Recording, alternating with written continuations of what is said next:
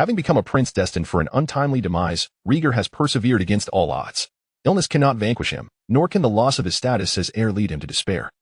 He embarks on an exploratory quest to seek out lost treasures, embarking on a legendary path to conquer the Seven Kingdoms. In the realm of Westeros, since the conqueror Aegon rode his mighty dragons alongside his sister and wife, Queen Visenya, and Queen Rhaenys to vanquish the Seven Kingdoms, the continent has witnessed unification. In the capital of Westeros, King's Landing, the Red Keep stands alongside the coastline.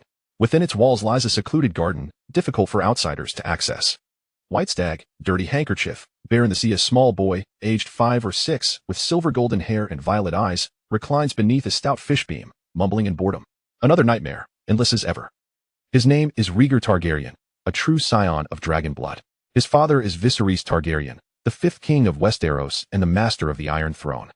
Your Highness, the celebration of your birthday is about to commence. The queen is calling for you, a young maid gently reminds the young prince. Rhaegar lifts his gaze, his face gaunt and pale as parchment, with dark circles under his melancholic eyes. He looks at the maid and replies in a low voice, I have expressed my disinterest in birthday celebrations. The maid clasps her hands, striving to muster a smile. I apologize, Your Highness, but the queen truly awaits your presence. Understood. I shall make my way there. Rhaegar nods, not wishing to burden the maid who stands between him and the queen, and follows her into the Red Keep. He is the first son of King Viserys, his mother being the late queen, Aemma Arryn, who perished during childbirth. His birthday coincides with the anniversary of his mother's death. Thus, it is a peculiar gratitude he feels towards the current queen, Alicent Hightower, for celebrating his birthday year after year. The interior of the Red Keep is vast, majestic, and solemn. Upon reaching a certain room on the upper floor, the sound of a child's weeping echoes from the open door. Rhaegar gestures for the maid to leave and approaches the doorway. Inside, a beautifully attired young woman cradles a wailing boy, while a little girl at her feet gazes longingly at a cake. Upon noticing Rhaegar's slight figure from the corner of her eye, Alicent immediately turns and apologizes. Aegon is coveting your cake. If you do not come soon, I fear I shall no longer be able to soothe him. Rhaegar steps into the room. It matters not if he wishes to eat, let him. How much can he consume anyway? You truly embody the spirit of an elder brother, Rhaegar, Alicent says, handing Aegon to a nearby attendant and taking Rhaegar's small hand to lead him to the low table. Tenderly, she continues, your father is occupied with state affairs, and Rhaenyra has seemingly wandered off to play. This year, it shall be me who celebrates your birthday. First, blow out the candles and make a wish. Rhaegar remains silent. He cooperates by extinguishing the birthday candles, clasping his hands together and closing his eyes. Bound by his frail health, he possesses a quiet demeanor, often speaking little. Due to the complications of childbirth, Aemma, the birth mother, was compelled to deliver him via cesarean section. This, however, did not endow him with robust health. Until the age of 3, he had only cried once at birth. The remainder of his early years was spent in a state of unconsciousness, sustained solely by human milk. At one point, a learned scholar deemed him unlikely to survive until the morrow. Hence, he acquired the moniker of the Onedi Crown Prince. Fortunately, he did not succumb. At the age of 3, under the care of a witch from a foreign land, he awakened from his stupor. Nevertheless, his constitution remained frail, accompanied by the affliction of recurrent nightmares. His dreams were filled with bizarre and fragmented visions, dragons, flames, and warfare truly terrifying. He often awoke, exacerbating his already weakened state, leaving him in a prolonged mental fatigue. I want to eat, give it to me now. Suddenly, the voice of Aegon rang out, causing Aegon to instinctively lift his head. A chubby little hand plunged into the cake, sending crumbs flying. A dollop of cream landed squarely on Aegon's face. Good heavens! Keep an eye on Aegon, Alicent admonished the inattentive attendant, retrieving a handkerchief to wipe Aegon's face. I sincerely apologize. Aegon is quite the mischievous little monkey. If you find the cake unpalatable, I can have the kitchen prepare another. Aegon, relishing the queen's attention, replied calmly, it's fine, my brother enjoys it. We can share a piece. Alicent observed Aegon's composed demeanor and then glanced at Aegon, who was eagerly devouring the cake. For a fleeting moment, she felt a pang of restraint. Fortunately, a voice interrupted the oppressive atmosphere. Your Majesty, the king wishes to discuss your hunting plans and requests your presence. A knight, clad in silver armor and draped in a white cloak, approached the door, his expression solemn. He was one of the White Knights, the king's elite guard, consisting of 7 members who were wholly devoted to the king and obeyed his every command. Their distinctive white cloaks earned them the title of White Knights. Very well, I shall go, Alicent replied, casting a regretful glance at Aegon. Your father summons me, I must attend to him immediately. If there is any gift you desire, you may voice it now. None, Aegon responded succinctly, then added, If I must wish for something, I hope to take less medicine. It is quite bitter. Allison managed a strained smile. That is a question for your father. With that, she rose to follow the White Knight, reminding the attendants to care for the prince and princess, cautioning them not to overindulge. As Allison exited, the little princess, Helena, who was sitting nearby and picking at the cake crumbs on the floor, turned to gaze out of the window and spoke nonsensically, "Do not disturb the slumbering beast." Aegon regarded her with a curious glance. Helena, the daughter of Queen Allison, was 2 years old this year. Their interactions had been limited. From whispers among the attendants, it seemed Helena was unlike ordinary children. She often immersed herself in her own world, sporadically uttering peculiar remarks, her demeanor rather enigmatic. It appeared the attendants had not misjudged her. Once Allison had departed, Aegon turned his attention to the ravenous Aegon. "Do you truly delight in eating?" Aegon inquired softly as he approached Aegon. Ignoring him entirely, Aegon casually pulled a piece of cream and placed it into Helena's hand, continuing his meal. Observing this, Rhaegar smirked. "How considerate of you to share a piece of cake with your sister. You truly deserve a reward." "What?" At the mention of a reward, Aegon finally glanced his way, his eyes reflecting a naive innocence. "Enjoy yourself, eat as much as you desire. It's all for you," Rhaegar declared, reaching out to ruffle Aegon's hair before forcefully pressing his head down onto the cake on the table. With a resounding thud, Aegon's face plunged into the greasy confection, eliciting gasps from the nearby attendants. Helena watched in curiosity, her little tongue licking the cream. Rhaegar released Aegon and approached her, gently stroking Helena's silvery locks. "Your Highness, please refrain from such antics. The Queen will be displeased," exclaimed one attendant, aghast as they wiped the mess from Aegon's face while pleading for the little princess. Rhaegar paid no heed to her, instead affectionately tousling Helena's hair. "You must learn to take your food for yourself. Do not consume what has fallen or what others offer you." "Brother, hee," Helena giggled, not quite understanding, as she clapped her hands in mockery of Aegon, whose face was smeared with cream. "Foolish boy," Rhaegar remarked, withdrawing his now clean hand from the cream, stepping past the now wailing Aegon as he exited the room. Chapter 2. The Skull of Balerion. Upon exiting the chamber, Rhaegar shed the attendant who had been following him and descended the staircase alone. There was an air of urgency about him. After all, who wouldn't feel anxious after striking the Queen's son? Yet, fear eluded him, just as he extinguished the candle. A voice echoed in his ears. "The Explorer system has successfully loaded. Please seek the lost treasures." Rhaegar dismissed it as a remnant of a nightmare. However, upon opening his eyes, he was met not only with Aegon's cream attack but also with a peculiar panel.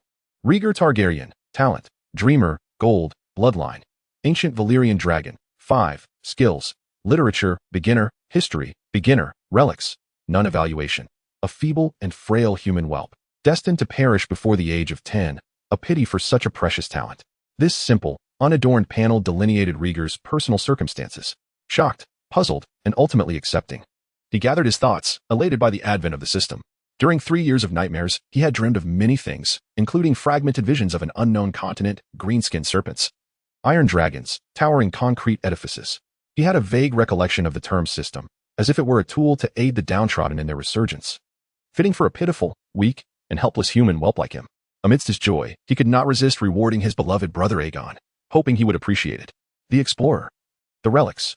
Coupled with the system's reminder, it indicated a quest to find something ancient and valuable. Rhaegar, with a remarkably serious expression for one so young, rationally deduced that he had already thought of something sufficiently ancient and valuable before leaving the room. Passing through the bustling halls of the Red Keep, he arrived at a vast, empty hall adorned with a statue of the Virgin Mary. At the heart of the hall stood a circular platform of stone, upon which rested an immense dragon skull, the skull of Balerion, the Black Dread, the dragon of Conqueror Aegon. Balerion was a legendary dragon. After the Targaryens migrated from ancient Valyria, he accompanied the fleet as a protector. Upon Conqueror Aegon's coming of age, he aided him in his campaigns to subjugate the 7 kingdoms of Westeros. After Aegon's demise, he was tamed by his descendants and continued to serve. It was only when Balerion reached over 200 years of age that Rhaegar's father, Viserys, tamed him. This dragon, who had once swept across the continent of Westeros, soared thrice above King's Landing with young Viserys upon his back, before making his final appearance before the people. Shortly thereafter, Balerion passed away, having reached an age surpassing 2 centuries, the natural limit for dragons.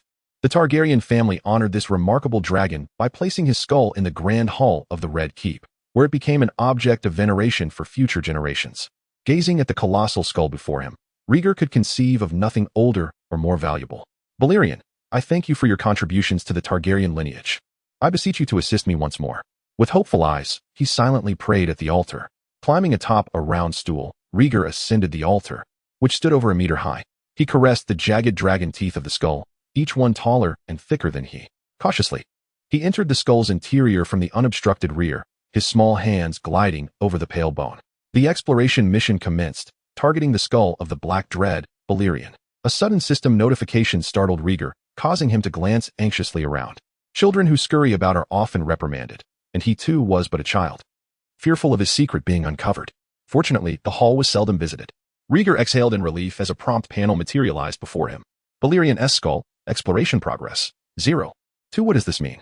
Rieger retracted his hand, and the panel transformed. Balerion S skull, exploration progress, 0. 2. Paused. Does exploration of the relic require physical contact?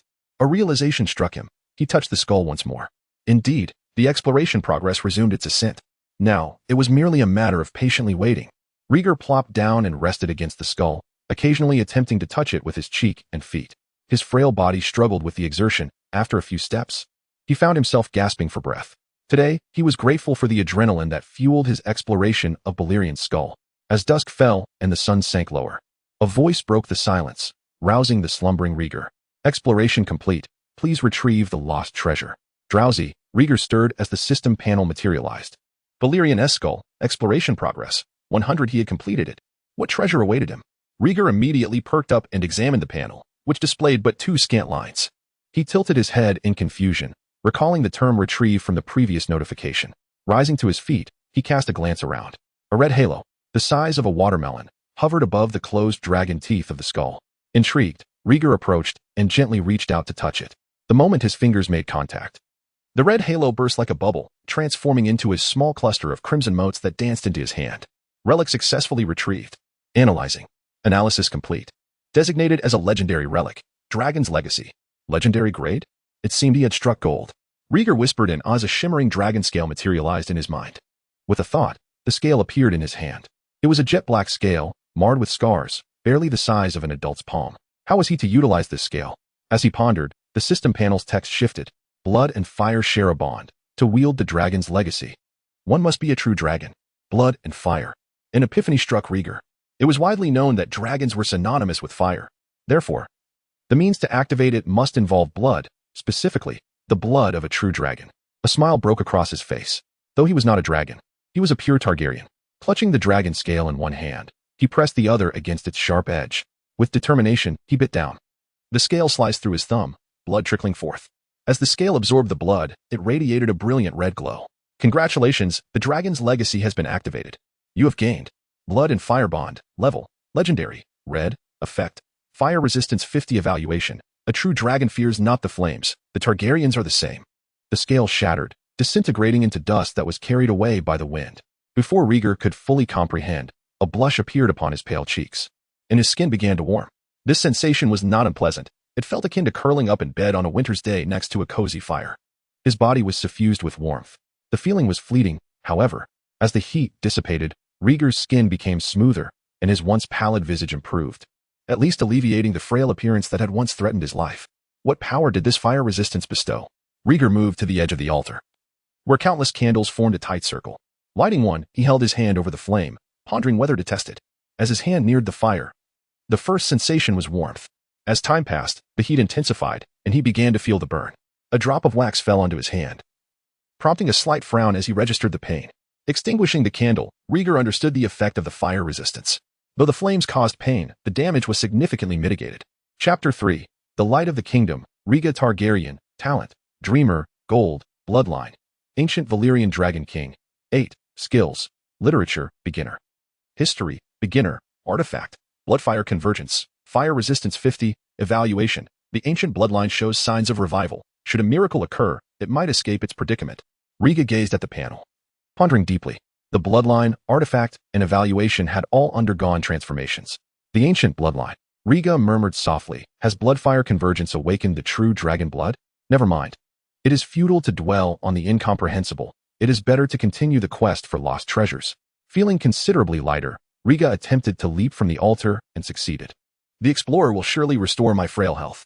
With a heart brimming with excitement, Rieger raised his brows, silently celebrating his serendipity. His exhilaration did not cloud his judgment. The young prince needed to return to rest. As he exited the grand hall, dusk was approaching, and servants lit the oil lamps on the walls, illuminating the red fortress against the encroaching night. Unnoticed by anyone, Riga swiftly returned to his quarters. Creaking open the door, the room lay shrouded in dimness, the moonlight filtering through the glass window, casting a hazy glow. Who is there? Standing at the threshold, Riga demanded, his gaze fixed intently on the silhouette by the window. Surely no one would dare to ambush him in his own chamber at such a late hour? It is I. Riga. The figure turned, revealing a girl clad in a form-fitting leather dress, with similarly silver-golden hair. She looked at him and shrugged. What is the matter? Did I not come to celebrate your birthday, and now you fail to recognize your sister? Rhaenyra, how did you end up in my room? Upon recognizing the girl's face, Riga sighed with relief, a glimmer of joy illuminating his eyes. She was his full-blooded sister, the rightful heir to the Iron Throne. Princess Rhaenyra, the light of the kingdom. Rhaenyra leaned against the window, her gaze filled with a complex mix of emotions as she observed his pale visage, a fleeting expression of pity crossing her features. Do not turn away, she hesitated. Today is your birthday, and as your sister, I ought to come see you. Riga smiled brightly. Sister, I am so glad you came to visit me. But you know I dislike celebrating my birthday. Rhaenyra exhaled. I am aware. Today I visited Mother, and I waited until now to find you. Have you not eaten? Riga asked abruptly. Rhaenyra momentarily faltered. I had a piece of bread this morning. And the rest of the time, well, that means I have not eaten. Riga interrupted her, rising to rummage through the bedside drawer. What are you looking for? Rhaenyra inquired, puzzled. No need to worry, I have some provisions. He spoke, retrieving a packet of biscuits from the drawer, handing them to Rhaenyra. He then placed a kettle of cold tea over the fireplace, igniting the charcoal within. The Red Fortress, being near the coast, remained perpetually damp and chilly, regardless of the season. Casually seated by the hearth, Riga gestured for Rhaenyra to take a seat opposite him. How have you been? Still plagued by nightmares? Accepting her brother's kindness, Rhaenyra opened the biscuits and generously took a piece, warming herself by the fire. Give me a piece. I have not eaten either. Riga snatched the second biscuit from her hand, replying, Nightmares are always my shadow. I have long grown accustomed to them. Where have you been all this time? Without even a meal? Rhaenyra's curiosity was tinged with concern. The Grand Maester mentioned that you have recently refused your medicine. Both father and I are quite worried about you. Just wandering about. My body knows itself. Medication does not resolve issues, but I believe I shall soon improve, Riga defended, shifting the topic. Now, tell me, what news do you have to share? Rhaenyra replied with irritation, we are discussing your matters. Yet every time she visited him, it seemed to be filled with complaints. Riga munched on the biscuit. Dear sister, I have grown accustomed to being your sounding board. Scoundrel, Rhaenyra scoffed. It is nothing but a filthy game of power. Those ministers believe women should not ascend the Iron Throne, wishing to pull me down and have father appoint Aegon. Father loves you dearly, sister. Riga did not believe that King Viserys would harm his daughter based on the minister's whims. Absolutely not, Rhaenyra retorted loudly. Riga was taken aback, staring at her sheepishly. I apologize, I did not mean to provoke you. These rumors have driven me to madness. Realizing her outburst, Rhaenyra gently stroked her brother's head, lowering her voice considerably. Father wishes to marry me off to those powerful figures who could help him solidify his reign. I feel as if I am being sold like merchandise. Riga voiced her unspoken thoughts. Riga, my brother. With her feelings laid bare, Rhaenyra's eyes brimmed with tears as she grasped her brother's hand helplessly. Since their mother's passing, and father marrying her friend, Uncle Demon being ousted from King's Landing, she had no one to confide in, aside from soaring through the sky on dragons. She felt like a lost soul within the vast Red Fortress. No one listened to her, no one genuinely cared. Rhaenyra held tightly onto her brother's frail hand. Thank goodness the stranger did not take you away. Otherwise, I truly would not know who else would care for me. Riga shook his head. Do not think that way. Sister, father has not displaced you from your position as heir, which signifies his enduring love for you. The whispers outside do not only impact you, they also buffet father, who seeks to shield you from the storm. Rhaenyra lowered her head. But I do not wish to marry those ill-intentioned vultures. They merely seek to feast upon my flesh. If you do not wish to, perhaps I could speak to father, and who knows, he might momentarily forget this matter upon witnessing our sibling bond. An idea sparked in Riga's mind, his expression softening as he endeavored to comfort his sister. However, Rhaenyra hesitated, the words lodged in her throat. Riga spoke bitterly. I understand. Every time father sees his son on the brink of death, he is reminded of mother, drowning in guilt and remorse. He fears to grow close, terrified of the day he might lose me. But I am Riga Targaryen. I belong to the sky and the sea. And I cannot remain confined within the Red Fortress forever. With determination etched on his youthful face, Riga looked up at his sister with expectation. Hearing her brother's hopeful words, Rhaenyra empathized. She too felt ensnared by their father's constraints, bound by the shackles of power. Without much thought, she readily agreed. Very well. I shall take you to see father tomorrow. He must fulfill his responsibilities as a parent.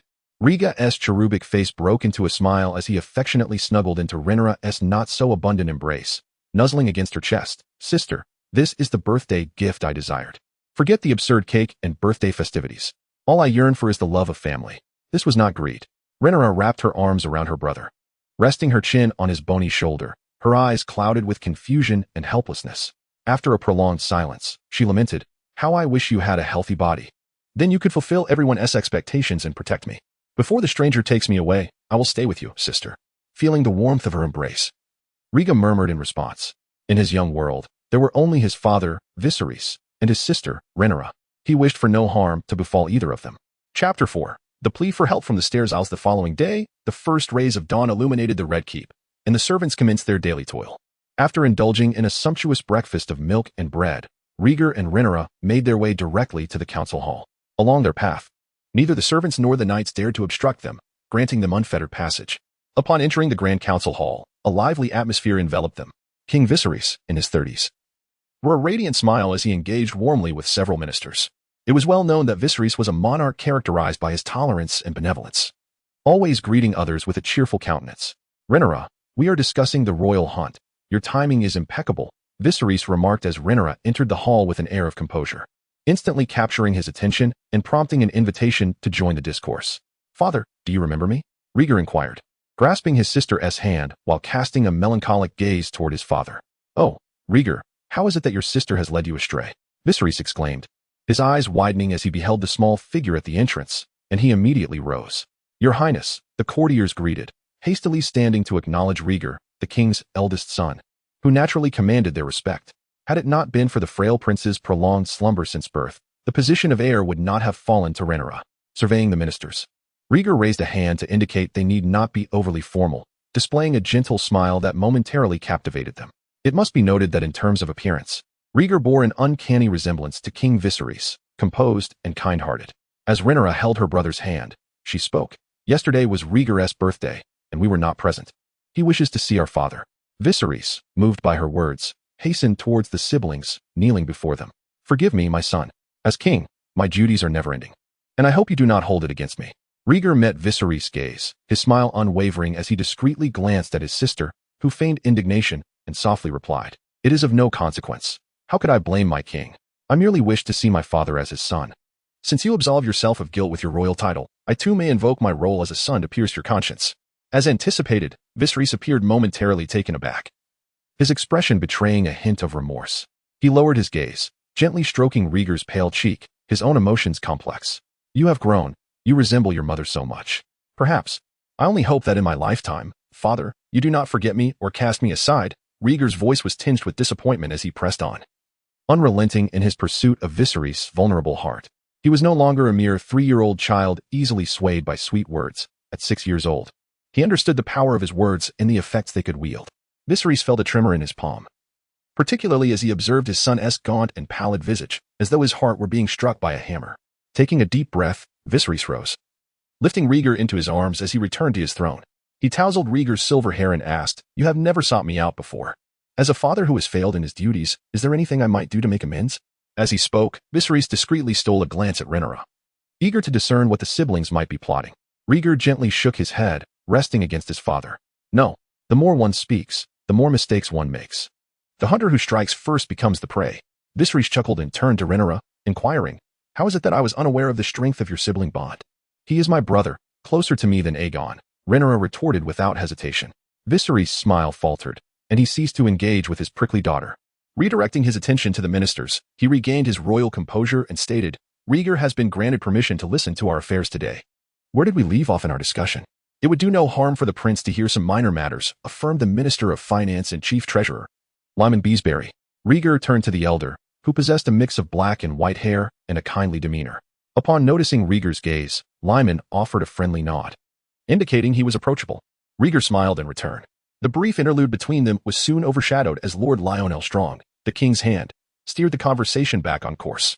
"Your Majesty, the royal hunt is scheduled for 2 days hence." The itinerary and expenditures. This portly man, while unassuming in appearance, approached his duties with utmost seriousness, meticulously outlining the requirements for the royal hunt. Once he concluded, Viserys contemplated for a moment before agreeing with his advisor's proposals. Since the departure of the late hand of the king, Otto Hightower, Lyman had become King Viserys' most trusted aide, known for his rigorous self-discipline and untainted by personal interests, earning the king's utmost regard. Rhaegar listened intently to their deliberations, gently shaking Viserys' arm, and whispered, "The royal hunt sounds exhilarating. May I attend?" Since his birth, he had never ventured beyond the confines of the Red Keep, yearning to see the world outside. Viserys, recognizing the implications, hesitated. His frail eldest son's journey to the woods could prove perilous. He turned his gaze to Rhaenyra, silently seeking her support. "I believe Lord Lionel's plan is excellent." "I have no objections," Rhaenyra feigned ignorance, engaging with the ministers. As the heir to the Iron Throne, although her father did not grant her decision-making power, her endorsement and praise were essential courtesies. Failing to elicit assistance from his daughter, Viserys felt a twinge of embarrassment and said, "I too wish to take you on the royal hunt, but Aegon will be attending. Why may I not?" Rhaegar feigned confusion. "Because of your health. I do not wish for you to encounter misfortune," Viserys stated firmly. "No, I want to go. My health is gradually improving. And I shall not be averse to any mishap," Rhaegar insisted resolutely. "Even if there are dangers, I must see the world outside. I cannot remain like a little bird confined to a cage." "That is for your protection," Viserys replied, his expression grave, refusing to relent. Rhaenyra interjected at the opportune moment. "Our family shall all attend the royal hunt. We cannot leave Rhaegar alone in the Red Keep." Viserys cast a displeased glance at Rhaenyra. She stood her ground, defiantly meeting his gaze. As father and daughter faced off, Rhaegar tugged at Viserys' sleeve, pleading, "Please, father, I truly wish to go." "Oh, heavens! You constantly present me with dilemmas," Viserys lamented, striking the table in frustration, yet ultimately yielding to his children. He warned, "You may accompany me on the royal hunt, but you must promise to behave and not wander off with Rhaenyra." "Of course, I promise," Rhaegar replied without a moment's hesitation. At that instant, a figure rushed through the hall doors, speaking urgently. "Your Majesty, a plea for help has arrived from the stairs aisles. You may wish to review it." Chapter 5. The second exploration. A newcomer approached with an urgent demeanor, hastening to the side of Viserys and delivering a letter. Rhaegar scrutinized the individual without pretense. With golden hair slicked back and a meticulously groomed beard, he appeared to be a person of considerable stature. Viserys accepted the letter and, with a hint of perplexity, remarked, "A plea for assistance. This does not seem like something Daemon would undertake." Tywin Lannister nodded slightly, exhaling a sigh. "The letter is from Ser Vaemond Valerion, the brother of the sea snake. I suspected that with that scoundrel's pride, he would never write to me, his brother." Viserys smiled knowingly. Soon, he finished reading the contents of the letter, and his expression shifted as he surveyed the gathered lords. "The stepstones have fallen into a stalemate. The fools feeding crabs are evading battle, and Daemon and his men are bogged down." The ministers exchanged glances, proposing corresponding suggestions. Essentially, they debated whether to dispatch troops for support or to await the defeat of Daemon and the Sea Snake's forces. Viserys pinched the bridge of his nose. Feeling a headache loom, he detested war. This conflict over the stepstones was entirely instigated by the Sea Snake's urging of Daemon to act independently. Now they found themselves in a perilous situation, appealing to him for aid. Should he truly clean up after these subjects who disregard their king? "Rhaenyra, take your brother away. Discussions may linger, and do not tire him."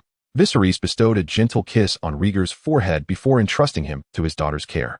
Aware of the situation's complexity, Rhaenyra did not object and took her brother's hand, leading him out of the hall. Once outside the council chamber, the siblings arrived at a large window in the corridor. Rhaenyra gazed through the stained glass, inquiring, "Do you think Uncle Daemon can defeat the crab feeders?" "Dear sister, your young brother has just turned 6, Rhaegar replied, glancing at his own diminutive stature with a furrowed brow. After a brief silence, Rhaenyra smacked her forehead, defeated by her own folly. "How foolish of me. Always viewing you as a little adult, forgetting that you might not even know who the crab feeders are. If it were not for hearing Uncle Daemon refer to me as the prince, I would still be unaware that I have an uncle," Rhaegar replied. Rhaenyra tilted her head. And Rhaegar murmured softly, "I noticed father is missing 2 fingers. He has fallen ill, and the Grand Maester has been treating him." Rhaenyra stroked his head, responding in a comforting tone. She believed her brother was frightened by their father's injury. Rhaegar merely stared at her, grasping her small hand that was smoothing his hair, pinching a tender piece of flesh between his nails. With a sudden force, What are you doing? That hurts, you know." Rhaenyra yanked her hand back, a faint red mark showing on her wrist. Under her sister's furious gaze, Rhaegar stated earnestly, "A tiny wound causes you to scream, yet father has lost 2 fingers. Perhaps he bears other wounds. He is the king and cannot weep," revealing a side of weakness.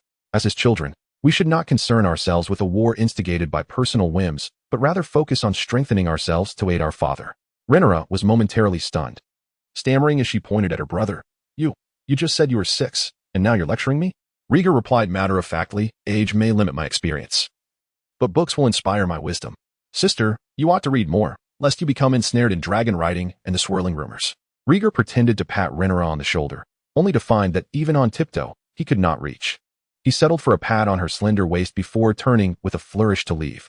Rhaenyra stood rooted to the spot for a moment, only to be jolted awake by a cool breeze. The next moment, the corridor echoed with the sound of her furious roar. Rieger, how dare you disrespect your sister? Prepare to face the wrath of the sleeping dragon. 2 days later, an opulent carriage traversed towards the royal forest, trailed by a retinue of guards and attendants. Inside the spacious carriage sat the royal family. Viserys occupied the center, flanked by Queen Alicent and Rhaenyra on either side. Beside Alicent sat Aegon and Helena, cradling a small infant. Rieger naturally sat next to his sister, idly gazing at the infant. So small, when it cried, it seemed like it might burst. Truly a terrifying sound. In a hushed murmur, Rieger made a face at the infant. Alicent smiled warmly as always. Aemond is still adjusting to the carriage. He cries far too much. Viserys laughed heartily. His cries are astounding. He shall undoubtedly grow into a valiant warrior. Alicent smiled sweetly, presenting the infant to Rieger, softly suggesting, would you like to hold him? You can give it a try. Rieger grasped the infant under the arms, allowing him to flail and kick as he played for a moment. One could say, should this little creature dare to prick him in the future, he would not be spared. Rieger smirked, already envisioning how he would discipline him later. Not long after, Aemond, overwhelmed, wailed back into his mother's embrace. Viserys observed this scene, his previously furrowed brow unfurling with ease. With his wife by his side, traveling in luxury, and surrounded by children, what could be more splendid than this?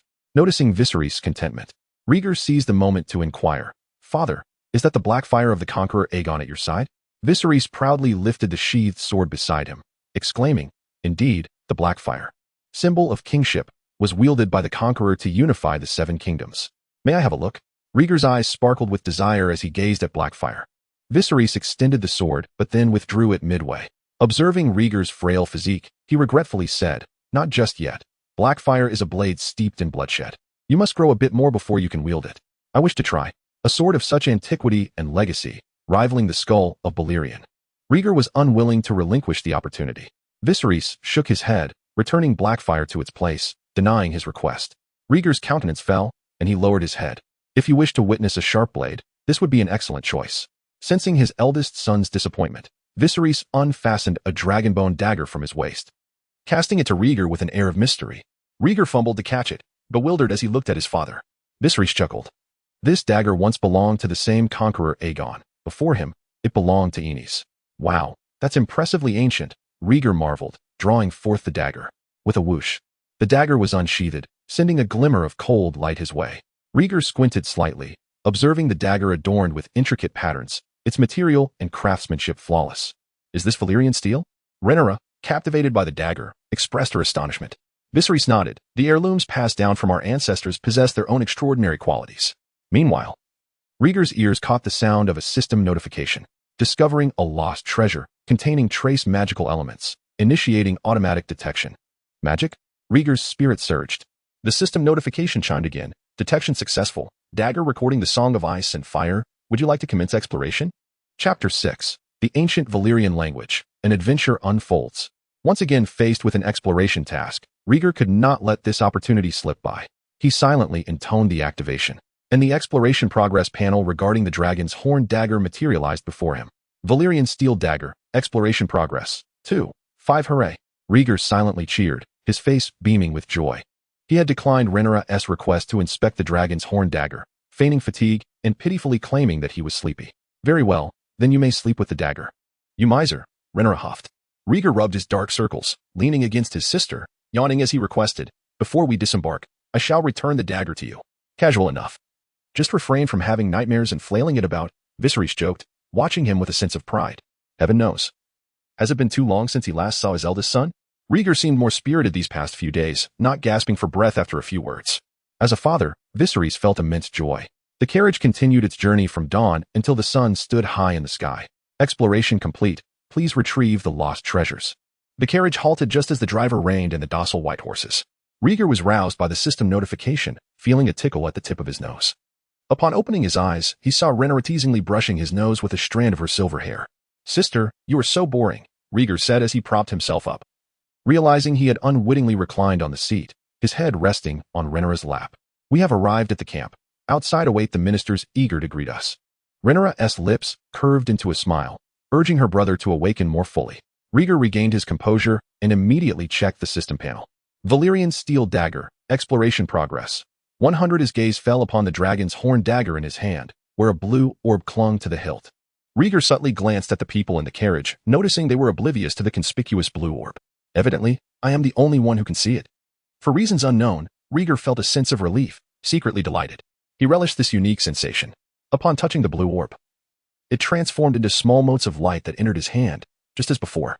Father, here is the dagger, Rieger announced. Viserys, adjusting his attire with the assistance of Alicent, received the dagger from Rieger's hand. Ask your sister to smooth out the wrinkles in your clothing. You must not appear disrespectful before the ministers, Viserys advised, fastening it around his waist while reminding him to be mindful of his image. Rhaenyra, not particularly gentle, pulled him over and smiled as she combed through his tousled silver hair from sleep. Taking advantage of the moment, Rieger checked the system panel. Artifact retrieval successful. Detection successful, classified as an excellent grade artifact. The warnings of the ancients. Do you wish to activate this artifact? Excellent grade? Noticing the differing ratings on the panel, Rieger contemplated. The legacy of the last exploration, the Dragon's heritage, was deemed legendary grade, with a red halo. This exploration was rated excellent grade, with a blue halo. It seems artifacts are indeed classified into tiers. The legendary grade evokes the bloodline of the ancient Valyrian dragon kings, which must be quite precious. Realizing the changes brought upon him by blood and fire, Rieger silently expressed gratitude to Balerion. Activate the artifact, he intoned inwardly, and a line of text appeared on the system panel. Congratulations, the warnings of the ancients have been successfully activated. You have acquired proficiency in ancient Valyrian, grade, excellent, blue, effect, mastery of the ancient Valyrian language evaluation. Learning a language is never a disadvantage. At the moment he comprehended the panel, a jolt of energy surged from his tailbone straight to the crown of his head. Rieger shivered, his mind suddenly brimming with knowledge of the ancient Valyrian language, both its high and common forms. This language seemed to take root and flourish in his mind, as if he had been born with it. Rieger, do you feel cold? Rhaenyra noticed his peculiar demeanor, concerned if something was amiss. Rieger shook his head vigorously. No. I am perfectly fine. He then patted his chest, indicating he truly had no issues. Let us gather ourselves. We have kept the ministers waiting, Viserys said, adorned with black fire at his side, as he pulled open the carriage curtain and stepped out. Immediately, cheers erupted from the gathered crowd, saluting their king. Come, children. Alicent murmured softly, following closely behind. Rhaenyra frowned slightly, displeased by her tone. Once, they had been inseparable friends, sharing everything. After their mother perished during childbirth, Alicent had turned to marry her father. Now, she spoke to her as if addressing a child. It was utterly nauseating. With a composed expression, Rhaenyra took Rieger's hand and descended from the carriage. The crowd's welcoming for Rhaenyra, the heir, was decidedly less fervent compared to the king's. However, Alicent, accompanied by 3 princes and a princess, smiled as she accepted greetings from various noble women. Even more audaciously, a fool among the crowd shouted praises for Prince Aegon, prompting a wave of adulation that drowned out the rightful heirs, Rhaenyra and Rieger. Rhaenyra forced a smile, feigning indifference as she trailed behind Viserys. Rieger wobbled his hand, flashing a sweet smile despite his pale complexion and dark circles not being particularly endearing. I am fine, Rieger. Rhaenyra's voice betrayed her disappointment. I know, Targaryens never concede defeat, Rieger softly affirmed, his gaze drifting toward the source of the earlier inappropriate remarks. In a heartbeat, he located the miscreant still stirring up trouble, a golden-haired fool with a prominent nose, accompanied by an elderly noblewoman, seemingly a seasoned lady adept in archery. Big-nosed simpleton. I shall remember you. Rieger noted his appearance, secretly committing it to memory. Not for any other reason but because of that ridiculous nose. He looked deserving of a good thrashing. After a fervent welcome, the camp commenced its celebrations. Tables laden with various drinks, fruits, and pastries were set up for the nobles and their families who had participated in the hunt. Viserys entered the main tent, taking his throne as he received the minister's greetings. Rhaenyra and Rieger followed suit. A group of noble women gathered in a corner, discussing rumors surrounding the stepstones, mentioning that a noble woman had been abducted by pirates while being fed crabs. As Rhaenyra approached, a lavishly dressed white-haired matron called out to her, inquiring about her opinion. When someone engaged her, Rhaenyra smiled and leaned in. To her surprise, the woman was far from amiable. In mere moments, she seized upon Daemon's unilateral declaration of war, questioning Rhaenyra's right to inherit the position from Daemon. Lady Giller, Daemon brought this upon himself. The princess is far more suited to the position of heir, Alicent interjected, sitting beside the elderly woman to defend Rhaenyra. The current king is Viserys, her husband. Whether the heir is entrusted to Rhaenyra or her children, it is a family rivalry. Daemon has long been excluded from the line of succession. Alicent would not allow any nonsensical rumors about Daemon being robbed of his inheritance to circulate. Lady Giller paused her speech, pivoting to criticize Daemon's initiation of the war. Because of this unnecessary conflict, your uncle has embroiled the kingdom, dispatching fleets and soldiers to utterly eradicate the Triarchy. This will require countless resources and cost the lives of many soldiers. Chapter 7. Lares of the Crooked Foot. The kingdom had yet to declare war. My father remained in deliberation. Rhaenyra's smile had vanished as she countered the harsh reproaches of the elder women. Another matron interjected, stating that despite the king's refusal to acknowledge it, war had already commenced. Instigated by your uncle and the sea snake. How have you served the realm of late, Lady Redwine? Rhaenyra, having lost all patience, cast a disdainful glance at the pug in the old woman's arms, retorting, by feasting on biscuits, perhaps? The blatant mockery hung in the air, silencing the room. Suddenly, an uncontrollable laugh erupted, jarring the quiet atmosphere. Lady Redwine's countenance darkened as she turned towards the silver-haired boy attempting to suppress his amusement, and she said sternly, Your Highness, is this boy a prince? Rhaenyra dismissed her, turning to leave, leaving the old woman with nothing but a cool profile. Unable to contain his mirth, Aegon stepped forward, introducing himself with a flourish. I am Aegon Targaryen. Viserys I is my father, and I am his eldest son. He then directed his gaze towards Lady Redwine, inquiring, Forgive my frail constitution for keeping me from public view. Might this lady of biscuits have any recollection of my name? Another suppressed laugh echoed in the room. Aegon turned to see a slender man with brown curls seated oddly among the women, wielding a cane. A closer inspection revealed a peculiar shoe. He was a man with a deformed foot. Sensing Aegon's gaze, the man nodded politely and introduced himself. Lares Strong, at your service, your highness. Aegon returned the courtesy, asking curiously, And how is Lord Lionel related to you? He is my father. I am his youngest son, Lares replied, retracting his deformed foot. Your father is a man of great repute. After a brief exchange of pleasantries, Aegon redirected his attention towards Lady Redwine. The realm has been invaded by the Three Daughters' Kingdom, plundering our ships and enslaving those loyal to my father. It is true that my uncle Daemon has initiated conflict, but he has done so to safeguard his brother's realm, fulfilling the responsibilities of a Targaryen prince. Aegon paused, casting a pointed glance at the first speaker, Lady Jane, and declared with conviction, We did not provoke this war. Rather, it is the three daughters who have overstepped, challenging the authority of the Targaryens. I believe that soon, my father will resolve to bear the weight of this conflict, sending forces to vanquish those foreign invaders. He emphasized that the kingdom's governance was entrusted to the king and his advisors, rendering the concerns of the biscuit-loving lady unnecessary. As his passionate address concluded, Aegon notably highlighted Lady Redwine, further entrenching her association with biscuits. The expressions of the noble women who had mocked Rhaenyra shifted, as if they had received a public slap. Queen Alicent regarded him with astonishment, as if seeing him anew. No one could have anticipated that a 6-year-old child could articulate such thoughts, particularly Lady Redwine, who felt deeply humiliated and was at a loss to defend herself. Queen Alicent, you ought to better discipline the king's children. With that, she tossed the pug to the ground and stormed away, her skirt dusted with crumbs, muttering angrily. Oh, it seems my words were too juvenile to resonate with you all. Aegon maintained his smile, lightly brushing his chest as he bowed before taking his leave. He had no time to engage in idle chatter with a group of narrow-minded gossipers. He needed to find his sister. The insecure teenage girl was easily melancholic and required his comfort. Not long after exiting the tent, Aegon heard an uneven footfall behind him. Turning, he saw Lares, leaning on his cane. Sir Lares, do you not enjoy the gossip of the noblewomen?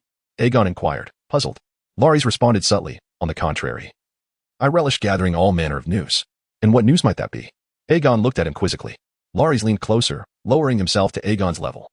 Smiling with a hint of flattery, I have come specifically to see you, your highness. Aegon nodded for him to continue. Lares remarked, I have heard that the king's eldest son, that is to say, you, has remained secluded within the palace due to health concerns? Indeed. My mother faced great difficulty during my birth, and I was at risk of perishing until the age of 6. Aegon spoke candidly, curious about Lares' intentions. Thank the seven that even though you are frail, your remarkable intellect shines through. What a blessing for the realm, Lares exaggeratedly praised. Aegon, losing patience, replied coolly. In the absence of running and playing, I have devoted my time to reading. Oh, and what books do you favor, your highness? Some histories. Reading about the past imparts wisdom and teaches one to heed the lessons of our ancestors. Aegon had lost interest in the conversation, curtly stating, History serves as a warning for future generations to safeguard their honor and steer clear of the treacherous. He turned to leave. Lares, leaning on his cane, smiled at Aegon's retreating figure, his gaze laden with meaning. A most intriguing young prince. The tides of fate rolled in waves, and the shore was not yet in sight. After parting ways with the unseemly man, Aegon continued to search for his sister. After a lengthy search, he had yet to find any trace of her, causing him to wonder if the recent events had affected Rhaenyra so deeply that she had retreated to a corner to shed her secret pearls of sorrow. Your Highness. As he navigated through the flickering light of the bonfire and fruit platters, a steady voice called out to him. Aegon looked around and spotted a knight clad in silver armor draped in a white cloak. Beneath the helm flowed a ponytail, framed by thick brows and deep-set eyes, accompanied by a robust beard. This white knight's face was familiar to him, and he had seen it at least twice. Among the King's Kingsguard, there were a pair of twin brothers, Sir Eric and Sir Eric Cargill, both distinguished for their valor and sense of justice, having earned their positions in the Kingsguard. Sir Eric, do you seek me for a particular reason? Aegon asked, holding a bunch of red grapes, curious about the knight's intentions. Surprised to be addressed by name. Eric paused, seemingly taken aback. Due to their striking resemblance, it was rare for anyone other than close acquaintances to distinguish between the brothers, and misidentification was common. Eric stepped forward, bowing respectfully. The king seeks your presence. Very well, lead the way. Aegon complied eagerly. Eric hesitated slightly, cautioning, Your Highness, the king has just had a disagreement with the princess and is not in the best of spirits. A disagreement? What was the cause? Aegon inquired, overlooking Rhaenyra's return to the tent and instead focusing on the root of the conflict. Regarding the princess's marriage, I dare not speak further, Eric stated, upholding a sense of propriety and unwilling to divulge the king's familial matters. However, he did mention one name, Jason Lannister, the Duke of the Westerlands, Lord of Casterly Rock, Protector of the West. A plethora of titles followed. Aegon momentarily struggled to grasp the situation, but Eric's mention of the name clarified it. This man was the elder brother of Tywin Lannister, the current head of House Lannister. The issue stemmed from Jason Lannister's private courtship of Rhaenyra, which he pursued with an arrogant demeanor, unabashedly expressing his desire for beauty and power. Rhaenyra, however, regarded this peacock-like fool with disdain and had rejected him outright. Upon returning to the tent, she confronted Jason Lannister's behavior, rebelling against Viserys' manipulation of her marriage. Subsequently, it was, of course, the much-anticipated lesson in familial decorum. The outcome of this upheaval culminated in Viserys' furious wrath and Rhaenyra's heart-wrenching tears. Chapter 8. The White Deer. How is my sister now? With a sigh, Rhaegar expressed his concern for Rhaenys. Alec did not conceal the truth. The princess fled the tent before I could intervene, and the guards reported she entered the royal forest. Alone? Sir Criston Cole is in pursuit. Rhaegar nodded, abruptly inquiring, what were the exact words of my father when he sent you to find me?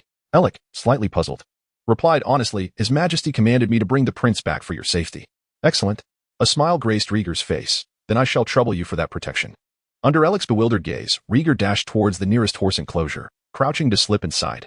Your Highness, I do not understand your intentions, Alec said, closely following him. Rhaegar selected a sturdy black horse and asked, What do you think of this one? It looks quite strong. Your Highness, do not tell me you intend to venture into the royal forest? Alec, quick-witted, immediately sought to dissuade him. Rhaegar firmly placed his hand on the horse's foreleg and stated, No, we shall go together into the forest. The king would not approve of your reckless wandering.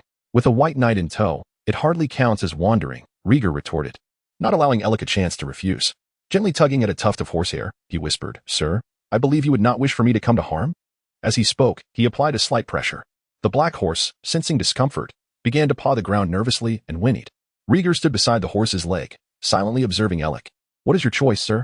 Alec, unable to accept the threat to his own safety posed by Prince Rhaegar, mourned for the king in that moment. With such unruly offspring, it must surely be a source of great turmoil for him. Simultaneously, he mourned for himself, knowing he could not prevent someone intent on self-harm. Swallowing hard, Alec lowered his head. I will take you to find the princess, but you must heed my commands during the journey. No problem, sir, Rhaegar replied with a faint smile. Releasing his grip and opening his arms, Alec stepped forward, carefully lifting Rhaegar's slight frame and placing him upon the horse's back. He untied the reins and led the horse out of the enclosure. The white knight mounted, one arm encircling the young prince while the other grasped the reins. With a squeeze of his legs, he issued a command. Go. Before long, the black horse galloped out of the camp, following the narrow path leading into the royal forest. Sir, do you know where my sister has gone? Rhaegar's tousled hair danced in the wind as he inquired. Alec's expression grew serious as he responded. Cole is a shrewd fellow. He left markers along the way. At these words, Rhaegar felt a sense of relief. Those worthy of being part of the royal guard were no simpletons, Leaving information was a trivial task for them. Time passed swiftly. When they left the camp, the sun was high in the sky, but soon it dipped below the horizon.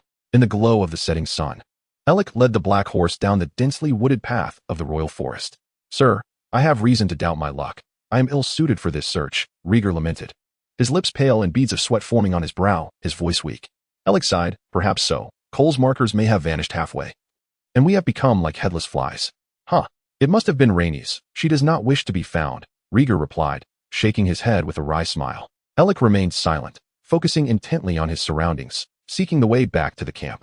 The royal forest was vast, and under Rieger's erratic guidance, they had strayed too far. Suddenly, a faint rustling sound emerged from behind. Alec, being a member of the kingdom's strongest guard, instantly sensed something amiss and cast a vigilant glance in that direction.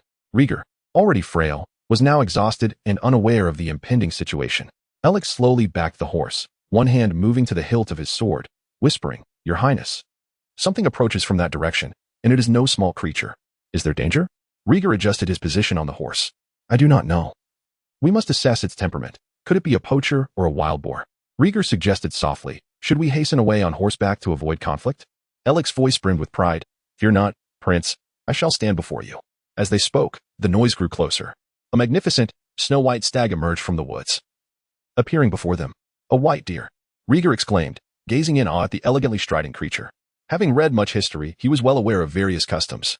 Before the conqueror Aegon unified the continent of Westeros, in the age before dragons, the kings viewed the white deer as an omen of good fortune, a symbol of royalty.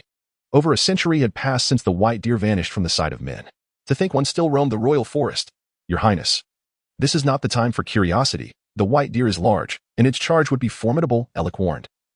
His expression shifting as he fixed his gaze upon the stag, his sword subtly drawn. Upon hearing this, Rieger finally noted the deer's size, excluding its impressive antlers. The stag stood an estimated 2 meters at the shoulder and measured no less than 5 meters in length. Beneath its satin-smooth white coat lay sinewy muscles, hinting at the immense power this auspicious creature could unleash. "Could we defeat it?" Rieger pondered with unease. Alec replied, "In a one-on-one confrontation, I would have a 50% chance. And with my assistance? Let us pray it does not attack us first," Alec said, his tone tinged with resignation. Rieger placed a hand to his forehead, feeling the inadequacy of his small limbs. Perhaps the heavens still favored him. The white deer did not charge. Instead, it emitted a soft call toward them, its amber eyes filled with curiosity and innocence. It appeared to lack the ferocity of a wild beast. Realizing this, Rieger's racing heart began to settle, a thrill of survival coursing through him. Seeing they made no move, the white deer approached slowly, its nostrils flaring as it sniffed the air. "Sir, lower me down," Rieger requested, increasingly convinced of the deer's uniqueness. "Your Highness, it is dangerous," Alec cautioned. "The white deer is a sign of good fortune. I believe it is not a beast of prey." Interrupting Alec's warning, Rieger beamed at the white deer, waving his hand in invitation. "Come here, my friend." The deer slightly bowed, assuming a stance of inquiry, curiously inspecting the young human upon the horse's back. "Quickly. Lower me down, sir. Be cautious, this is no jest." With Rieger's repeated urgings, Alec reluctantly lifted him down, his expression one of exasperation. Upon reaching the ground, Rieger opened a small pouch at his waist, retrieving a handful of red berries, gently calling, "My friend, would you like to try some?" Upon seeing the red fruit in the young human's hand, the white deer brightened, instinctively stepping forward. When they were within 3 meters of each other, Alec's keen eyes remained alert, his sword slowly drawn. Rieger immediately interjected, "Put your weapon away. Do not frighten my friend." "Your Highness, this is an order, sir." In the face of the white deer's watchful gaze, Alec begrudgingly sheathed his sword, closely following Rieger. Should any danger arise, he would be ready to shield him at a moment's notice. Chapter 9. The shock delivered to the White Knight. Fortunately, calamity did not befall them. The white deer approached steadily, as Rieger's hands and feet trembled slightly. He cautiously advanced, raising his hand high above his head. Under the setting sun, the shadows of a man and a deer merged. The white deer halted before Rieger, bending down to sniff at the red grapes held delicately in his palm, extending its tongue to roll one into its mouth. The sweet, succulent flesh was crushed, and the juice accompanied by a fragrant aroma filled the deer's mouth, offering it a novel experience. After consuming one, it swiftly devoured the remaining fruits. Rieger observed the white deer with excitement, though his face gradually paled from insufficient blood supply, and beads of sweat drenched his light, delicate garments. "Good fellow, you've eaten my provisions. May I now have the pleasure of touching you?" As he spoke, Rieger gasped for air, extending his small hand towards the deer, which gazed back with clear, gentle eyes. His fingers brushed through the soft, flowing fur along its long neck. Yo-yo? The white deer did not shy away, allowing the young human to caress it and nudging its snout against his satchel. Riga beamed. You little glutton.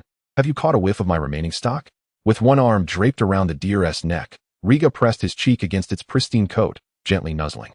With his other hand, he unfastened a small pouch, pouring its meager contents onto the ground. A few grapes, a slice of apple, half an orange. The white deer eagerly lowered its head to feast. Witnessing this scene, Ailing was filled with astonishment, his lips moving slightly. Prince. Riga turned to the bewildered Ailing. A hint of color flushing his pale face as he shyly remarked, "It's merely leftover fruit. Discarding it would be wasteful." "No, I'm not referring to that. I mean. At this moment, the term indescribable aptly described Ailing's feelings. Even one who would not flinch before a swarm of assassins felt deeply shaken within. A white deer had approached him voluntarily. Throughout the annals of history in the continent of Vislat, such a breathtaking phenomenon had never occurred. If bestowed to poets and minstrels, this would become a timeless legend. Regardless of what thoughts occupied the mind of this white knight, Riga was unable to ponder them at this moment. His heartbeat grew heavier, accompanied by a ringing in his ears, and he felt dizzy, his eyelids growing increasingly heavy. "Jazz, do not harm my friend." Weakly uttering these last words, Riga loosened his embrace around the deer's neck and collapsed, his strength utterly spent. Thud. After a day of tireless exertion, Riga succumbed to his overwhelming emotions and fainted. Prince. Just before losing consciousness, he seemed to hear Ailing's frantic calls, shaking his body. Rare creature detected, containing trace magical elements, commencing self-assessment. Assessment successful, a pure-hearted white deer detected. Shall exploration commence? Given that the explorer has lost consciousness, the system automatically initiates exploration. Please stay tuned. As if hearing the system's notification, Riga had long since lost the capacity for thought, completely oblivious to his surroundings. Meanwhile, in a clearing within the forest, having sorrowfully fled the camp, Rhaenyra, previously distraught, had transformed her demeanor, now calmly seated upon a gnarled tree. Before her stood a handsome knight clad in silver armor and a white cloak, who deftly set down his sword and kindled a fire. "Cole, I hadn't anticipated your skills extended beyond mere combat," Rhaenyra teased, resting her chin on her hands. With a smile illuminating his face, Cole swiftly prepared a wild rabbit he had hunted, replying, "I come from humble beginnings. Before becoming a knight, I had to handle all sorts of chores myself." It must be said, Criston Cole was indeed remarkable. Not only was he a knight of honor, but his appearance was also pleasing to young maidens. His gentle words and pure gaze were utterly captivating. The love-starved Rhaenyra was utterly enchanted by him, gazing dreamily at her very own white knight as he diligently prepared their dinner. If Riga were present, he would swear to the seven gods that even if Cole served a charred piece of meat, Rhaenyra would swallow it without a second thought. Rustle. Just as the rabbit was freshly roasted, a commotion nearby caught their attention, heightening their vigilance. Cole drew his sword, ready to confront the unseen foe lurking in the shadows. Huff, huff. As seconds ticked by, a wild boar with dark skin burst forth from the shadowy woods, charging madly. Upon encountering the adult boar's assault, Cole widened his eyes and quickly dodged. As he shifted his stance, his sword grazed the boar's hide, leaving a mark. Huff, huff. The boar, with its tough skin and thick flesh, was undeterred by the initial setback and charged again, this time aiming for the dazed Rhaenyra. "Be careful," Cole shouted loudly, warning Rhaenyra to evade. In a flash, the boar leaped over the roaring fire, heading straight for the seemingly more vulnerable girl. The flames scattered as the boar crashed through, sending burning twigs flying into the night sky, resembling a searing display of fireworks. In the glow of the fire, the boar closed in on the girl. Its sharp tusks were mere inches from her soft underbelly. The threat of death loomed ominously. No. Under the moonlit night, a piercing scream echoed, the voice filled with anguish. Riga abruptly opened his eyes, sitting upright, his expression one of sheer terror. "You're awake, Prince." The next moment, Ailing's joyful voice reached his ears. Riga instinctively turned his head, his eyes landing upon a flickering campfire. The campfire, it hasn't been extinguished? Upon seeing the flames dancing brightly, Riga swallowed hard, still parched. Footsteps approached from behind, and turning, he saw Ailing striding toward him. A wild chicken ensnared in a grass rope in his hands. "Jazz, where are we? What of my sister?" Riga, momentarily bewildered, wore an anxious expression. Ailing dropped the prey and hurried to the startled young prince, placing his hands on his shoulders with a serious demeanor. "Do not fear, it was merely a nightmare." "A nightmare?" Riga wiped his forehead, drenched in cold sweat from the fright. Ailing gently patted his back, patiently recounting the events of their day. At last, Riga recalled the circumstances. Exhaling deeply, relief washed over him, the look of fear fading from his face. How foolish it had been. It was just a nightmare. Though the recent dream had felt strikingly real, Riga was accustomed to the torment of nightmares. Jazz, I truly was frightened by that dream. With his heart rate calming, Riga forced a smile to mask his embarrassment. Illich shook his head. Everyone dreams of unpleasant things. It's best to forget them. Riga murmured his gratitude. Then, seemingly recalling something, he surveyed his surroundings. Not spotting the figure from his memory, he inquired, "What of the white deer? Where has it gone?" Illich replied candidly, "After you fainted, the white deer remained by your side, even bringing you a red fruit. Before I went to check the traps, it had laid you on its belly to rest. It likely sensed your impending awakening and left on its own." Riga, disheartened, sighed, "It's gone? I wanted to take it back to show my father." Illich encouraged, "The white deer does not belong to the human realm. It hails from the forest and has now returned to its home. You should rejoice for your newfound friend." "Yes, I shall call it a friend," Riga whispered softly, his heart still heavy with longing. Chapter 10. The generous friend. The newly acquainted friend departed without a word, leaving Riga with an indescribable feeling. There had been so much left unsaid, and he yearned to ride a few more laps. Riga jested with Illich, "Perhaps fate will bring us together again." Illich chuckled in response, and then, ensuring the young prince had regained his composure, he rose to attend to the carcass of the wild chicken. Gazing at Illich's white robe, Riga pressed his lips together and took a hearty drink from a nearby water pouch. "Ah, I'm alive again." With his throat moistened, Riga suddenly recalled the system notification he had heard before losing consciousness. Was it merely a figment of his imagination? With a thought, the system panel materialized before him. Riga Targaryen, talent, dreamer, gold, longevity, green, bloodline, ancient Valyrian dragon king, 10, skill, Valyrian language, proficient, relic, blood and fire resistance 50, evaluation, lucky lad. You have made the acquaintance of a generous friend. Fixating on a particular line of fine print on the system panel, Riga's eyes widened in astonishment. A new talent? Longevity? He blinked, double-checking, and indeed, a new talent had emerged. His heart raced as he clutched his chest, overwhelmed with exhilaration. What does it mean to live to 100? Is it truly possible for me to reach such an age? Riga was acutely aware of his frail body. While not entirely decrepit, it was far from healthy. His heart pounded faster and faster, his hands and feet grew cold, yet joy surged within him.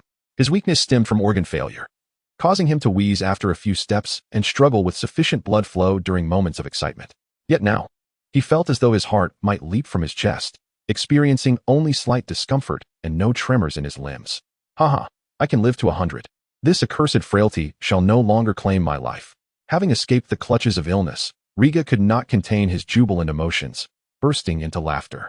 Illich, who had just finished plucking the chicken, was startled by the sudden outburst. Turning around, he beheld the young prince sprawled on the ground, laughing uncontrollably. His arms flailing as dirt was joyously cast about. The sheer delight overwhelmed Riga's youthful spirit, compelling him to express his emotions freely. Otherwise, he might very well go mad. To Illich, however, Riga appeared as a little madman. "Oh, the seven hells, do not torment me any further," Illich sighed, abandoning the chicken to check on the young prince. Having just awakened from his stupor, he hoped Riga wouldn't succumb to madness. The king would surely pass judgment on him for having taken the prince outside. And returning with a mad prince would surely cost him his head. "Dear brother, I hope this does not bring you down with me," Illich silently prayed, hoping that his impending execution would not implicate his brother, Alec. As it turned out, Illich's worries were unfounded, allowing Riga to revel for several minutes. He himself grew weary and collapsed onto the ground, utterly exhausted. When asked about the source of his laughter, Riga simply replied, "A cripple free of his crutch. Doesn't that merit joy?" Illich was perplexed, but realized that the young prince was recovering well and should not fall back into a faint or madness. His mind was intact. Shaking his head, Illich acknowledged that he could not quite grasp the Targaryen way of thinking. It was best to focus on preparing the roast chicken for their urgent dinner. Riga lay quietly on the white robe Illich had spread out, lost in thought. Many ideas swirled through his mind, the system's appraisal of a generous friend, Illich's mention of the white deer feeding him a red fruit, and the steadily rising bloodline percentage of the ancient Valyrian dragon king.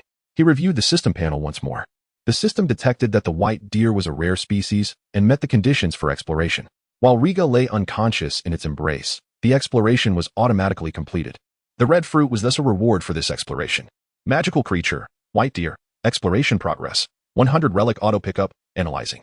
Analysis successful, classified as an epic relic. Blessing of Auspice. Would you like to activate the relic? Relic auto activation.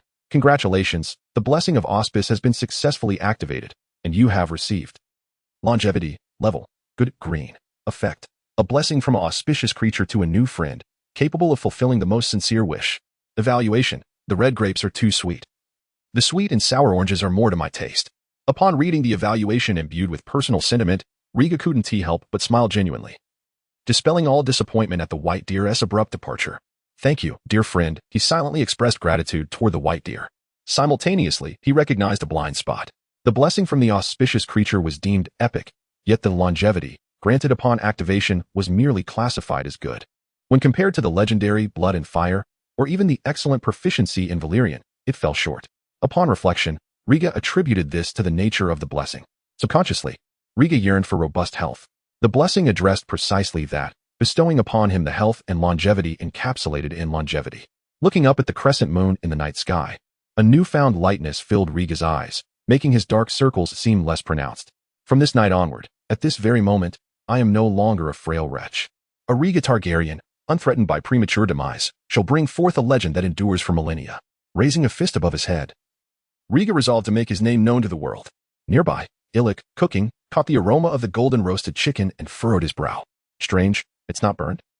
The following day, early in the morning, a still drowsy Riga found himself hoisted onto a horse, mumbling about dragon flames. Walking along the path back to the camp, Illic smirked, no doubt a Targaryen child, dreaming of riding dragons. The morning dew gradually evaporated as the sun climbed higher in the sky. Around 8 o'clock, Illic, astride a black horse, appeared at the camp entrance. Illic, you have finally returned. Before entering the camp, a figure darted from the shadows, voice brimming with excitement. Having already awakened, Riga turned to see another face resembling Illic's. Without needing to think, he recognized it as Illic's twin brother, Alec Kagare. Alec, visibly anxious, snatched the reins from Illic and, before his brother could respond, demanded, "Where were you yesterday?" Confronted by his brother's indignation, Illic, still carrying Riga, dismounted and sighed, "What do you think?" Alec's anger intensified. "The king commanded you to bring Prince Riga for an audience, yet you sneaked him out of the camp. That alone is enough for the king to order your execution." Illic's expression grew complex, his lips moved, but ultimately, he exhaled a heavy sigh. The events of the previous day had been too surreal for him to digest, let alone convey to his stubborn brother. Noticing Illic's distress, Riga stepped in to defuse the situation. "Sir Alec, it was I who requested your brother to take me out of the camp. It was not his intention." Alec glanced down at the diminutive Riga, lowering his head. "Your Highness, I do not mean to cast blame. The king awaited you and the princess for a long time yesterday and was exceedingly furious. Do you understand my concern?" Hearing the underlying meaning in Alec's words, Riga spoke sincerely. "Rest assured, I understand your worry for my brother's well-being. I shall do everything in my power to defend Sir Illic. The situation arose from my actions, and I will bear all consequences." Chapter 11. The First Clash with the King. "Thank you, Prince."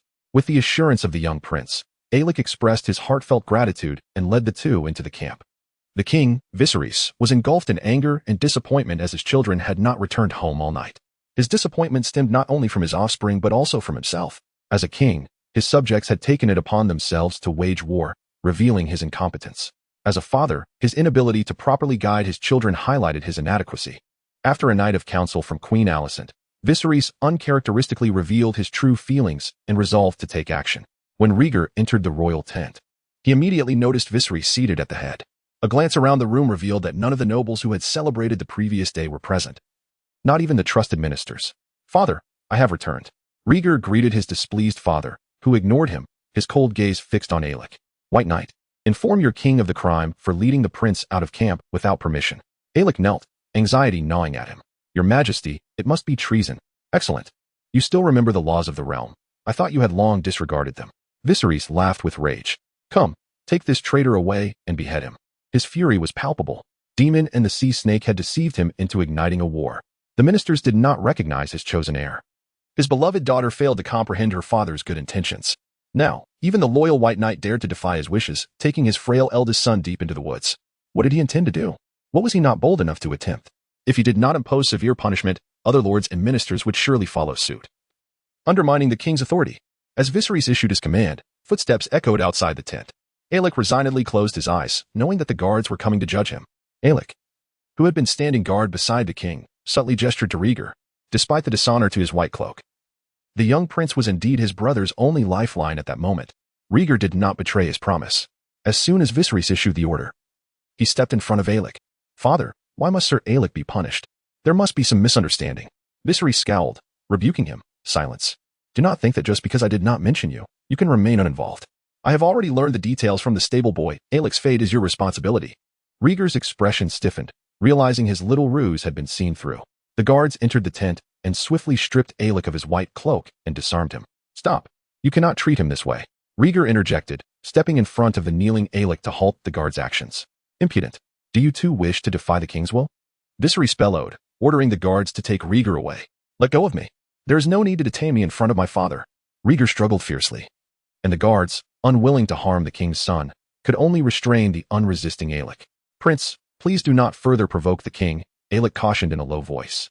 Recognizing the escalating tensions, he did not wish to unleash the king's wrath for the sake of his own judgment. He was not naive enough to expect a young prince to save him. On the way back, he had anticipated such an outcome.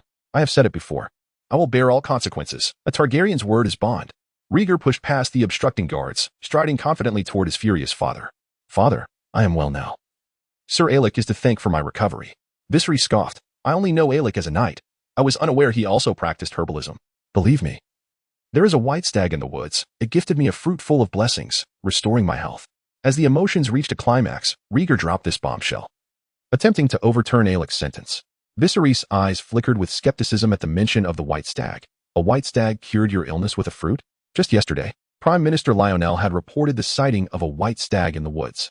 Jason Lannister had also presented a golden spear, hoping to hunt the stag with the weapon he gifted. He had indeed entered the woods under the protection of guards, but had seen no white stag, only a common buck. Rieger had left the camp before this incident and should not have known of it. Thus, his claim of encountering a white stag might very well be true. Rieger, unaware of his father's myriad thoughts at that moment, affirmed confidently, "Yes, a completely white stag. I offered it fruit, and it returned the favor with a fruit that could heal me. We are friends. Ha ha ha, that is the best joke I have heard all year." Viserys shook his head in disbelief, unconvinced by his eldest son's increasingly outrageous story. Rieger's demeanor was resolute. "Sir Ailing can vouch for me. You may also call upon the accompanying scholars to examine me. I assure you, my health is restored." His confident words touched Viserys, who turned his gaze to the silent Ailing, uncertain. "Ailing, while you still wear your armor, tell your king the truth." Ailing replied, "The prince speaks only the truth." Viserys nodded slightly, bowing his head in contemplation. No one knew what thoughts raced through his mind. The tent fell into a brief silence, the sound of breaths clearly audible. After a while, Viserys looked to Ailing and asked, "Do you believe Rieger's words to be true?" "I trust my brother as you trust your own children, your majesty," Ailing stated firmly without hesitation, vouching for his brother. Viserys, no longer speaking further, commanded, "Summon the accompanying scholars, along with the doctors brought by other nobles and knights." "One and all, as you wish," Ailing proclaimed loudly, lifting the tent flap and hurrying outside. This turn of events alleviated the tense atmosphere. The guards exchanged glances, instinctively dividing into two lines. Rieger turned to Viserys, asking, "Father, do you believe me? If your words can restore your health, I would indeed hope they are true." Until a conclusion was reached, Viserys maintained a restrained demeanor, scrutinizing his youthful son. In truth, he had begun to believe Rieger's words somewhat. 2 months prior, after a routine examination, the Grand Maester had informed him that the prince's heart was failing severely, and if it continued to deteriorate, he would be unlikely to live past 10. He had inquired about possible remedies, but unfortunately, organ failure was a terminal condition in this era. Not only was healing impossible, but even alleviation was unattainable. He had assumed his eldest son was doomed, which is why he had particularly avoided meeting him. As a father, even as king, he lacked the courage to face this truth. However, just moments ago, Rieger's passionate defense had astonished him. Despite that familiar pale face, the voice was robust, and the energy radiating from him was undeniable. Truly, he was a descendant of Valyria. Chapter 12 of A Song of Ice and Fire. Eager to save his brother, Elric did not keep the king waiting long. Within a mere 10 minutes, he led a throng of people to the main tent. Viserys spoke soothingly to the anxious scholars and physicians, commanding them to examine Rieger thoroughly, leaving no strand of hair unchecked. The scholars, familiar with Rieger's frail condition, were not unaccustomed to this. Some among them would occasionally assist the maester in examining the delicate prince's health. Equipped with the necessary instruments, the scholars commenced their work. The examination was rudimentary yet effective. First, they performed a bloodletting, scrutinizing the color and viscosity of the blood, even employing a leech to taste it for toxins. The remainder of the process involved various methods. Large hands palpated his body, examining skin, teeth, and hair follicles. There was nothing that this group of medical practitioners could not explore. One particularly gaunt elder even suggested removing Rieger's trousers to inspect his posterior. Viserys, as a father, tacitly approved of this action. Rieger, filled with terror, regretted his reckless decision to permit such an examination. Fortunately, in response to Rieger's vehement protests, Elric intervened. delivering a punch that broke the gaunt elder's nose, pleading with the king not to allow anyone to violate the prince's dignity, even if it cost me my life. The prince should not be humiliated. Rieger, nearly paralyzed with fear, cowered behind Elric, trembling. Viserys did not reprimand Elric for his audacity. Instead, he waved away the less competent physicians, leaving only a few capable scholars to report on Rieger's condition. The first among them, a royal scholar, spoke with unmasked astonishment. Your Majesty, the prince's health has indeed improved remarkably. The vitality of his blood is far greater than usual. The other scholars chimed in, noting that Rieger, who had suffered from breathing difficulties, displayed excellent results in the deep breathing test, with no abnormal sounds in his chest. His urine appeared normal, light yellow yet clear, with a faint odor, and his kidneys were recovering swiftly. After receiving this encouraging report, Viserys was momentarily taken aback. He commanded the guards to escort the scholars away, rewarding them with gold coins. Soon, only Viserys and his sons, along with the Cargill brothers, remained in the tent. Rieger spoke first. As the scholars have stated, I am indeed well, thanks to Sir Elric's assistance. Viserys, genuinely pleased for his eldest son, remarked, I am overjoyed that you have regained your health. When you meet your mother in the afterlife, I shall have no words of sorrow to offer. Father, I cannot speak on behalf of Mother to offer you any comfort. I merely hope you can look forward, Rieger replied, a twinge of discomfort in his heart at the mention of his mother's tragic demise. The whispers and rumors were like the biting winds of winter, sharp and insidious, capable of seeping into the ears of those they sought to wound. Viserys felt guilty for having forced his wife to bear children, leading to her untimely death. As a child born from a difficult delivery, Rieger was also a part of the reason for his mother's passing. The young prince harbored his own guilt upon hearing the embellished tales circulating around him. Noticing his eldest son's melancholy expression, Viserys felt a pang of regret, recognizing that he had stirred painful memories. Elric, I wish to speak with my son privately. You and your brother should step outside and ensure no one approaches the tent. Viserys instructed the Cargill brothers. Elric, with a solemn expression, took his brother and stationed themselves outside the main tent. Once alone, Viserys rose and approached Rieger, tenderly stroking his hair. Were you frightened earlier? He inquired. Rieger looked puzzled. What? Viserys chuckled mischievously. The physician Boris, that old man who wished to remove your trousers. Rieger's face turned pale. I shall remember that name. Ah, a ruler must possess a broad heart, especially towards those who administer medicine to you. Viserys imparted, half seriously, half jokingly. That is merely the adult scheming. I only wish to smash his head, Rieger retorted, unwilling to heed the so-called magnanimity. That is something a king should never endure. Setting aside the matter of the white stag for now, did you genuinely recover due to a miraculous fruit? Viserys asked, recalling the fruit Rieger had mentioned. He had been wounded by the Iron Throne, and despite his efforts, the injury had never healed over the past decade, leaving him with numerous festering wounds. The constant pain gnawed at his nerves. If the white stag truly possessed such miraculous fruits, perhaps they could heal his ailments.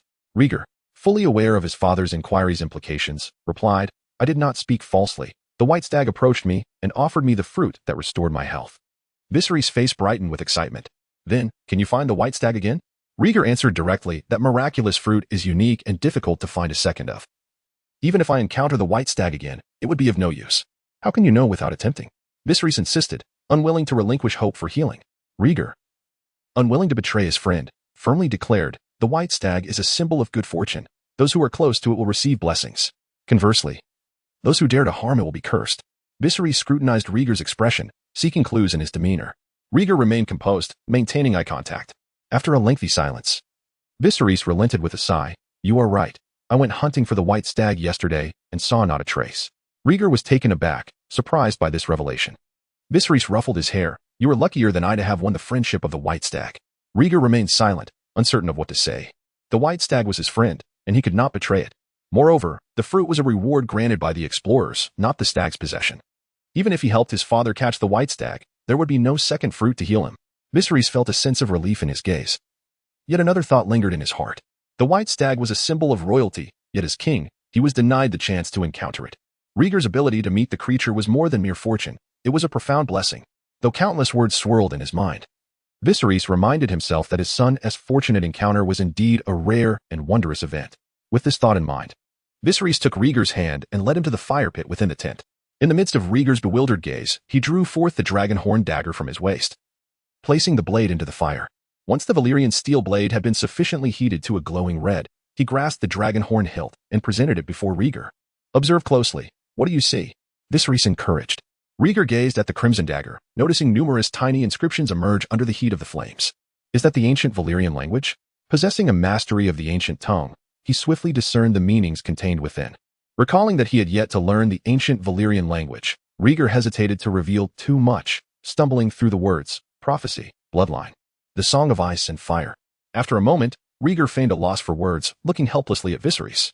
Viserys, not surprised, but rather delighted that Rhaegar could recognize part of the ancient Valyrian, thought to himself that his information had indeed been accurate. Rhaegar was, without a doubt, a child who cherished literature. Chapter 13. The ambiguous answer. This is the prophecy of a song of ice and fire. Viserys patiently elucidated, before Aegon met his demise. The last fire wielder of Valyria concealed his ballad within a dagger. To comprehend this truth is not merely a responsibility, but a burdensome weight, more significant than the throne and the king. As he spoke, he observed every movement of Rhaegar, under the brilliant glow of the flames. The shadows of father and son elongated and magnified, the flames, swaying with the wind, twisted and transformed. Rhaegar blinked, bewildered. A song of ice and fire? I thought this was a mere fabrication, a superstition found in books. He was indeed aware of a song of ice and fire. Previously, while examining the dragonbone dagger, a system notification had indicated that the dagger contained the tale of a song of ice and fire. Furthermore, the relic he had discovered was referred to as the warning of the ancients. In retrospect, it bore great significance. Viserys, with a grave demeanor, stated, "The prophecy exists in truth. I hope you will keep it in your heart and remain ever vigilant against the unknown darkness and the impending winter." "I will, father." Rhaegar, though confused, sensed the gravity of the matter. Viserys paced around the brazier, hesitating. "I once posed a question to Rhaenyra. Do you wish to know what it was?" "What was it?" The profundity of his father's words increasingly eluded Rhaegar, prompting an instinctive inquiry. It pertained to dragons, to one's perspective on dragons. At this juncture, Viserys found no reason to cease, continuing, "Dragons have been ancient creatures accompanying the Targaryen family since the days of old Valyria, magnificent yet flawed. What are your thoughts on this?" Rhaegar shook his head. "My dragon egg has yet to hatch. My sister refuses to let me ride a dragon.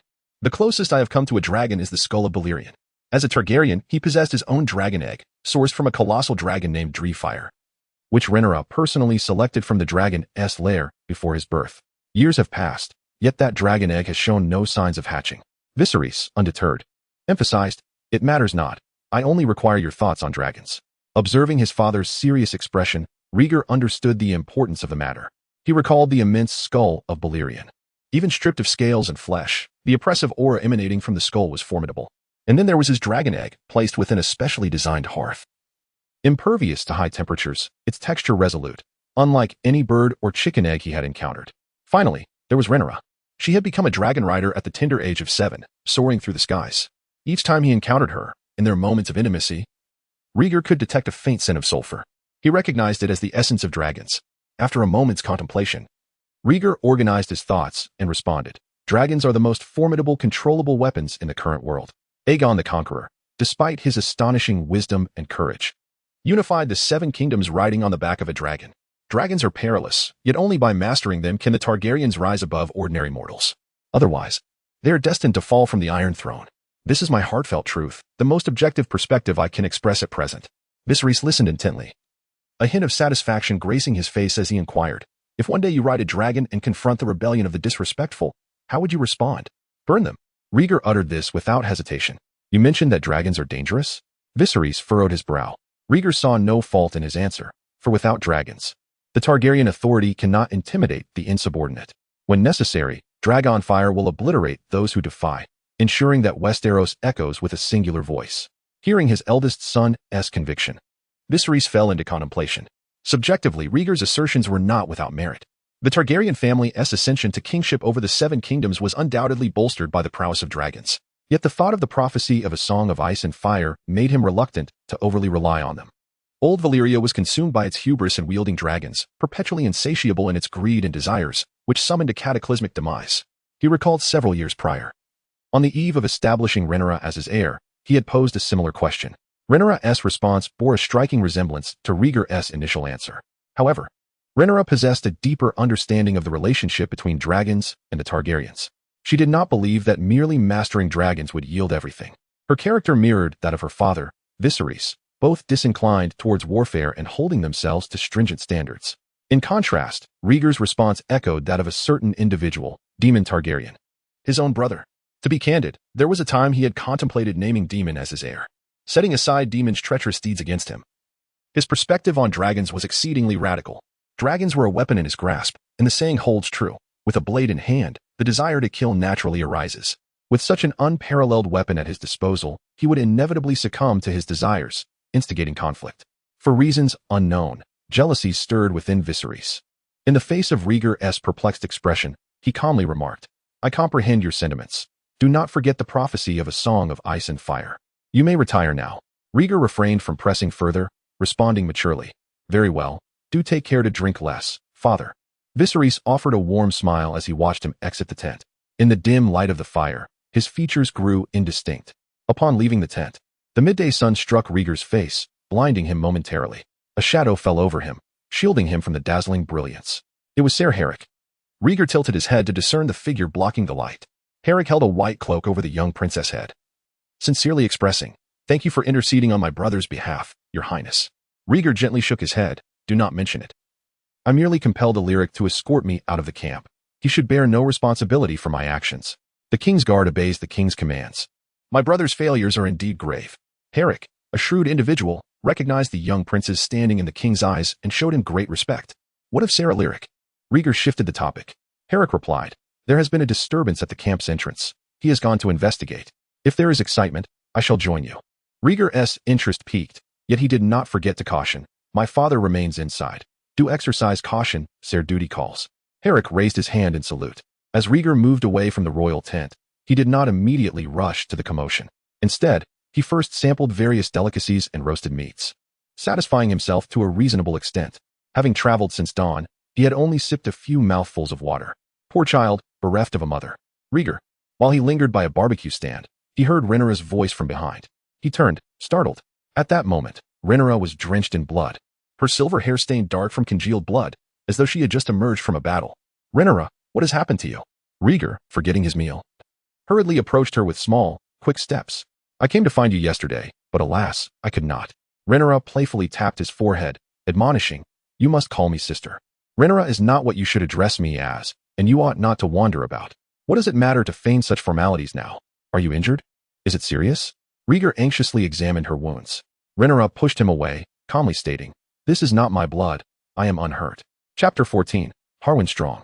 "The breaker of bones, a wild boar, attacked me, and I dispatched it." Rhaenyra affectionately ruffled Rhaegar's hair, her tone laced with a hint of pride. "Well, the valiant boar huntress," Rhaegar quipped, an unexpected remark escaping his lips. Rhaenyra's expression darkened at once. Just as Rhaegar braced for his sister's wrath, a voice interrupted their moment. "Princess, I hear you single-handedly subdued a wild boar." The voice emanated from beside the barbecue. Both siblings turned to see a robust man with brown curls and a bushy beard.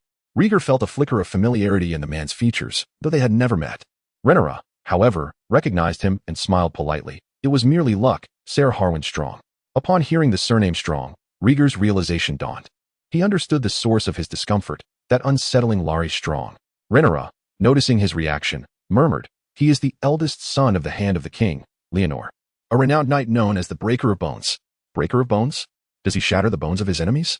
Rhaegar asked half-jokingly.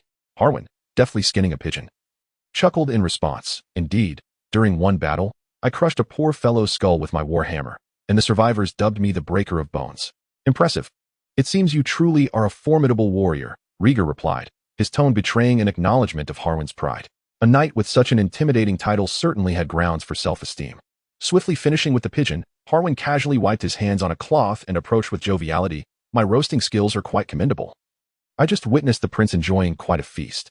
Would you care to indulge in my culinary offerings, princess?" His words were light-hearted, and his demeanor approachable, making it hard to envision him crushing skulls on the battlefield. Faced with this charming invitation from the handsome knight, Rhaenyra smiled apologetically and declined. "No, my father awaits me. No one can refuse the king. That is of no concern. I shall be in King's Landing for an extended period. Should you wish to sample my cooking, you are always welcome to visit," Harwin replied, displaying a keen sense of propriety, fostering a warm yet not overly familiar rapport. From him, Rhaegar sensed something profound: respect. The elder Rhaenyra also discerned it, albeit feeling slightly out of place. With her hands clasped behind her back, her smile became more genuine. "I shall, sir." Harwin smiled and bowed, choosing not to intrude further. This gesture only heightened Rhaenyra's regard for him. Watching his sister's buoyant demeanor, Rhaegar felt a pang of confusion and turned away. "I shall take my leave to see father. You may wander as you please." Rhaenyra was on her way to meet Viserys and had little time for further conversation, hastily departing. At that moment, several lords and nobles congregated in the camp, taking note of the bloodied princess. The raucous atmosphere fell silent, everyone instinctively quieting. Rhaenyra was greatly displeased by their scrutinizing gazes. With a stoic expression, she strode past them, occasionally locking eyes with certain individuals. More often than not, her presence overpowered others, compelling the guilty to lower their heads, unable to meet her gaze. A smirk graced Rhaenyra's lips as she looked down upon the timid. Observing his sister's commanding presence, Rhaegar pressed his lips together, sensing an inkling of solitude. The royal hunt concluded, and Viserys promptly boarded the carriage, returning to King's Landing with his family. In light of the siblings' unauthorized absence from the camp, their father imposed consequences. The princess had reached marriageable age yet disapproved of the suitors chosen by the king. In an extravagant gesture, Viserys organized a grand tour across the continent for Rhaenyra. Ostensibly, it was to allow the heir to visit various lords and strengthen their ties, showcasing the majesty of House Targaryen. In truth, this was indeed the case. Since becoming the heir, Rhaenyra had merely observed political affairs, wielding no real power and remaining unfamiliar with her sworn lords. Viserys aimed to elevate Rhaenyra's visibility and facilitate her acceptance among the vassals. Concurrently, tournaments and feasts would be held in every realm, providing opportunities for Rhaenyra to assess potential marriage candidates. In Viserys' view, if Rhaenyra found his choices unsatisfactory, she could select her own. Countless eligible suitors would be at her disposal. Surely, one would capture her interest. This underscores the father's earnest concern for his daughter's marital prospects. With the elder daughter's issue addressed, the situation for the elder son, Rhaegar, could be managed more easily. Citing health reasons, Viserys commanded Rhaegar to remain sequestered within the Red Keep, forbidding him from stepping beyond its gates. Consequently, several scholars were dispatched to routinely examine his health, ensuring his frail condition had fully recovered. With his freedom severely restricted, Rhaegar was naturally discontent. After a lengthy argument, Viserys deemed his eldest son of an appropriate age for enlightenment, assigning 2 elderly scholars to instruct him in reading and writing. The ordeal was excruciating. Each day at 6 o'clock, he was forcibly awakened, subjected to 8 grueling hours of lessons, followed by the torment of homework the next day. Rhaegar felt utterly drained. Viserys exhibited no regard for him as a convalescent child, adhering to a relentless educational philosophy: if you must learn, you shall learn tirelessly. Under this intensive regimen, Rhaegar's pallor improved. However, his dark circles only intensified, surpassing their previous severity. Damn those scholars, damn that old town academy. One day I shall reclaim what I have lost. Faced with the rigorous pedagogy of the 2 elderly scholars, Rhaegar practiced his penmanship while silently vowing to himself. He inquired Viserys about the restoration of his freedom, receiving the reply: "You shall emerge from the Red Keep when your sister returns to King's Landing." Thus, Rhaegar's yearning for Rhaenyra deepened immensely. He missed his sister profoundly. Please return soon. As time passed, half a year slipped away. King's Landing welcomed the deep autumn, with leaves turning golden. As a coastal city, the climate remained stable, though the farmers toiled diligently in the fields. While ensconced within the Red Keep, Rhaegar received delightful news. His long-awaited sister was returning. Rhaenyra had concluded her travels early, embarking on a ship from the Storelands, and would soon arrive in King's Landing. Regardless of others' opinions, Rhaegar was overjoyed. Each day after class, he perched by the stained glass window in the tower, gazing out at the sea, hoping to catch sight of Rhaenyra's returning vessel. How wonderful! Sister is finally coming back. My days of suffering may finally be at an end. Rhaegar reflected on the bittersweet nature of his experiences over the past 6 months. He did enjoy reading, however. It had been a mere pastime to fill the void during his illness, not a solitary confinement of relentless study. Your Highness, it would be wise to refrain from such remarks. The king is quite displeased to hear of the princess's unannounced return, a voice interjected from the tower. Rhaegar did not need to look to know who it belonged to. Sir Harwin Strong, clad in silver armor and a white cloak, stood at another window, his stature as upright as a spear. "Sire, you are well aware of my daily struggles. Do you not feel sorrow for me?" Rhaegar lamented.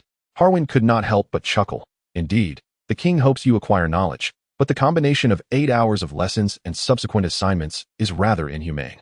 Chapter 15. The Egg of Defies. Those 2 old scholars were essentially conspiring to undermine a young prince. The mere thought of it caused Rhaegar a throbbing headache, and he felt an overwhelming urge to bash their withered heads in. One could only wonder if their minds contained anything beyond mere knowledge, perhaps a heap of excuses. Alec remained silent, seemingly uninterested in the king's educational arrangements for the prince. Ever since the royal hunt 6 months prior, their interactions had dwindled. It was only a few days ago that Viserys learned of Rhaenyra's return from her travels and promptly dispatched Alec to Rhaegar's side, pledging to safeguard the king's eldest son and fulfill any assigned duties. Rhaegar was uncertain of his father's intentions, Yet the presence of a dependable white knight was nothing to scoff at. Their shared trials had fostered a bond, allowing even the stern Alec to exchange light-hearted jests with Riga on occasion. "I am weary, sir," Riga confessed after a brief period of silence, losing patience and returning to his chambers under Alec's watchful eye. The Kingsguard's sole responsibility was to ensure the safety of the king and those he designated. Thus, no matter the circumstance, they were to remain outside the prince's quarters. Upon entering his chamber, Riga immediately gravitated towards the hearth, where a stove-like container awaited. Lifting its lid, a wave of warmth greeted him. He leaned in, peering inside to behold a dragon egg, dark as obsidian and adorned with diamond patterns. This was his dragon egg. As he touched its scalding surface, a flicker of disappointment crossed Riga's eyes as he sighed, still no signs of movement. "When will you hatch, my dragon?" Perhaps it was merely a stroke of bad luck. For 6 long years, his dragon egg had remained inert, resembling a mere stone within its vessel.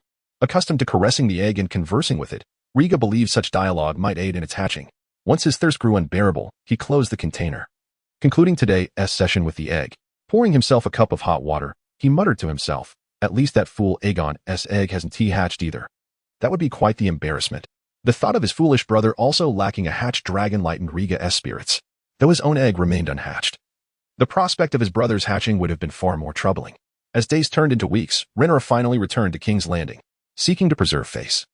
Viserys refrained from making an appearance. Instead, Queen Alicent led the lords and ladies out of the city to welcome her.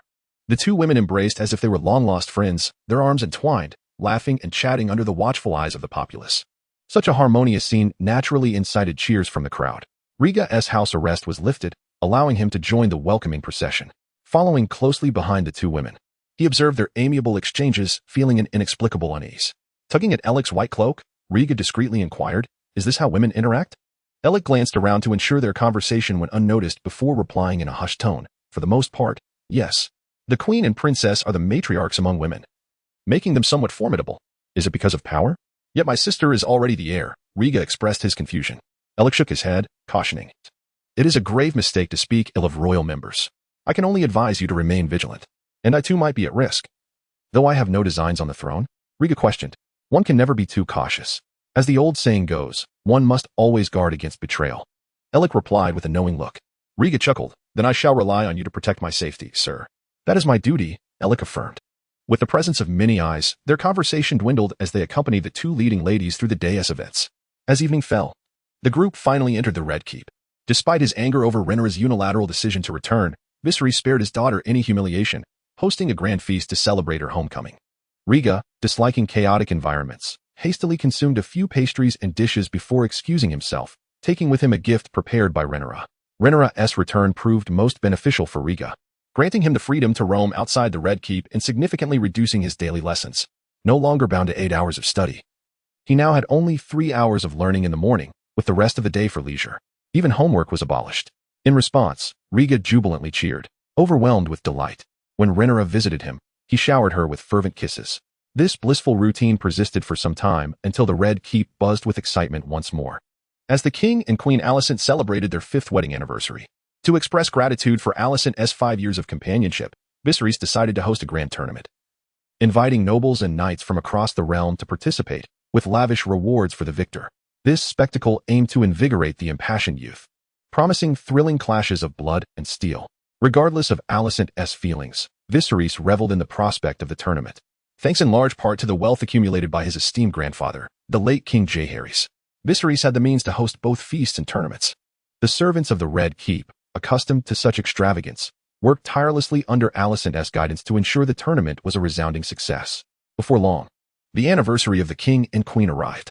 The tournament unfolded with the anticipated grandeur, as inns throughout King's Landing overflowed with visitors.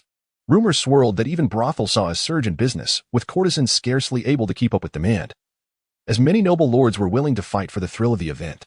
On the day of the tournament, Alicent prepared a sumptuous feast. Guests enjoyed the brutal contest alongside Viserys, retreating to the nearby banquet hall to indulge in merriment when the spectacle grew tiresome.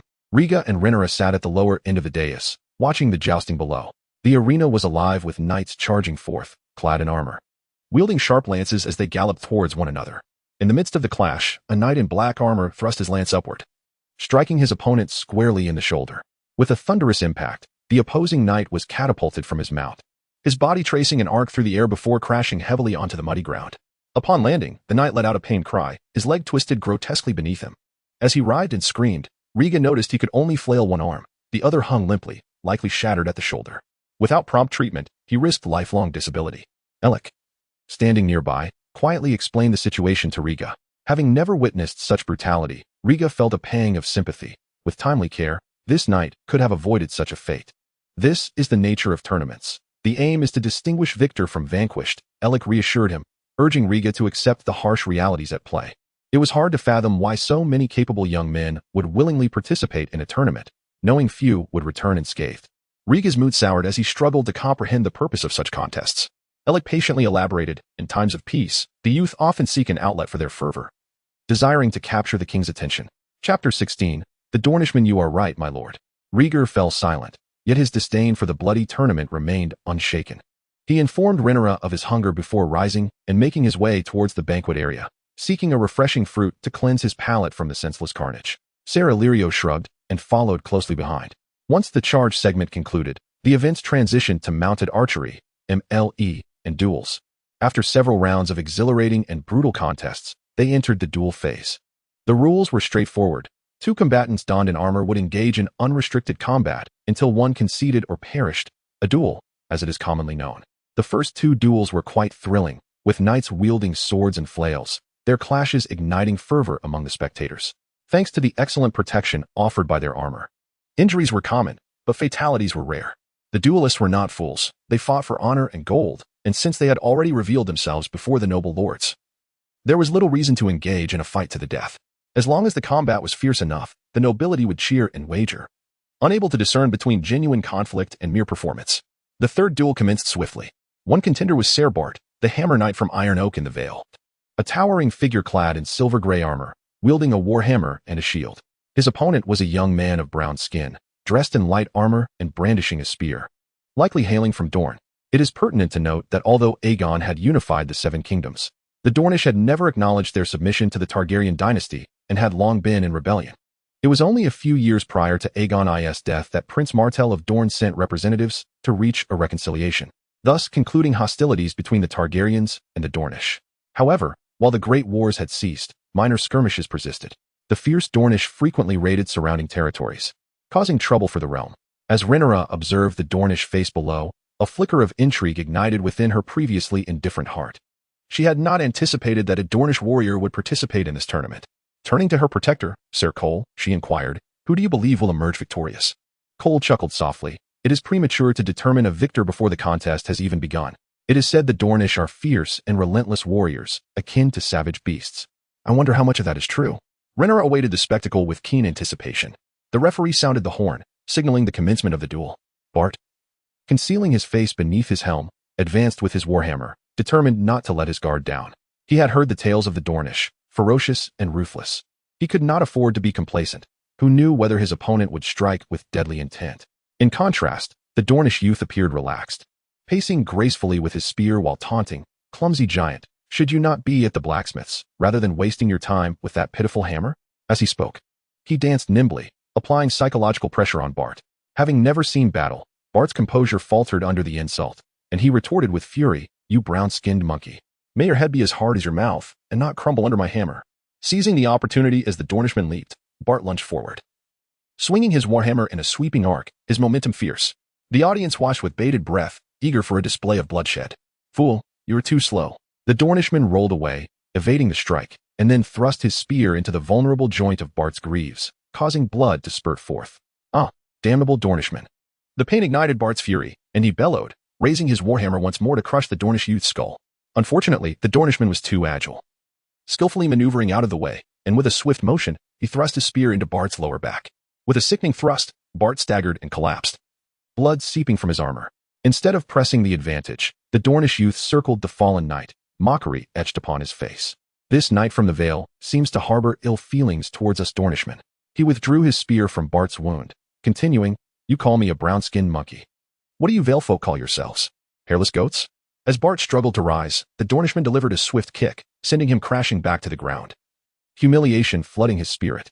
"Despicable Dornishman, come face me openly instead of leaping about like a monkey." Such clever words, the Dornishman mocked. "Do you expect your enemy not to evade your blows in battle, Vale goat? Curse you. Die." Bart had lost all reason.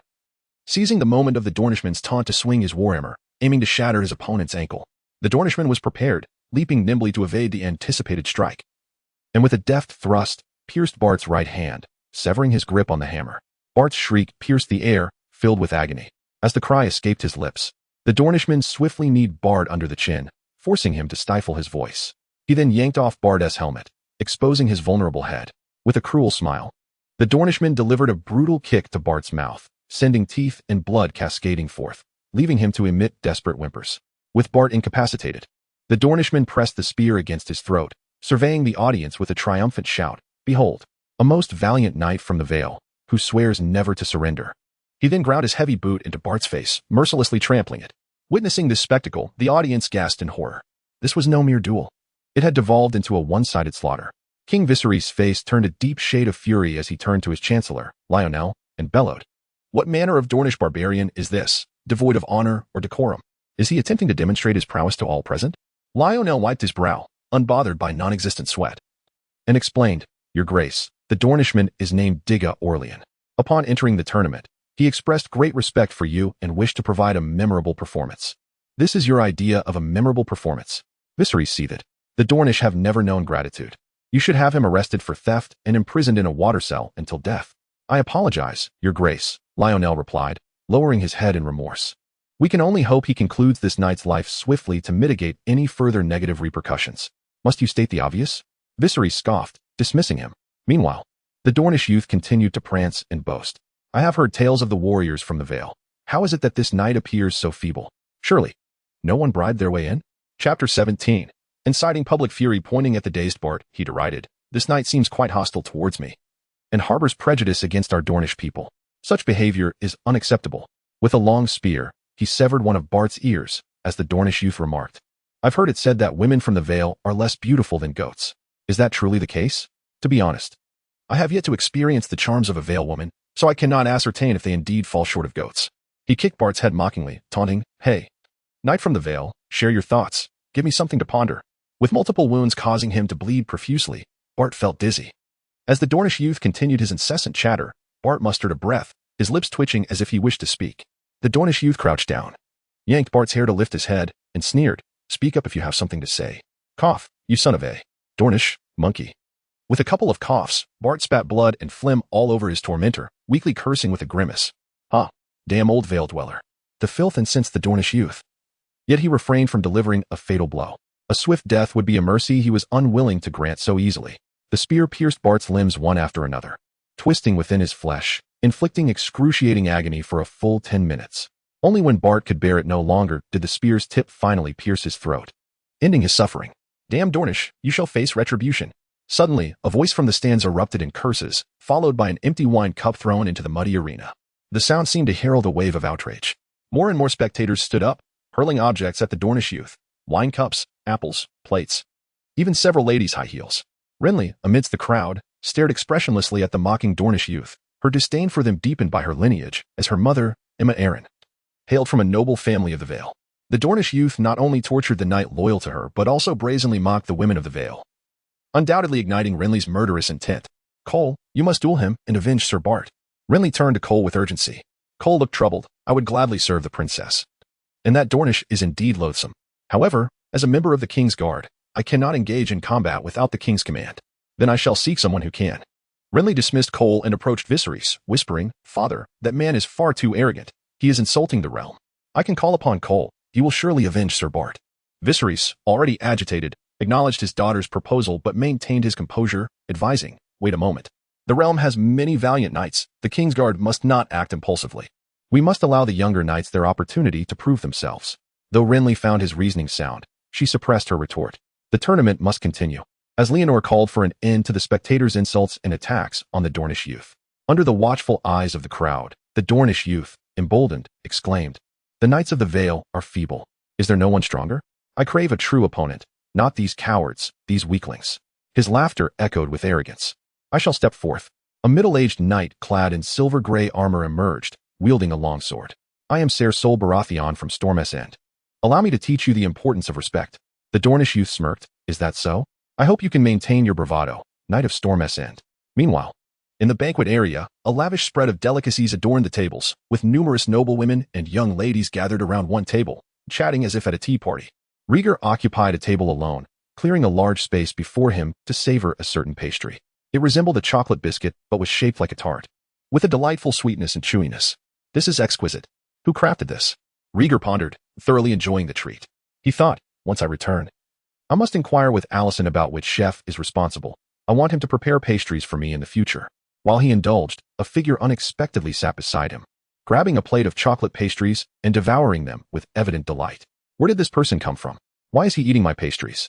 Rieger silently fumed, but said nothing, as there were still several plates left. However, reality taught Rieger a lesson. If something displeases you, failing to address it only amplifies your frustration. After just a few bites, he noticed the other had voraciously consumed an entire plate. Truly delightful.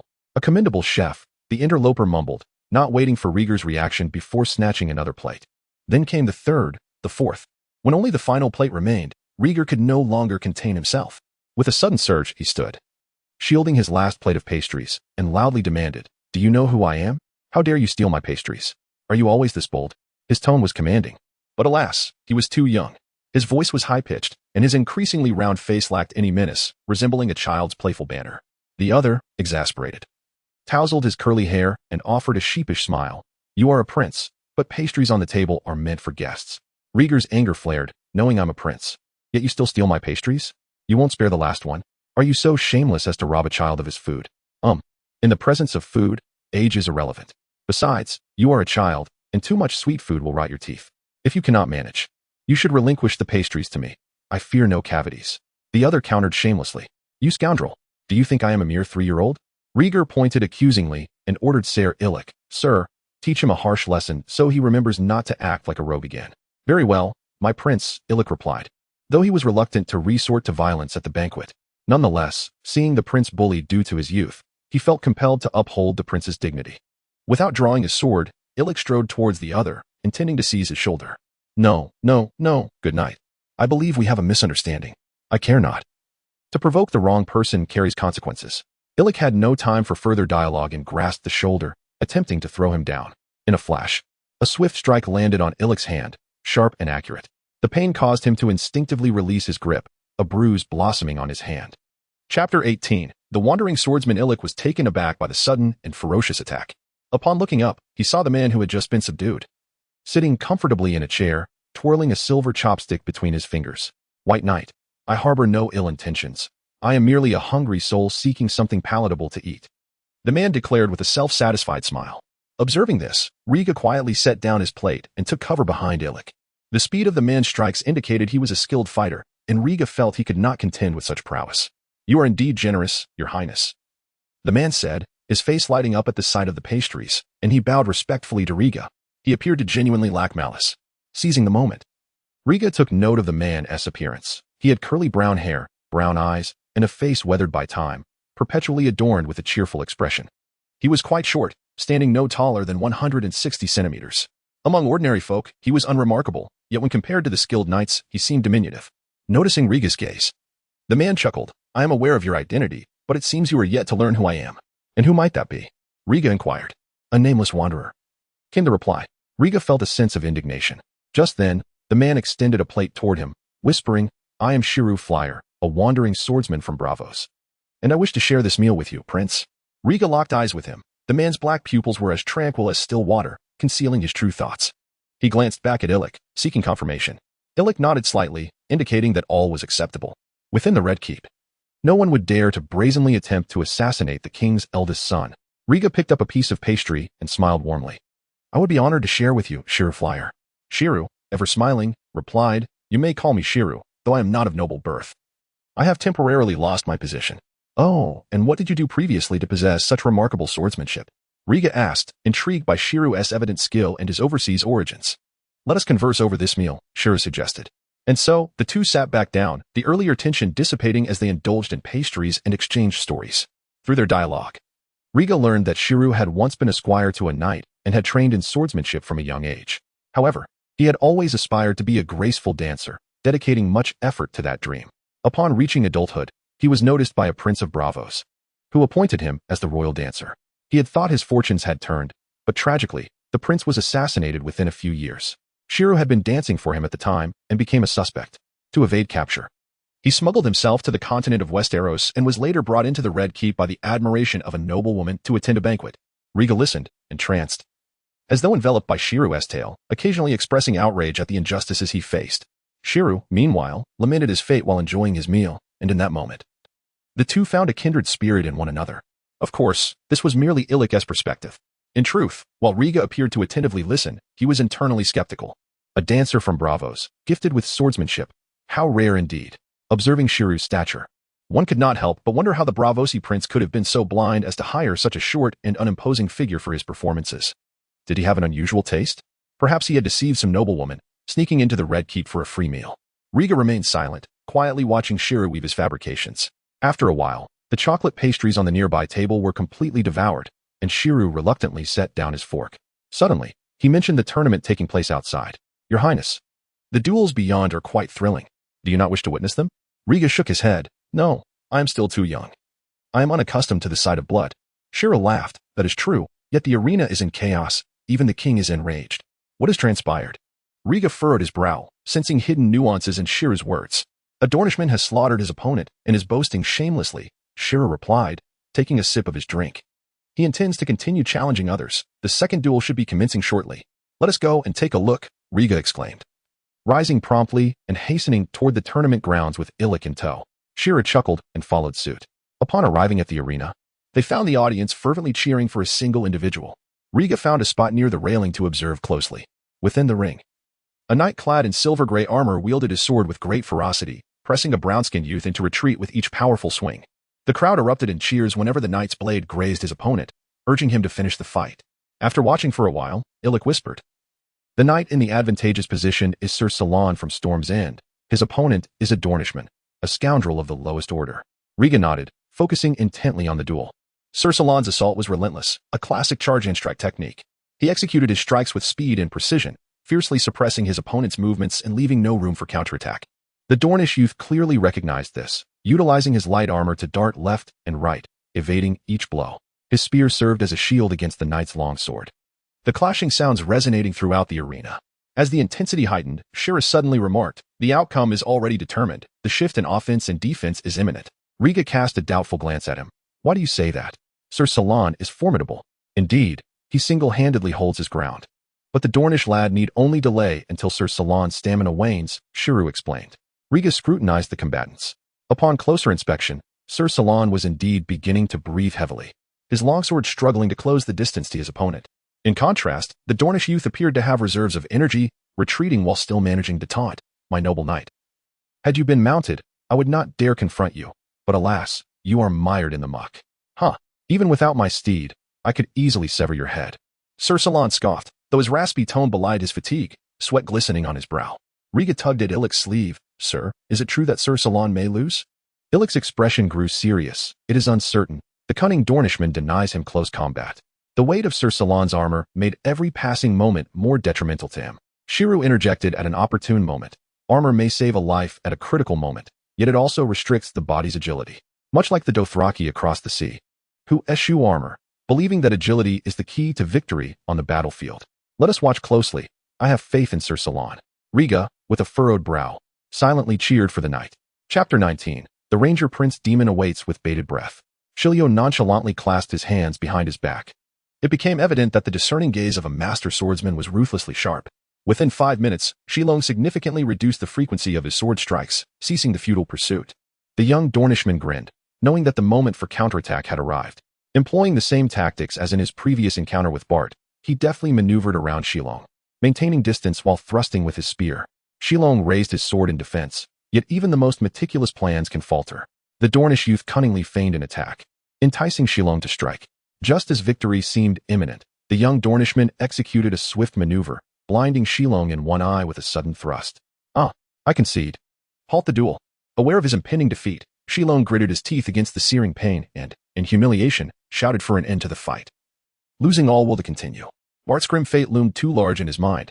He did not wish to follow in such footsteps.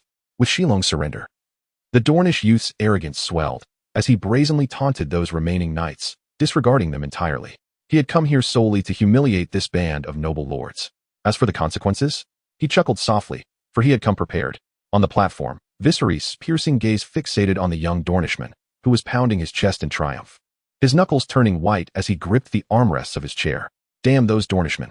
Send a powerful knight to slay him, he ordered Leonor. At once, your majesty. Leonor replied, careful not to say more as he made his way backstage in search of a knight capable of defeating the Dornishman. There were many participants in the tournament, and it would not be long before the Dornishman was brought down. In a corner, Rhaegar turned away with a grimace, unwilling to witness the spectacle of the raucous crowd below. Do not be vexed. That Dornish lad possesses remarkable skill and wit. He is not easily outmatched, Shilio remarked.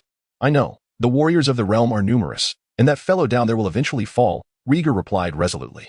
Indeed, every formidable warrior has a unique fighting style. Shilio continued. If I were to face that Dornish lad, the wisest strategy would be to feign weakness, presenting an opening for him to strike first, thereby seizing the opportunity for defense and counterattack. Rhaegar regarded him with a peculiar expression. What, do you wish to take the stage? The wandering swordsman would not draw his blade without just cause. Shilio smirked knowingly at Rhaegar. What is it you desire? An application to be the dance instructor at the Red Keep? Rhaegar was not surprised to see the fox's tail revealed. Shilio knelt earnestly, stating, should the prince wish it, I could remain at the Red Keep as a dance instructor. Why? Rhaegar inquired. There is no reason, I simply wish to. Rhaegar raised an eyebrow. That reason is insufficient. I cannot afford to harbor a dangerous individual in my home. Shilio pondered for a moment before responding, you are the firstborn of King Viserys, the rightful heir to the Iron Throne. Your status and potential are worthy of my loyalty. That reason is commendable, yet still lacks sincerity, Rhaegar cautioned. And one more thing, the heir to the Iron Throne is my sister. I have no intention of contesting that position. No one should attempt to stir discord between us. With that, Rhaegar turned and walked away, not sparing Shilio a glance. This individual had appeared too abruptly, deliberately approaching him from the outset, displaying extraordinary skill in seizing pastries, and offering astute commentary on the duel. Each action highlighted his value. Unfortunately, he had revealed his intentions too soon. Did he truly believe Rhaegar was a child oblivious to the world? Presuming superiority, he thought his royal demeanor would compel others to bow willingly and follow him? Such crude methods and sinister motives warranted no more than a swift incarceration in the dungeons upon their next encounter. As he made his way toward Rhaenyra, Rhaegar lamented to Illyric. Yes, your highness, Illyric nodded, albeit with a hint of hesitation. Noticing his reticence, Rhaegar inquired, what troubles you, my lord? As you say, the methods of Shilio are too rudimentary, unbefitting a master swordsman's intellect, Illyric expressed his doubts. Rhaegar's gaze sharpened. A good swordsman is not necessarily a good scholar. Nonetheless, he remained vigilant. Ever since the news of his recovery had spread, the winds of King's Landing had shifted. From urging Princess Rhaenyra to marry, to discussing Rhaegar's favor among the White Stag, there were murmurs of his royal potential. It would not be long before a minister, unable to restrain himself, would propose that the king declare Rhaenyra's claim to the throne invalid and instead endorse Rhaegar as the heir. According to Illyric, King Viserys had confined Rhaegar for 6 months to prevent him from facing excessive scrutiny that could undermine his resolve and render him susceptible to malicious influences. Rhaegar had no objections. He accepted his father's well-meaning intentions. Perhaps it was due to his youth that Rhaegar did not place much weight on the significance of being the heir to the Iron Throne. Rhaenyra had held that position for several years. Why should he interfere and seize something he did not covet? Suddenly, an unusual roar echoed from afar. Rhaegar lifted his head, his expression shifting drastically. A massive crimson figure appeared above, drawing closer to the tournament grounds. With sharp horns, a serpentine neck, and powerful red wings, it was a dragon. Rhaegar instinctively gasped, his gaze unwavering as he beheld the soaring beast. The dragon's arrival captured more than just Rhaegar's attention. The entire audience was swept up in the powerful winds generated by its wings, causing hair to fly and obscuring their vision. Many ladies found their skirts inadvertently lifted, much to the delight of the nearby gentlemen. The atmosphere took a sudden turn, with the crowd gasping and shouting, seeking to escape the shadow of the dragon. Silence. This is a Targaryen dragon. The king is with you. Do not panic. Do not flee. At that moment, a commanding voice rose above the din, quelling the crowd's disarray. It was Harold Westerling, the captain of the King's Guard, a robust elder with a white beard. Beside him sat the king, Viserys, who remained composed, observing the dragon with the poise befitting a ruler. Upon seeing the king, the crowd felt reassured, as if a balm had been applied to their frayed nerves. The initial fear subsided, and reason gradually returned. Many recognized the dragoness features, exclaiming in astonishment. That dragon was Carax's, Prince Daemon's mount. Indeed, it is Carax's. I have fought alongside Prince Daemon. I would never mistake it, someone declared. Look, there is someone on the dragon's back. it is Prince Demon. At the mention of his name, Caraxes roared with excitement, expelling plumes of thick black smoke along with its fiery breath. Under the watchful eyes of the crowd, Caraxes circled the tournament arena 3 times. It was only upon receiving a command from its rider that the dragon gracefully descended onto the dueling grounds. Once on the ground, Caraxes greedily surveyed the once arrogant Dornish youth, extending its serpentine neck and releasing hot air through its nostrils. And most honorable, Prince Demon. Faced with a dragon that could devour him at will, the Dornish youth nearly froze in terror, trembling as he stepped back, panicking as he bowed towards the figure atop the dragon. Chapter 20. The King of the Stone Steps Islands in the distance. Rhaegar gazed upon the scene below, observing the countenance of the dragon rider. The standard silver-gold locks of House Targaryen framed a face with striking violet eyes. Upon closer inspection, the individual bore a stern visage, with a prominent nose and a rebellious glint in his gaze, reminiscent of the formidable dragon he commanded. Having heard the murmurs among the crowd, Rhaegar recognized him instantly, his uncle, Daemon Targaryen. A prince of roguish charm, Daemon had dared to ride dragons across the continent in his adolescence, leading followers to vanquish marauders. It was said that tales of his adventures were widely circulated, even inspiring dedicated tomes in his honor. Look, a massive dragon, a living behemoth, so grand. The childlike wonder within Rhaegar overshadowed any concern for his uncle's identity, his heart and eyes consumed by the sight of the terrifying crimson-scaled creature. Clutching tightly to Illyrio's hand, Rhaegar exclaimed with excitement, "One day, I too shall command a dragon of such might. No, it must be even more imposing. This dragon is too slender." The youthful boy unabashedly revealed his aspirations. Illyrio, however, remained vigilant, his grip on the hilt of his sword tightening as he scanned the surroundings, wary of any potential chaos that might threaten the prince. Within the duel arena, a young Dornishman found himself cornered by Caraxes, terror gripping him as he pressed against the wall, soaked in sweat. Just as his mental defenses were on the brink of collapse, a calm voice resonated within him, akin to a celestial melody. "Caraxes, be still." With a guttural roar, Caraxes responded, lifting his head and choosing to ignore the now cornered Dornishman, submissively lowering himself to the ground. With danger dissipated, the Dornishman crumpled to his knees, cold sweat cascading down his face. Demon dismounted from his dragon, striding toward the viewing platform, disregarding those present as if they were mere shadows. No one dared impede his advance as he approached the throne of Viserys. "Stop. No one may offend the majesty of the king." Harold, captain of the Kingsguard, drew his sword, its point aimed at Daemon's chest. Daemon merely cast a glance at him, his demeanor icy and indifferent.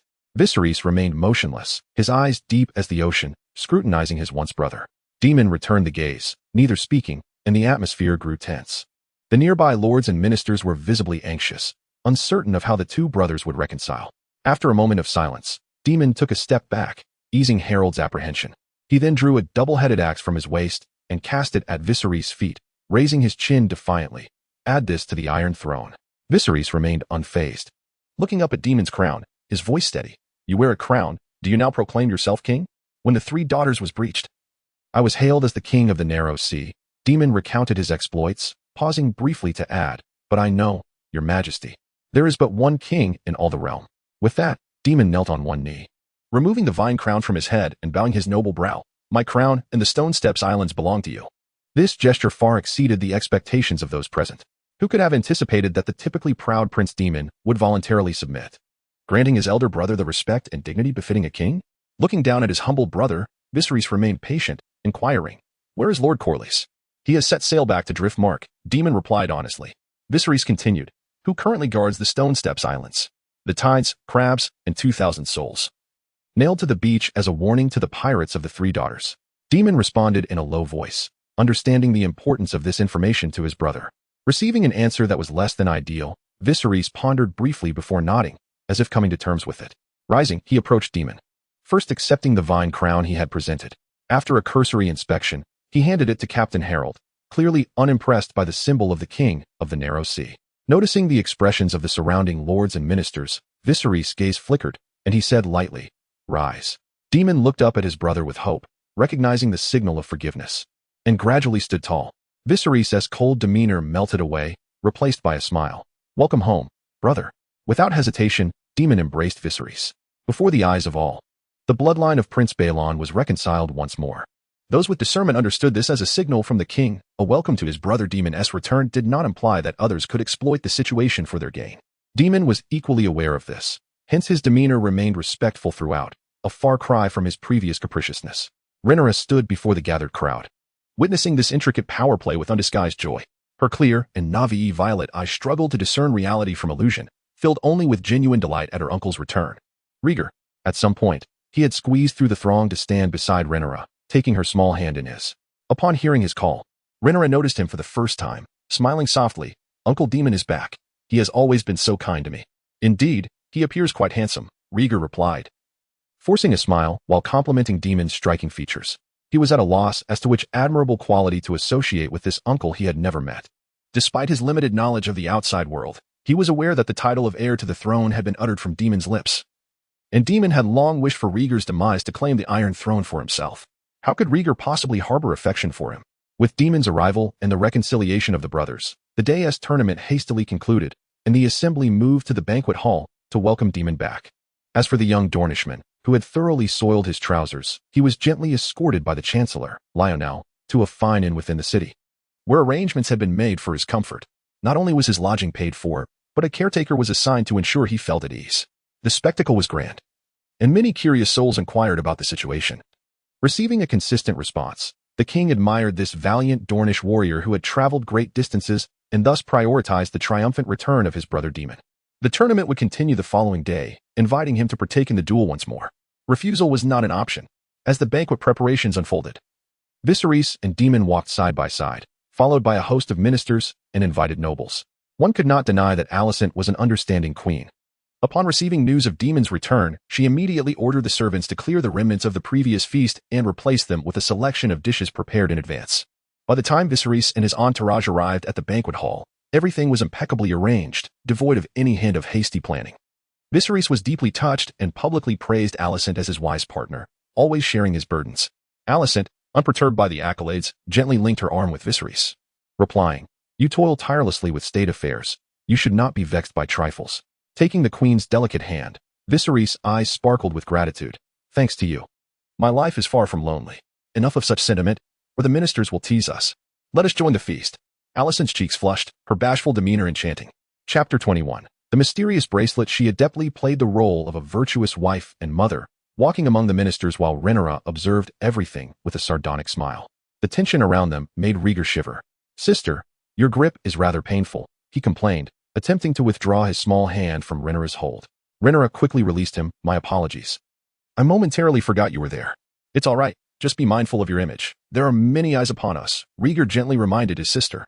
As he glanced around, he was suddenly captivated by a familiar face. Daemon stood beside Viserys, observing the couple share tender moments, a subtle smirk playing on his lips. Rhaegar furrowed his brow, tilting his head for a clearer view. Suddenly, Daemon turned his gaze, locking eyes with Rhaegar, causing him to instinctively step back in surprise. "What am I afraid of? He can't possibly harm me," Rhaegar thought, steeling himself and meeting Daemon's gaze defiantly. There was no anticipated clash. Daemon merely regarded Rhaegar with a curious glance, nodding with a smile before diverting his attention elsewhere. Rhaegar felt a twinge of disappointment mixed with relief. That gaze was intimidating, exuding a formidable pressure. He sighed inwardly, pondering Daemon's earlier smirk. What did it mean? Why the disdain upon witnessing their father's affection for Alicent? Rhaegar questioned his own perception. Yet the memory of Daemon's curled lips lingered, confirming that smile was genuine. "Never mind. No one else noticed. I shall remain hidden behind others," he concluded, stepping back behind Rhaenyra. As the banquet commenced, guests took their seats. Viserys called Rhaenyra and Rhaegar closer to greet Daemon. Rhaenyra had long idolized her uncle, a sentiment that needed no elaboration. Viserys took Rhaegar's hand, introducing him. "Rhaegar, my eldest son, I trust you are already aware."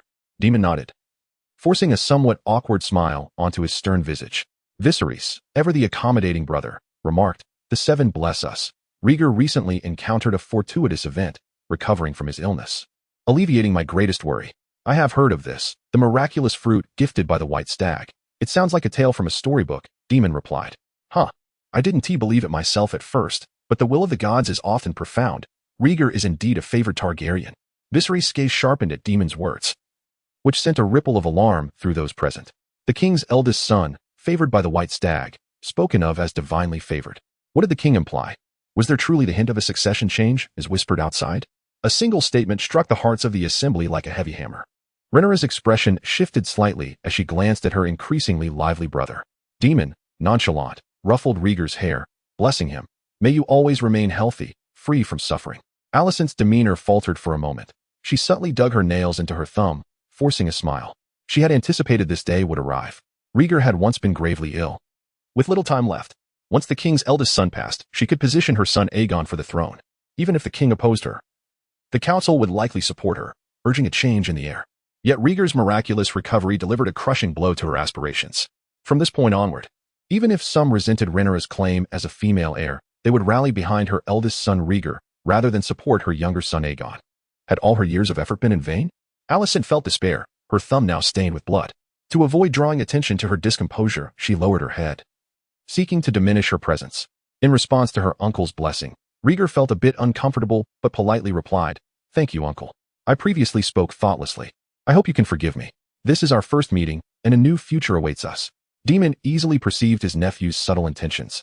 Rolling up his sleeve, Daemon removed a silver bracelet, gravely stating, "After the war at Stepstones, soldiers unearthed many treasures, countless gold, gemstones of various hues, and exquisite adornments." Rhaegar listened intently, intrigued by the tales of war. Daemon presented the bracelet. "This piece was discovered in the treasure trove of the crab feeder. It is forged from Valyrian steel, and I present it to you as a token of our meeting." Valyrian steel? That truly is precious. Rhaegar's eyes sparkled, yet his pride restrained him from reaching out for it. Looking expectantly at his father, Viserys nodded. "It is a gift from your uncle. There is no need to refuse." "Wonderful. Thank you, uncle." With his father's approval, Rhaegar quickly cast aside any lingering resentment towards Daemon and eagerly seized the bracelet. Regardless of past grievances in this moment, Daemon was simply his good uncle. The beautiful bracelet, adorned with intricate designs, delighted Rhaegar as he fastened it around his slender wrist. Rhaenyra couldn't help but exasperatedly remark, "Perhaps you should put the bracelet away. It's easy to lose something so delicate." "Humph. I have always valued precious acquisitions," Rhaegar retorted, raising his wrist to admire the Valyrian steel bracelet in the sunlight. This was indeed a worthy heirloom. As the exploration task commenced, aimed at the mysterious Valyrian steel bracelet, a system notification chimed, amplifying Rhaegar's joy. With a sincere expression, he looked at Daemon, gratefully exclaiming, "Thank you so much, Uncle Daemon." The unexpected display left Daemon bewildered, yet seeing his nephew's evident delight, he accepted it with pleasure. Viserys patted Rhaegar's head, advising, "Gratitude need not be repeated, especially among family." "Indeed, Uncle Daemon is my family." Rhaegar nodded earnestly, his charming face radiating joy. The notion of family mattered little to him in that moment. Should Daemon strike Alicent, he would cheer for the sound of it. "Now, compose yourself and exhibit the demeanor of a prince," Rhaenyra admonished, delivering a light smack to her brother's head. Squeezing out a warning through gritted teeth, Rhaegar rubbed his head, indignant. "Why do both of you keep hitting my head? If I become daft, who will take responsibility?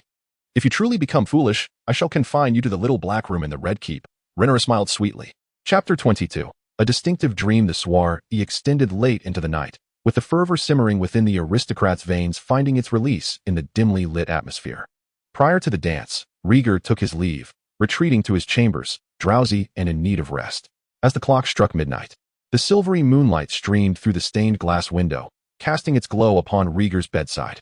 In the depths of slumber, he involuntarily furrowed his brow, mumbling incoherently. At that moment, he found himself ensnared in a nightmare. As a child, he drifted upon an expansive, boundless ocean, the sky shrouded in somber clouds and enveloped in a thick fog that obscured the horizon. He stood upon a diminutive isle, shouting yet silenced, the surrounding stillness unervingly profound. Unbeknownst to him, the tranquil waters began to churn violently, waves rising ominously. The tide crept upon the island, the frigid sea engulfing Rhaegar's ankles, compelling him to ascend to higher ground. The island was but a speck, its highest point insufficient to withstand the encroaching ocean. Rhaegar scrambled up a coconut tree, the water below surging up the trunk, a relentless tide. The terror of submersion consumed him as he helplessly watched the water level rise. Suddenly, a shadow swept overhead, casting a dark pall over a vast area below. Rhaegar yearned to glance upward, yet his body betrayed him, as panic surged within him. A familiar yet foreign roar echoed from all directions. The piercing sound ruptured his eardrums, inducing a painful sense of suffocation. Water, so much water, cold. The abrupt turn of events struck Rhaegar's psyche, causing the small figure of his dreaming self to shake his head, beads of sweat forming on his brow. "No, please, no."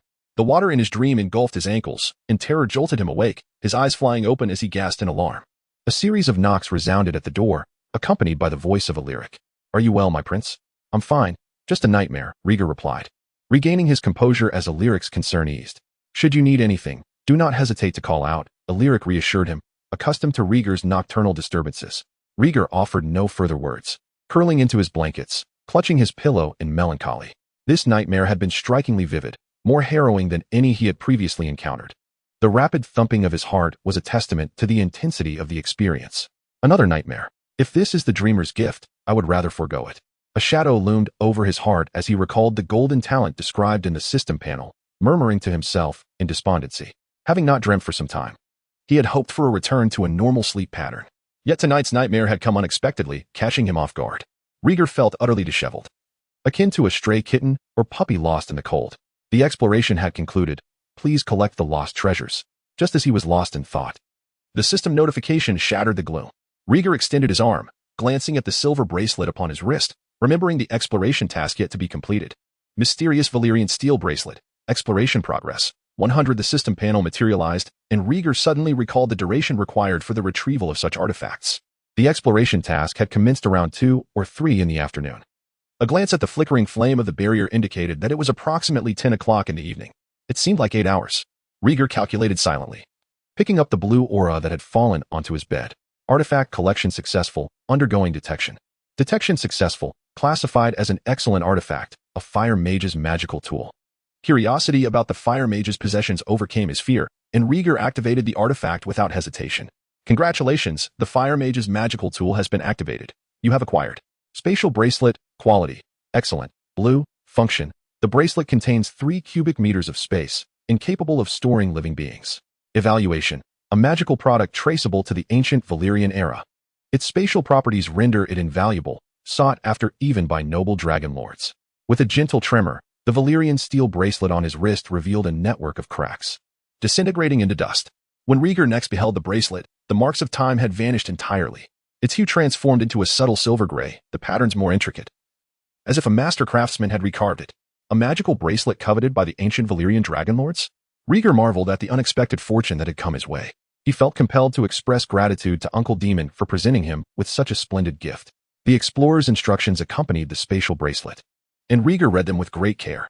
Thus, the Valyrian steel contained magic. Inscribing spatial runes upon such a magically imbued metal would yield a spatial artifact. Rieger was profoundly astounded, deeply admiring the wisdom of his ancestors. Valyrian steel was exceptionally rare, and those who could master spatial runes were even more scarce. A spatial artifact, produced only once every few centuries, was a remarkable achievement. In ancient Valyria, only the mightiest dragonlord families possessed spatial artifacts, regarding them as treasures of legacy. Among the 40 dragonlord families, the Targaryens were not particularly prominent, ranking in the lower tiers. Hence, there were no records of spatial artifacts within their lineage. Those dragonlord families that did possess spatial artifacts had long been obliterated by cataclysmic disasters, buried beneath the ruins of ancient Valyria. Gripping the spatial bracelet, Rieger's breath quickened, his gaze becoming increasingly distant. This artifact must remain a secret, revealing it would undoubtedly incite conflict. Without hesitation, Rieger seized a fruit knife from the nightstand, slicing the tip of his finger, smearing the blood upon the bracelet's surface. The bracelet emanated a soft, ethereal glow, which swiftly dissipated. Simultaneously, Rieger felt an inexplicable connection forged between himself and the bracelet. Crafted by the most powerful fire mage, the bracelet possessed a bloodline recognition feature. My Targaryen bloodline is sufficient to forge a bond with this bracelet. As he became the bracelet's master, Rieger willed it to shrink, adapting to fit his wrist. Upon donning the bracelet, he touched the fruit knife, silently commanding it to return.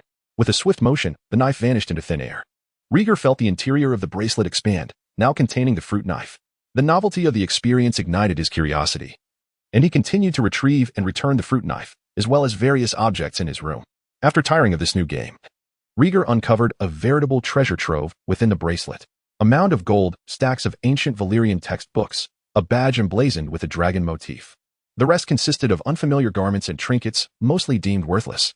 The sight of the gold dazzled Rieger. Though he was a prince, the treasury was not his. His previous existence had been confined to the Red Keep, devoid of any experience with wealth. Now liberated, the gold was a perfect addition to his purse, alleviating any concerns of insufficient allowance. Chapter 23. The Dragon Tamer's Manual. Rieger poured all the gold onto his bed, creating a shimmering golden expanse. He reclined upon this dazzling bedding, finding enjoyment despite the discomfort it brought. Taking a moment to peruse the books he had retrieved, Rieger, proficient in the ancient Valyrian tongue, began to read. The text chronicled a brief history of the Targaryen dragonlord family. The dragon emblem he possessed was the family crest, intricately carved with two colossal dragons entwined, exuding vitality. The Targaryen family, a grand lineage of ancient Valyria, boasted a recorded count of over 300 dragons. At the height of their power, they had an astonishing 67 dragons alive simultaneously, regardless of age. Such a rich heritage placed them among the foremost of the 40 Dragonlord families, second only to a select few. The space bracelet on Rhaega's wrist was one of the Targaryen family's treasured heirlooms, once belonging to a certain family heir who had lost it under mysterious circumstances. As Rhaega continued reading, a sense of trepidation grew within him, compelling him to sit up straight and read every line with utmost seriousness. The book briefly introduced several Dragonlord families allied with the Targaryens, providing a rudimentary analysis of these ally strengths. After skimming through the first book, Rhaega picked up the second. This volume contained details of the vassals of the Targaryen family, of lesser significance. He continued to switch books, relentlessly absorbing the knowledge contained within. At last, he stumbled upon a section that piqued his interest: the habits of dragons. Rhaega's spirits lifted as he silently prayed for valuable insights pertaining to dragons. What are dragons? How did they come into existence? The bond between dragon riders and their mighty dragons. The opening passages describe the nature of dragons, detailing when they were discovered and tamed by the ancient Valyrian civilization. These were common themes, echoing theories expounded by certain scholars. Rhaega was not concerned with the origins of dragons. He yearned to understand how dragon eggs hatch. Unfortunately, the text neglected this crucial detail. However, it frequently recounted the records of dragon tamers training dragons.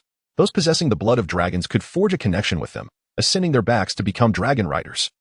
Scholars of pyromancy theorized that dragons possessed intelligence surpassing that of mere beasts, second only to humans. Dragons enjoy lengthy lifespans, their size growing with time. Many dragons, due to their immense size, find themselves unable to fly in their later years. As Rhaega meticulously examined the pages, he suddenly spotted a crucial annotation. Dragons belong to the skies and the wilderness, and dragon lords allow them to soar freely in their leisure, summoning distant companions with magical horns in times of war. A magical horn? Another enchanted item capable of summoning dragons. Rhaega had never heard of such a wondrous horn. The Targaryens typically issued commands to their dragons in ancient Valyrian without any specialized taming tools. He continued to read silently. Dragons are not slaves. They are kin to dragon riders. To bind a dragon with chains and deny it the sky would surely invoke a dire curse. At this juncture, Rhaega furrowed his brow. One cannot treat dragons as slaves, otherwise they would suffer the consequences of a curse. Rhaega's thoughts immediately turned to the Dragon Pit in King's Landing. This colossal structure, established during the reign of Maegor I, was designed to house the dragons of the Targaryen family. Balerion, Vhagar, and Vermithrax, powerful dragons that once resided within the pit. At this moment, at least 3 dragons inhabited the pit: Defies, Caraxes, and Syrax. They were the permanent residents of the Dragon Pit, with Syrax being particularly noteworthy. Syrax was Rhaenyra's dragon, adorned with golden scales, having settled in the pit after hatching. Rhaega had not interacted with dragons previously, so he was unaware of the differences between the dragons in the pit and those in the wild. However, he was acutely aware that all dragons entering the pit were shackled. Dragons are fierce creatures with a strong territorial instinct. The cohabitation of multiple dragons in a single space inevitably leads to conflict. To protect the younger dragons, the scholars of the Citadel proposed restraining the dragons in the pit with shackles to prevent them from harming one another. Fixated on the pages, Rhaega believed the warnings within the texts. These books hailed from the freehold of ancient Valyria, notes left behind by Dragonlord families far more powerful than the Targaryens. They were not the baseless ramblings of some arrogant scholars from the Citadel. Rhaega contemplated the necessity of presenting this book to his father for a judgment. He quickly finished the book and carefully stored it within the bracelet, fearing its destruction. Such precious knowledge was invaluable, and every word represented the fortunes of the Targaryen family. There were still many books to peruse, and as Rhaega diligently flipped through them, time flew by in a blur, like a fleeting shadow. The night passed in an instant.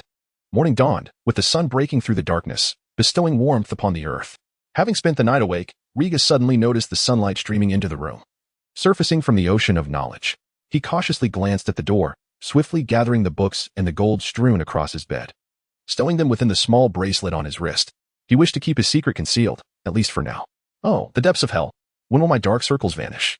Gazing into the glass mirror on the bedside table, Rhaega lamented at his panda-like eyes. Fortunately, the books rewarded those who appreciated them. Throughout the night, Rhaega discovered numerous details about the Targaryen family that had not been passed down. For instance, taming a dragon requires more than merely issuing commands. It demands a resolute belief in one's ability to tame the beast. If a dragon rider's will is wavering, and their subconscious doubts their capability to tame a dragon, The dragon will sense this cowardice and will never acknowledge a timid heart. The most effective method of taming a dragon is to boldly climb onto its back and assertively issue commands, allowing the dragon to feel the rider's fervent desire for conquest. Soaring through the skies and across the seas together, with a heart full of excitement, Riga quickly washed up and, before stepping out, planted a fervent kiss on his dragon egg, voicing his intent. Hatch quickly. The sky awaits us. He was resolute in his belief that he would become a dragon rider. Any self-doubt would be a betrayal of the ancient Valyrian blood coursing through his veins. As he pushed open the door, Riga immediately caught the gaze of Alec. The warm brown of his eyes brimmed with encouragement. "My lord, could you refrain from looking at me with such ambiguous eyes?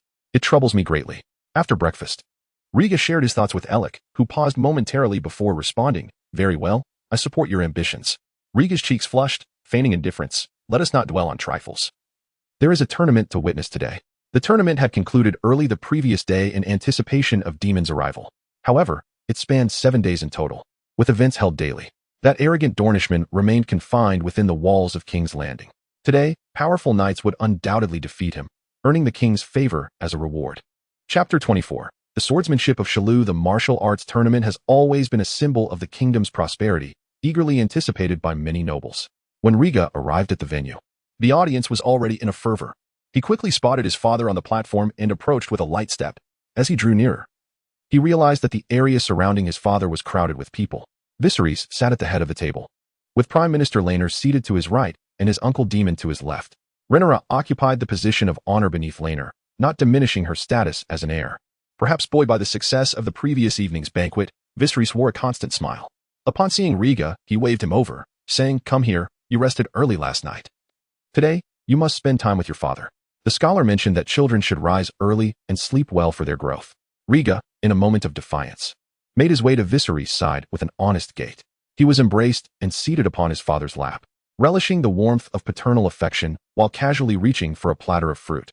Noticing Riga's bare wrist, Rhaenyra inquired with a smile, "Where is that bracelet you cherish so much?"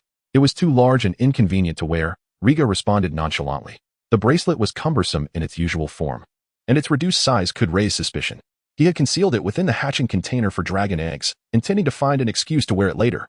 No one paid heed to this minor exchange as they awaited the tournament's commencement. In a bid to vent yesterday's frustrations, this round eliminated horseback archery and melee combat. Diving straight into the main event, the duel. The two contestants entered the arena, one of whom was undoubtedly the Dornish youth, the rightful star of the day. The other, however, left the audience sorely disappointed. A short, curly-haired swordsman who wore only light leather armor, without a helmet. It was Shalou Frere, with a clear view. Riga immediately identified the curly-haired swordsman. Viserys cast a curious glance at him, asking, "Riga, have you encountered any of the swordsmen below?" Riga nodded. "We shared tea yesterday. He is a rather skilled wandering swordsman who even sought to pledge his loyalty to me." At this, Riga couldn't help but chuckle.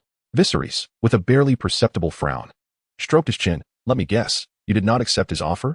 "Indeed, I wouldn't trust a dangerous stranger of unknown origins," Riga replied, popping a red grape into his mouth. "You did well. I received some news this morning that I can share with you," Viserys said, ruffling Riga's hair and exchanging a glance with Laenor. Laenor stood, producing a small note to read. Shalou Frere hails from a minor, noble family in Braavos.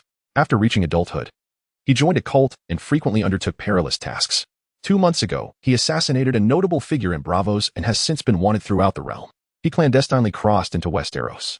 Half a month ago, he masqueraded as a wandering performer, gaining the trust of a lord's daughter, and arrived in King's Landing by carriage. Yesterday afternoon, during the banquet following Prince Daemon's return, he registered for the tournament, specifically challenging Digga of Orleans to a duel. After recounting Shalou's background, Laenor sipped from his wine to clear his throat and discreetly glanced at Daemon, who remained impassive, seemingly indifferent to the matter. Riga listened intently, genuinely impressed by Lord Laenor's intelligence network. Viserys noticed his eldest son's astonishment, smiling with delight. "Let me impart a lesson. There are no secrets that remain hidden. Honor and faith are the true sanctuaries of the strong." "I understand, father," Riga dutifully replied, absorbing his father's teachings. Pleased with Riga's obedience, Viserys felt a swell of pride and resolved to impart further wisdom to his son in the future. The duel commenced, interrupted by Rhaenyra's clear voice as she broke the conversation between father and son. In the arena, the two contestants took their positions. As the referee sounded the horn, the Dornish youth circled Shalou with his spear, searching for an opening. Compared to the previous day, he was markedly quieter, perhaps intimidated by Corlar's prowess. Shalou stood sideways, gripping a one-handed sword, remaining still. Little one, who sent you to your demise? The Dornish youth taunted, attempting to provoke Shalou, with a hand behind his back. Shalou replied casually, everyone dies. But I believe my time has not yet come. Is that so? Yet I foresee your demise, the Dornish youth retorted, advancing slowly with his spear. To speak of death invites it. Perhaps it is you who shall perish. Shalou maintained his stance, poised with his weapon. Short swordsman. I shall sever your legs, transforming you into a true half-man. The Dornish youth struck first, testing Shalou with a thrust. His movements were swift, the spear darting like a serpent. However, Shalou was swifter still. Before the spear could reach him, he deflected it with a swift strike to the shaft, causing the spear to veer off course. He then lunged forward, his sword slashing against the Dornish youth's elbow. Having landed a hit, Shalou refrained from pursuing, returning to his stance. In the face of the Dornish youth's furious glare, Shalou remarked nonchalantly, Short? Once your head rolls upon the ground, you will recognize my stature. Provoked by the words, the Dornish youth seethed with rage, but caution held him back from acting rashly. For a moment, the duel reached a stalemate. Shalou remained stationary while the Dornish youth circled warily, unwilling to engage. The audience, dissatisfied with the lack of action, began to jeer, urging the fighters to make a move. Either the curly-haired swordsman must dispatch the Dornish youth, or the latter should swiftly eliminate the former to present a more competent knight to face him. Listening to the uproar from the crowd, Shalou sighed. I intended to allow you to live a bit longer, but the flow of life is as merciless as water. Enough of your chatter. I fear not the diminutive man without a steed. Despite the verbal jabs, the Dornish youth still refrained from attacking. Shalou scoffed lightly. You are mistaken. I stand taller than a horse's back, I assure you. With those words, before the Dornish youth could react, Shalou sprang into action. His legs moved like the wind, swiftly closing the distance. The Dornish youth, taken aback, swung his spear in a desperate attempt to fend him off. Clang! Shalou deftly evaded the spear's reach, striking the shaft with his sword, forcing the spear tip into the ground. Seizing the brief moment of disarmament, Shalou thrust his sword into the chest of the Dornish youth. Blood spurted forth, and the Dornish youth instantly lost the capacity to resist, his grip on the spear slackening as disbelief filled his eyes, failing to comprehend the abruptness of his demise. You ambushed me, he gasped, his expression one of bitter resignation as Shalou's foot sent him sprawling to the ground. Grasping the Dornish youth's hair, Shalou exposed his neck, his face a mask of pity. Your master taught you technique, but failed to impart the value of preserving your own life. With that, he raised his iron sword high, severing the head of the Dornish youth. Chapter 25, The King's Machinations. Well done, diminutive swordsman. A fitting demise for that Dornish scum. Shiloh triumphed in the arena, immediately met with a cacophony of cheers and acclaim. The judge inquired if he wished to continue in the tournament. Shiloh, bearing his iron sword, bowed to the king and the spectators, grinning broadly. Of course, I aim to seize the championship. Despite his foreign origins and the fact that he had slain a Dornish youth, Viserys regarded him with a degree of favor, observing the spectacle with a sense of detached amusement. Shiloh, a remarkable swordsman, carved his path through the competition, vanquishing opponent after opponent. The tournament endured until midday. With the sun perched high in the sky, having indulged in copious amounts of wine, Viserys relished Shiloh's graceful swordplay, his spirits buoyed. Feeling the sun's warmth intensifying, he called a halt to the proceedings. Rising from his seat, Viserys stretched his weary back, proclaiming, "What a thoroughly exhilarating contest." As he moved, the gaze of the audience turned towards him. He summoned the foreign swordsman forward, wishing to converse. Viserys instructed his attendant, who nodded and swiftly descended from the stands to whisper to the judge. Soon, Shiloh approached the edge of the arena, kneeling on one knee, gazing up at the dais. Viserys peered down, puzzled. "Swordsman, why do you not ascend the platform?" With his sword resting upon his knee, Shiloh declared loudly, "I fight for honor. Once I claim victory in this tournament, I shall present my loyalty to your majesty." Honor? Viserys mused, intrigued. There are 5 days remaining in the tournament. Should you emerge victorious, I shall grant you one wish. Grateful for your kindness, your majesty, Shiloh humbly replied. Viserys made no gesture for him to withdraw, taking Rhaega's hand as he turned to exit the arena. As the king departed, the other guests naturally followed suit. Upon returning to the study in the Red Keep, Viserys retained his 2 children, posing a question. "Are you not curious as to why I made a promise to that swordsman?" Rhaega looked puzzled. Rhaenyra shrugged, somewhat disinterested. "You once said that the best way to understand a person or a situation is through prolonged observation." "Very good. It seems you remember my words." Viserys smiled faintly. A competent ruler must extinguish risks in their infancy. In this interim, we can thoroughly investigate the sources of these risks. Rhaega, confused, inquired, "What if we act too late and suffer backlash?" "Precisely," Viserys continued. "Thus I wish to impart to you the importance of remaining vigilant against potential dangers. Never to be complacent." He cited the war for the Stepstones as an example. The stepstones lie strategically between two coasts. Do you understand why I refrained from sending troops during the invasion by the Triarchy? Rhaenyra paused, gazing at her father for a long moment before responding, because you did not wish to provoke war and face scrutiny from the realm. You're mistaken. The war for the stepstones, in a strict sense, was about defending our territory. Future generations will only record the king's wisdom and valor in defeating the nefarious pirates of the Triarchy. Viserys disagreed with her response, turning to Rhaegar. What do you think? Rhaegar frowned, uncertain, because someone would confront the Triarchy. Exactly. You strike a chord, Rhaegar. You possess a keen intellect, Viserys exclaimed, laughing heartily and unabashedly praising him. The Triarchy's occupation of the stepstones initially impacted House Valerion the most, and Corlys would never remain idle. Rhaenyra, perplexed, asked, So, are we to allow pirates to plunder your subjects and let the sea snake sound the horn of war, seizing victory and glory in the absence of the king? In her view, the king had an undeniable duty to vanquish the Triarchy, rather than allowing his vassals to wage war and undermine royal authority. In the face of his daughter's challenges, Viserys remained unperturbed, patiently explaining, The Triarchy invaded at the time of your mother's tragic death during childbirth, Rhaegar. You were born in a state of unconsciousness, unfit to be the heir. According to tradition, my brother Daemon was naturally favored by the lords, harboring ambitious designs on the Iron Throne. Yet, I chose my daughter, specifically you, as my successor. Later, I had a fierce quarrel with Daemon, ultimately banishing him from King's Landing. As he spoke, Viserys fixed a stoic gaze upon Rhaenyra. Do you believe the royal family could have risked a hasty war in such circumstances? But we have dragons and sworn lords from across the lands. Rhaenyra protested. Dragons? How many dragons were truly fit for battle on Dragonstone at that time? Even if we dispatched troops, who would command the fleet amidst the tumultuous seas? Viserys countered. Rhaenyra's expression faltered as she recognized the flaw in her argument. Viserys continued sternly. At that moment, the royal family had no dragons suitable for combat, and the only viable naval commander was Corlys Valerion. Daemon had Corlys' support. Could I, having just banished him, expect Daemon to put aside his grievances and pledge loyalty to me, or to you, my chosen heir? Absolutely not. I would never lower myself to request Daemon's assistance. Syrax is a young dragon who has never seen battle. I am not foolish enough to send my newly appointed heir into combat, awaiting the day I receive news of your assassination. His piercing words struck at Rhaenyra's fragile heart, rendering her speechless as she recognized their truth. Viserys ceased his admonition, shifting his focus. In contrast, the royal family dispatched merely 3,000 soldiers. While Corlys and Daemon bore the stigma of waging war without permission, striving valiantly to defeat the Triarchy for the realm. What have they gained for their efforts? Years of hardship, exhausting immeasurable resources, all for the sake of claiming a barren cluster of islands? Viserys lifted his cup, taking a small sip. His gaze as tranquil as the still waters. They gained nothing. House Valerion emerged significantly weakened, retreating from the stepstones in disgrace to lick their wounds. Your uncle Daemon squandered a significant portion of his forces, abandoning the crown and the stepstones to return to King's Landing, bowing to me, his brother, in search of peace.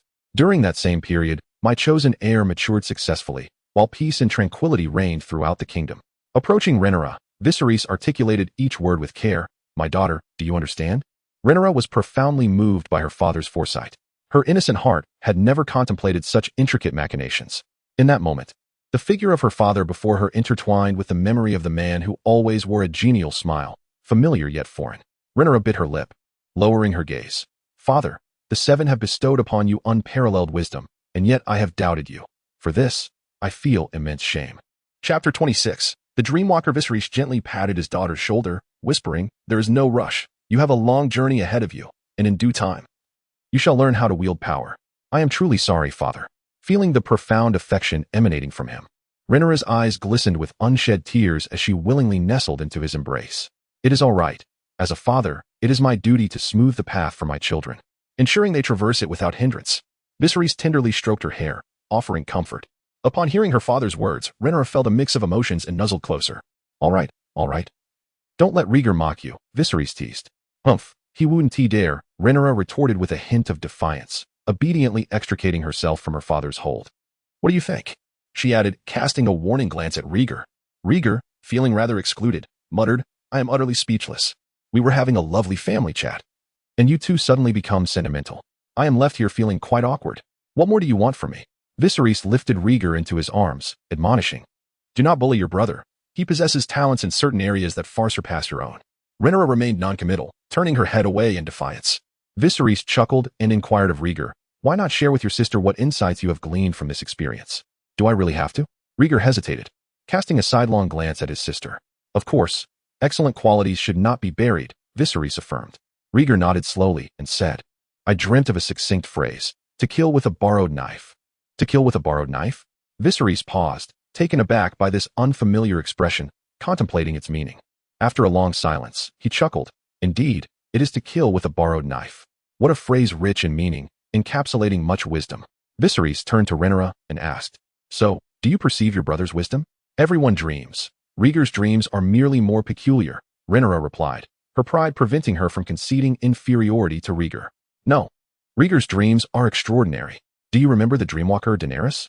Viserys spoke with gravity. Daenerys Targaryen, known to the world as the Dreamwalker, had saved the Targaryen family through her prophetic visions. Rhaenyra recounted her lineage with ease. Viserys caressed Rhaegar's forehead, speaking softly. I rarely paid attention to you until recently when Illyrio reported that you often suffer from nightmares. I believe that may be a sign of a dreamwalker. Rhaegar did not deny it, murmuring, perhaps, but I do not cherish this gift. The nightmares torment me. Rhaegar, listen to me, Viserys said with utmost seriousness. Our family has produced many dragon lords, but few dreamwalkers. Compared to the ability to predict the future, what is the intimidation of dragons? Every dream you have, be it pleasant or nightmarish, may harbor a warning. You should welcome it and approach each dream with rationality. Leaning against Viserys, Rhaegar could feel his father's body trembling slightly. An unmistakable sign of excitement. Raising his head, he saw tears glistening in his father's eyes. When your sister was young, I had a dream that remains forever etched in my mind, never forgotten. I pursued the dream relentlessly, paying a heavy price, yet I still found nothing. As he spoke, Viserys took a deep breath. Now, you are healthy and possess the gifts I have longed for. I should be content. Rhaegar, remember my words. Do not squander your gift. Do not view it as a burden. Gazing at his father, Rhaegar remained silent, raising a hand to wipe away his father's tears. I will, father, Rhaegar silently vowed. Having addressed the matter concerning his eldest son, Viserys sensed a surge of emotion and opted not to continue the conversation.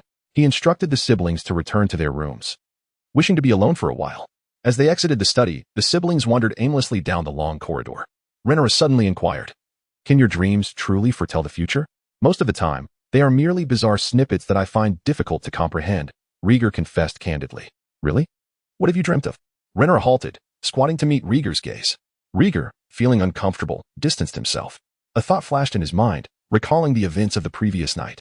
He feigned mystery, saying, I had a dream last night that was terrifying enough to wake me. Do tell. Rhaenyra urged eagerly.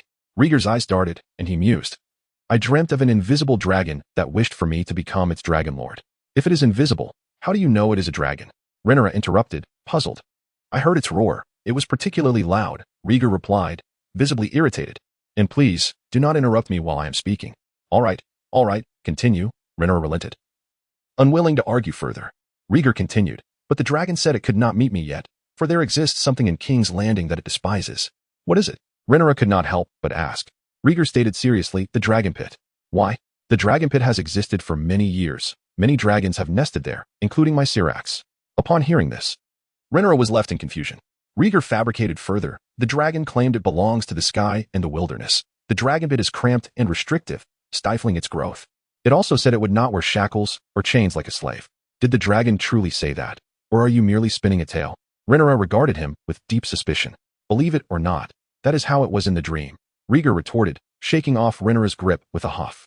I will tell father about this. I am sure he will not doubt my dream. Very well, but since the establishment of the dragon pit, the scholars have tended to it with great care, and there has never been a mistake. Rhaenyra pointed out the objective factors. How do you know there are no villains among the scholars? Rhaegar speculated with malice towards the scholars of Old Town. He had never liked those scholars adorned with collars. Perhaps you were right. Father said you should trust your dreams. Rhaenyra did not argue further, encouraging her brother to take his dreams seriously. The Dreamwalker is an ancient gift. Each Targaryen possessing this ability cannot be judged by ordinary standards. She did not wish to dampen her brother's enthusiasm. After chatting for a while, the siblings parted ways to return to their respective rooms. With his head bowed, Rhaegar moved forward. The door to his room was not far ahead. He continued to ponder the matter of the Dreamwalker. The system panel displayed Rhaegar Targaryen, talent, Dreamwalker, gold, longevity, green, bloodline, ancient Valyrian Dragonlord, 12, skills, Valyrian language, fluent. Artifact, Bloodfire connection, fire resistance 50, evaluation, a rich Dragonlord bloodline, remarkable even in the era of ancient Valyria. Chapter 27. Helena Rhaegar summoned the system panel. His gaze fixated on the talent section. There was little elaboration, merely a notation indicating the golden quality of the dreamer talent. The highest relic quality he had encountered was the Skull of Balerion, which was of the red legendary grade. The hierarchy of quality appeared to be as follows: legendary, red; epic, purple; excellent, blue; good, green. Whether there exists a grade lower than good remains to be discovered. It is generally concluded that the grade above legendary is of golden quality. This illustrates the remarkable value of the dreamer talent. He had indeed experienced countless dreams. Visions of dragons of the future, flames, and warfare, as well as an array of bizarre artifacts from unknown worlds. Moreover, he had experienced highly targeted prophetic dreams. The white stag he had once dreamed of truly appeared in the royal gardens, forging a friendship with him and assisting him in regaining his health. After hearing his father's account, he drastically altered his perception of his nightmares and began to appreciate the potential of his dreamer talent. Suddenly, a sound of rolling objects emanated from behind him, jolting Riga from his reverie. With heightened alertness, he turned to survey his surroundings. Since his father had summoned him for a discussion, Ailing was on leave tonight and not at his side. The unexpected noise left him feeling somewhat vulnerable. The corridor behind him was deserted, save for a finely crafted leather ball rolling across the floor. Night had fallen, and the dimly lit corridor was empty, with only the solitary ball rolling ominously. Riga's face turned pale, and a shiver ran down his spine. Whose ball was it, playing in the dead of night? Despite his fear, Riga steeled his courage and shouted into the corridor. Regardless of any lurking dangers, he decided to call out. If nothing else, it might attract the attention of a night watchman. His voice echoed in the silent corridor, met with an unsettling absence of response. Casting a glance behind him, he noticed the door was right before him. He swallowed hard and cautiously began to inch backward. Just then, a light footstep broke the silence, akin to leather-soled shoes treading on wooden boards. As Riga turned, he caught sight of a white figure flitting past. "Brother, do you want to play with the ball?" A little girl, exquisitely carved like a figurine, appeared in the corridor, clutching the ball with eager anticipation. In a white dress, with silver hair and porcelain skin. Upon recognizing her, Riga's expression darkened, suppressing his anger.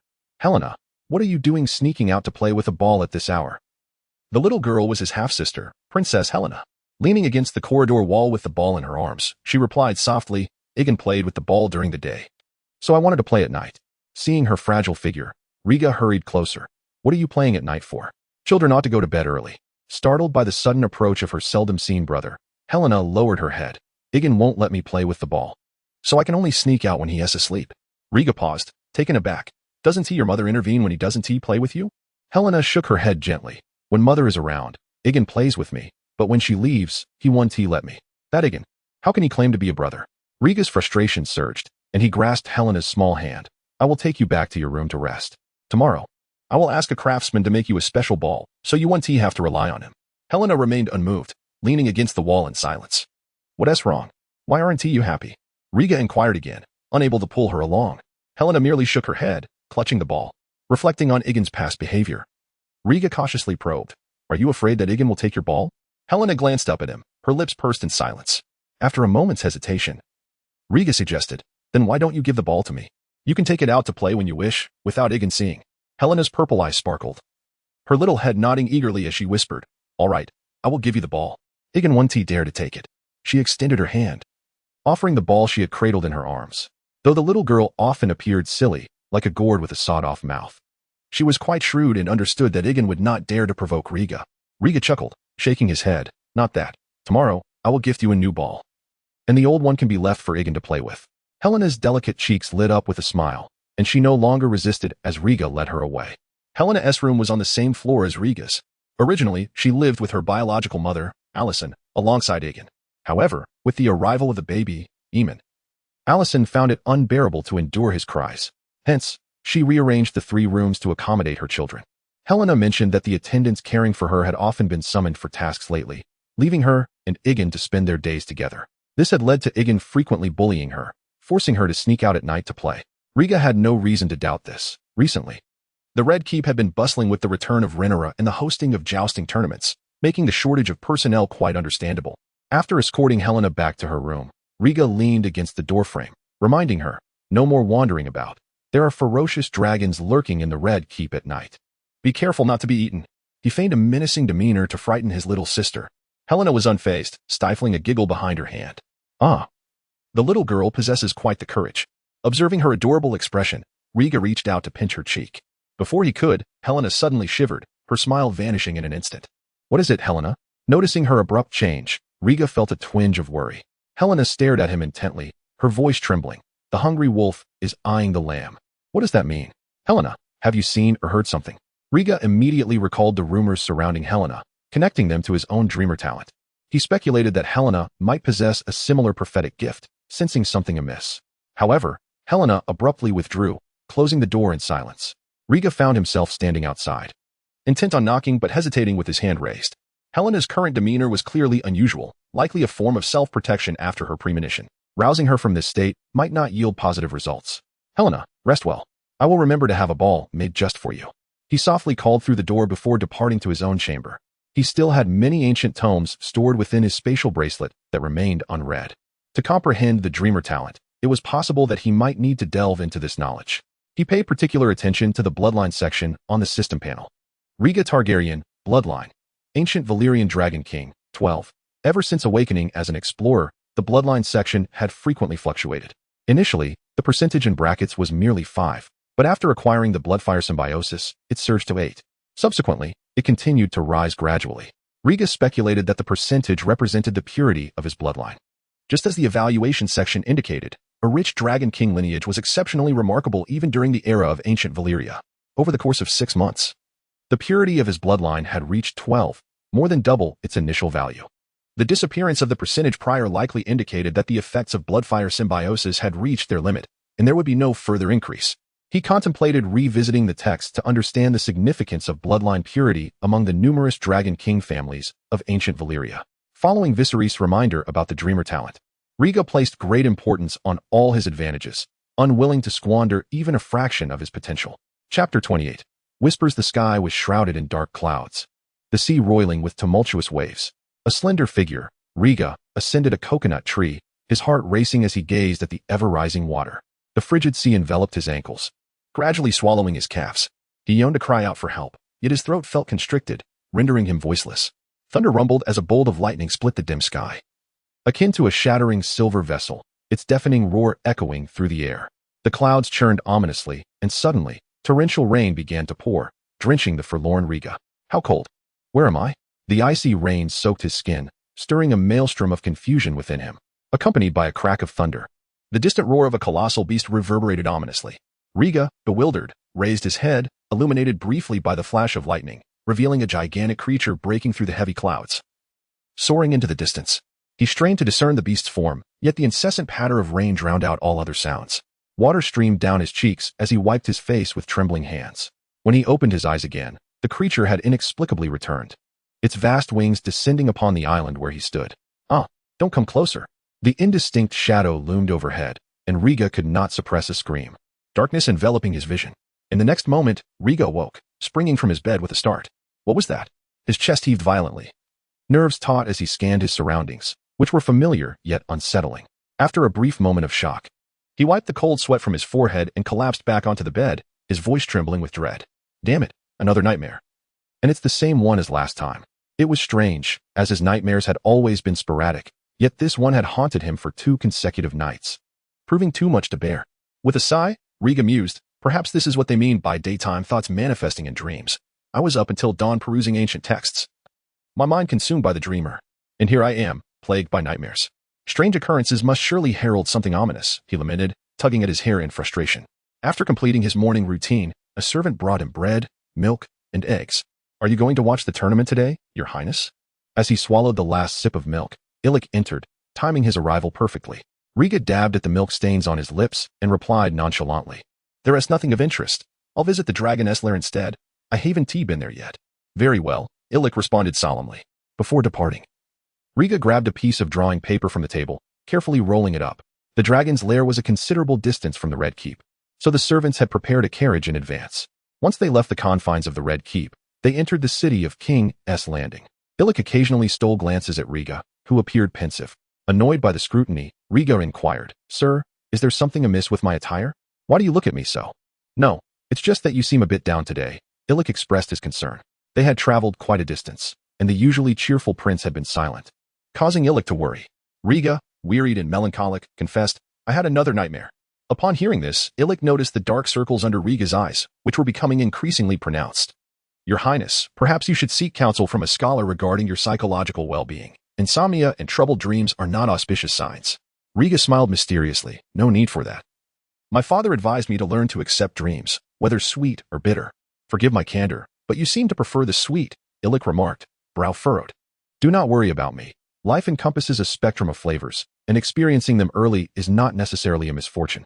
Riga interrupted Ailing's counsel, inquiring about a good blacksmith shop.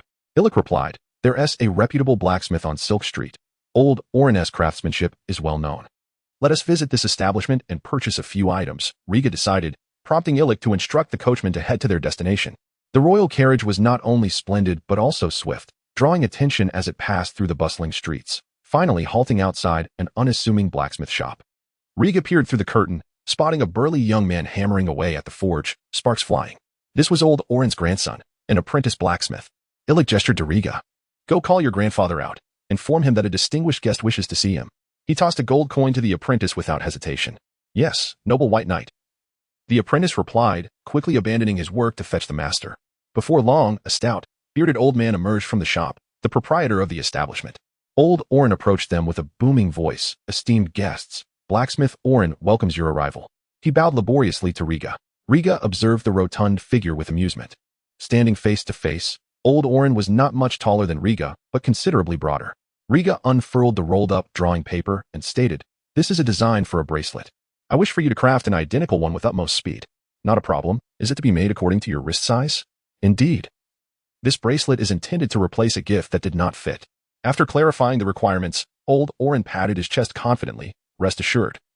You may collect the bracelet before sunset. I guarantee it will be flawless. I trust Ailing's recommendation. The payment will be settled with him. Sir, Riga concluded the transaction decisively. However, old Orin declined the pouch of coins offered by Ailing, insisting, I require no payment. Having a prince where my creation is the greatest reward. Oh, how did you know I am a prince? Care to guess which one? Riga chuckled at the old man's presumption. Old Orin replied earnestly. I have seen the king host events with his second son, Ailing. Given your age, you must be the firstborn of the late king and queen, the slumbering hatchling, Riga. Slumbering hatchling? Is that a moniker for me? Riga appreciated the old man's wit but was displeased with the title. Old Orin promptly fell silent, realizing he had misspoken. Noticing his discomfort, Riga turned to Ailing, displeased, Sir, when did I acquire this nickname? Ailing shot a warning glance at old Orin and whispered, since the last royal hunt. Rumors regarding your frail constitution and the blessing of the white stag have spread widely among the populace. The king has issued a decree to suppress these tales. But the gossip persists. It was only after your first appearance before the public to welcome Princess Renorabak that this nickname emerged. Riga furrowed his brow and questioned. So my father's restrictions on my movements beyond the Red Keep are related to this matter? To some extent, but the king has his reasons. It is not entirely. That is sufficient. Chapter 29, the bastard Rhaegar interrupted his defense, exclaiming in frustration. Is it not absurd that my father has confined me merely due to some baseless rumors? Such slander can wound deeply. The whispers circulating are manifold, and His Majesty merely seeks to prevent me from attracting trouble. Ailing endeavored to clarify. Rhaegar scoffed. He fears that ill-intentioned individuals may instill undesirable thoughts in me.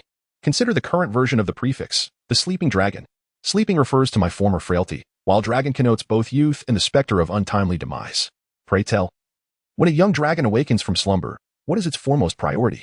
Naturally, it is to feast relentlessly, growing into a true behemoth. At that juncture, what prefix shall befit it? The awakened true dragon or the roaring fury dragon? This is a deliberate ploy by those with ulterior motives, disseminating the identity of Rhaegar, the king's firstborn, among the populace to incite turmoil. Let the sleeping dragon remain as it is. It is far preferable to being a stillborn dragon. Rhaegar sought solace in his own thoughts, fixing his gaze on Ailing and admonishing, ensure that he receives his wages in full, and from now on, inform me immediately of any rumors pertaining to me. Understood. Ailing replied, his expression turning serious as he accepted the command. Let us proceed.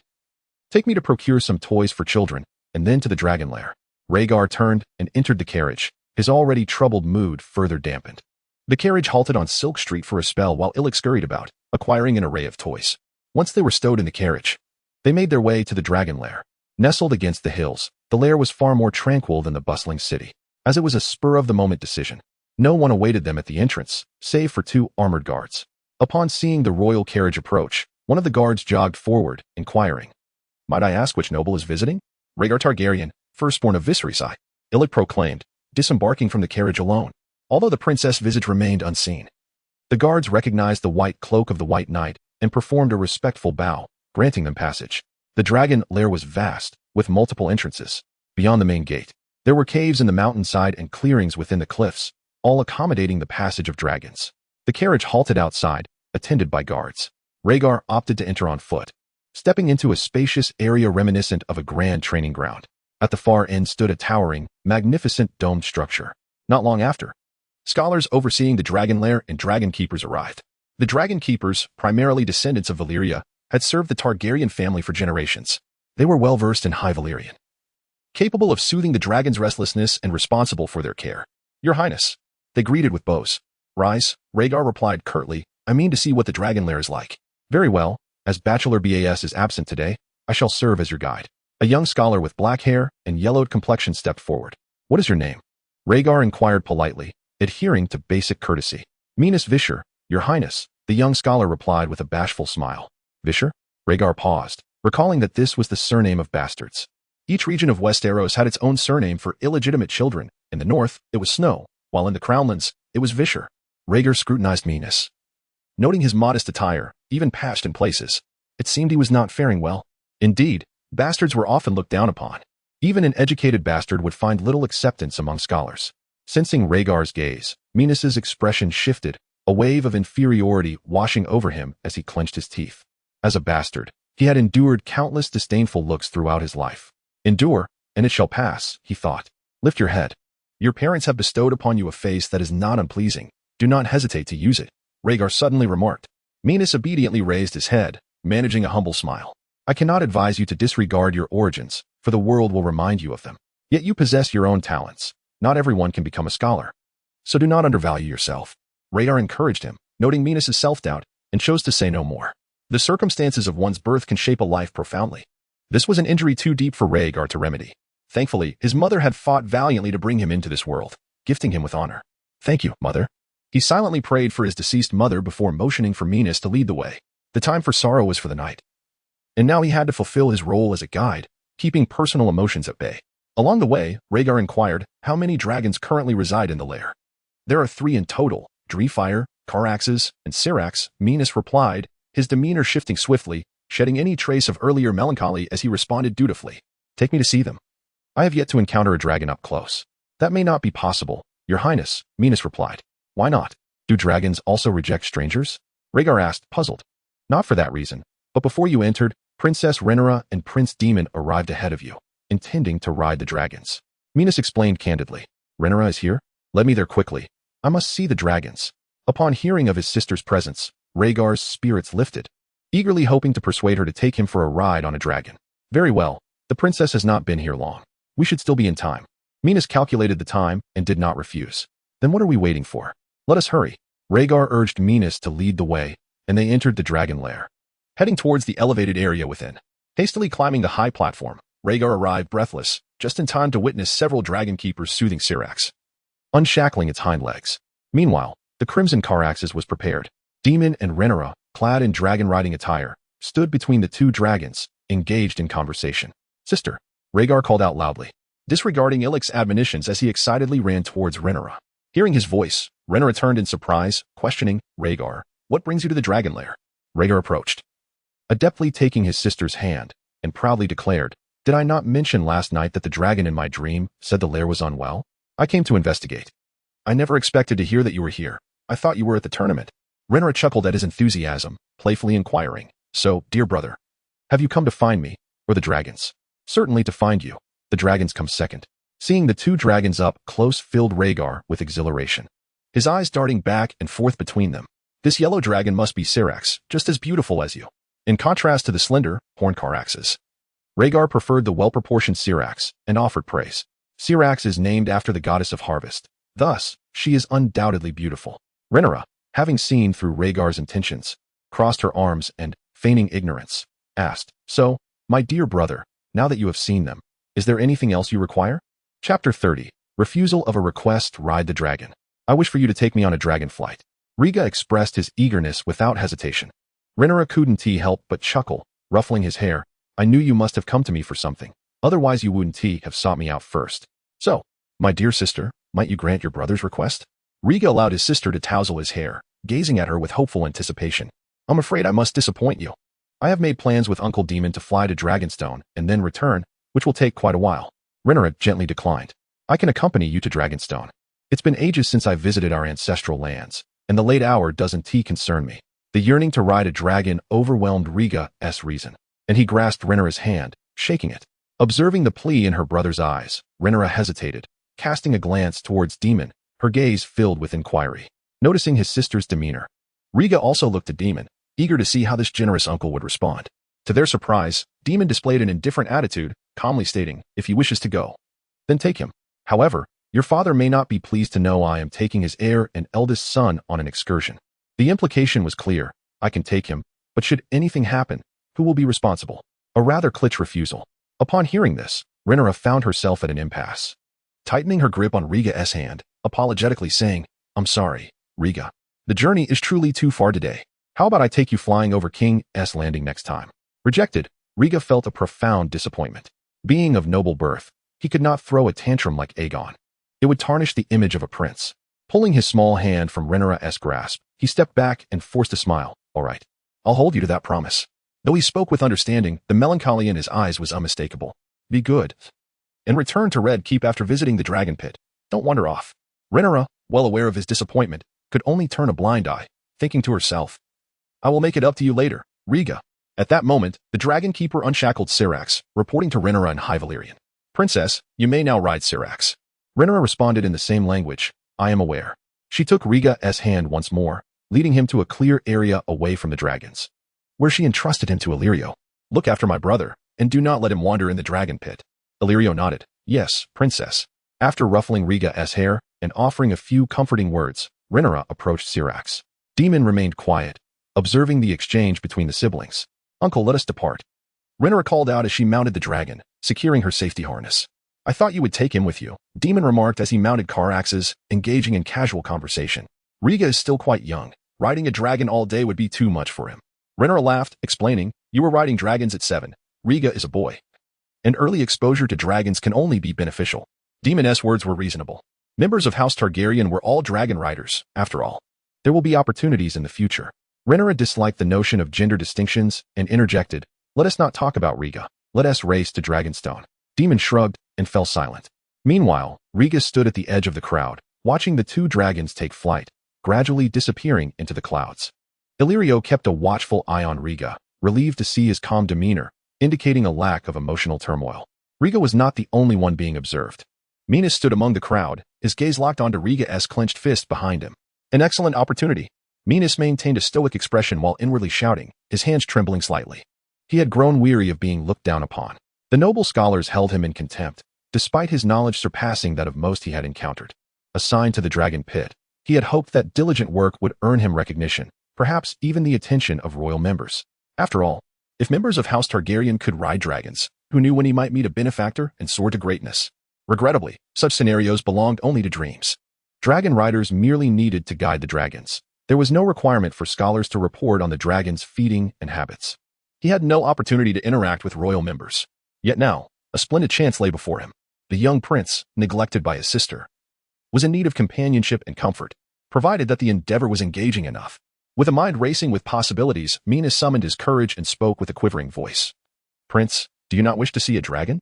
There is another dragon in the pit named Defies, larger and older than those two. Riga turned at the mention, noticing the pale complexion and trembling voice of the young scholar, who was evidently nervous. However, he paid little mind to such trivialities. A bastardy-born individual daring to engage with a royal was under immense pressure. Yet, the proposal was indeed intriguing. Take me to see it, Riga commanded, his tone firm and unwavering. Illyrio, wishing to dissuade him, was met with a cold glance from Riga. Instantly, he lowered his head, unwilling to provoke the princess' foul mood. He knew Riga had been in poor spirits since morning. Let us go. We have a long journey ahead. Riga took the lead, pushing past the dragon keepers who did not understand the common tongue, following Minas down the stairs. The dragon pit housed many dragon nests, mostly underground to prevent structural collapses from the dragon's movements. Upon receiving Riga's command, Minas felt a surge of joy. As he led the way, he drew upon all his knowledge to describe the beauty and power of Dreamfire to Riga. Dreamfire was a temperamental female dragon, known to have laid several eggs. The dragon egg Riga held originated from Dreamfire. Dragons reproduce through laying eggs, But curiously, dragons do not possess gender. The distinctions made by humans regarding male and female dragons are erroneous. Minas relished sharing his knowledge of dragons, eager to display his scholarship. So, dragons reproduce asexually? Riga interjected, displaying a lack of interest. Minas chuckled, I don't know. The steed of King Aegon, Vagr, and Silverwing are known to be companions, unlike other solitary dragons. Enough, scholar. I've had my fill of dragon lore. When do we arrive at Defies' nest? Riga impatiently interrupted, growing weary of the repetitive discourse. I apologize, Your Highness. Minas hastily replied, his humility shining through as he nervously added, but we have already reached the entrance to Dreamfire's nest. I assure you, I shall not waste your time any longer. At his words, Riga noticed they had traversed quite a distance through the tunnel. Before them loomed a massive entrance, shrouded in darkness where one could not see a hand in front of their face. Chapter 31. Dreamfire gazing at the pitch-black mouth of the cave. Riga momentarily lost his focus, softly murmuring, Sire, do you think I can tame a dragon? Ilik's expression changed, panic evident in his voice, absolutely not. Inside resides a temperamental adult dragon. The king would never permit you to take such a risk. Why not? Riga fixated his gaze on the White Knight, questioning. Do you believe I lack the ability to tame a dragon? No, that's not what I meant. Ilik stammered, struggling to articulate his thoughts. Gaining a dragon's approval is no simple feat. You should contemplate this carefully. But I wish to try. Sir Riga stepped forward, inhaling deeply. My sister could ride a dragon at the age of 7. This winter, I too shall turn 7. If she can do it, there is no reason I cannot. There was a sentence Riga refrained from uttering. He bore the bloodfire origin, possessing a remarkable resistance to flames. The Valyrian blood coursing through his veins was potent enough to facilitate the dragon's acceptance. I cannot condone this, my prince. Ilik positioned himself before Riga, his countenance grave. I swore an oath to the king to safeguard his firstborn. I cannot stand idly by while you court danger. But you also vowed to fulfill my commands. Regardless of life or death, honor or disgrace. Riga's voice rose, his eyes locked fiercely onto the White Knight. Perhaps it was a nightmare, the prefix. The cold indifference of Rhaenys that erupted at this moment. Riga's heart was awash with a tumult of negative emotions, fear of nightmares, dissatisfaction with the prefix. Even jealousy towards his sister. He was Riga Targaryen. The Targaryens were never inferior. Behind him lay the lair of Dreamfire. Riga intended to tame this dragon. To earn honor and respect through it. Ilik could not deter him, for he was a White Knight, bound by his oath. Riga's expression turned serious as he issued his first command to Ilik. Now, as the firstborn of Aegon Riga commands you to remain here and not to defy me. My prince you. Ilik sought to dissuade him, but Riga interrupted. Silence, sire. Bound by his oath, Ilik could not betray the white cloak draped upon his shoulders. His face a mask of struggle as he stood resolute, gripping the hilt of his sword. Very well, the faithful White Knight. Riga strode past Ilik, casting a glance at the stunned Minas. Ilik will remain outside the lair to assist. If you have no business, you may return. At Riga's words, Minas shivered. Excitement coursing through him. No, I wish to stay by your side. I am familiar with the habits of dragons and can be of assistance. He hoped to gain the prince's approval and escape the unfairness of fate. He could not possibly retreat at such a critical moment. Riga regarded him curiously, seeing his fearless demeanor, and nodded. Very well, should I succeed in taming Dreamfire, I shall remember your contribution. Yes, your grace. With renewed determination, Minas boldly moved ahead, lighting the path into the cavern. Riga did not object, turning back to Ilik with a calm remark. He is braver than you, sire. With that, Riga hastened to follow Minas, their figures vanishing into the dark maw of the cave. Ilik shut his eyes in anguish, his heart a tumult of conflicting emotions. His duty was to protect the prince's safety, yet it was evident that the prince favored adventure far more. Upon entering the lair, Minas skillfully ignited a torch, illuminating the pitch-black space. As the darkness was suddenly pierced by the flickering flame, Riga instinctively shielded his eyes from the sudden brightness. Once inside the lair, Minas' excitement considerably waned, and he nervously cautioned, Your Grace, Dreamfire has resided in this lair for many years. Its temperament is quite volatile. You might consider observing from a distance. I shall, scholar. Riga nodded, tilting his head. You are quite familiar with this environment? Minas smiled shyly. Indeed, Master Balthasar requires regular assessments of the dragon's lair. The other scholars cannot endure the stench of dragon droppings, so this task falls to me. I see, Riga mused, noting Minas' familiarity with the surroundings, recognizing him as a person of potential. Your Grace, when I typically enter the lair, I bring 1 or 2 dragon keepers. They are well-versed in High Valyrian and can hum soothing songs to calm the dragon. Flushed with pride from the praise, Minas imparted an important piece of information. At this juncture, he no longer considered whether the prince truly intended to tame the dragon or if it was even feasible. He simply wished to showcase his worth and gain the prince's attention. Riga observed his back, silently critiquing. a young man stifled for years, too eager. However, that was of little consequence. Urgency mattered not, as long as he was useful. Rieger whispered, High Valyrian is my mother tongue. I can give it a try. Since mastering ancient Valyrian, he recalled fragments of memories buried deep within. They harkened back to his childhood, perhaps before the age of 3. During that time, he often lay in a deep stupor, his life hanging by a thread. Unknown to others, there were fleeting moments of consciousness. Though he was too feeble to open his eyes, indistinguishable from slumber. Yet, his hearing, touch, and smell remained intact. In many half-awake moments, Rieger would hear gentle humming near him. He knew not the source of the voice, though sometimes its owner would tenderly caress his cheek or kiss his forehead. Though he could neither see nor speak, he remembered the voice of the song's owner and could detect a faint, acrid scent. Upon awakening, he forgot the lyrics of the song, but he recognized that subtle scent. It bore a resemblance to the sulphurous odor of dragons. Now, he could vaguely recall the song's content. It was an ancient Valyrian melody. Clearing his throat, Rieger mimicked the soft tone from his memories, slowly humming a tune known as the Shepherd's Twilight. The tender notes, unexpectedly emanating from the darkness, dispelled the unease within him. Roar. As the melody flowed, a colossal creature deep within the lair opened its eyes, lifting its head in confusion. The subterranean lair was not expansive. The distance was nowhere near as profound as that of a tunnel. Rieger soon arrived at a more spacious underground chamber. With the flickering torchlight, he discerned numerous large animal bones scattered across the ground, along with the fetid remnants of dragon droppings. Suddenly, the flame flickered violently, the stifling air growing hot, and the sound of dragging chains echoed from the shadows. Give me the torch. You need only wait here, Rieger instructed, aware that the massive figure crouched in the corner was Defies. Manas obediently handed over the torch, pressing himself against the wall, uneasily murmuring, Your Grace, please be cautious. If it becomes untenable, flee immediately. I shall. Pray for me. Rieger, disliking such parting admonitions, continued humming as he slowly approached the enormous silhouette in the corner. Chapter 32. The Failure of Taming with a Sudden Crunch.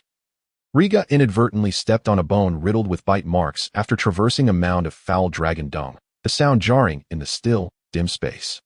The unexpected noise sent a chill of sweat coursing down his spine, his heart racing wildly. His gaze remained fixed on the shadowy figure, wary of provoking it with even a minor misstep. His chest heaved violently, and Rieger was certain that had this been 6 months prior, his heart would have faltered, risking a fatal collapse. Taking a deep breath, he endeavored to calm his frayed nerves, continuing to hum an unfamiliar tune. After a considerable pause, the clattering of chains echoed once more. By now, Rieger had closed much of the distance and could faintly discern the form of Defies. The dragon's slender body was adorned with pale blue scales interlaced with silver streaks, complemented by delicate blue wings and silver dorsal scales. Though the dragon's head remained shrouded in shadow, its slightly curved silver horns were unmistakable. Upon sighting the light blue behemoth, Rieger instinctively halted. Defies' elongated neck lay coiled at its side, wings folded against its ribs, as if in repose. Yet, Rieger knew that Defies had already been roused by his melody and was now scrutinizing him, the intruder, confronting an unclaimed adult dragon alone. It would be disingenuous for Rieger to claim he felt no fear. His arm, holding the torch, trembled, and his legs felt as if they were encased in lead, refusing to budge even an inch, while his lips, uttering the song, felt numb. Move, he urged himself, desperation clawing at his mind. Fear had seized control of his body, and he pounded his legs in a futile attempt to advance. He had come here to tame the dragon. He could not abandon his quest midway. After a lengthy moment, sensing that Defies had not made any move to drive him away, Rieger's taut nerves began to ease slightly. Driven by an indomitable will, he took another step forward. 30 meters, 20 meters, 15 meters. As he drew nearer, Rieger was finally able to clearly see Defies. Just as he had anticipated, the dragon was indeed awake. Its majestic head, crowned with imposing horns, rested upon its slender tail, and its amber eyes regarded him with indifference. The oppressive presence of an adult dragon in such a confined space was palpable, akin to a Damocles sword hanging overhead, poised to fall at any moment. Rieger's ability to hum had faded. His breath grew heavy and audible. He had encountered the dragon. He could not let all his efforts go to waste. The adrenaline coursed through him, rendering him rigid, yet he internally rallied himself, locking eyes with Defies. Defies, let us become partners, and I shall lead you back to the azure skies. Blood trickled from his bitten lip as he shouted, one hand raised with the torch, the other extended in supplication. No matter what, he was determined to attempt taming Defies. In response to his gesture, Defies' throat rippled as it emitted a deep, guttural growl. The dragon had only just awakened, its temperament still relatively placid, not overly hostile. It sniffed the air, seemingly sensing an inexplicable connection to this intruder. Defies, having endured decades of confinement, recognized this bond, reminiscent of the one it had shared with its first and former master, Rhaenyra. The dragon's chilling gaze met Riga's, revealing an inquisitive glint. Riga called out again, Dreamfire, acknowledge me. You do not belong in this dark lair, hidden from the light. In response, Dreamfire unleashed a resounding roar. At that moment, the young prince and the colossal dragon, imprisoned for decades, locked eyes, an unexplainable bond drawing them together. Their pupils reflected each other's forms. Through this tenuous connection, Riga sensed Dreamfire's true emotions, fury, resentment, and an overwhelming yearning for freedom. The weight of these negative feelings loomed like an unfathomable abyss, startling Riga. He realized that a dragon, destined for the skies and wilderness, had been confined for so long after losing its master, and such emotions were only natural. Gathering his courage, Riga stepped forward earnestly. Dreamfire, allow me to take you away from this place. Dreamfire regarded him intently, though it could not comprehend his words. It felt the empathy behind them. It had been imprisoned for far too long and desperately wished to escape. Dreamfire stirred. Its wings pushed against the ground. Its head held high, striving to display its most magnificent self. However, the sturdy shackles constricted its neck and limbs, and before it could fully rise, the chains yanked it back forcefully. The abrupt force was agonizing. Dreamfire's anticipation of standing was met with a searing pain. With a crash, it fell to the ground, its elongated neck nearly snapping as it struck the cavern wall. Witnessing this, Riga's concern surged, panic-stricken. Dreamfire, are you all right? Unbeknownst to him, the moment Dreamfire fell, the fragile connection they had just forged snapped. The dragon struggled momentarily before lifting its head once more, a fierce flame erupting from its maw. Dreamfire, are you okay? Riga cautiously approached. Once more, their eyes met, but the warmth had evaporated, leaving only rage and ferocity. Roar. Dreamfire suddenly bellowed, its jaws agape, a conflagration of orange and azure flames surging forth. No. Stay calm, Dreamfire. We can be partners. Riga's face paled as he desperately sought to rekindle Dreamfire's reason. Yet, the inferno loomed ever closer. Instinctively, he spun around, huddling amidst the jagged remains of bones. The dragonfire missed him, yet the sparks that erupted inevitably landed on his unprotected back. The dragonfire, far more intense than ordinary flames, swiftly consumed his clothing, searing his pale skin. Agonizing pain tore through Riga's nerves, eliciting a haunting scream. His head jerked back uncontrollably, his eyes nearly bulging from their sockets. For a fleeting moment, he believed he might perish from the agony. It became evident that the bond of blood and fire was not mere rhetoric. Despite the excruciating pain, Riga was still alive. Why had Dreamfire spiraled out of control? At this perilous juncture, Riga's rationality triumphed over fear, issuing the most prudent command, seizing the fleeting opportunity while Dreamfire unleashed its flames. He laboriously rose and fled into the darkness. Having lost the torch, he was forced to navigate through the obscurity, stumbling over the scattered bones, his steps faltering. With a sudden screech, Dreamfire's fury was reignited, thrashing against the chains and roaring as it unleashed fire indiscriminately. The vibrant flames illuminated the lair, wreaking havoc upon the stone walls and bones, occasionally grazing past Riga. Damn it, I was so close to success. As he sprinted, pursued by the searing breath of the dragon, Riga's heart raced in terror, replaying the events that had led to his failure. Prince, watch out behind you. A familiar voice called out, and before Riga could react, a white figure tackled him. Boom. In the next instant, the spot where Riga had stood was engulfed by dragonfire, creating a charred pit half a foot deep. Chapter 33. Escape from despair. Rolling on the ground, Riga found himself disoriented, gazing around in a daze. Turning his head, he beheld Ailing, clad in silver armor and a white cloak, shielding him protectively beneath his body. Ailing, you were supposed to guard the entrance. How did you end up here? Riga's mind struggled to comprehend the situation as he asked, bewildered. My foremost duty is to ensure your safety. Ailing replied in a grave tone, deftly lifting himself and cradling Riga in his arms as he sprinted away. Riga, unable to grasp the full meaning of Ailing's words, instinctively looked back, eager to catch a glimpse of Dreamfire. He had nearly tamed the beast, only to have everything change in an instant, leading to his failure. With a swift motion, Ailing dashed out of the lair, navigating the tunnel with urgency. Riga's gaze remained fixated on Dreamfire, observing the azure beast venting its fury. Suddenly, he noticed the chain around Dreamfire's neck. The creature writhed violently, its sharp teeth gnawing at the chains, sending sparks flying. It's the chains. They interrupted the bonding ritual, infuriating it. A realization struck Riga, and he exclaimed in outrage, glaring at the very chain that had thwarted his efforts to tame the dragon. Seething with anger, Riga's frustration matched that of the enraged Dreamfire. He wished nothing more than to annihilate the culprit behind the chains. Before he could voice his thoughts, Ailing turned a corner, taking Riga out of Dreamfire's line of sight. Moments later, they burst forth from the lair, returning to the entrance. Menace rushed over, his expression laced with concern. Your Highness, are you all right? Are you hurt? Ailing shoved him aside, retorting coldly, "Silence. You had better pray the prince isn't scathed." He then laid Riga gently on the ground and began to inspect him thoroughly. At this moment, Riga was engulfed in regret, allowing Ailing to examine him without resistance. Damn it. He had been so close to taming Dreamfire. The weight of his remorse was unbearable. Ailing first turned Riga's head to check for injuries. And upon confirming no harm had come to his skull, he proceeded to examine his limbs. "Your arms and legs appear unharmed," he muttered. But his expression darkened as he glanced at Riga's back. The fabric of his shirt had been completely burned away, revealing a back covered in a multitude of blisters. "This is a severe burn," Menace gasped, as if the blisters were forming on his own skin. "Quiet. I'm not blind." Ailing shot him a glare, wishing he could silence the impudent scholar who had foolishly encouraged the prince to bond with a dragon. After a brief separation, Menace regained his composure, fully aware of the ramifications of Riga's injuries. The thought of the gallows beckoned darkly, causing him to momentarily feel faint. "Wait, I understand herbalism and medicine. I can treat his highness," he asserted, though fear lingered in his heart.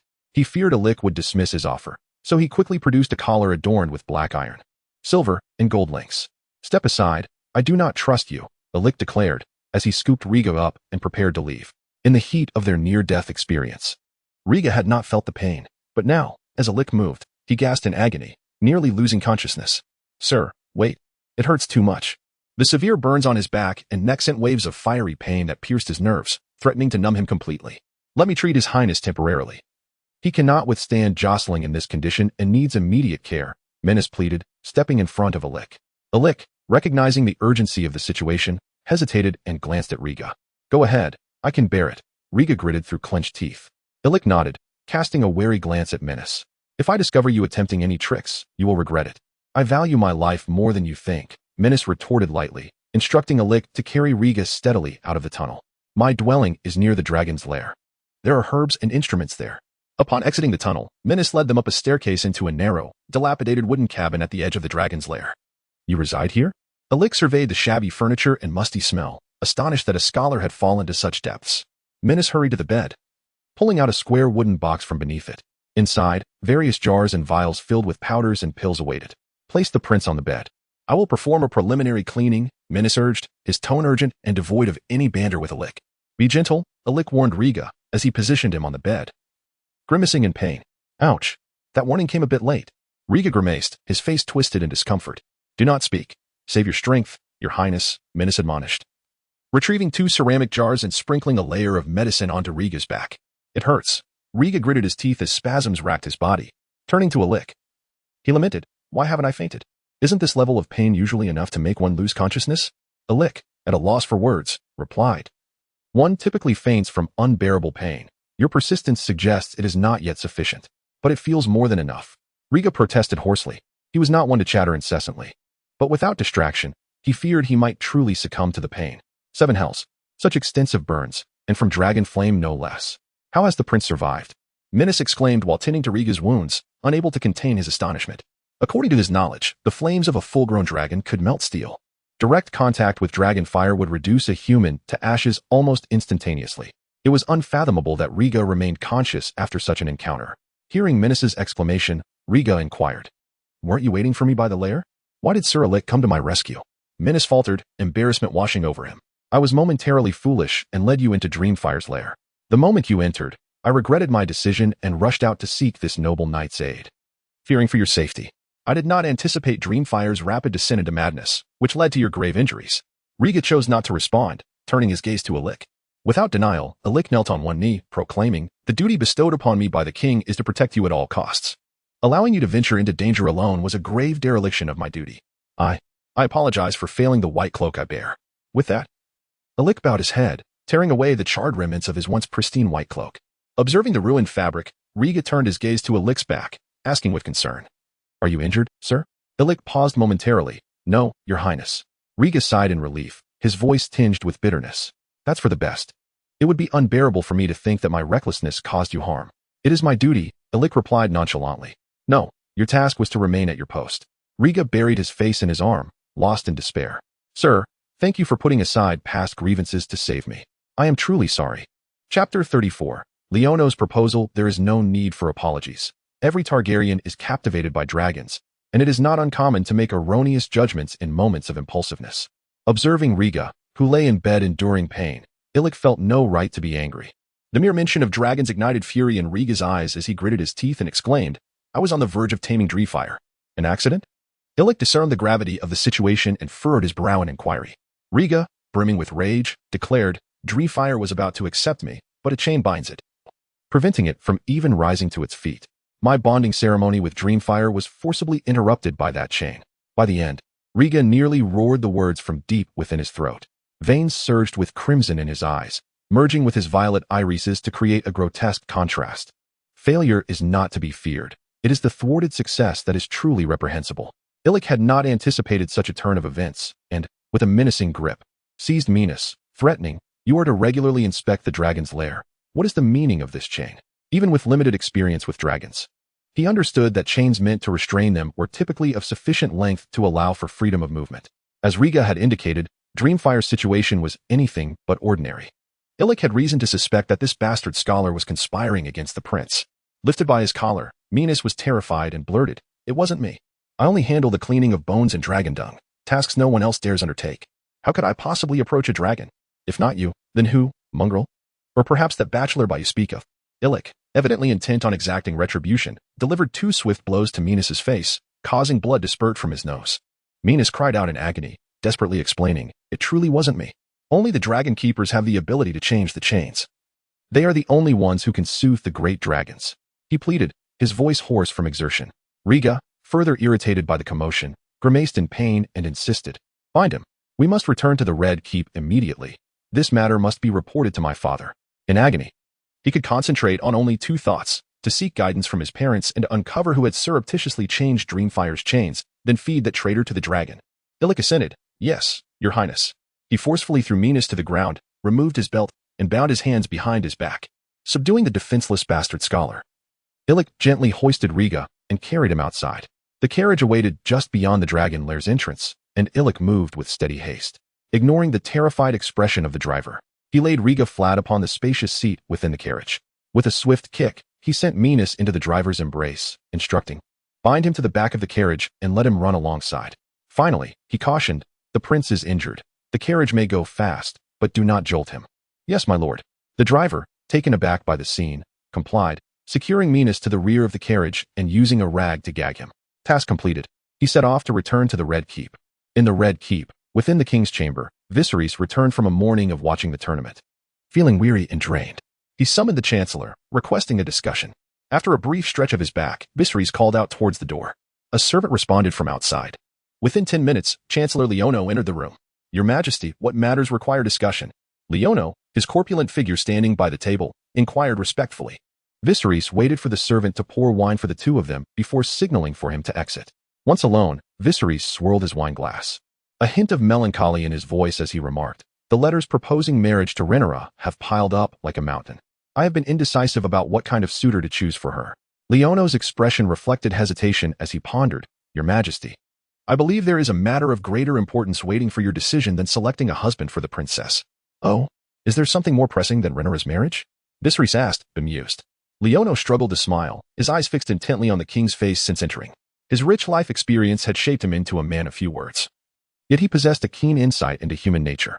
He recognized that the king was feigning ignorance, habitually avoiding difficult questions. With a bold gulp, Leono declared, "Your Majesty, Prince Riga is your firstborn son, and according to the primogeniture system of Westeros, he ought to be the rightful heir to the Iron Throne." Viserys' countenance darkened immediately, his voice somber, "But the current heir is Rhaenyra. She was chosen by me personally and is older than Riga." With clarity, Leono pressed on, unwavering in his stance. From a rational perspective, Prince Riga is male, and a legitimate male heir is more likely to garner the loyalty of the lords. Rhaenyra has been the heir for many years and recently traveled the realm, gaining the recognition of those lords. Viserys bristled with indignation. In this respect, he and Rhaenyra were remarkably alike. They both welcomed the opinions of others, yet only as mere suggestions, acting solely according to personal preference. Leono continued, "That was merely because they had no better choice. If Prince Riga were to stand before them, they would undoubtedly prefer to support a male heir." Over the years, Leono had learned more about Viserys than the king knew about himself.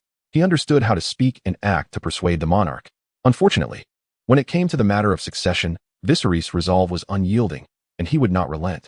He shook his head, expressing discontent. "No, Rhaenyra has committed no wrongdoing. No one can strip her of her claim to the throne.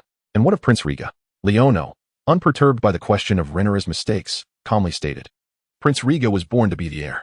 Previously hindered by frailty, he is now in robust health. Will you truly disregard such an exceptional firstborn? Of course not. Viserys vehemently denied, outlining his intentions. Riga is a fine boy. He loves his father and his sister. I will secure the finest tutors for him, guiding him to grow into a formidable man. When Rhaenyra ascends the throne, he can serve as hand of the king, a regent, or even bear the weight of defending the realm. Leono was left speechless, unable to fathom. Your Majesty, do you truly believe this? This was but a euphemism.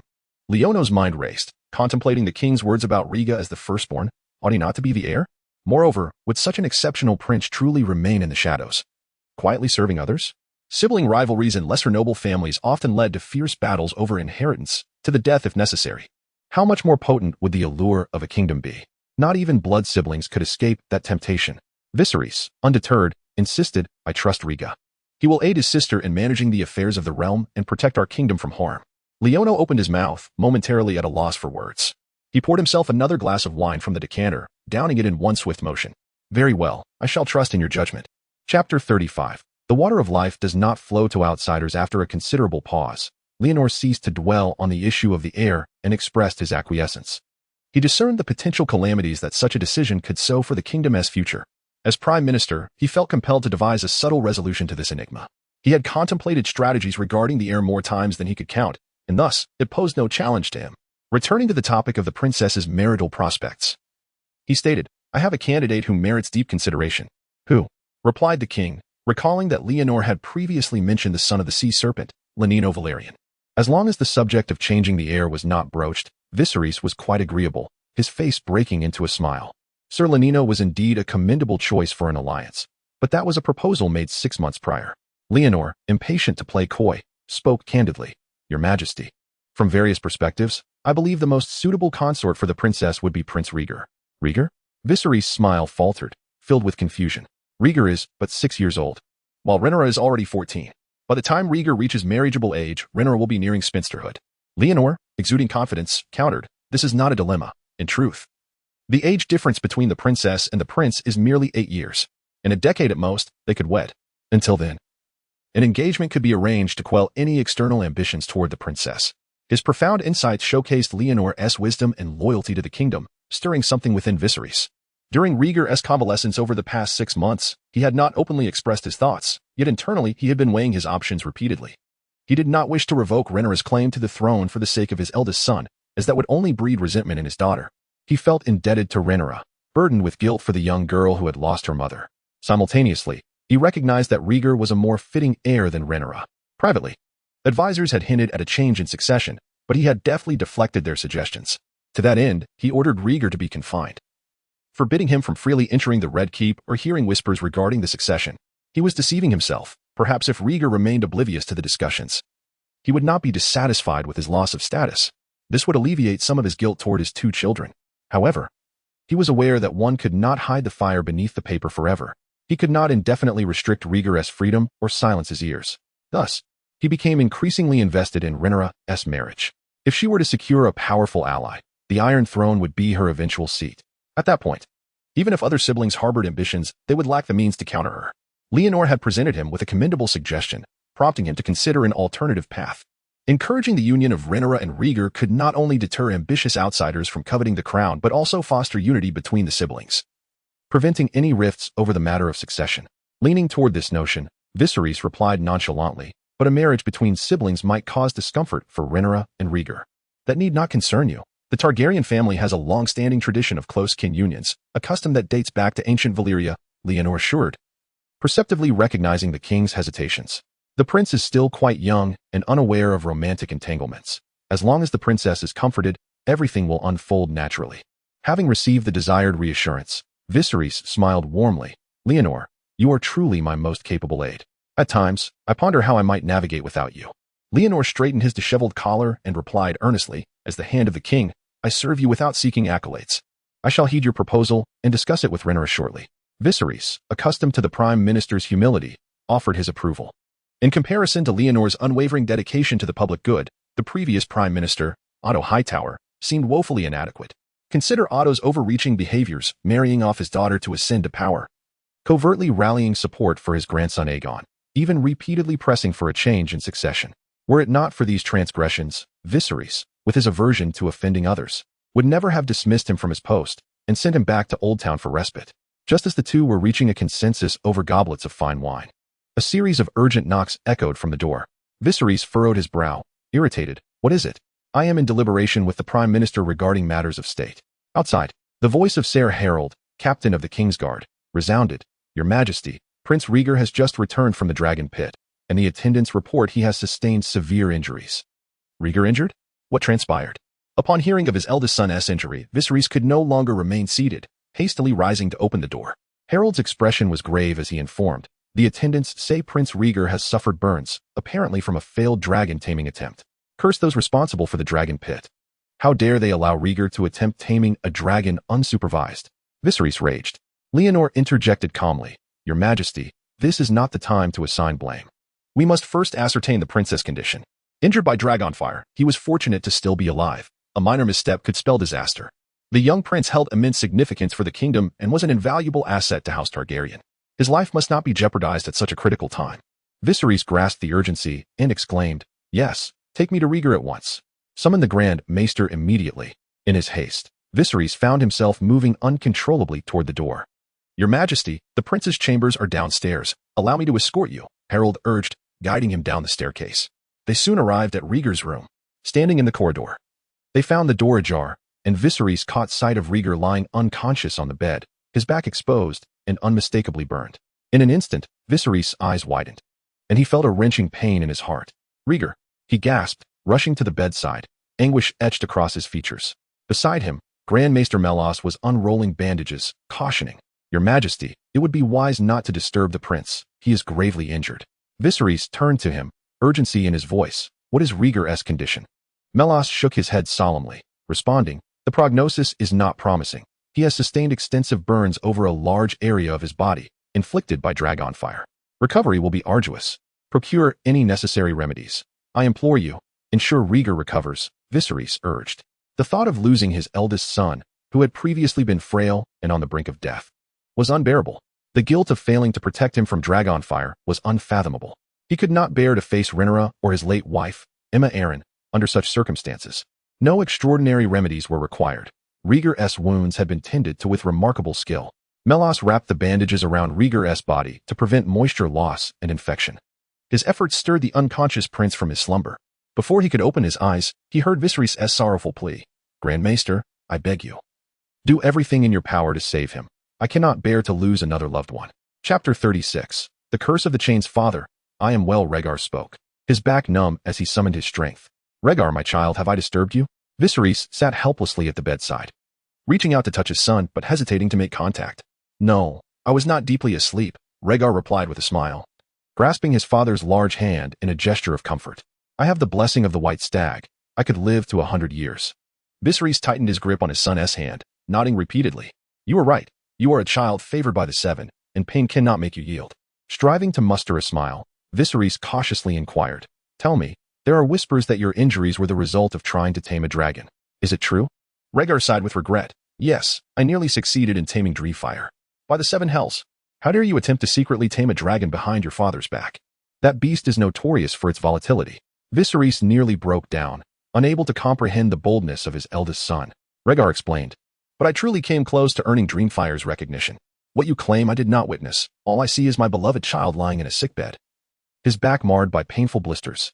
Viserys chastised softly, a mix of anger and concern, careful not to alarm his gravely injured son. Once again, salt was rubbed into the wound, causing Rhaegar to flush. I did not lie. I felt Defies' heart brimming with rage at its captivity. It accepted me, but Defies nearly killed you with its flames. Viserys roared, his eyes filled with dread. Rhaegar blurted, Someone replaced Defies' chains during the final step of the recognition ceremony. The chains provoked Defies, leading it to attack me. Chains. Viserys' expression froze, his brow furrowing deeply. The chains that imprisoned Defies were abnormal, forcing it into submission. Rhaegar immediately revealed the truth. Viserys fell into contemplation, pondering who had switched the chains and to what end. A voice from behind interrupted. Your Majesty, Ser Illic awaits outside. Shall I summon him? Snapping back to reality, Viserys replied irritably. Bring him in. I wish to inquire how he has protected my child. Illic entered the room.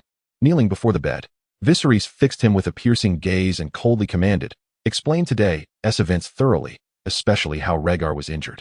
Do not omit a single detail." "Yes, your majesty," Illic replied. In the presence of those in the room, Illic candidly recounted the day's itinerary.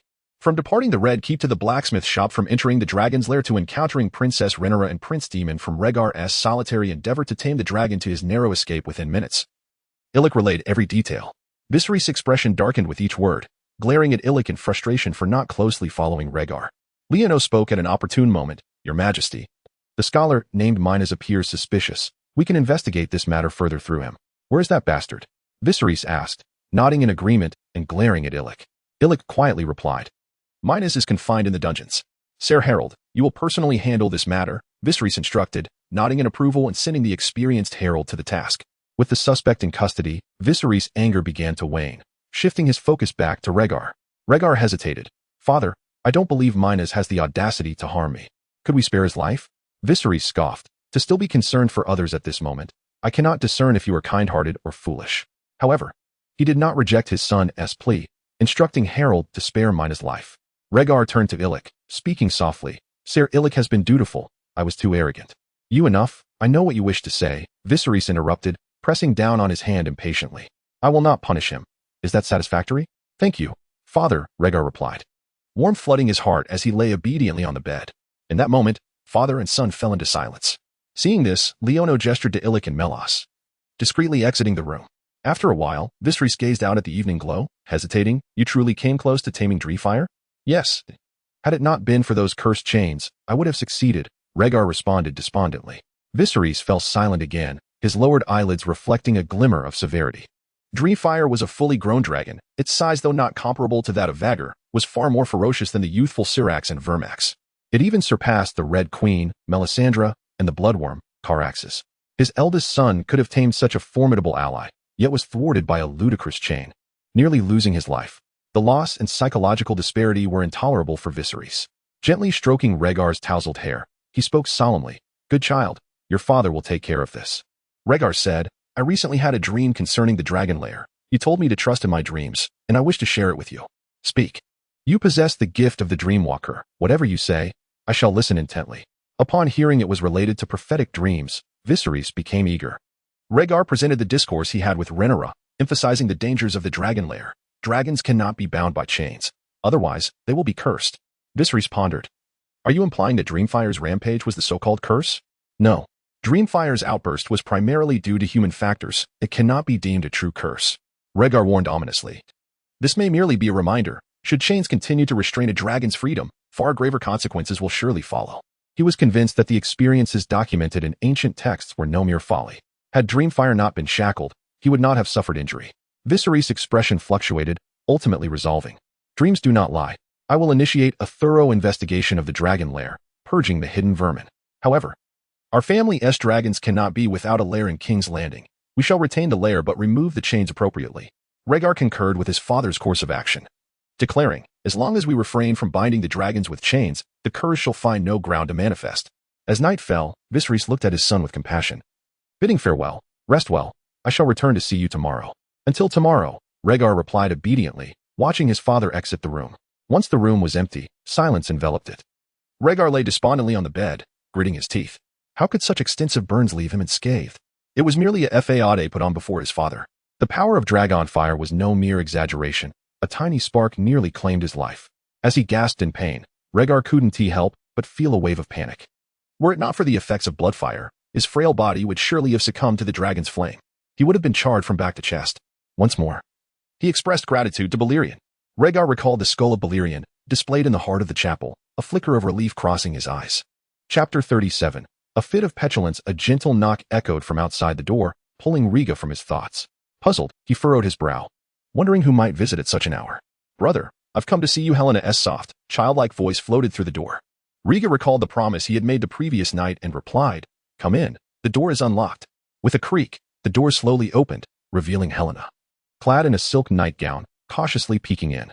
After ensuring there was no one else present, she stepped inside and swiftly closed the door behind her. Her movements fluid like a practiced little thief. Amused, Rhaegar inquired, "What are you afraid of? Do you think there are monsters in my room?" Helena shook her head, placing a finger to her lips. Shoo. I snuck out while Mama is still resting. Is Allison in your room? Riga asked, puzzled. Helena tiptoed to the bedside and answered. She just want to find father. Riga smirked, knowing that Allison had likely been summoned by their father. This was for the best. At least he would be spared her insincere attempts at comfort. Glancing at the eager expression on Helena's face, he pointed to the fireplace. I bought a ball and some other toys. Go take a look. Helena nodded vigorously, her excitement propelling her toward the pile of toys by the fireplace. Ailing, a stringent individual, had diligently fulfilled Riga's task, procuring the most popular toys from various shops that children adored. Helena first picked up a colorful ball, then seized a dragon-shaped plush doll filled with goose feathers. She plopped down on the carpet, engrossed in her new acquisitions.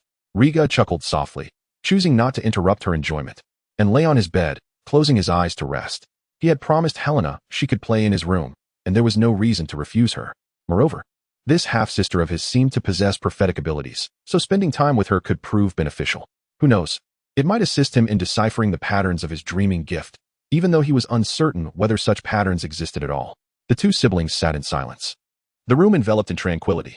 The handsome young boy lay bedridden, pallid, and weak, while the rosy-cheeked little girl played joyfully by the fireplace, a heartwarming tableau. It was not long before Helena picked up a shiny silver bracelet, holding it aloft.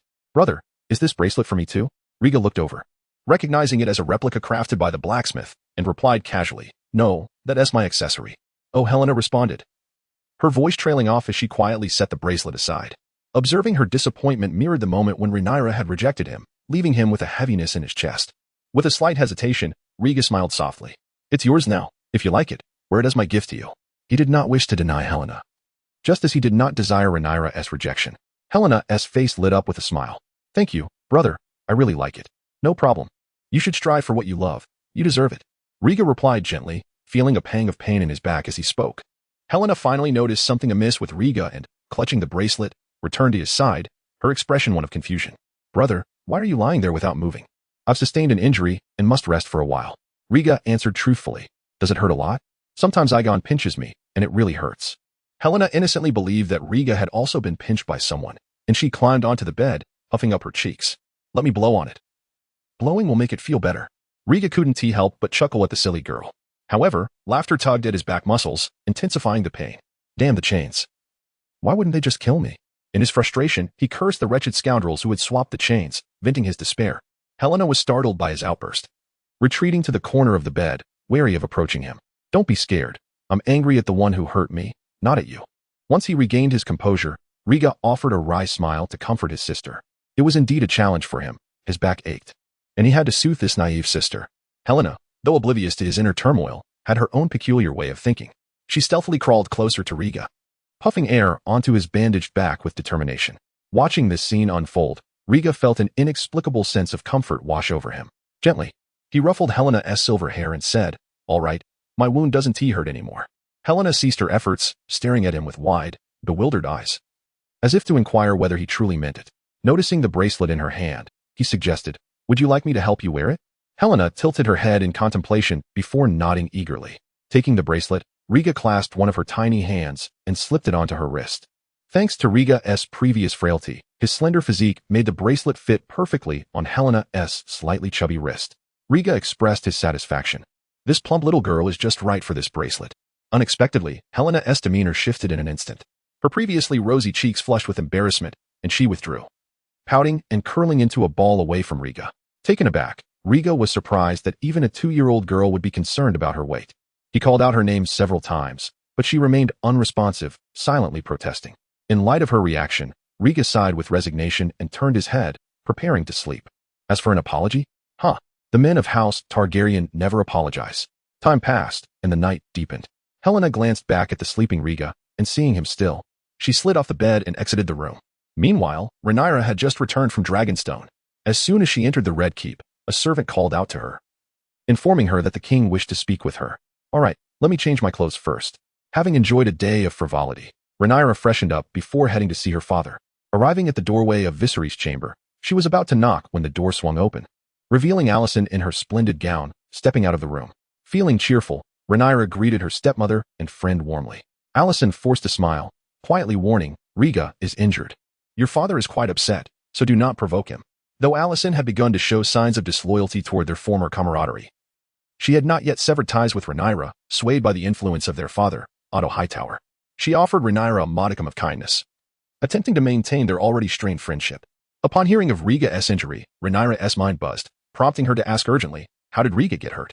Isn't he under Sir Illich's protection? Alicent glanced back toward the room, beginning to divulge more details when Viserys' voice interrupted. Rhaenyra, how long do you intend to keep your king waiting? His tone was unmistakably displeased, laced with suppressed fury. Apologies, I must return to look after the children. Alicent cast an apologetic glance before gracefully passing by Rhaenyra.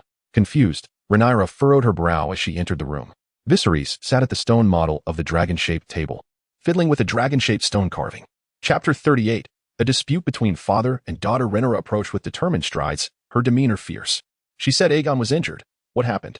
Viserys, displeased, retorted. Rhaenyra, is this how you address your father and king? Momentarily taken aback, Rhaenyra replied, I apologize. I am simply worried about Aegon's condition. Aegon was gravely injured, suffering extensive burns, and the Grand Maester had warned that he might not survive. Viserys relayed the Grand Maester's grim prognosis, though he did not share the same sentiment. Aegon had seemed spirited during their last conversation, not at all like one on the brink of death. Viserys believed the Seven were watching over his eldest son. Unaware of the true circumstances, Rhaenyra was left speechless, frozen in place, nearly collapsing under the weight of her thoughts. He was her only brother, the sole family heirloom bestowed upon her by their mother as sacrifice. How could this be? Aegon had appeared fine just this morning. It couldn't be true. Rhaenyra murmured in confusion, unable to accept the dire news. Where's Aegon? I must see him. After a moment, Rhaenyra regained her composure, desperate to visit Aegon. Viserys sneered, so you do care for your brother. I thought your heart had been completely stolen by that rogue demon. What are you saying? How's my heart tied to Uncle Demon? Rhaenyra instinctively countered, pressing on, I need to see Aegon. My brother needs me. No, he requires nothing but peace to recover. Viserys coldly rejected her plea. He had pieced together the events of the day, including the conversations between Rhaenyra and Daemon. Astutely, he sensed Daemon's intentions toward Rhaenyra. The thought of his own brother luring his daughter for power was intolerable to Viserys. He had to extinguish this budding threat before it manifested into something more. Faced with her father's unwavering stance, Rhaenyra, bewildered, had no choice but to relent. Father, I am Aegon's sister. You should at least tell me how he came to be in such a predicament. Viserys did not withhold this information. He candidly explained the circumstances. Rhaenyra gasped. Aegon attempted to tame Vhagar alone? Has he lost his mind? It was common knowledge that dragons were temperamental creatures. Vhagar, a mother dragon long confined, was particularly notorious. Rhaenyra had learned to tame dragons gradually with the help of dragon keepers in her youth. To invade a dragon's lair and attempt to tame a solitary adult dragon was tantamount to courting death. Every year on Dragonstone, a handful of reckless youths with Valyrian blood attempted to tame wild dragons, often ending in charred remains or consumed by the beasts. The thought of Aegon being scorched by dragon fire made Rhaenyra's heart ache. If only she had not denied Aegon's request to fly, perhaps he wouldn't have encountered such peril. Noticing his daughter's distress, Viserys softened, deciding against further intimidation. With a sigh, he reassured her, Aegon is fortunate, he only suffered burns. With proper care, he should recover without any serious issues. That is a relief. As long as Aegon is not in danger, I am grateful. Rhaenyra exhaled, her heart finally settling back into place. Having seen the effectiveness of his authoritative approach, Viserys decided to broach his true intention. Rhaenyra, do you have someone you admire? Perhaps someone you hold dear? As a father, Viserys felt a twinge of embarrassment as he posed this question, mustering the courage for his children's future. The abrupt shift in conversation left Rhaenyra momentarily confused. Why do you ask?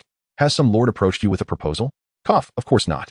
Viserys coughed to mask his discomfort, continuing, I merely believe you have reached an age suitable for engagement.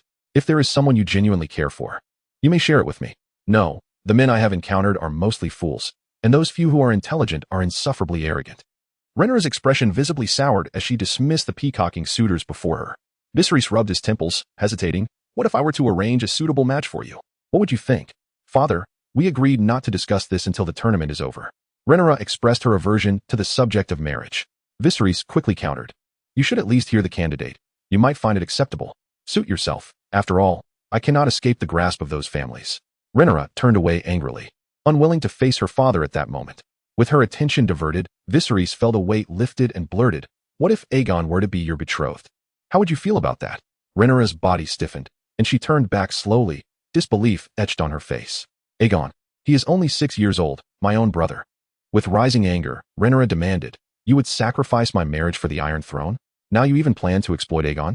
Viserys' temper flared, his voice rising. What do you mean? sacrifice your marriage. As a royal princess, forging alliances is your duty.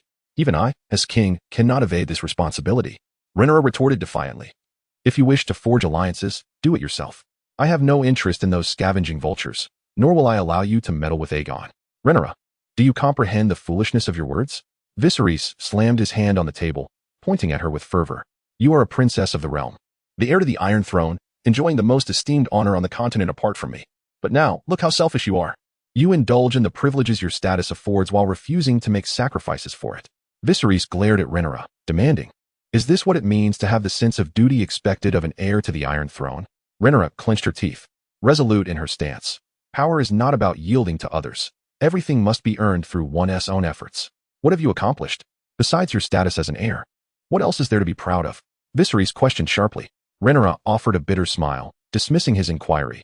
Is this the truth you have buried deep within? You believe I should not hold the claim to the throne? You now have sons, Aegon, Aemond, particularly a healthy Aegon. You no longer need a girl as your heir. Viserys immediately denied. No, I admit I have had doubts, but I still recognize you as my heir. A female heir is an anomaly. If you do not choose a partner with a strong lineage, it will be difficult for you to maintain the Iron Throne. I understand you do not wish to marry those you disdain, but Aegon would be a good choice. He is your brother, he loves you, and he possesses Targaryen blood, which would bolster your claim. Chapter 39. Escalating conflict. Viserys spoke with heartfelt sincerity, revealing his innermost thoughts. As his words lingered in the air, he cast a hopeful gaze upon his daughter, yearning for his sentiments to resonate with her, guiding her back from her reckless path. Rhaenyra's eyes glistened with unshed tears as she met her father's gaze, reflecting only sorrow and determination. Clearly, she had not heeded his words. Tears streamed down her cheeks as she choked out, I do not wish to marry Aegon. I desire a partner who is a tall, handsome, and mature man. Not my younger brother. It was the first time she had articulated her true feelings, albeit somewhat obliquely. Since the loss of her mother, Rhaenyra's heart had been filled with emptiness and fear. She refused to wed a man she did not love, to become a mere vessel for childbirth. Her father had loved her mother enough, yet still chose to save her brother during her mother's difficult labor, even resorting to opening her belly. She could never forget the day he commanded Syrax to unleash fire upon her mother's corpse. Rhaenyra was terrified that such a fate might befall her. The husband she envisioned was a tall, handsome, and gentle man who would cherish her above all else. Thus, she found herself harboring vague feelings for the ever-gentle Criston Cole. Viserys, however, failed to comprehend his daughter's inner turmoil, responding only to the superficiality of her words. He believed he understood. You may become engaged to Aegon and wed him once he comes of age. You are both still young, with ample time to develop affection. Absolutely not. Aegon is my brother. We cannot dictate his fate. Rhaenyra vehemently shook her head, mentioning Aegon's destiny while truly lamenting her own. Viserys attempted to persuade her further, but Rhaenyra covered her ears and fled the bedroom as if escaping. She could not bear to listen any longer, for her father always found a way to compel her into submission. Watching Rhaenyra's distressed figure retreat, Viserys slammed his cup down in frustration, bitterly lamenting her ingratitude. Everything he had done was for her future. 3 days passed in the blink of an eye. The tournament grounds buzzed with excitement. Viserys sat at the head of the table with a smile, attentively listening to Prime Minister Lionel's report. Your Majesty, the dragon pit has been thoroughly investigated. An elderly dragon keeper has testified that the chains of Dreamfire were replaced without authority by Maester Baelon from Old Town. The reason given was that Dreamfire was temperamental and often displayed aggressive behavior when livestock was delivered by the dragon keepers. To ensure their safety, the chains were shortened to restrict Dreamfire's movements. Viserys turned his head, raising an eyebrow. Do you believe such a feeble excuse? Lionel shook his head. I do not. The explanation is far too strained. Is there any connection between that bastard locked in the dungeon and this incident? Viserys suddenly recalled Maegor's plea for mercy. At present, the young man seemed to lack any motive to harm Prince Aegon, and Maester Baelon had expressed disdain for his lineage. Lionel spoke candidly. Viserys pondered briefly and waved his hand. If there is no connection, then let him go. Aegon's burns were alleviated thanks to that young man's timely intervention. Otherwise, his recovery would not have been so swift.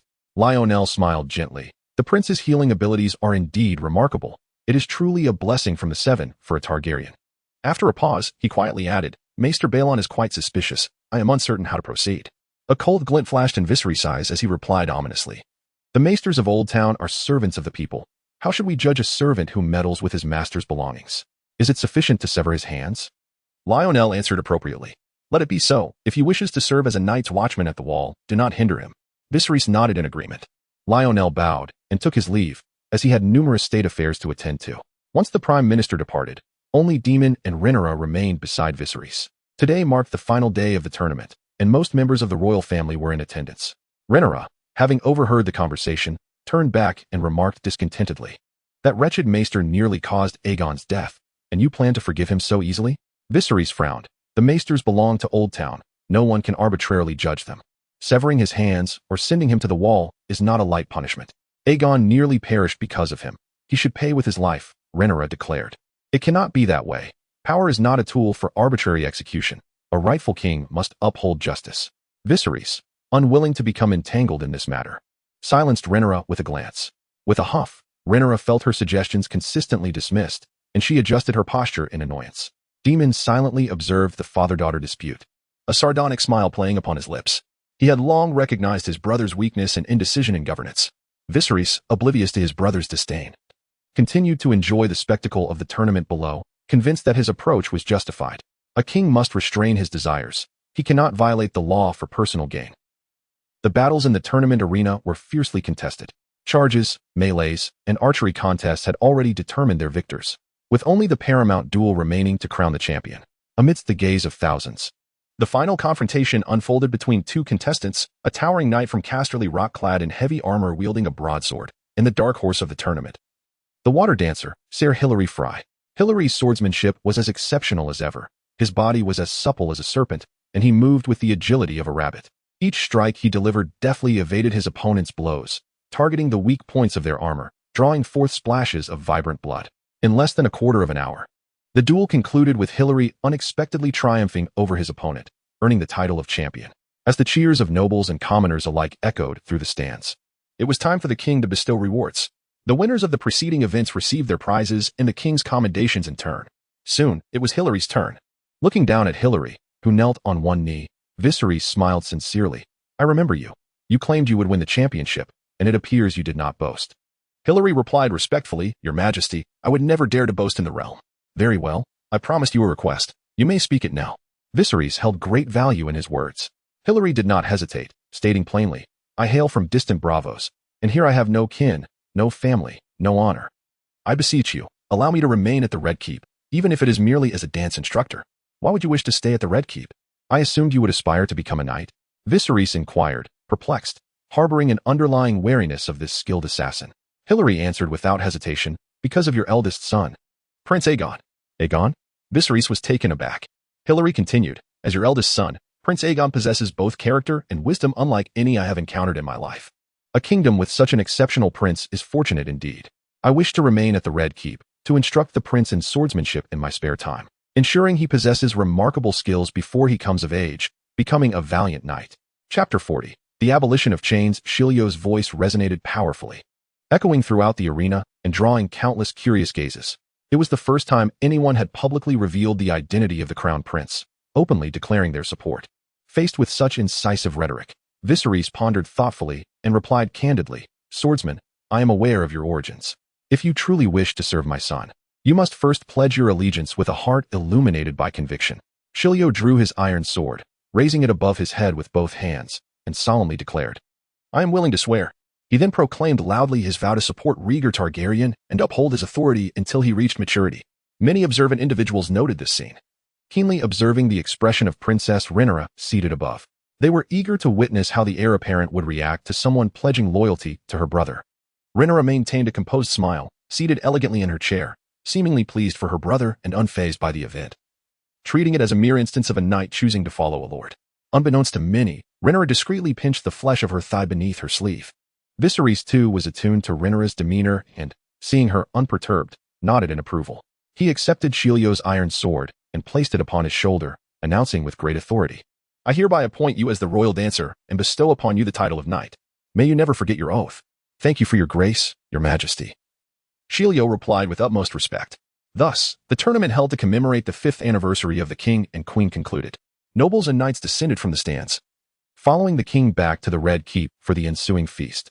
Rhaenyra strolled through the crowd, her expression meticulously managed, yet her inner disappointment was difficult to conceal. Daemon followed closely behind, observing his niece's despondent demeanor, a flicker of triumph glimmering in his eyes. As night fell, the halls of the Red Keep were alive with song and dance. Rhaenyra, disinterested in the revelry, excused herself and unwittingly found herself at a familiar door. Gazing at her brother's chamber, she suddenly awoke to the realization of her whereabouts. Ever since Rieger's injury, she had visited him nightly to see her incapacitated brother. On another note, she found herself wavering over her father's proposal. The prospect of marrying an unfamiliar man paled in comparison to forming an alliance with her brother. As she hesitated to knock on the door, the sound of a young girl's laughter floated from within. Rinara's expression shifted, and without a second thought, she pushed the door open. Inside, she found Rieger and Helena, leaning over a chessboard upon the bed. "Rinara, you've come." Rieger greeted her with a smile, waving her over to join the game.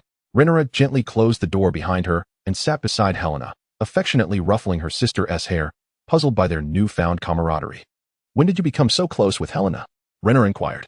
Helena gazed back at Rinara with wide, sparkling eyes, slowly calling out, "Sister." Rinara returned the smile, finding great fondness for her sister, much easier to deal with than her brother. Rieger grabbed a pillow to support himself and explained, "Helena is often bullied by Aegon, so I allowed her to come play with my toys when she has free time." He gestured toward a large pile of exquisite toys beside the fireplace. Rinara nodded in understanding, having noticed the charming collection earlier, initially assuming it belonged to Rieger. She had little time to dwell on this revelation, as she began guiding Helena in the chess game while inquiring about Rieger's condition that day. Rieger, in good spirits, replied, "It's all right. The wound is starting to scab, and the Grand Maester says it will heal soon. He also mentioned that your constitution is unique, suggesting you may become a formidable warrior." Rinara mused to herself, choosing not to mention Shilio's name, believing it best for her brother to engage with him on his own terms. After some light conversation, Rieger suddenly recalled the matter of the dragon lairs and asked, "Have there been any findings regarding the dragon lairs?" He was quite invested in the issue, having been inquiring persistently over the past few days. Rinara brought good news. The one who tampered with the chains was Maester Bass, and father has sentenced him to have his hands chopped off or don the black cloak and head to the wall. "I knew it. Those maesters from Old Town are bound to be villainous," Rieger exclaimed, furiously clenching his fists. "Such a person deserves public execution. Anything less is too lenient. I suggested a harsh punishment to father, but he dismissed it," Rinara replied with a resigned shrug. Rieger cast a sympathetic glance her way, choosing not to elaborate further. He understood that his sister's circumstances were far from easy. Despite her status as the heir, their father had yet to grant her any substantial power. Her proposals were often treated as mere whispers in the wind.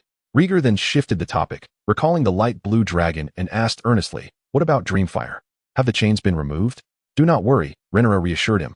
"Father has ordered the abolishment of all chains within the dragon lairs, separating the nests to provide the dragons with more expansive spaces for movement." Rieger felt a wave of relief wash over him. He sighed. "Dreamfire has suffered greatly, confined to the lair for decades. I truly hope it can soon find a new master and soar into the skies once more." In light of the recent dangers, Viserys had recognized his eldest son's recklessness. During a court meeting, he decided to take his family back to Dragonstone for a time, to select and tame new hatchlings for his sons, Rieger and Aegon.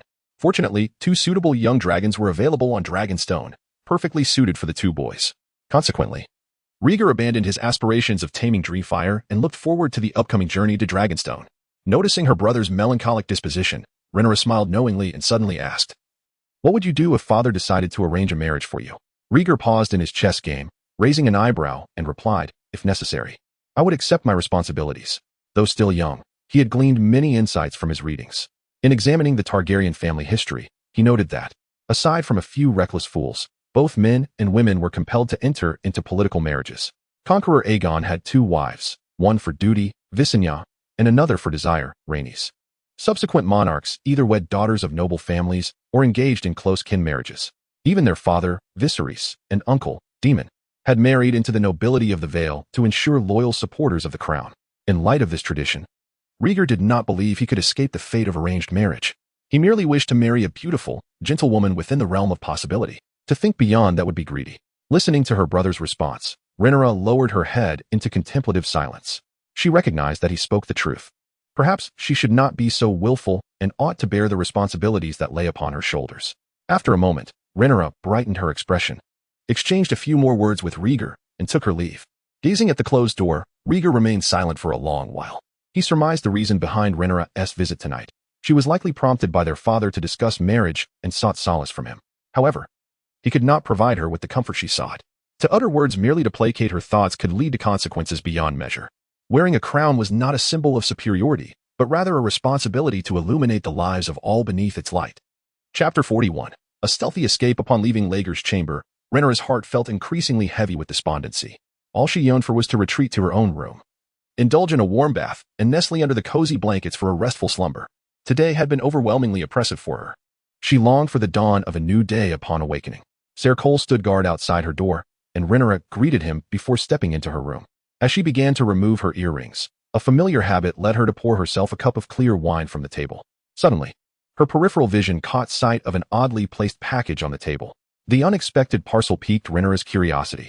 She glanced around the room to ensure she was alone before pinching one corner of the package and tipping it upside down. Out tumbled a set of coarse linen garments, along with a piece of white paper adorned with a rudimentary map. Upon examining the paper, Rhaenyra was astonished to discover it was a guide to the secret passages of the Red Keep. The contents depicted a location within her own chamber. Arriving at the indicated spot, she found a wall embellished with intricate carvings. With a firm push, the wall swung outward, revealing a view of the night beyond the Red Keep. Outside the wall, a staircase enclosed by iron railings led to an uncharted path. A smile crept upon Rhaenyra's lips, igniting her sense of adventure. She relished exploration, much like the exhilarating sensation of soaring through the skies on dragonback. Returning to her desk, she shed her opulent gown and donned the patched linen attire. After a tentative sniff confirmed there was no foul odor, Rhaenyra, now disguised, made her way through the secret passage out of her room. Traversing the dimly lit tunnel and passing the shrine housing the skull of Balerion, she eventually arrived at a secluded corner of the Red Keep. There, a figure cloaked in black awaited her arrival. As Rhaenyra's gaze searched for recognition, the figure turned, revealing a familiar face. Demon? Rhaenyra gasped in surprise. Demon smiled and proposed, "Shall we venture out to witness sights you've never seen before?" Casting a glance back, Rhaenyra hesitated, feeling that sneaking out in the dead of night with her uncle was rather improper. Demon, sensing her internal struggle, taunted, "What's the matter? Afraid to step outside? Would you rather return to being your little princess?" His dismissive tone ignited a spark of defiance in Rhaenyra, and she resolutely replied, "I will not return. Let us go." "Excellent," Demon said, pulling up his hood and leading her towards the exit of the Red Keep. Rhaenyra followed closely behind, her heart racing with a mix of anxiety and exhilaration. Demon guided her to the renowned Silk Street, in contrast to the freedom of daytime trade. The night brought a cacophony of voices and a mingling of various characters. The pair weaved through the throngs of people, surrounded by vendors and performers. They even passed couples engaging in public displays of affection, oblivious to the onlookers. Rhaenyra, who had been raised to adhere to royal decorum, was taken aback.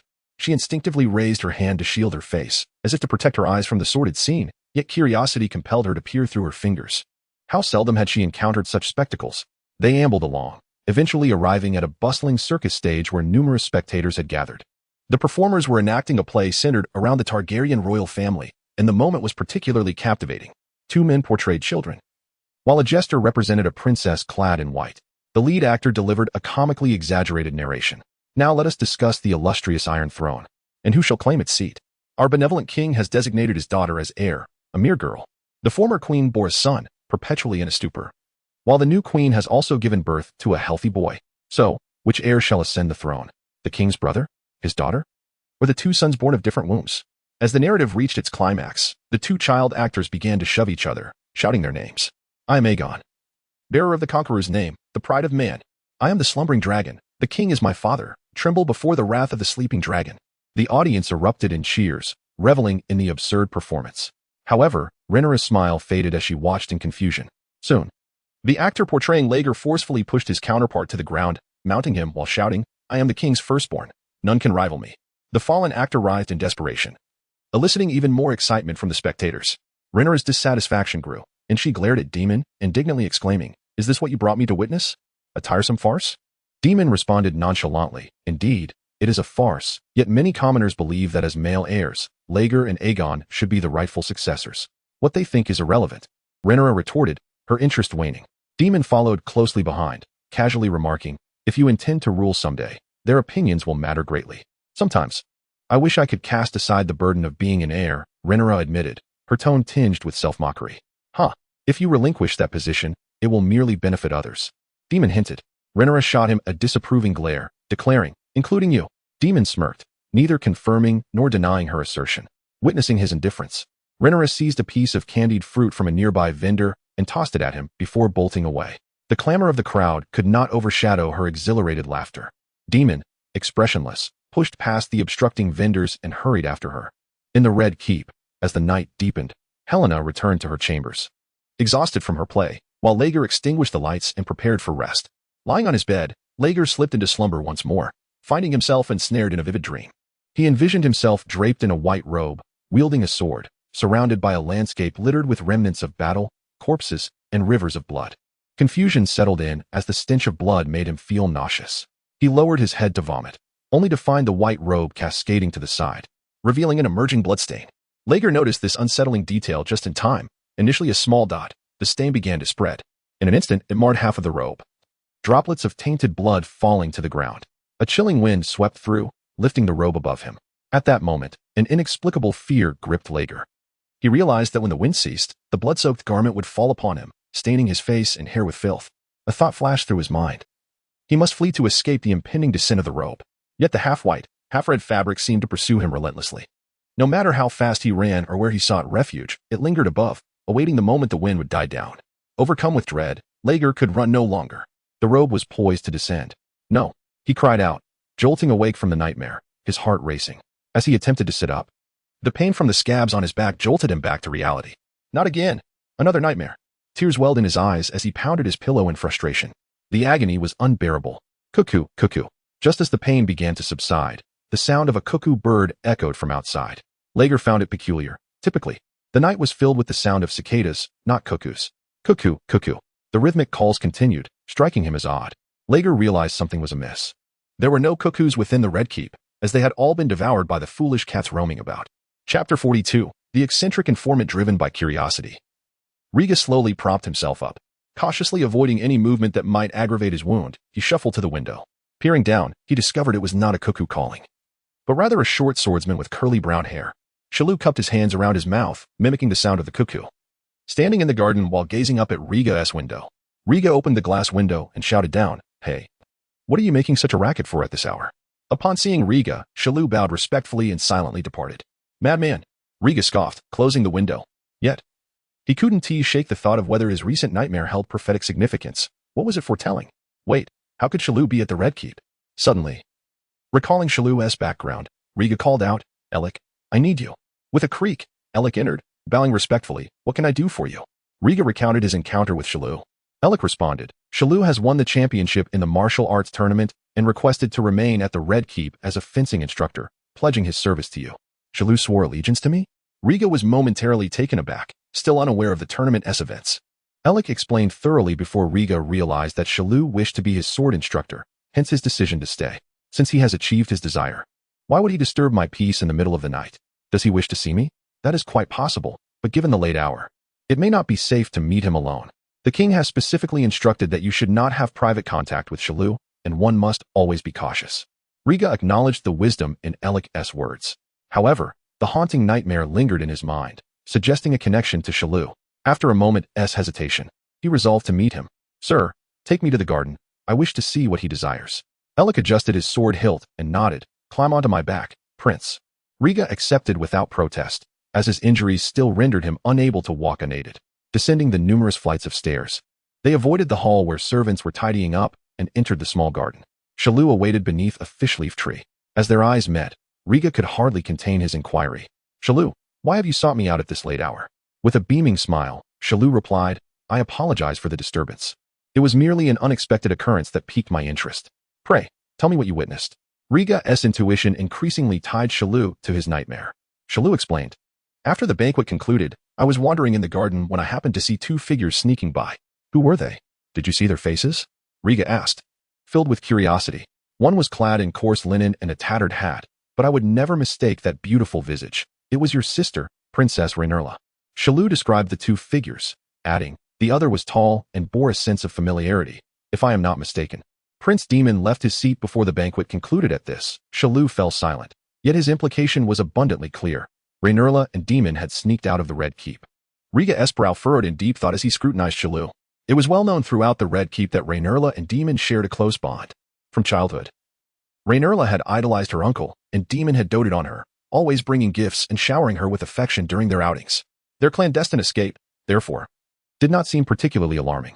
Chalou, with his hands clasped behind his back, kicked a pebble, appearing troubled. "Clearly, there is more to this. Speak plainly, what else do you know?" Riga urged. "I inquired with Demon's servant and learned that he has booked a room at a brothel on Silk Street for tonight." Riga was momentarily taken aback, staring at Chalou in disbelief. The latter half of Chalou's statement echoed in his mind. brothel, room, demon, and Rhaenyra? The young Riga's mind momentarily froze, grappling with an ethically troubling possibility. While such conduct might be commonplace within the Targaryen family, Demon was a different story. He appeared to have ulterior motives. Alec interjected at the opportune moment, "Your Highness, this matter is of utmost importance, and I believe we must inform His Majesty the King. This is an egregious offense. As Rhaenyra's uncle, Demon Prince's enticement of her to a brothel constitutes treason." "Wait, let us not alarm my father just yet," Riga countered immediately, unwilling to escalate the situation to his father. A furious king could cause a significant uproar. Regardless of whether the affair occurred or not, Rhaenyra's reputation would inevitably suffer, leading to widespread scandal. With his mind racing, Riga turned to Shalou, demanding, "How long have they been gone?" "Approximately half an hour," Shalou replied after a moment of contemplation. "Are you certain it was my sister? If your eyes deceived you, it may not matter, but if your words are mistaken, it could be fatal." Riga was still somewhat incredulous. Shalou solemnly affirmed, "I swear by the old and new gods, I did not mistake what I saw." "Very well, this matter must remain confidential." "Understood?" Riga warned with a hint of menace. Shalou nodded, bowing as he took his leave. His objective had been achieved, and remaining any longer would serve no purpose. Riga's gaze fell upon the fish-leaf tree, its bark bearing a grotesque visage weeping blood, seemingly intertwined with the blood from his nightmare. Shalou's sudden appearance was too jarring. However, he had no time to ponder Shalou's motives. He needed to find Rhaenyra. "Sir, we must depart immediately to find my sister." Riga could not wait. He wanted to retrieve Rhaenyra before anyone noticed her absence. The Red Keep was not far from Silk Street, and with only half an hour having passed since Rhaenyra's escape, there was still time. Alec furrowed his brow. "This is a grave matter. Searching for her alone would be akin to finding a needle in a haystack." "Fear not. I have heard Rhaenyra mention that the largest brothel on Silk Street is owned in part by Demon. He will surely go there," Riga asserted. "Demon harbors ill intentions toward my sister, and we must act swiftly to prevent him." "Indeed, Your Highness, it seems we must resolve this issue before it escalates." Alec prepared to carry Riga out, but upon hearing his words, Riga's mind sparked with clarity, sensing something amiss. "Wait, sir." Riga halted abruptly, organizing his thoughts. Shalou was not a trustworthy individual.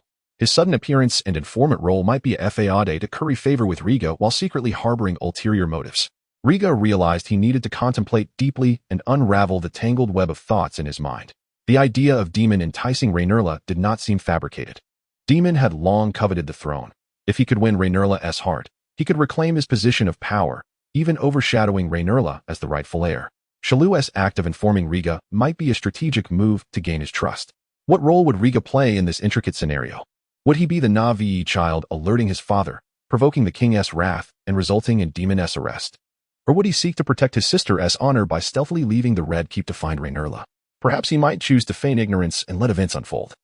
Waiting for the situation to escalate? Yes, let it escalate. Someone desired this incident to grow as chaotic as possible. Riga realized the insidious intent behind the machinations. Whether he informed his father or sought Rhaenyra himself, if the right person spread the news, this matter would surely become a scandal, tarnishing Rhaenyra's reputation. Ignoring it would only serve Demon's agenda. With this realization, Riga felt as though he had been enlightened, detecting the scent of conspiracy. He needed to find Rhaenyra. But it must be done discreetly, without drawing attention. We must devise a strategy to shift everyone's attention. Chapter 43. The Rising Wind, Sir. Do you have a confidant you can fully trust? A plan formed in Riga's mind, and he resolved to recruit allies. "Indeed, my brother Alec. We share mutual trust. We must enlist his assistance. But, my prince, he currently serves as the guard for Prince Aegon. Should the queen discover this, then we must tread carefully to avoid detection." Time was of the essence, and Riga could not afford to waste a moment. "Sir, escort me to Rhaenyra's chamber, and then seek out Alec." "Yes, my prince." Though uncertain of Riga's intentions, Alec chose to lend his support. At the threshold of Rhaenyra's room, Ser Cole stood watch. Upon seeing Alec carrying Riga, he questioned, "Your Highness, why do you come here at such an hour?" "I had a nightmare and wished to speak with my sister." Riga feigned fear, fabricating a pretense. Cole hesitated for a moment. "The princess has only just retired, I fear." "Ser Cole, Rhaenyra is my sister. She will wish to see me." Riga's demeanor became suddenly assertive, catching Cole off guard. "Open the door and let me in." This command was directed not at Cole, but rather at Alec. Alec stepped forward to unlock the door, and despite Cole's attempt to intervene, he was shoved aside. Riga's status rendered Cole powerless to obstruct their entrance. As they crossed the threshold, the door slammed shut with a resounding thud before Cole could scrutinize the scene. Alec gently set Riga down upon the vacant soft bed. As he passed the table, he seized an empty pouch and a sheet of paper adorned with a map. Riga scrutinized the map and noted the discarded gown strewn carelessly upon the carpet, confirming that Rhaenyra had indeed slipped away. He handed the paper to Illic, instructing, "Act according to my plan. If you locate Rhaenyra, return through this secret passage." Following the plan may yield significant consequences, Illic voiced his hesitation after hearing Riga's directives. "Sir, my sister is the heir to the Iron Throne. For her honor, minor losses must be overlooked." Riga placed a hand over his heart, gravely stating, "I reiterate, regardless of the outcome, I shall bear the consequences alone." Recalling their past encounter with the White Stag, Illic's resolve solidified. "I vow to bring the princess back safely." Under Riga's watchful gaze, Illic turned to exit the room. Before closing the door, he obstructed Cole's line of sight, emphasizing, "Do not disturb the prince and princess during their midnight conversation. Remain dutiful." As a newly appointed White Knight, Cole held respect for Illic and nodded in understanding. Illic strode away with purpose. Silk Street. Under the cover of night, Rhaenyra darted through the crowd, relishing this rare moment of tranquility. Occasionally, she would knock over a hapless vendor's goods, laughing as if in jest. Daemon trailed closely behind, warding off the fools pursuing her. Thud. As Rhaenyra dashed into a dark alley, she collided unexpectedly with a figure clad in golden robes. The golden-clad man seized her arm, his voice low and commanding. "What mischief have you been up to?" Recognizing the man through his helmet, Rhaenyra gasped, "Ser Harwin." "Princess?" Harwin Stout was taken aback, discreetly glancing toward the alley's entrance where Daemon approached leisurely. Rhaenyra, spotting her uncle, implored, "Please, don't." Harwin paused, deducing that the pair had sneaked out for some revelry. Releasing his grip on Rhaenyra, he feigned ignorance. "Be cautious, child. Next time, you may not be so fortunate." With that, he resumed his patrol, brushing past Daemon without concern. Daemon chuckled knowingly, disregarding the minor golden-clad figure. Before his dismissal from the city guard, every golden-clad man was his subordinate, loyal to the core. "Are you reveling in your reckless escapades?" As the chase concluded, Daemon and Rhaenyra walked side by side. Who could tell when the taste of freedom would grace them again? Rhaenyra panted softly, clearly relieved by the exhilaration of their escapade. The uncle and niece conversed as they strolled. However, as they continued, Rhaenyra sensed something amiss. The vibrant street vendors and performers faded away, replaced by the seductive sounds of revelry. Daemon led her into a stone building she had never visited, the raucous noises emanating from within. Upon stepping through the door, a chaotic atmosphere thick with the stench of alcohol assaulted her senses. Men drank and cavorted, their words laced with vulgarity. Unclad women roamed unabashedly in the hall. As Rhaenyra navigated through the throng of men, she was accosted by wandering hands and lascivious glances, their laughter enticing. Stunned, she followed Daemon deeper, her gaze darting around the hall, overwhelmed by the debauchery before her. This was a scene unlike any she had ever witnessed. "What place is this?" she inquired, her apprehension palpable. Daemon replied flatly, "A place where people come to fulfill their desires." "Have you lost your mind? How dare you bring me here?" Rhaenyra's expression hardened, the provocative imagery unsettling her, evoking instinctive resistance. She glanced at her uncle, noting the desire glimmering in his eyes. A chill ran down her spine, igniting a sense of foreboding. Rhaenyra's countenance shifted, and she covertly cast a glance back toward the entrance. If she fled now, perhaps she could still escape. Meanwhile, in a shadowed corner of the brothel's wall, two figures cloaked in black stood side by side. Witnessing Daemon grasping Rhaenyra's hand as they entered the establishment. "Go now, I shall handle things here." One of the cloaked figures spoke first, his serious countenance hidden beneath the hood. "Remember my words, the greater the commotion, the better. The princess's reputation is at stake. We cannot afford to be careless." The second figure, similarly garbed, revealed an identical visage. It was the urgently dispatched Illic. "Rest assured, I shall not disappoint the prince."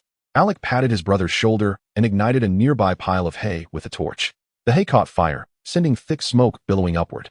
Illic spoke no more, adjusting his hood as he advanced toward the brothel's entrance. Alec moved swiftly, scaling the wall to infiltrate the brothel's kitchen and stables, igniting flames in succession. The brothers operated with seamless coordination. Entering the brothel's main hall, Illic remained silent, avoiding the women surrounding him, and made his way toward the darkened recesses. As he lifted the veil that obscured his view, Illic's gaze fell upon his target for the evening. At that moment, Daemon had Rhaenyra cornered against the wall, his eyes hungrily assessing her as prey. Rhaenyra pushed against him, terror evident on her face. Just in time, Illic rushed forward, seizing Daemon's shoulder and forcefully twisting him around, delivering a powerful left hook that struck him squarely in the face. The unexpected assault rendered Daemon defenseless, and he collapsed to the ground, dazed and bewildered. The rapid turn of events only registered with Rhaenyra when she heard Daemon's pained cry, recognizing her chance to flee from his grasp. "Princess, please come with me at once," Illic urged, picking up the black robe Daemon had discarded and throwing it to Rhaenyra, firmly pulling her away. As they departed, Illic cast a scornful glance at Daemon, delivering one last kick to his groin. The thud echoed sharply, and Damon emitted a despairing wail, clutching his groin, his body hunched like a shrimp. Chapter 44. The Raging Flame. Who are you? Rhaenyra gasped in a hushed tone, quickly distancing herself. Alec seized her, hastily draping a black cloak over her shoulders and forcibly dragging her through the back door. Who exactly are you, and where are you taking me? Rhaenyra struggled fiercely, glaring at the obscured face of Alec. Unable to maintain his disguise any longer, he revealed his visage and warned. Someone saw you slipping away from the Red Keep with Prince Daemon. Prince Aegon sent me to escort you back. Prince Aegon sent you? Rhaenyra paused, her expression softening. Alec continued, the situation is dire. It would be wise for you to remain silent and not reveal your identity. Rhaenyra nodded repeatedly, keeping pace with him. Upon exiting through the back, they encountered a beggar boy slumped against the wall. Alec positioned himself protectively in front of Rhaenyra, yanked the boy by his hair, and slammed him against the wall. Blood splattered as the boy crumpled to the ground, unconscious. He merely a little beggar? Rhaenyra murmured, bewildered. Everyone knows that beggars near brothels and gambling dens are often spies, Alec replied, glancing back. He not dead, just fainted. A sigh of relief escaped Rhaenyra. She chose to disregard the boy. Fire. Quickly, extinguish the flames. The courtyard was ablaze, cries for help echoed in the night. They had not ventured far when a great fire ignited around the brothel, the wind fueling the inferno, swiftly engulfing the surrounding streets and setting residences ablaze. Amid the frantic shouts, citizens, roused from their slumber, hastily donned clothing and grabbed buckets to join the firefighting efforts. The scene descended into chaos as Alec exhaled deeply, leading Rhaenyra away from the panicked crowd down a narrow alley. Meanwhile, Alec hurled a torch into the second-floor window of the brothel before vanishing into the night. Arson was his mission for the evening. Despite the dishonor it brought to a knight, he felt no reluctance to follow his elder brother's orders from Prince Aegon. He had his sights set on the young king's eldest son, feeling both compelled by tradition and an inexplicable loyalty. As for Prince Aegon, his protective role assigned by the king did not warrant Alec's fealty. The wind shifted. Alec and Rhaenyra ran desperately, colliding with a squad of gold-clad guards rushing to combat the blaze. Avoid them, Alec whispered, veering into another narrow passage. Just as they did, a lone gold-clad guard appeared before them. Who goes there? What are you scheming? A familiar voice called out. Rhaenyra turned, recognizing Harwin's face. Alec instinctively shielded Rhaenyra, threateningly asserting, step aside. This is none of your concern. Harwin unsheathed his sword, a mocking smile on his face. Such bravado, daring to oppose the city's guard. A valiant knight, Harwin was skilled, unafraid of any confrontation. Alec recognized him, but, bound by his mission's secrecy, could not reveal his identity. His hand brushed against the hilt of his sword, prepared for an altercation. Don't do this. We are friends. Amidst the tension, Rhaenyra, disregarding Alec's warning, stepped between the two men. Her voice startled Harwin, who paused, perplexed. Princess, what brings you here? Rhaenyra removed her hood, awkwardly explaining, there's no time for explanations. I got separated from Daemon, and thankfully, the Kingsguard found me. She was not entirely foolish, aware of the need to obscure the truth. Harwin scrutinized Alec before smiling at Rhaenyra. In that case, Princess, you should proceed. I must return to extinguishing the fire. Thank you, Sir Harwin. Rhaenyra, disinterested in lingering, grasped Alec's arm, leading him away. Watching their retreating figures, Harwin furrowed his brow in contemplation, glancing at the distant flames. The conflagration on Silk Street roused the city guard. All gold-clad guards rushed to the scene, joining the firefighting efforts. The blaze raged until midnight before it was finally quelled. The source, the brothel, lay in ruins, reduced to charred stone remains, and the nearby homes had succumbed to the flames as well. Fortunately, due to the area's density, the fire was quickly noticed, and no casualties were reported. Before this, Alec had already met with his brother at the Red Keep. They exchanged knowing smiles, understanding everything without words, parting ways in different directions. Alec guided Rhaenyra through a concealed passage back to her chamber. Aegon stood at the edge of the window, gazing at the fiery spectacle in King's Landing. He knew that the Alec brothers were behind it all. The blaze was his orchestration. Rhaenyra had unwittingly fallen into Daemon's trap, and there were unseen eyes watching them. Under normal circumstances, no matter how diligently Aegon sought Rhaenyra, he would inevitably fall into a snare, for her whereabouts were under surveillance, particularly at that brothel. Rhaenyra's escapade would not remain concealed. Too many witnesses had seen her movements. Aegon merely needed to sever the trails linking Rhaenyra to Daemon's visits to the brothel. A fire that consumed everything would obliterate any trace of their actions. Even if someone testified that Rhaenyra had been at the brothel, who could discern truth from ashes? Aegon's duty was to reach Rhaenyra's chamber beforehand, fabricating an alibi for her. By then, who would dare accuse Rhaenyra without evidence? Their father, Viserys, would silence any dissenters. With a creak, the wall at the passage's entrance rotated, and Aegon quickly turned. Before him stood the long-awaited figures of Alec and Rhaenyra. Rhaenyra, you have finally returned. Aegon beamed at the sight of his sister, the weight of his worry lifting. He had feared Rhaenyra might be swayed by Daemon and refused to return with Alec. Clearly, she had not disappointed him. Aegon, how did you know I had slipped out? Rhaenyra asked, astonished, as she discarded her black cloak. Aegon glanced at Alec, who remained silent. There were too many eyes. I didn't have the chance to explain to the princess, Alec murmured. Aegon nodded. Was the plan successful, sir? Relatively smooth, although we encountered the patrolling Harwin, and the princess's identity was compromised, Alec admitted, regret lacing his voice. Aegon bowed his head in thought, contemplating whether Harwin might disclose what he had seen and if a warning was necessary. That man was the eldest son of Prime Minister Leonor and the heir to Harrenhal. Regardless of his father's accomplishments and his own status, Aegon could not consider eliminating him. Observing their cryptic exchange, Rhaenyra interjected softly, Harwin is Leonor's son. He respects me and should not speak out of turn. That would be for the best, Aegon replied with a gentle smile. Leonor was indeed a man worthy of trust. And it seemed his son was clever as well. Rhaenyra approached Aegon, her bright eyes sparkling as she feigned an elder sister's authority. Who revealed my secret to you? And this fire, was it all you're doing? On her journey back, Rhaenyra had pondered these matters. Alec's sudden appearance and the timely fire made her realize that Aegon was intricately involved. I have my own plans regarding the informant. I cannot disclose that to you yet. Aegon replied, concealing the identity of the mysterious figure, mindful not to raise alarms too soon. He then adopted a serious demeanor. The fire was my doing. I was protecting you. Chapter 45. The bonds of brotherhood. A subtle pride lingered in her tone. I witnessed the devastation wrought by the flames affecting many innocent lives. Rhaenyra hesitated, still grappling with the significance of the inferno. Whom did it involve? The women of the brothel or the patrons? Daemon's expression darkened as he confronted his sister. Hush. Who on earth informed you of my whereabouts? Rhaenyra clamped her hand over her brother's mouth, inquiring about the informant. Daemon shook his head, evading her grasp. His eyes wide with indignation. Do not touch me with hands that have been near Daemon, you fool. Daemon. This remark struck a nerve with Rhaenyra, igniting her fury. Daemon has not touched me. Our relationship is innocent. Rhaenyra pressed her hand firmly on Daemon's shoulder, her voice taut with suppressed anger. Until tonight, she had held Daemon in high esteem and trusted him implicitly. Now, only fear and regret remained. After all she had done without receiving the expected rewards, Daemon too felt anger bubble forth. If I hadn't sent someone to rescue you, do you believe that by tomorrow morning, your escapade with Daemon would not be the talk of the town? How could that be? We slipped away unnoticed. Rhaenyra stammered, anxiety creeping into her voice. Daemon spoke plainly. If no one knew, then who alerted me? Daemon, the one secretly watching you, had someone report back to me. Upon reflection, 3 groups have been watching you. What transpired tonight is far from a secret. Rhaenyra fell silent. She was not foolish, merely overly trusting of Daemon. She had never anticipated that her previously caring uncle would suddenly reveal his predatory nature. Had Daemon not secretly intervened tonight, she dared not imagine the consequences. What versions of the rumors would circulate by morning? So, this fire served to conceal my tracks. After a long pause, Rhaenyra finally murmured. Otherwise, do you think I would be here, nursing my wounds instead of resting, listening to your accusations? Daemon scoffed, his disdain evident as he regarded Rhaenyra.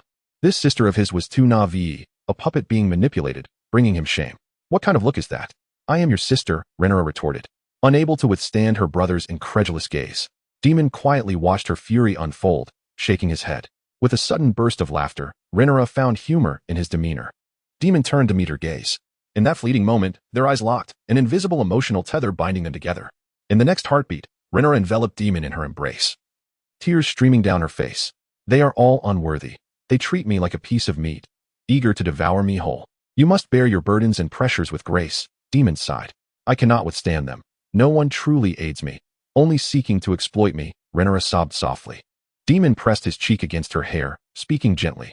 I have vowed that until a stranger takes me away, I shall remain by your side. Daemon. Rhaenyra choked on her words, longing to hold her brother's fragile form tightly, yet fearing to disturb his wounds. Do not fear. If you wish to cry, let it all out. No one will mock you, Daemon soothed, caressing her back, his voice a soft balm to her soul, reflecting on the reckless escapade of the night. The wolfish ambition of Uncle Daemon, in the comfort of her brother's embrace, Rhaenyra felt a tumult of emotions. She realized she was merely a tool in the eyes of others, and her tears flowed uncontrollably. She buried her head in Daemon's shoulder, her cries gradually subsiding. After a time, Rhaenyra rubbed her nose against Daemon's shoulder, revealing her swollen, tear-streaked eyes. Daemon, with a furrowed brow, remarked, I believe we both ought to change into clean garments. Rhaenyra looked up in confusion, glancing first at Demon's soiled shirt, then down at her own tattered dress. Turn around. I shall change.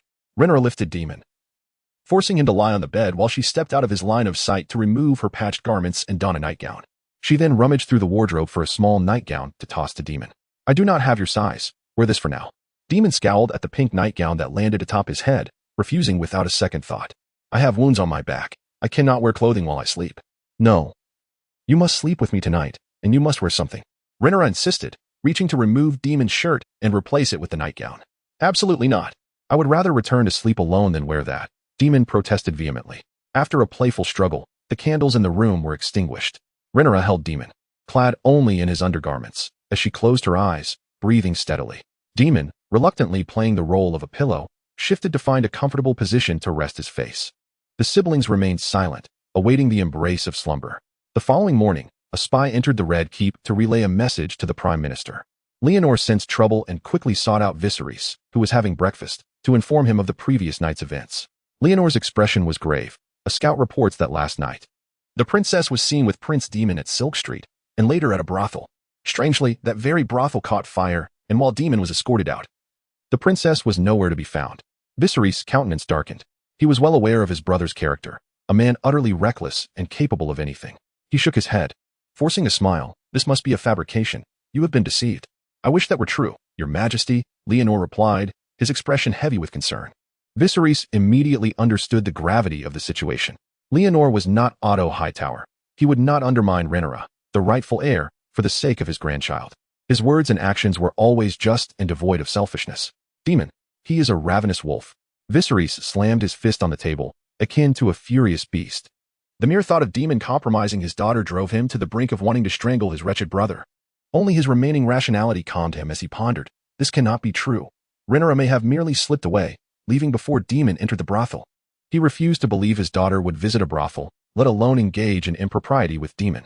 Leonor remarked, "This is precisely my concern. The fire is suspicious, and it is said to have been set deliberately. Demon left the brothel as the flames erupted, and many attest he appeared injured.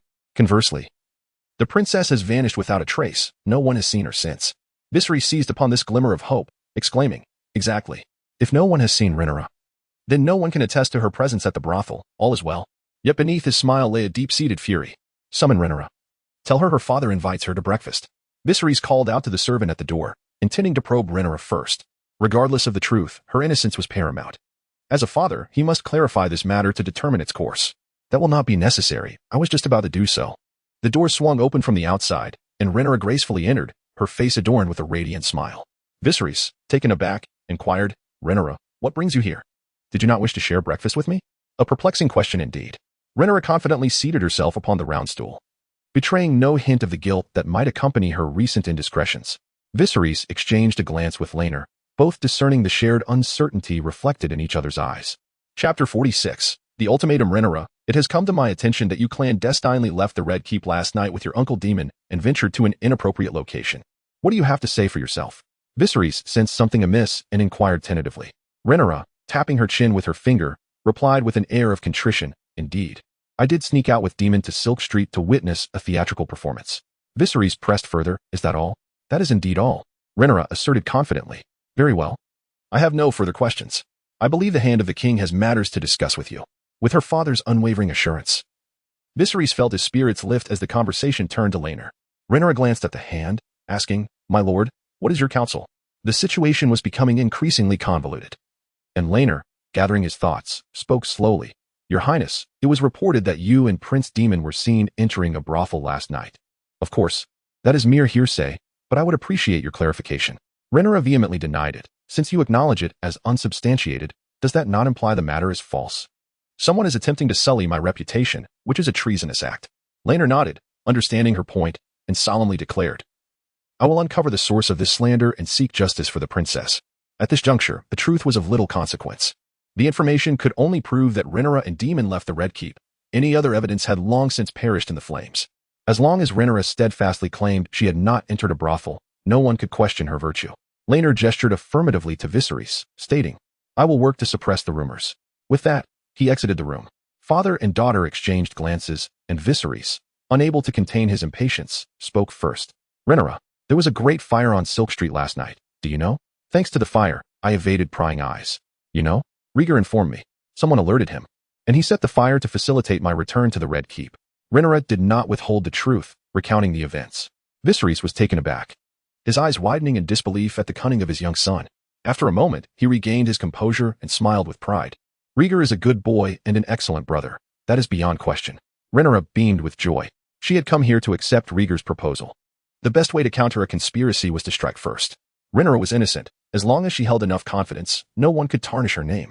The truth proved to be exactly that. Observing his daughter's radiant smile, Viserys suddenly asked, "What have you considered?" "Considered what?" Rhaenyra momentarily faltered. "Marrying Rieger. Allowing him to support you, just as he did last night." "But Rieger is my brother." "And so what? Marriages between close kin are our family as tradition. I only see him as my brother. I have not yet decided." Rhaenyra stumbled over her words, unable to articulate her feelings toward Rieger. Moreover, he was still too young, not aligning with her matrimonial expectations. Viserys furrowed his brow, speaking sternly. "Then whom do you favor? Do not tell me it is that demon fellow." "Absolutely not." Rhaenyra hastily refuted. "While I once developed feelings for Demon due to his attentiveness, last night's events revealed his treacherous ambitions. The candidates I suggest you dismiss, and you have rejected Rieger as well. What should your father do regarding your marriage?" Viserys' eyes betrayed an unspoken disappointment. The thought of Demon's malevolent intentions nearly coming to fruition sent a chill down his spine. With resolve, he issued a final ultimatum. "Laenor has proposed that you marry Ser Laenor Valerion, son of the Sea Snake. I believe he is a suitable match. Marrying him could mend the rift between the Targaryens and Valerians, aiding you in fortifying your power in the future." Pausing, Viserys fixed his gaze upon his daughter, exuding the authority of a king. "Rieger? Laenor? You must choose between the two. May I have some time to consider?" Rhaenyra pleaded softly, her expression shifting under her father's formidable presence. Viserys, having made up his mind, would not accept refusal. His love and guilt for his daughter culminated in a sigh as he consented to grant her some time, emphasizing, "The rumors will not dissipate overnight. In the interim, I shall take the family back to Dragonstone for a while. There, we can raise young dragons suitable for taming. Rieger and Aegon each have one. After they have been tamed, I will go to Driftmark. It could be to propose on your behalf to Laenor, or to send an invitation for your betrothal to Rieger. Regardless, you must provide me with an answer." With that, he left no room for Rhaenyra to counter, gesturing for her to depart. "I have matters to attend to. Return and contemplate your decision." Seeing her father's determination, Rhaenyra bit her lip and swiftly exited. The room felt suffocating, and she yearned to escape. After Rhaenyra left, a slender figure emerged from the depths of the room, wrapping her arms around Viserys from behind. "Did you hear everything? I had nowhere to retreat. Rhaenyra should indeed marry Rieger. Their sibling bond would stabilize the throne." Yet, Rhaenyra did not share that sentiment. She remained a naive girl harboring beautiful fantasies. The heir to the Iron Throne could be female, but not an ignorant child. Viserys silenced Alicent, who was about to offer further persuasion, gently kissing her cheek. "I must tend to my dear brother." Dressed by Alicent, Viserys mounted Blackfyre and departed with purpose. In the end, only Alicent, clad in delicate fabric, remained in the room. She picked up a half-eaten piece of bread from the table, taking small bites, her obscure eyes gazing out the window. Morning light filtered through a fabric curtain, casting soft rays upon Demon's face. After a night of heavy drinking, Demon felt a throbbing headache and murmured about his thirst. A maiden named Miseria entered, dressed in white, parting the heavy curtains to allow the blinding sunlight to rouse Demon from his slumber. Awoken from his deep sleep, Demon cursed irritably, raising a hand to shield his eyes from the glare.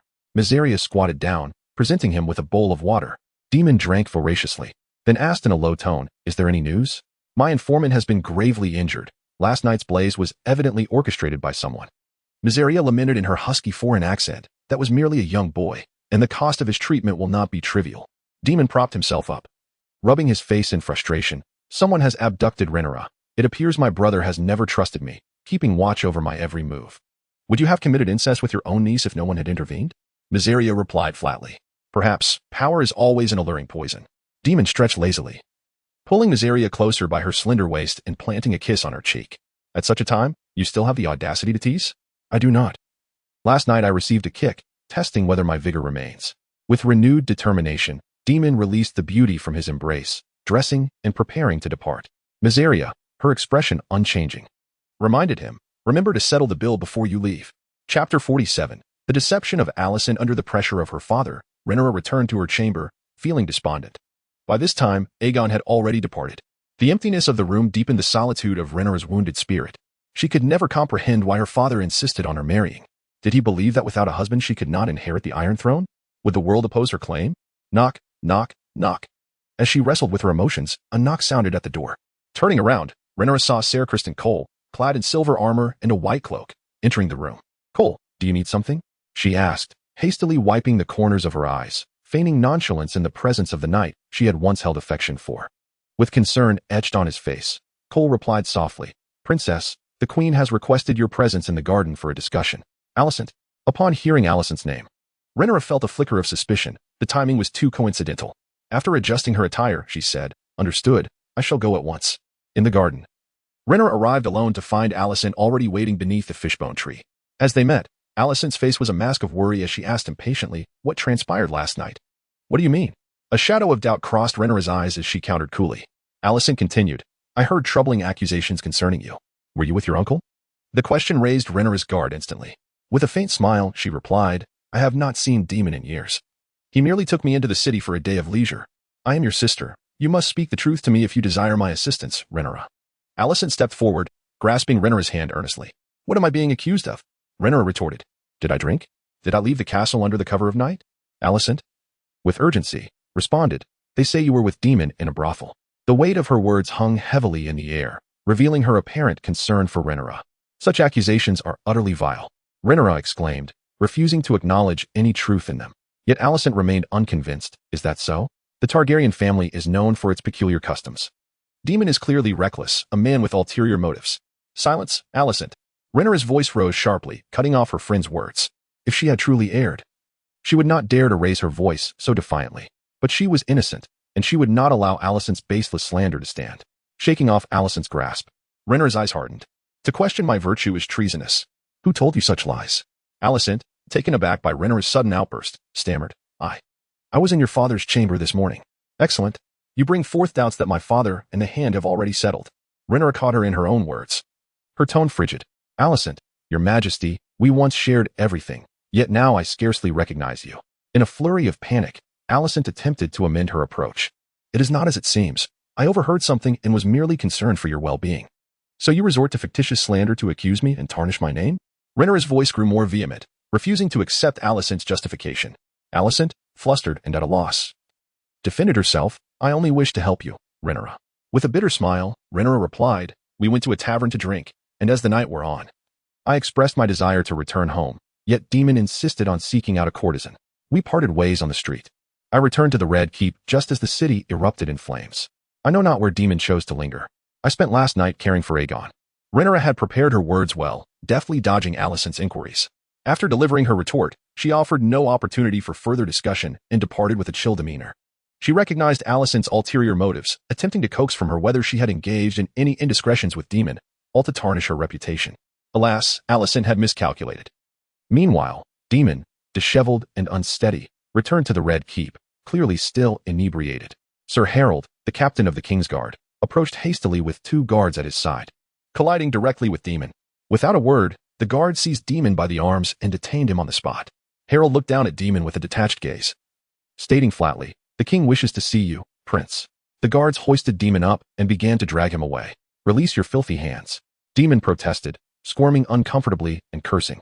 No one paid him any mind. They hurriedly brought him to the throne room, unceremoniously tossing him onto the cold, black stone floor. Daemon seemed indifferent to his plight, lying face down, reeking of alcohol. Harold gestured for the guards to wait outside, and King Viserys emerged, his face clouded with suppressed fury. Approaching Daemon, he spoke coldly. "What have you done to my daughter?" Although he chose to believe Rhaenyra, he could not suppress the urge to seek confirmation. Daemon, still dazed, remained silent, belching intermittently. Viserys' expression shifted. "Are you not going to deny it?" "I must know the charges to defend myself," Daemon replied, feigning ignorance. With a snarl, Viserys kicked him hard in the stomach, exclaiming, "You lured her away with the intent to defile her." Daemon let out a grunt, curling up in pain. Viserys, still enraged, delivered another kick, demanding, "Did you or did you not violate my daughter?" As Daemon rolled to the side from the impact, he retorted defiantly, "What of it? By our age, we had already frequented the brothels of Silk Street." Viserys laughed in fury. "We were young men then, and she is but a girl, your niece. Rhaenyra has grown up. Who knows which scoundrel first took her virtue?" Daemon continued his insolent demeanor. "You wretched scoundrel."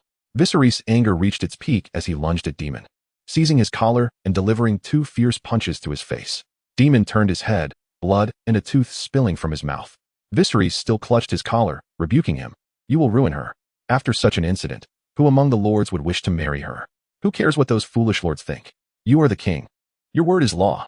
The pain from the blows had brought clarity to Daemon, forcing him to speak his true feelings. Viserys, deeply disappointed, lamented. I have always stood by you, yet your heart is more wicked than I ever imagined. Daemon scoffed nonchalantly, dismissing his brother's concerns. The two brothers locked eyes in the silent hall. Suddenly, Viserys laughed mockingly. You did not succeed, did you? My child thwarted your intentions. What? Daemon was taken aback. Viserys released his grip on Daemon's collar, standing over him with a superior gaze. Aegon, my firstborn son, is 100 times greater than you. He not only saw through your deceit but also values family and protects his kin. Daemon's expression faltered as he hesitated. The man in black last night was sent by Aegon? He was the one who started the fire? Indeed, a clever boy, right? Viserys beamed with pride, casting a derisive glance at his disheveled brother. Daemon shook his head in disbelief, chuckling, a 6-year-old child? If he were that clever. You ought to strip Rhaenyra of her claim and appoint your firstborn instead. Chapter 48. Exile of Daemon. Do not attempt to provoke my children. I have my own designs for them, Viserys warned, pointing at him. Daemon inhaled deeply. Marry me to Rhaenyra. When I present the crown to you. You said I could have anything I desired, and I desire her. I shall cherish her as my life and wed her according to our family tradition. Viserys scoffed. You are already wed. Even so, the conqueror Aegon took a second wife, Daemon insisted. With a swift motion, Viserys drew the dragon horn dagger and pressed it against Daemon's neck. Seething, you are not a conqueror. You are a scourge sent to torment me. Daemon, unafraid, held his neck high and declared, marry me to Rhaenyra, and we shall restore the glory of House Targaryen. Of course, it is not my daughter you covet, is it? It is my throne. Viserys retorted, his disdain palpable. I would sooner marry Rhaenyra to Aegon, or even betroth both my daughters to him, than allow you to tarnish them in your pursuit of my crown. Retracting the dagger, Viserys gazed at him with pity, saying, return to the Vale, Daemon. Go back to your lawful wife and do whatever you can to reclaim your lost honor. Or simply let it all fall apart. I care not, as long as I never have to see you again. With that, Viserys wiped the dagger on his sleeve and departed in disappointment. His brother's words shattered Daemon's mental defenses, leaving him staring vacantly at the ceiling, murmuring, it is not yet time, brother. As dusk fell, Viserys stood alone by the window of his chamber, gazing at the distant coastline. The Targaryens appeared to possess an innate fearlessness of heights, relishing the view from above. Viserys was no exception. Alicent approached softly, resting her hand on his shoulder, and whispered, Daemon has gone. Good riddance. I do not wish to see him again, Viserys replied, his frustration palpable at the mere mention of Daemon. I spoke with Rhaenyra. She denied any relationship with him. Naturally, with her brothers protecting her, Daemon's schemes will come to naught. Ah, if only I had a brother like that. What did you say? Viserys turned back in confusion. Nothing. I merely envy the bond between Rhaenyra and her brothers, hoping Aegon and the others might share the same. Alicent blurted out, her hand instinctively fidgeting with her nails behind her back. Unaware of any underlying tension, Viserys continued. The blood of House Targaryen is significant. They are restless and chaotic, and only with sufficient wisdom can they be harnessed. Our children will surely be wise and united. Alicent smiled in agreement. I wish to marry Rhaenyra to Aegon. Viserys shifted the conversation to this troubling matter. Alicent's gaze flickered momentarily as she lowered her eyes. A sound decision. Rhaenyra is forthright, and Aegon will surely grow into the kind of boy Rhaenyra admires. Do you think Rhaenyra does not like Aegon now? Viserys asked, his keen perception revealing a blind spot. Alicent hesitated. I know Rhaenyra and what kind of man she favors. Indeed, you know her. She has a penchant for defying her father, showing no regard for his feelings, Viserys replied, lowering his head with a bittersweet smile. You could try to communicate with her. Whoever she chooses will be a worthy match. Let us hope she does not forget her responsibilities, Viserys said, turning to pull his wife to the table. Pouring them both a glass of wine, they shared a glance and drank together as twilight deepened. Alicent lay expressionless on the bed, ignoring the sounds of heavy breathing nearby, her mind replaying the unsuccessful dialogue she had with Rhaenyra that day. A fortnight later. Hurry, load the boxes onto the ship. The final batch of supplies is being organized. At the river gate, a shipping officer shouted commands to the sailors hauling cargo. Not far off, Viserys stood with his hands clasped behind his back, his gaze fixed calmly on a grand ship adorned with a black sail emblazoned with 3 red dragons. Your Majesty, the supplies are ready. We can set sail at any moment, Laena reported, approaching with a list in hand. Viserys nodded, understood. Behind him, Alicent led Aegon and Helena, cradling a small infant. Rhaenyra lingered with Aegon at a fruit stall, smiling as she selected fresh produce. After nearly 20 days of recuperation, Aegon's burns had healed significantly, allowing him full mobility once more. This often left Viserys reflecting on how blessed Aegon must be, his healing powers far exceeding those of a mere mortal. Everyone, come forth. Our journey is about to commence. Viserys called to his family. Aegon perked up at the sound and rushed over, the first to arrive. His father had mentioned that their destination was Dragonstone, where 2 young dragons awaited his training. The thought of having his own dragon filled Aegon with fervor, and he eagerly anticipated the adventure. Viserys affectionately tousled his eldest son's hair, jokingly asking, "The ship is stocked with an abundance of fruits, far superior to those from roadside stands. I wish to see how the fruit from the Red Keep compares to that from the outside," Aegon replied with a grin. "Have you discerned any differences?" "Indeed, the fruit from the Red Keep is pricier, despite the roadside fruit being of equal quality, yet far cheaper," Aegon remarked. Viserys' smile faltered.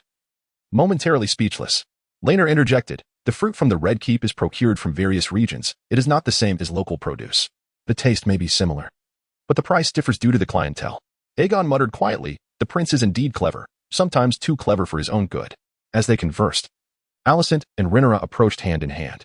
After their earlier dispute, the two had kept their distance until Alicent extended an invitation to Rhaenyra for a tea gathering, mending their relationship. With a step forward, "Let us all descend together." As night descended, the ship, adorned with dragon motifs, drifted within Blackwater Bay, sailing with the breeze. Inside the lavishly decorated cabin, Viserys appeared pale, clutching a wooden bucket, struggling to suppress his nausea. Alicent and Rhaenyra stood by his side, concern etched on their faces. It is somewhat amusing to note that Viserys had tamed the largest and most ferocious dragon in Westerosi history, Vhagar. Yet he was afflicted by seasickness. For this reason, Viserys had always held a disdain for sailing. Were it not for the dual purpose of witnessing his son tame a dragon and mending the strained relations with House Velaryon, he would seldom venture onto the sea. He preferred the pursuits of hunting and tournaments. "Father, the Grand Maester provided a remedy before our departure. One pill should alleviate your discomfort," Aegon offered, handing him a glass vial, his concern evident. Viserys glanced at it, taking the vial and uncapping it before swallowing a pill. "I have taken too many medicines. I hope this one proves effective." "It will, and I have a sleep aid as well. Would you like to take some?" Aegon pulled another vial from his pocket. Having been bedridden, he had frequently consulted with Maester Mellos, who had provided him with calming draughts due to his recurring nightmares. He had discreetly inquired about the ingredients, ensuring they were harmless and safe for his father. Chapter 49. The Green Eyes. Under the gentle persuasion of his family, Viserys swallowed a sleep aid and lay in bed, enduring his discomfort. As his breathing gradually steadied, Alicent offered a soft smile to Rhaegar and his sister. She whispered, "It's late. You should both return to your quarters." "Thank you, Your Majesty," Rhaegar replied with a smile as he followed Rhaenyra out of the cabin. The siblings exchanged light banter as they walked along the corridor before parting ways to their respective cabins. In the dim light of the flickering candles, Rhaegar stripped off his clothing and stood before a full-length mirror, examining his back. The old skin had sloughed away, revealing new, tender flesh with faint outlines of the burn's extent. "The recovery is swift, truly. The blood and fire are one," Rhaegar murmured, activating his system panel. Rhaegar Targaryen, talent, dreamer, gold. Long-lived, green, bloodline. Ancient Valyrian Dragon King, 14. Skill, proficient in High Valyrian Relic. Blood and fire resistance 50. Evaluation, your bloodline has been further purified, and you seem to have uncovered a remarkable secret. Rhaegar gazed intently at the bloodline section, noting the purity had risen from 12 to 14. This change had become apparent since the day his skin began to shed. The only explanation for this enhancement lay in the burns inflicted by dragon fire. "Perhaps the essence of the dragon ignited the latent power within my bloodline." Before the attack of the Dreamfire, Rhaegar had rarely encountered dragons. He had perused the ancient texts of House Targaryen, which contained fleeting references to the bond between humans and dragons. A dragon rider must not view the dragon as a mere tool. The dragon is a companion. The deeper the bond between rider and dragon, the more formidable the power unleashed. This was merely a theoretical extrapolation from the ancient texts. Rhaegar was skeptical but recognized one undeniable truth. Increased interaction with dragons was advantageous. The ship would arrive at Dragonstone tomorrow, and soon he would possess a dragon of his own. As drowsiness overtook him, Rhaegar collapsed onto the bed, cocooning himself in the blankets to sleep. Before long, he drifted into slumber. The darkened sky, the crashing waves, and the thunderous storm reappeared, reminiscent of dreams from a fortnight past. This time, however, Rhaegar maintained his awareness. The cold raindrops struck him, and he felt the chill seep into his very bones. Water cascaded down his hair, enveloping his bare body. The ominous clouds churned above, and the wind howled violently. A roar from an enraged dragon echoed from afar, resonating with the thunder that shook the heavens. Rhaegar lifted his gaze, disregarding the rain that drenched his face, and stared into the tempest above. Amidst the rumbling thunder, a massive shadow broke through the cloud cover, dancing alongside the lightning. Having endured 2 harrowing nightmares, Rieger clenched his fists, fixating intently on the shadow. His unwavering resolve seemed to draw the creature closer. The shadow altered its course and dove directly towards Rieger. He stood tall, unflinching in his gaze. The shadow approached with incredible speed, closing the distance between them. With a resounding roar, the shadow loomed before him, revealing a pair of obsidian claws. The force of the encounter left Rieger momentarily deafened and dazed, his consciousness slipping from the dreamscape. In the final instant, he beheld an unforgettable sight, a pair of eyes filled with malice, cunning, and arrogance. The deep green gaze was as profound as an abyss, fixated on Rieger at that moment. Ah! Rieger awoke with a start, murmuring repeatedly, "Eyes, a pair of green eyes." He had glimpsed part of that shadow's form, a massive dragon. A pitch-black creature with emerald eyes. The mere thought of the dream's imagery sent shivers down his spine, leaving him uncertain whether it was fear or exhilaration that gripped him. His chest heaved, breath coming in gasps, a fine sheen of sweat forming on his brow. After a prolonged moment, he managed to regain his composure. "Give it to me, quickly." Rieger sat at the edge of his bed, his mind still reeling, when he faintly heard a commotion from the corridor outside. Who was out there? He pondered, rising to dress himself, intending to step outside for some fresh air and to investigate the disturbance. Upon opening the cabin door, he found the corridor empty. "Fool! Can't you understand my words?" Just then, the earlier voices echoed again. Rieger furrowed his brow, recognizing them as familiar. They were emanating from the left corner. Confirming the direction, he walked cautiously towards the sound. Upon reaching the corner, he discovered it to be a dead end. Standing at the edge of the corridor, he located the source of the noise, 2 children. The older one, roughly Rieger's age, was a sturdy young boy, while the younger was a chubby little girl. Rieger was well acquainted with them. They were his half-brother Aegon and sister Helena. At that moment, Helena was curled up in a corner, clutching her little head, while the older Aegon was loudly scolding her, tugging at a strand of her silver hair. It was evident that this was a classic case of an older brother bullying his younger sister. Rieger stepped forward, intending to intervene, but hesitated. While Helena was indeed his sister, Aegon was her full brother. They had shared the same womb. It was not his place to meddle. Turning away, Rieger decided to speak with Alicent about Aegon's behavior. "Take it off, or I will break your fingers." Aegon's threatening voice cut through the air. Rieger paused, contemplating whether he should step in. Then he heard Helena's sobs. Turning back, he saw Aegon atop Helena, gripping one of her arms and twisting her fingers. "This is what happens when you disobey me. You won't give me the bracelet." Aegon threatened as he inflicted his cruelty upon his sister. "Hand it over, or I will deal with you every night." Helena refused to yield, shaking her little head vigorously, her tear-filled eyes reflecting her distress. At that moment, Rieger noticed the bracelet on the arm Aegon was gripping. It was the very bracelet he had gifted Helena. Rieger raised his own wrist, revealing an identical bracelet. The distinction lay in the fact that Helena's was a mere trinket made by a blacksmith, while his was a true spatial bracelet. His gaze hardened, and Rieger's expression turned dangerous as he advanced silently towards the depth of the corner. Aegon relinquished his grip on Helena's fingers, instead attempting to forcibly pull the bracelet from her wrist. "You want it?" Rieger's voice suddenly resonated from behind. Aegon jumped, turning to find Rieger standing behind him. Having approached unnoticed, he admitted to feeling a twinge of fear towards this brother, who had always been frail, yet had a penchant for darkness. Swallowing hard, Aegon feigned bravado, retorting, "What business is it of yours?" Rieger remained silent, his gaze unwavering. His eyes were calm as still water, revealing not a hint of emotion. As Aegon observed Rieger's silence, his courage swelled, and his expression grew increasingly arrogant. Catching sight of the bracelet on Rieger's wrist, then glancing at Helena's, Aegon seemed to connect the dots. "Why do you both have the same bracelet, and I don't?" Hearing his outburst, Helena, who had been the victim of Aegon's bullying, looked up and realized Rieger had arrived. Chapter 50. The Wails of Aegon. Upon catching sight of Rieger's face, Helena's eyes lit up, and she called out pitifully. Rieger glanced at her, his voice devoid of emotion. "Have you been bullied again?" "Aegon wants my bracelet." Helena, seemingly having found her ally, began to cry, her tender voice laden with unspoken grievances. Rieger nodded in understanding, rolling up his sleeves to reveal his own bracelet. Aegon, undeterred, playfully tapped Helena on the head, warning, "I am your brother. You must not call him brother." Helena, her head jolted by the tap, bit her lip, glaring at Aegon in silent fury. "Still daring to glare at me?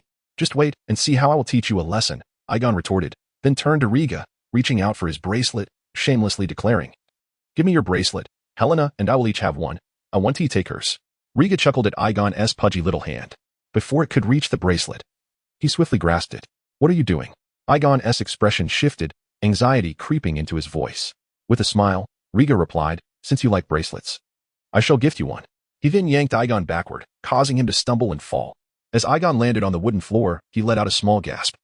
Scrambling to rise, Thud. A foot pressed firmly on his back, pinning him down. What are you doing? Let me go, or I'll tell Mother, feeling the pain.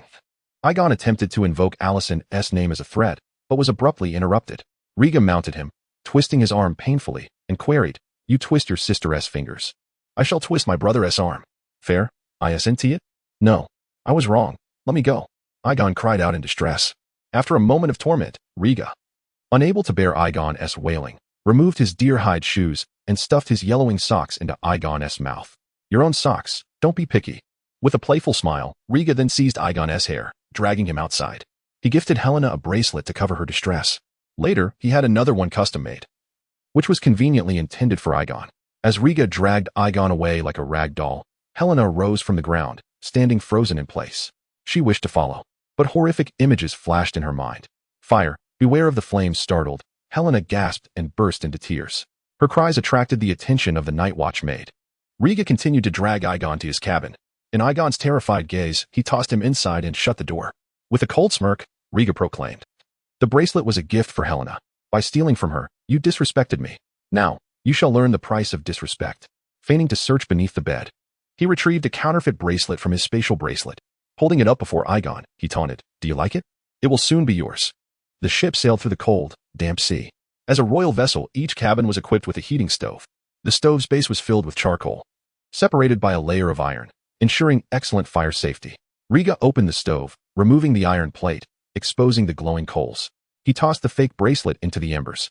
The steel bracelet, with its excellent thermal conductivity, quickly turned red. Using a cloth to retrieve the heated bracelet, Riga approached Aigon with a smile, beckoning, "Come here, my dear brother."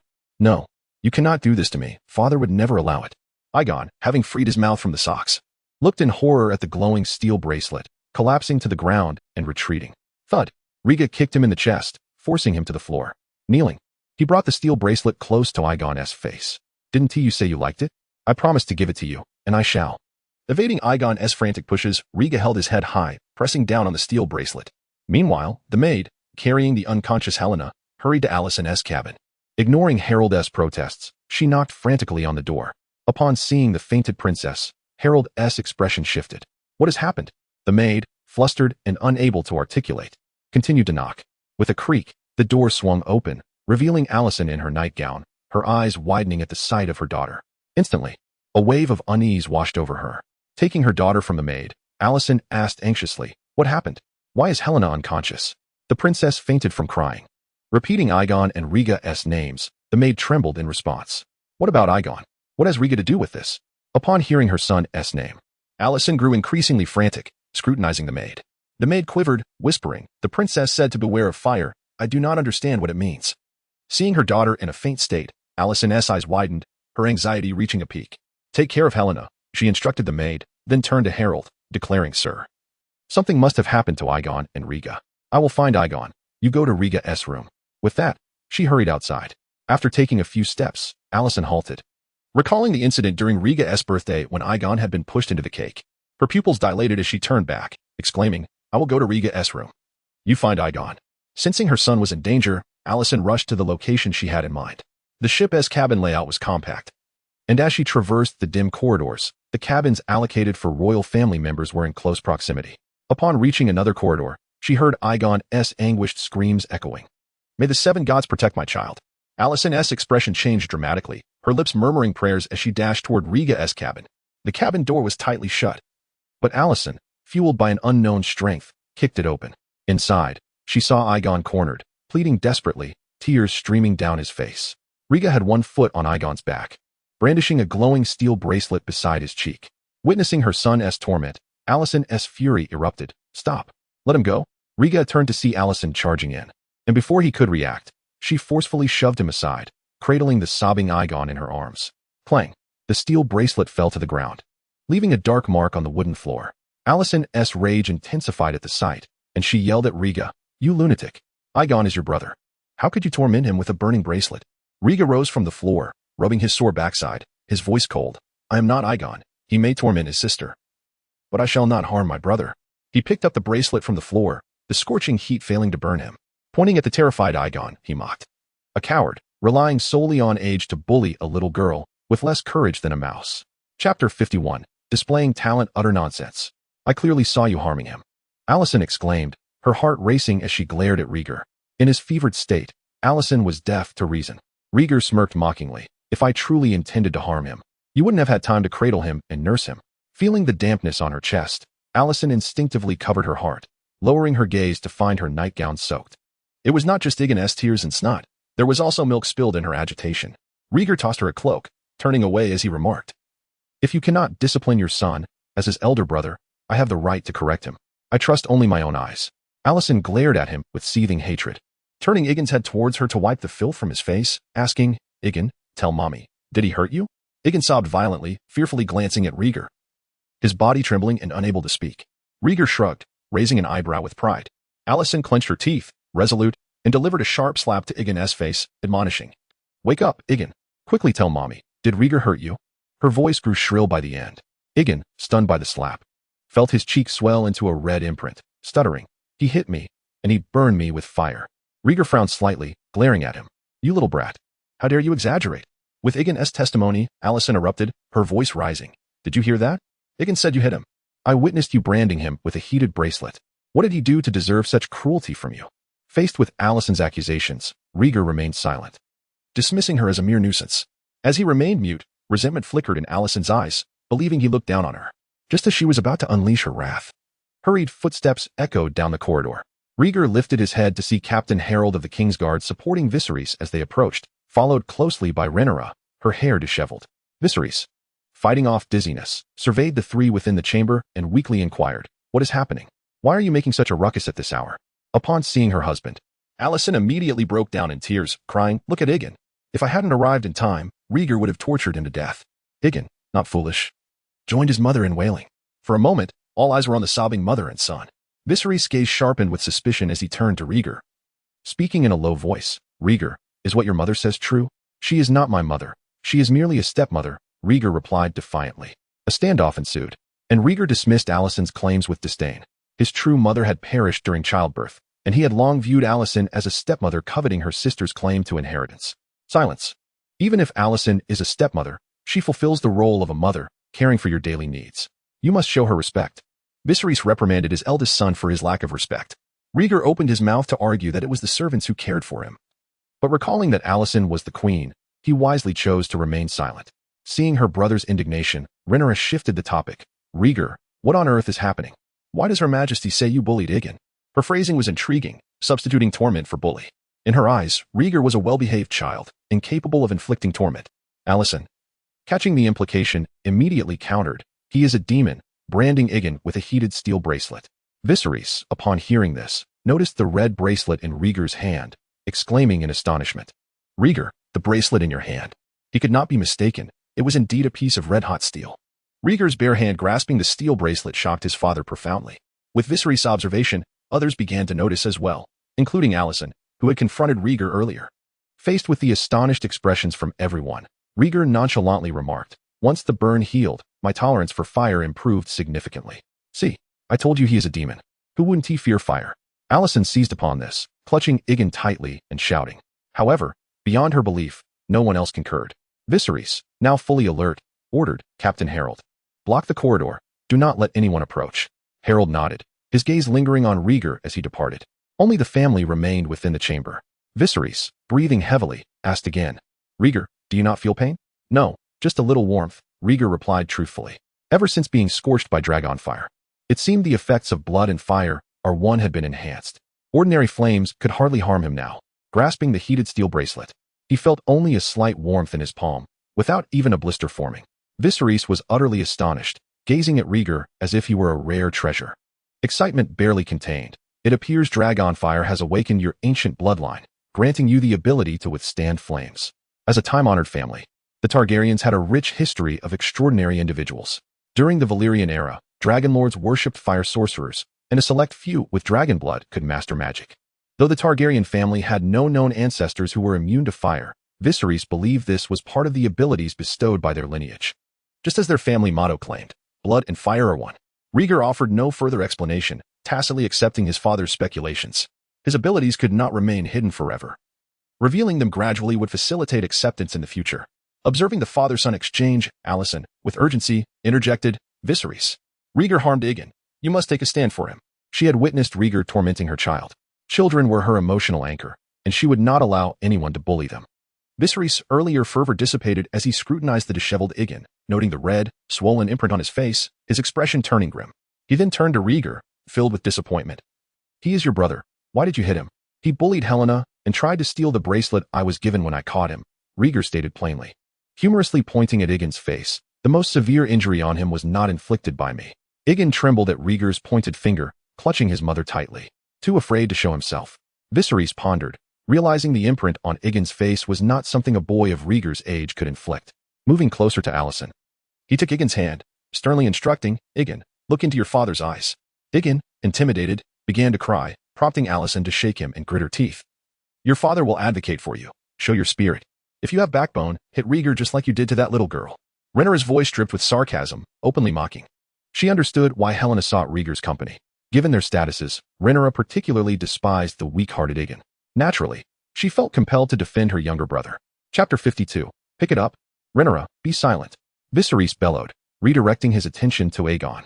Tell me, did you bully Helena? Yes, Aegon responded, his fear rendering him momentarily mute, a timid admission escaping his lips. Did Rieger strike you for this? Yes. He frightened you with a burning steel bracelet, but did not harm you? Yes. Under the weight of his father's authority, Aegon dared not fabricate lies, responding truthfully to each inquiry.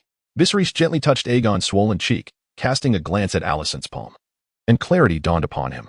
Alicent, Rieger's method of teaching Aegon was indeed inappropriate, yet I do not believe it has reached the severity you claim. Viserys stated in a somber tone.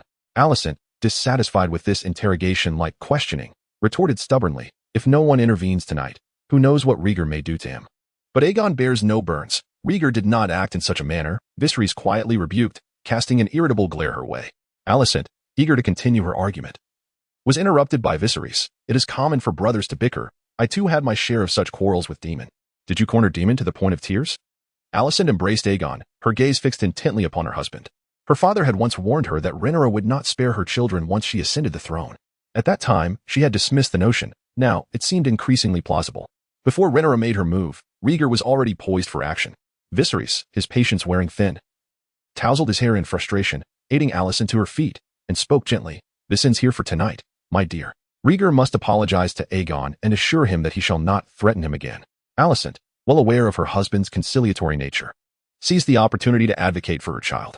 After a moment's hesitation, Viserys glanced back at Rieger and Rhaenyra, bowing his head in contemplation. Both children are at fault. Let them apologize to one another. Aegon initiated by bullying his sister. Alicent remained silent, her eyes resting on Aegon, who appeared a mess of emotions, nervously stealing glances at Rieger. After a prolonged moment of trepidation, he finally mustered the courage to shut his eyes and utter, I'm sorry, brother. Very well. It is now Rieger's turn. Viserys gestured for Rieger to respond. Rieger's gaze was heavy yet suddenly illuminated with a smile. I accept your apology. And I too must apologize for my rough behavior. I should not have frightened you so. He wished to alleviate his father's burden, finding no harm in appeasing Alicent's maternal instincts. Viserys managed a strained smile towards Alicent, proposing, it is quite late. Let the children retire for the night. Alicent nodded in agreement, choosing silence. She had secured the justice she sought. Aegon was merely frightened and could not be pursued further. As Viserys turned to leave, Alicent held Aegon's hand. Just as they thought the matter was concluded, Rieger's voice broke the silence. Aegon, do you not adore the bracelet? Take it with you.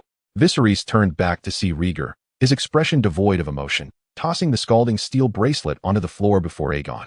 Aegon, startled, recoiled in fear of being struck. Viserys erupted in anger. Rieger, this matter is finished. Rieger replied coolly, I know, but Aegon desires the bracelet. I promise to give it to him. He fixed a serious gaze upon Aegon, pointing at the bracelet on the floor. Pick it up, take it with you. And no, I cannot pick it up. Aegon shook his head repeatedly, retreating into Alicent's embrace, terror evident in his eyes as he regarded Rieger.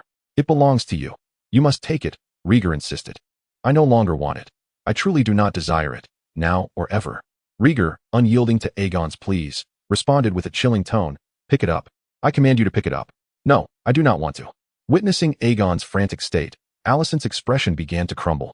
Her gaze locked onto Viserys in silence. Her tear-filled eyes seemed to convey a desperate message. Do you see? Your beloved son dares to persecute Aegon before you. As tensions escalated, Rhaenyra produced a handkerchief, dampened it, folded it around the bracelet, and pressed it into Aegon's trembling hands. She then turned anxiously to Rieger, urging, "Stop this." Rieger, casting a glance at his self-serving sister, Rieger's icy demeanor softened slightly, and he jested, "It is a simple task. How could Aegon not manage it?" With the exchange between the siblings, the cabin's tense atmosphere eased, yet everyone understood that the family's equilibrium had been irrevocably disrupted. Viserys surveyed Rieger with a complex expression before departing the cabin alone. Alicent snatched the damp handkerchief from Aegon's grasp, tears streaming down her face as she choked out, "Remember your promise. I will keep Aegon away from you." Rieger watched her leave, his gaze dull. Alicent clearly harbored a prejudice against him, and no matter how he explained himself, she would perceive it as mere excuses. He chose not to engage further. Once they departed, only Rieger and Rhaenyra remained in the cabin. Rhaenyra shut the door, leaning against it with her arms crossed, sighing, "What has riled you so? Why such a tempest?" "I merely intended to frighten Aegon," Rieger replied helplessly. Yet in Alicent's eyes, it was far from a simple scare. "What could I do? I happened to be seen. And she accused me of plotting against Aegon." Seeing the weariness etched upon her brother's face, Rhaenyra's heart softened, and she stepped forward to embrace him, stroking his silvery hair. "Do not meddle in affairs beyond your concern. Alicent is a protective lioness. So, we are lesser beings without a mother? You know that is not my meaning. There is no difference. The cubs without the lioness's protection must grow sharper teeth and claws more swiftly." Rieger brushed aside his sister's comforting hand, burying his face in the bed in frustration. His intention had been to defend Helena, yet he found himself viewed as a villain, mercilessly attacked under the guise of maternal love. Was it merely about bullying him for lacking a mother? If not for his disdain for Alicent's maternal protectiveness, he would not have further antagonized Aegon. "Enough of this. Do not be angry. Tonight, I will hold you as you sleep." Rhaenyra understood her brother's sentiments, tenderly squeezing his right hand and lying beside him. She noticed that Rieger's hand bore no traces of having touched the searing metal. "You are truly different, Rieger." "Oh." Rieger, disinterested in conversation, stripped off his clothing and pulled the blanket over himself. Rhaenyra ceased her chatter, gently patting his back and humming a lullaby, reminiscent of the days when she sang to the unconscious Rieger. As night passed, the sailboat braved the waves, reaching the straits. On the deck, Rhaenyra held Rieger's hand as they gazed at the sea, recounting her observations. "The waters under King's Landing are known as Blackwater Bay. We have sailed for a day and a night, and we are about to enter the straits. Do you know the significance of the straits?" "To let out some fresh air," Rieger replied. "The straits are the entrance and exit of Blackwater Bay, as crucial as a throat." "Indeed." The straits are encircled by Dragonstone Island, Tideshead Island, and the 3 fortifications of Sharp Point, forming a maritime defense against countless foes. Rhaenyra pointed towards the distant towering cliffs of a massive island, explaining, "That is Tideshead Island, the ancestral lands of Lord Corlys Velaryon, the Sea Snake." Chapter 53, Dragonstone Island, the Velaryon family? A flicker of interest ignited within Rieger. Rhaenyra chuckled, "Indeed, a family well-versed in long voyages, who have maintained a cordial relationship with our lineage for generations. I have heard that Lord Sea Snake is no trifling matter, causing considerable distress for our father." Rieger, with a hint of implication, remarked, "It all stems from the disputes over inheritance that plagued the previous generation. Our journey also aims to reconcile with the Velaryon family." Rhaenyra, wishing to dispel any bias her brother might harbor, revealed a fragment of the underlying truths. Rieger, perplexed, inquired, "The Velaryon family lacks the strength of the Targaryens. Why seek peace so earnestly? That is a matter for the king to contemplate." Rhaenyra playfully pinched his nose, her tone laced with annoyance. As an heir without power, how could she fathom her father's concerns? Rieger pondered, "The Velaryons riding our dragons is a perilous affair." At this, Rhaenyra paused, bewildered. "That is solely due to Aunt Rhaenys. It is limited to Aunt Rhaenys alone." The sun hung high in the sky as the ships docked in the waters governed by Dragonstone Island. The guards rowed 2 light boats, ferrying a group ashore. With the voyage concluded, Viserys exhaled in relief, relishing the comforting sensation of the soft sandy beach beneath his feet. "Your Majesty, the castle has prepared a lavish feast and fine wines," the acting Lord of Dragonstone informed, bowing respectfully. Upon hearing of the banquet, Viserys beamed, "Excellent. That is precisely what I wished for." He beckoned his wife and children forward, attempting to mend the rift from the previous night with words and smiles. Alicent followed on his right, while Rieger and his sister walked hand in hand on the left, each side clearly delineated. The acting Lord of Dragonstone, noting the scene, skillfully initiated conversation. "It is the first visit of the young prince and princess to the island. Would you like me to provide an introduction?" Rieger, without even glancing at him, stated, "My sister is the Princess of Dragonstone." Rhaenyra squeezed his hand, signaling him to refrain from such declarations. The acting lord appeared somewhat awkward, prompting Rhaenyra to rescue him. "Lord Robb, would you kindly enlighten my younger siblings?" "At your service, Princess." Lord Robb nodded with a smile. "Dragonstone is a vast island. characterized by its rugged terrain and sparse vegetation. However, due to the presence of an active volcano, it is exceptionally suited for dragons to reside. Though the Lord appeared serious, he was, in truth, quite loquacious. Despite no one engaging him, he continued to ramble on. Viserys shook his head with a chuckle, while Rhaenyra occasionally interjected a comment. As they passed towering cliffs, a pitch-black city gate adorned with dragon carvings came into view. Lord Wood halted his discourse, calling out to the sentinels stationed at the towers flanking the gate. The dark gate slowly creaked open, revealing before Rhaegar a winding staircase stretching for miles that ascended the mountain to a colossal castle atop. It was a grand edifice constructed entirely of black stone, designed to resemble a great dragon. Behind the gate stood a squad of stalwart guards, who, upon the gate's opening, greeted Viserys in unison. The magnificent aura overwhelmed Rhaegar, leaving a profound impression on him. Viserys strode forth, ascending the stone steps that resembled a bridge. It was evident he was pleased with the reception. Lord Robb resumed his incessant chatter. The castle of Dragonstone was erected during the ancient Valyrian period, serving as a stronghold on the continent of Westeros. Thanks to the stone civilization of ancient Valyria, this castle is entirely forged from black stone and boasts a design achieved through techniques unattainable in the present day. From a distance, it resembled a primordial dragon lying atop the mountain, gazing out over Westeros. This time, Rhaegar listened intently. The dragon-shaped castle on Dragonstone and the grand staircase beneath him were indeed awe-inspiring, akin to a masterwork of nature. After traversing for a while, they finally entered the castle. The grand hall was primarily adorned in hues of black and red, perfectly aligned with the aesthetic of House Targaryen. After a brief hand-washing, they took their seats formally. Once the meal was well underway, Viserys, satisfied, rubbed his belly and inquired, "I sent you a raven. How fares Dragonstone?" Lord Robb reported, "Your Majesty, 2 days ago, the volcano on the island erupted, alarming Vhagar and Silverwing.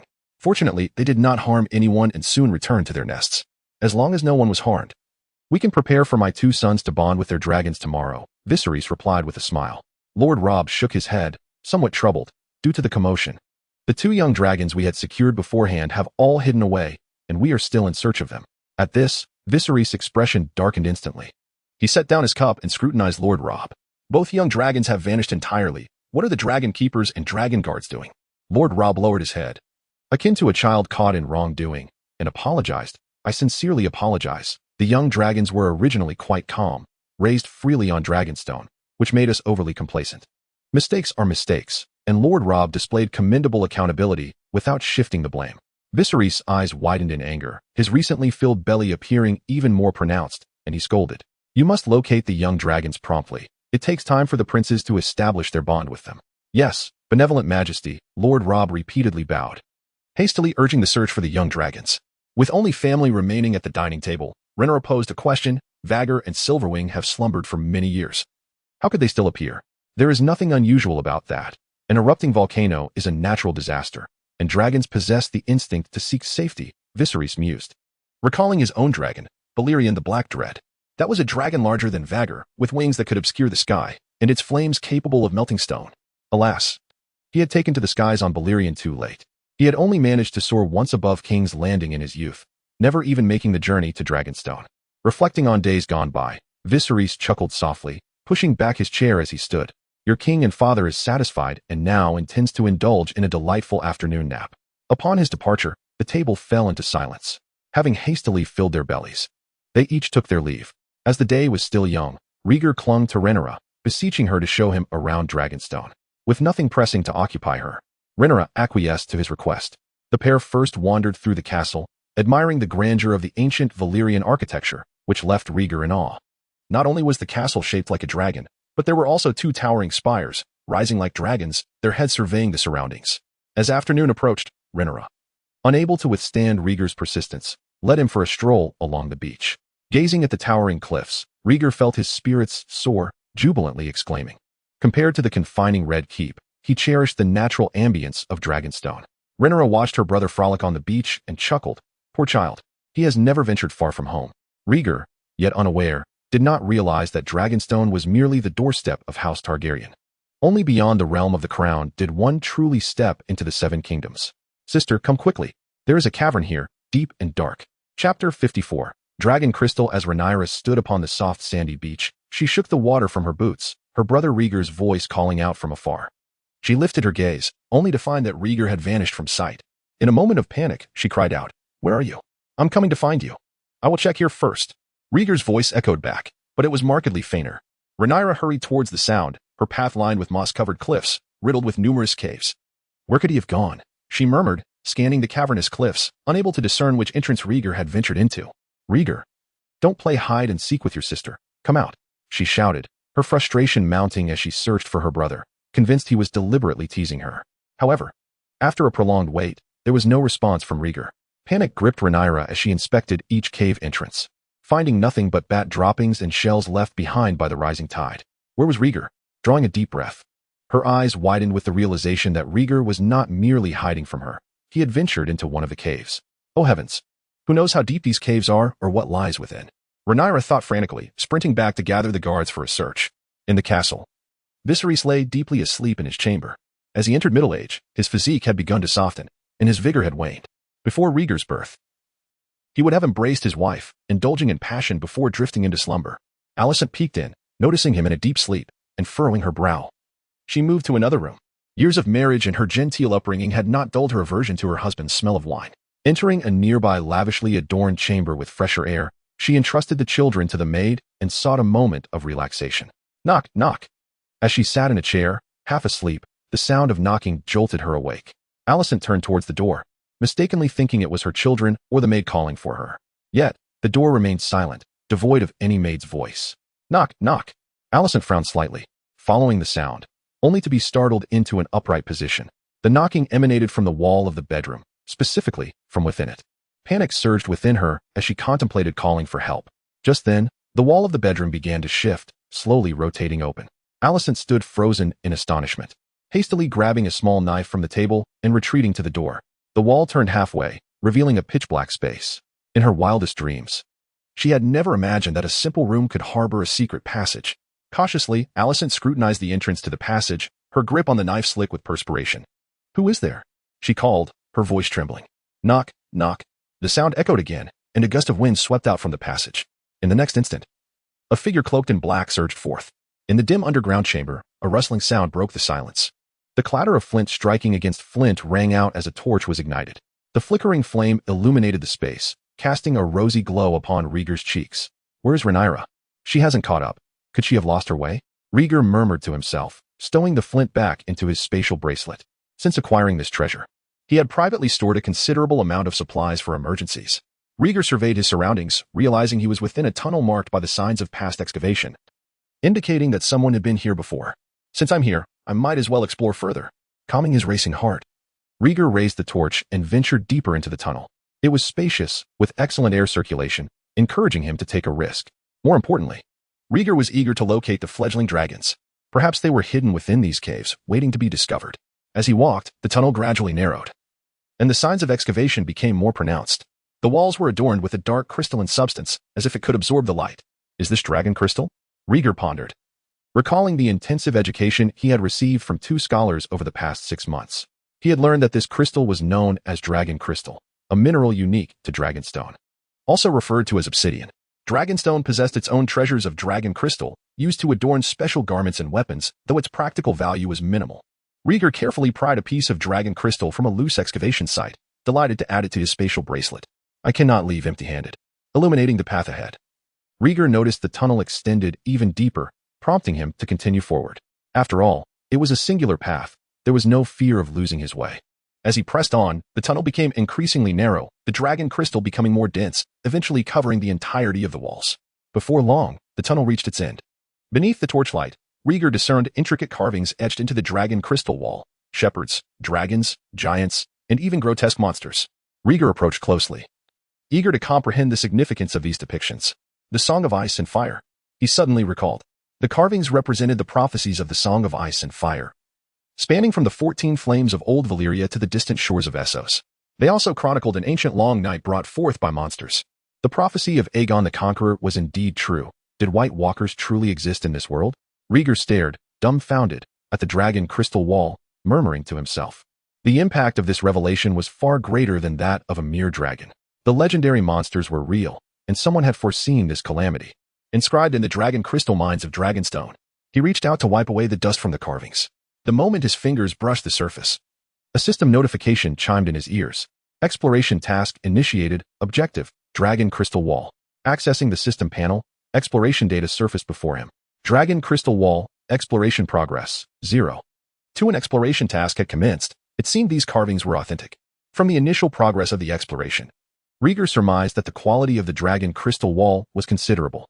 This indicated either great rarity or immense antiquity. The prophetic carvings held undeniable value, chronicling a timeline far beyond his knowledge. It appeared he was on the verge of acquiring a high-quality relic. Rieger retrieved a small stool from his spatial bracelet, leaning against the Dragon Crystal Wall as he awaited the completion of the exploration progress. He hoped Rhaenyra would not fret, thinking he had lost his way. Meanwhile, in Alicent's chamber, drenched in cold sweat, she sat in the chair, seething with anger as she glared ahead. The figure cloaked in black stood before her, arms crossed over their abdomen. Alicent, breathless with indignation, demanded, "How did you come to be on Dragonstone? What is your purpose?" The cloaked figure remained unfazed by her hostility, their voice deep and unyielding. "My purpose is inconsequential. It is your journey that bears significance." "What do you mean?" Alicent queried, bewildered. The figure replied, "The two princes seek to tame the fledgling dragons, yet they have been frightened away. The guards are tirelessly searching. They will soon discover where the dragons are hidden." "Is that so?" "I happen to know the whereabouts of the two fledgling dragons. What do you desire?"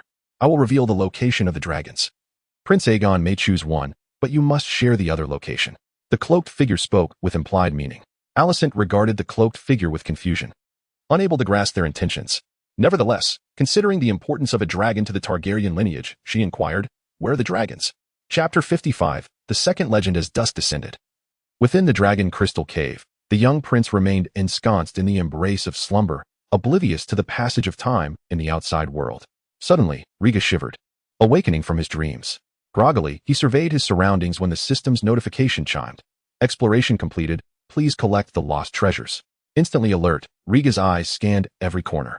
Dragon Crystal Wall, exploration progress, 100. Where could it be? After searching the area, he spotted a round, glowing red halo upon the Dragon Crystal Wall above him. Red, a color signifying a legendary artifact.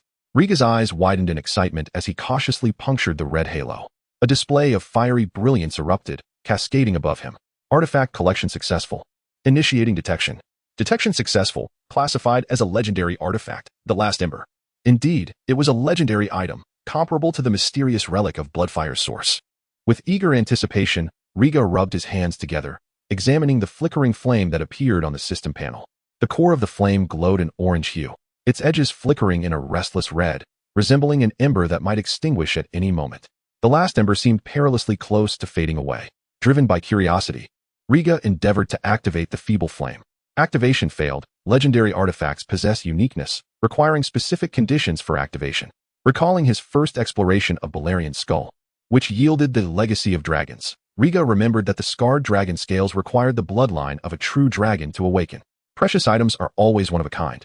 Furrowing his brow slightly, Rieger accessed the system panel's annotations to investigate the description of the Last Ember. Fire is the dawn of civilization. Ancient cultures evolve from infancy to colossal empires, from prosperity to ruin. Each civilization carries a unique legacy, with immortal crystals preserving the Last Ember, awaiting a valiant warrior to restore its glory. 2 lines chronicled the origin of the Last Ember, but offered no insight into how to activate it. Rieger sighed internally, lamenting the possession of a treasure he could not utilize. Since it was the Last Ember, it surely pertained to fire and magic. When fire and magic were mentioned, dragons immediately came to Rieger's mind. The legacy of dragons required true dragon blood. Perhaps the Last Ember needed dragon fire? His thoughts spiraled. As night enveloped the cave, the temperature began to drop. Rieger's breath formed a white mist, contrasting the flames of the torches nearby. Alas, it must be quite late. With the artifact secured, Rieger had successfully completed his adventure, but now he faced the consequences of sneaking away. Retracing his steps, he pondered how to justify his actions. Outside, a luminous crescent moon hung high, the night sky adorned with stars. The waves crashed upon the shore, undeterred by the guard's search. As Rieger emerged from the narrow cave entrance, he looked up to see torches flickering and heard voices calling his name. "I am here." Rieger raised his torch, signaling the nearby guards.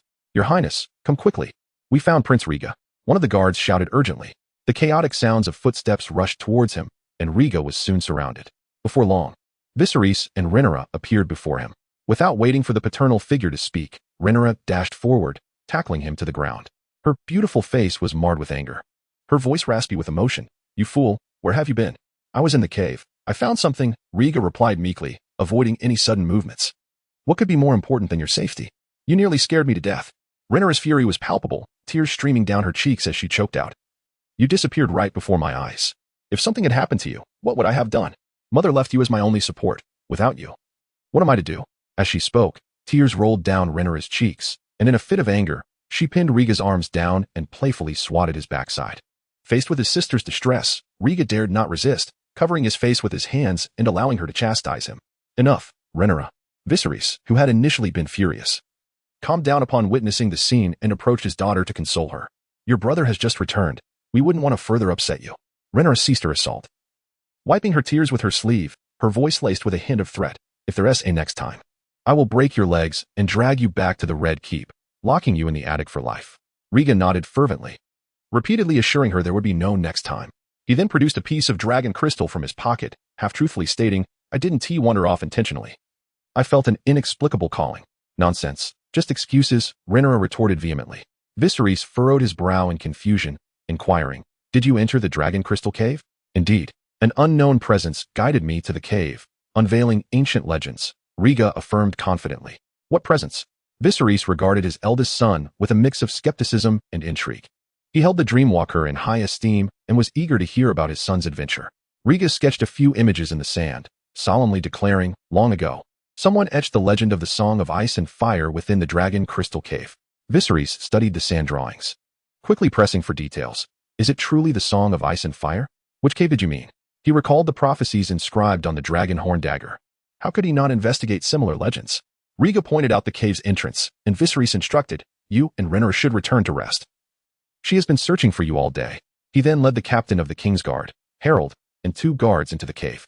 Rhaenyra, half understanding, was left bewildered. What is this Song of Ice and Fire? Isn't that just a legend? Unable to explain adequately, Rhaega suggested, Let us return for now. Clarify everything when we get back, Rhaenyra said, tightly gripping his hand as they walked. It's already past midnight, she added, fatigued from her search since lunch, feeling both exhausted and hungry. After dinner, in Rhaega's chamber, the siblings had washed up and donned their nightclothes, lying on the bed. Rhaega carefully recounted the history of the Song of Ice and Fire and his experiences in the cave. Rhaenyra's eyes widened in astonishment as she whispered, Are there really White Walkers and an army of the dead in this world? Who knows?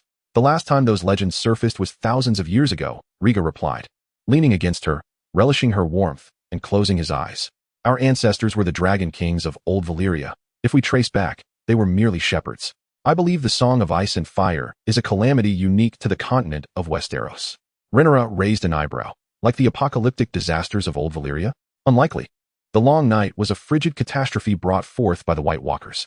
Historical records indicate that humanity's forces triumphed over the Night King, saving the continent. In contrast, the civilization of old Valyria, with its multitude of dragons, was far superior to Westeros at any point in time, yet it still succumbed to apocalyptic disaster. This indicates that such disasters are indeed more fearsome, leaving no room for resistance. Chapter 56. A firm resolution. You seem to know quite a lot, Rhaenyra teased, pinching Rhaega's cheek as she observed his boastful demeanor. Of course, I've been compelled to read thousands of books. My mind is brimming with knowledge, Rhaega replied, a hint of trepidation in his tone, recalling the struggles of a rote education. Rhaenyra let out a soft huff and inquired, With your intelligence, could you help me analyze a dilemma? Bring it on, Rhaega responded confidently. Our father has considered a marriage alliance with the son of the sea serpent, Lanino. Rhaenyra's tone remained flat, concealing the fact that she herself was also a potential bride. Rhaega paused, taken aback that she would inquire about such matters. After a moment's hesitation, he asked, Do you like him? Not at all, Rhaenyra denied outright. Rhaega racked his brain, puzzled. Is father attempting to win over the sea serpent? Rhaenyra tightened her embrace slightly, speaking matter-of-factly. The sea serpent is a renowned naval commander. The Valerians are exceedingly wealthy and possess 3 dragons, making them worth any effort to ally with. It is a sound strategy consistent with our father's style. Rhaega seemed to sense his sister's reticence, and his voice lost its buoyancy. Should I agree to shoulder the responsibilities of the heir? A glimmer of amusement flashed in Rhaenyra's eyes. If it were me, I would likely consent, Rhaega whispered timidly, unable to meet her gaze. Rhaenyra playfully nudged him away, saying, I knew you and father were in cahoots. No, I am not, Rhaega quickly retorted, anxious. But you are the heir. Until a better solution presents itself, you must confront the challenges. And who is the challenge? Me? Rhaenyra asked, displeased. It is the sea serpent, Rhaega declared with newfound clarity. Rhaenyra was momentarily taken aback, rubbing her forehead. when our Aunt Rainey's lost the throne. The sea serpent held a grudge. Everyone knows he is the troublemaker. We cannot resolve the trouble, but we can deal with those who cause it. Riga, I will not permit you to entertain such dangerous thoughts. Rhaenyra warned, startled by his boldness. Riga shook his head. I do not wish to eliminate the sea serpent. The Valerian family is vast. Without one serpent Corlys, there are still many lions and seals. Everything he does stems from a desire for power. We can exploit this to dismantle his defenses. Rhaenyra pondered, if I were you, what would I do? The Valerian's greatest strengths are their naval fleet and the 3 dragons. The Battle of Stepstones has severely weakened the sea serpent's fleet, and they will not recover quickly. We should focus on their dragons. Riga paused, his brow furrowing. Rhaenys is a princess of House Targaryen. She would not oppose her family. However, her 2 children, the eldest, Lena, has tamed Vhagar and is rumored to be betrothed, ultimately to marry outside the family. Lenino rides the newly hatched Seasmoke, who participated in the Battle of Stepstones, proving his military prowess. Continue. What are your thoughts? Rhaenyra's eyes sparkled with interest. Riga contemplated, to dismantle the 3 dragons, we must first establish corresponding regulations. We could attempt to form a royal dragon rider order, recalling dragon riders of surnames other than Targaryen for proper management. Currently, the dragon riders consist solely of the Targaryen lineage and the sea serpent's 2 offspring. This is too targeted. Rhaenyra disagreed. Convincing him to join is out of the question. We must employ a series of threats and incentives. Riga pondered for a while, feeling a lack of sufficient intimidation tactics, and sighed. If only father had an adult dragon, we wouldn't be so passive. Stop daydreaming, since Balerian's death. Father has shown little desire for dragons. Rhaenyra smoothed his furrowed brow, smiling. You are already quite clever. When you mature, you will undoubtedly become a formidable politician. I wish to assist you. Riga expressed disappointment. You will be able to help me once you grow up. Don't worry. Rhaenyra's voice softened as she kissed his forehead. I fear it may be too late. Riga suddenly raised his head. Seriousness etched on his face. I no longer wish to tame a hatchling. Since I did not hatch them myself, it would be better to tame an adult dragon. How did you come to such a notion? Rhaenyra asked, perplexed. I may not be able to help you, but I am certain that I could assist you while riding an adult dragon. Riga climbed out of bed. Putting on his shoes, I will seek out Lord Robert. He knows the lairs of Vhagar and Silverwing. Don't be foolish. Haven't you learned enough from Defies? Rhaenyra pulled him back with one hand, her expression a mix of affection and exasperation. Adult dragons are perilous. Vhagar is known as the Bronze Fury, with a temperament worse than Dreamfire. Behave yourself. Tame a hatchling and nurture it. It will surely be of help to me. I nearly tamed Dreamfire. I possess the capability to tame an adult dragon. Riga proclaimed confidently, his pure bloodline and talent unafraid of challenges. I will not allow you to take such risks. Understand me, Riga. Rhaenyra pressed her hands on his shoulders, her tone brooking no argument. Riga's lips moved as if to protest, but under his sister's intense scrutiny, he eventually sighed and nodded. Excellent. Just don't give me cause for worry, and you shall be a good brother. Rhaenyra embraced him, settling him back onto the bed. Riga fell silent, his eyes shifting between varied emotions. Yet, deep down, he was plotting how to tame Vhagar or Silverwing. Alicent bullied him and Rhaenyra for lacking a mother. The sea serpent was ambitious, relying on the 3 dragons he had tamed from House Targaryen. Ultimately, he believed he could take advantage of their father's perceived weakness. It was time to tame an adult dragon, to alter the balance of power from one of weakness to strength. Father needs me, and so does Rhaenyra. In the final moments before the lights dimmed, Riga lay on the bed, resolutely making his decision. The following day, just after Riga woke, he was greeted by a series of knocks at the door. Then came Cole's reminder, Princess, the king has sent for you to discuss matters. Very well, Sir Cole. Rhaenyra hurriedly donned her dress, cautioning Riga, do not wander off, understood? Rest assured, Riga patted his chest confidently. Rhaenyra opened the door, instructing Cole, keep an eye on him. Do not let him run off. Riga was a boy with a history of mischief. She could not leave him alone. Cole nodded in agreement. Yes, Princess. Once she confirmed everything was in order, Rhaenyra departed with a sense of relief. Inside the chamber, Riga had already dressed. A servant brought breakfast. Riga picked up a piece of bread and turned to Cole, stationed at the door, asking, have you eaten? Care to join me? Cole politely declined. Thank you for your kindness, but no need to trouble yourself. Riga did not press the matter further, eating alone. He lamented that Alec was not present. The Kingsguard had only brought Captain Harold and Cole. Sir Cole, have there been any updates on the search for the hatchlings? Riga suddenly inquired. Chapter 57. Mutual inquiry not yet, but I have heard that Queen Alicent has dispatched additional personnel. Cole replied candidly. Is Lord Robert also searching? Riga feigned casual conversation. Cole answered, indeed, Lord Robert is personally leading the search. He visited the seaside last night to seek you out, Your Highness. Riga's eyes flickered, and he rose, saying, I am satiated. I shall take a stroll around the castle. Regardless of Cole's willingness, he strode swiftly toward the exit. Cole hesitated momentarily. Recalling the princess's directive merely to keep an eye on the prince, remaining within the castle should not be deemed a breach. He followed behind Rieger, keeping watch. What do you suppose my sister and father are discussing? Rieger inquired after walking a short distance. Surely, the king and princess are conversing about significant matters. How could I possibly know? Cole maintained his humility. Take a guess. My sister trusts you immensely, Rieger urged. As Cole was pressed for answers, he began to waver, slowly responding. In recent discussions, most have revolved around the princess's marriage. I possess little knowledge in that regard. Are you familiar with Laner? The eldest son of Lord Corlys Valerion, the sea snake? It appears you are acquainted. Cole acknowledged that during Lord Corlys' tenure as the master of ships, the princess often met with his children, and he had the fortune to witness these encounters. Rieger turned with utmost seriousness. What manner of man is Laner? Answer me candidly. Sire. Cole maintained his composure and offered a fair assessment. Sir Laner is exceedingly handsome, amiable in nature, and an exemplary knight. Does he possess any vices? Rieger continued to probe. Given Rieger's understanding of Rhaenys, should Laner truly be as flawless as Cole described, it would indeed be a match made in heaven. Rhaenys favored handsome, gentle men, and would have no reason to resist. Cole fell silent, withholding his words. Rieger comprehended. Laner harbored issues. Yet knightly honor compelled Cole to refrain from speaking ill of him. Rieger tested. Is he given to drinking and gambling? Sir Laner enjoys wine but never gambles. Cole replied with precision. Rieger pressed further. Does he consort with courtesans or lead a dissolute life? Cole hesitated. Sir Laner does not engage in such activities. What of his private life? Rieger sensed the crux of the matter. I have heard it said that Sir Laner is not inclined toward women and bears no scandal in that regard. Cole selectively articulated. Rieger furrowed his brow. You do not deny his chaotic private life, yet you assert he is not drawn to women. This is contradictory. Cole turned his head, displaying a righteous demeanor. Receiving no further response, Rieger continued forward, contemplating Cole's implications. Suddenly, Rieger halted. A possibility flashed through his mind. Does he prefer men?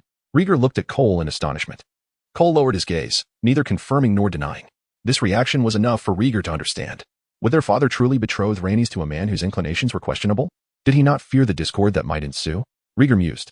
The Targaryens were not to be trifled with. They were all fierce predators. Absurdity. His father's decision was utterly misguided. Rieger muttered under his breath, solidifying his resolve for what lay ahead. Take me to Lord Robert's chambers. He should have a map of Dragonstone. Rieger commanded Cole. If I may be so bold, what need do you have for a map of Dragonstone? Cole inquired. To find dragons. A map would facilitate our endeavors, Rieger asserted. Seekers of young dragons have their own guards. You need only wait, Cole countered. Her Majesty the Queen has already sent out searchers. If she finds a dragon, it will surely be Aegon who tames it, and I cannot afford to remain idle. Rieger offered a reasonable justification. Cole agreed, suggesting, for a map of Dragonstone, you need not go to Lordwood's chambers. The princess's bedroom contains one. Why did you not mention this sooner? Rieger's expression was one of exasperation. You only just inquired, Cole replied straightforwardly. Rieger slapped his forehead and turned back. Upon returning to the bedroom, he unearthed a map of Dragonstone, nearly 2 meters wide, tucked beneath the bed. Leaning over the map, Rieger scrutinized the location of the volcano. Vagger and Silverwing resided in the caverns beneath the volcano. To locate them, he must begin his search nearby. Here lay the peculiar mountain range on the eastern side of Dragonstone. The island was characterized by its dragons and stones. This strange mountain range stretched east to west, with an active volcano at its heart. Rieger committed the general locations to memory, resolved to venture forth in search of dragons, concocting an excuse he deemed satisfactory. To seek young dragons. Cole was inclined to refuse, but Rieger adopted a serious expression, saying, Taming dragons is the duty of every Targaryen. I must join the search party and contribute. To allow you to venture out, I cannot simply explain that to the princess. Cole shook his head. Then accompany me. We shall return before dinner, Rieger declared, stepping outside, denying Cole the opportunity to refuse. Cole sighed deeply, resigned to follow. The prince's status was too peculiar. Both the king and the princess held him in high regard, and he could only strive to ensure the prince's safety. The castle lay to the north of Dragonstone. Rieger exited the Red Keep, bypassing the stone stairway corridor, heading towards the agricultural sector at the rear of the castle. Dragonstone was home to a considerable number of commoners, some of whom were the illegitimate offspring of the Targaryen family and their descendants, who had lived on the island for generations in relatively favorable conditions. Having concluded her conversation, Rhaenyra stepped from her father's chamber, a faint trace of sorrow etched across her brow. Viserys had spent the night poring over the prophetic stones, returning only at dawn. Without a moment's rest, he had eagerly sought out Rhaenyra to share the prophecy of ice and fire, showing her the account of the Dragonbone dagger. This revelation filled her with trepidation concerning the potential emergence of an eternal night and the White Walkers. She questioned herself, should that day arrive. Would she possess the confidence to lead the 7 kingdoms in overcoming the Eternal Night? The answer was a resounding no. Fortunately, the Eternal Night had not graced their realm for millennia, and the prince mentioned in the prophecy was Aegon. It could not possibly be that timid boy who merely whimpers. Reflecting on Alicent's son, Aegon reignited Rhaenyra's confidence. As she traversed the path home, she was called from behind by Alicent. Rhaenyra, may we have a word? Rhaenyra turned. Dismissing her, what is there to discuss? It is not yet time for afternoon tea. Come now. I sincerely apologize for my earlier doubts and wish to have a heart-to-heart with you, Alicent urged earnestly. Just like before, when we shared everything. Faced with Alicent's current demeanor, Rhaenyra felt a deep-seated revulsion. The tension between them was palpable, merely a thread away from rupture, yet the pretense of sisterly affection persisted. Very well, let us converse. Rhaenyra acquiesced, intrigued to discern Alicent's ulterior motives. Alicent stepped closer, taking her hand, and smiled as they made their way to the castle gardens. As they walked, Alicent inquired, "Why have I not seen Rhaegar? He is resting. He slipped out yesterday, and I forbade him from leaving," Rhaenyra replied candidly. "I have heard he discovered some ancient prophetic mural. Indeed, the Song of Ice and Fire. Huh. I thought that was merely a frightful tale told by wet nurses to lull children to sleep. It is indeed steeped in myth." Rhaenyra offered no further explanation. The Song of Ice and Fire was a prophecy that heirs needed to understand, not something for Alicent to grasp. Chapter 58. The White Cloak at Dusk. Rhaegar's steps came to a halt in a vast field. In the distance, the rugged mountain range stretched endlessly, devoid of any vegetation. "My prince." "We must return to the castle," urged Cole, acting as the prince's guard. Rhaegar gazed at the distant peaks and murmured, "The active volcano of the island is located there. If we delay any longer, the princess will be displeased," Cole sighed helplessly. "I am aware. We shall return before darkness descends," Rhaegar replied with indifference. After wandering through the small town on the island, Rhaegar had gathered quite a bit of information. For instance, he had gleaned the approximate location of the lairs where Vamizur and Silverwing resided. "Let us depart, Sir Cole." Casting one last glance at the silver-haired children frolicking at the town's entrance, Rhaegar turned to leave. Cole followed closely, curiosity piquing. "My prince, do you lack companions?" "No. I merely find their hair color intriguing." Observing the children's locks, Rhaegar wondered if one among them could be his illegitimate brother. Father was quite the vigorous young man in his days. That evening, after the family had dined, they returned to their respective chambers. As usual, Rhaegar was drawn into Rhaenyra's bedroom, where the siblings exchanged whispers. Rhaenyra spoke first. "Cole mentioned you visited the town? I wish to find a young dragon soon and tame one," Rhaegar responded calmly. "That would be splendid. A young dragon is more suitable for a young Targaryen. As I was raised alongside Syrax." Rhaenyra understood a child's yearning for dragons. After a moment's contemplation, she added, "Alicent sought me out for a conversation. We spoke for quite some time. What could you possibly discuss?" Rhaegar queried, puzzled. "I posed the same question to Alicent," Rhaenyra mused. "She mentioned my betrothal and offered some opinions, which I declined. And then, I was rather curt, yet Alicent did not seem offended. She even brought up sightings of 2 young dragons. So you believe something is amiss?" The siblings exclaimed in unison, sharing a knowing smile. Rhaegar chuckled. "Alicent is a woman of small-mindedness. Her willingness to lower herself to seek you out cannot be for benign reasons. I share your sentiments. Alicent has always excelled in every regard, harboring a deep-seated contempt for me. She would not offer me kindness without ulterior motives." Rhaenyra smiled knowingly. "What did she say regarding the whereabouts of the 2 young dragons?" Rhaegar inquired. "They have been sighted on the eastern coast, engaged in a skirmish," Rhaenyra replied. Given its proximity to the active volcano, that is likely true, Rhaegar analyzed based on geographical considerations. Dragons thrive in warm environments. The caves beneath the volcano would be their ideal habitat. Rhaenyra, twirling a strand of hair, declared resolutely, "We must reach them before she does and locate those 2 young dragons. They are likely together. There is no need for haste," Rhaegar remarked nonchalantly. "What do you know? Dragons come in varying calibers. A gifted young dragon will grow rapidly in the future." Rhaenyra playfully smacked him. "I do not even know what they look like. How can I discern quality?" Rhaegar replied, feigning innocence. Rhaenyra sat up, stating earnestly, "Choose Sunfire. The golden-scaled dragon with pale pink wings." "The hatchling from the same clutch as your Syrax?" Rhaegar asked curiously. "Indeed, Sunfire hatched a few years later than Syrax and is a remarkably splendid dragon. You must strive to claim it," Rhaenyra emphasized. The idea of Targaryen siblings each taming a golden dragon sounded splendid, and Rhaegar chuckled at the thought. "Rhaegar, I am not jesting. Sunfire truly suits you. Surely you do not wish for Aegon to seize it?" Rhaenyra was particularly invested in her brother's choice of young dragon. She had taken special note of the golden hatchling, originally planning to have Rhaegar tame Sunfire when he turned 10, should the dragon not have hatched yet. However, The volcanic eruption had frightened the two young dragons away from their lair. If Sunfire were found by Allison and successfully tamed by Aegon, Rhaenyra would be utterly distraught. Noticing her sister's rising frustration, Rhaegar suppressed his laughter and assured her, "I will certainly endeavor to tame Sunfire, denying Aegon any opportunity."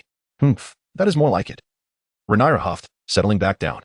In her view, it was only right for the siblings to each tame a golden dragon, a fate seemingly preordained.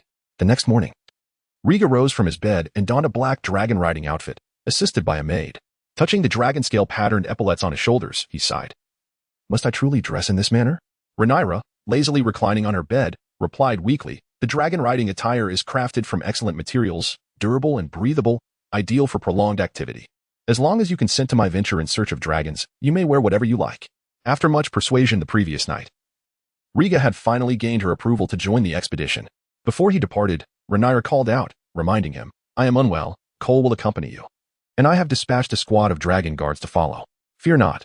No matter how scheming Allison may be, she would not dare to act against me," Rhaegar reassured. Filled with excitement as he set off. Upon exiting the castle, he headed straight for the active volcano. From the outset, Rhaegar's objective had never been the young dragons. There was no need to venture towards the eastern coast. "My prince, our journey should commence towards the eastern coast," Cole remarked, noticing their course was amiss. "The eastern coast is based on Allison's information. How credible do you believe it to be?" Rhaegar retorted. Cole was momentarily at a loss for words. He had overheard the conflict between the queen and the prince during their voyage, aware of the strained relations between the two parties.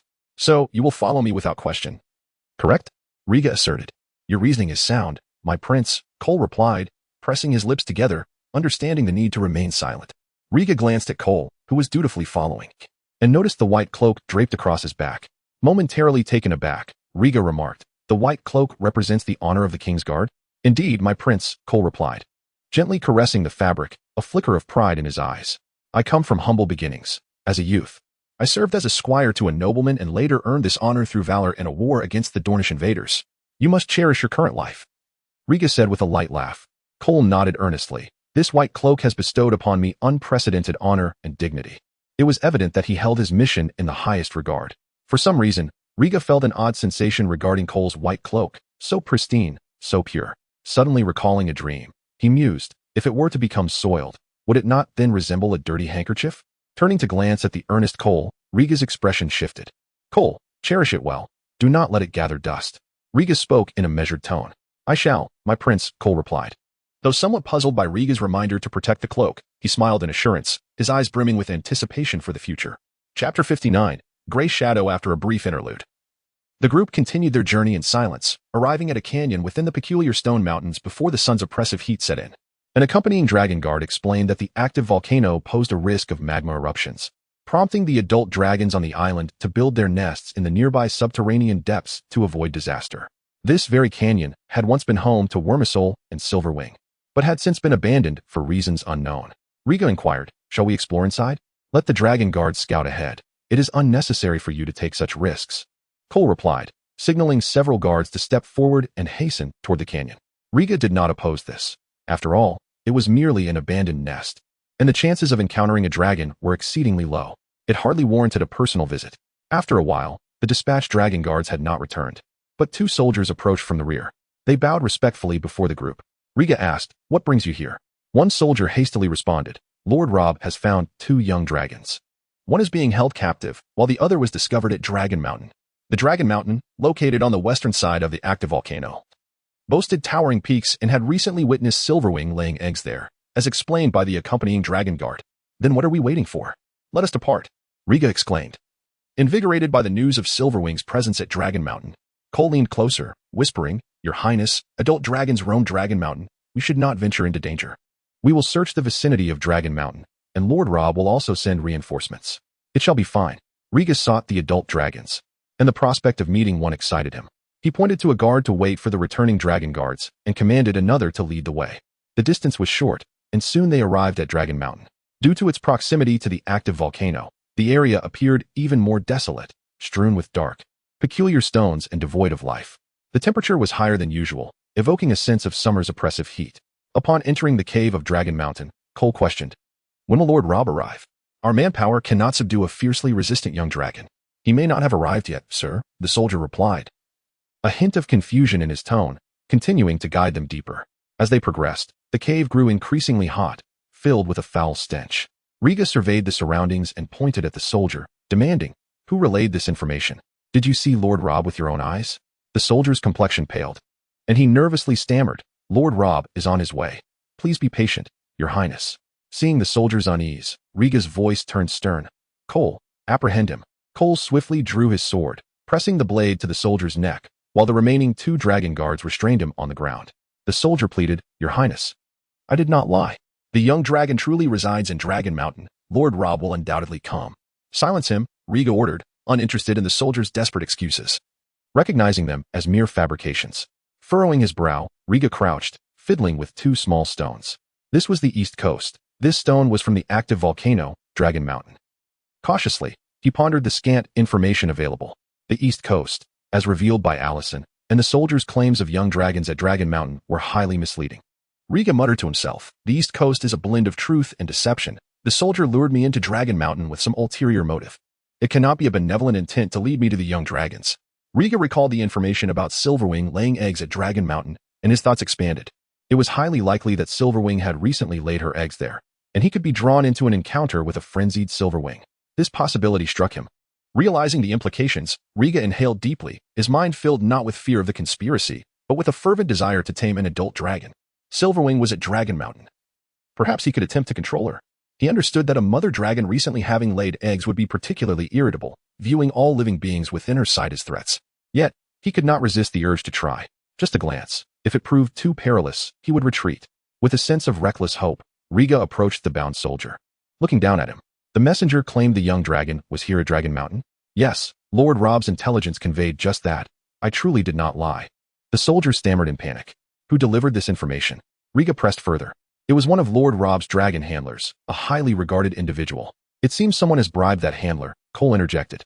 Riga nodded. "I understand. A plot has been set into motion. We must return and confront Lord Rob to unearth the traitor." Cole's expression grew grave.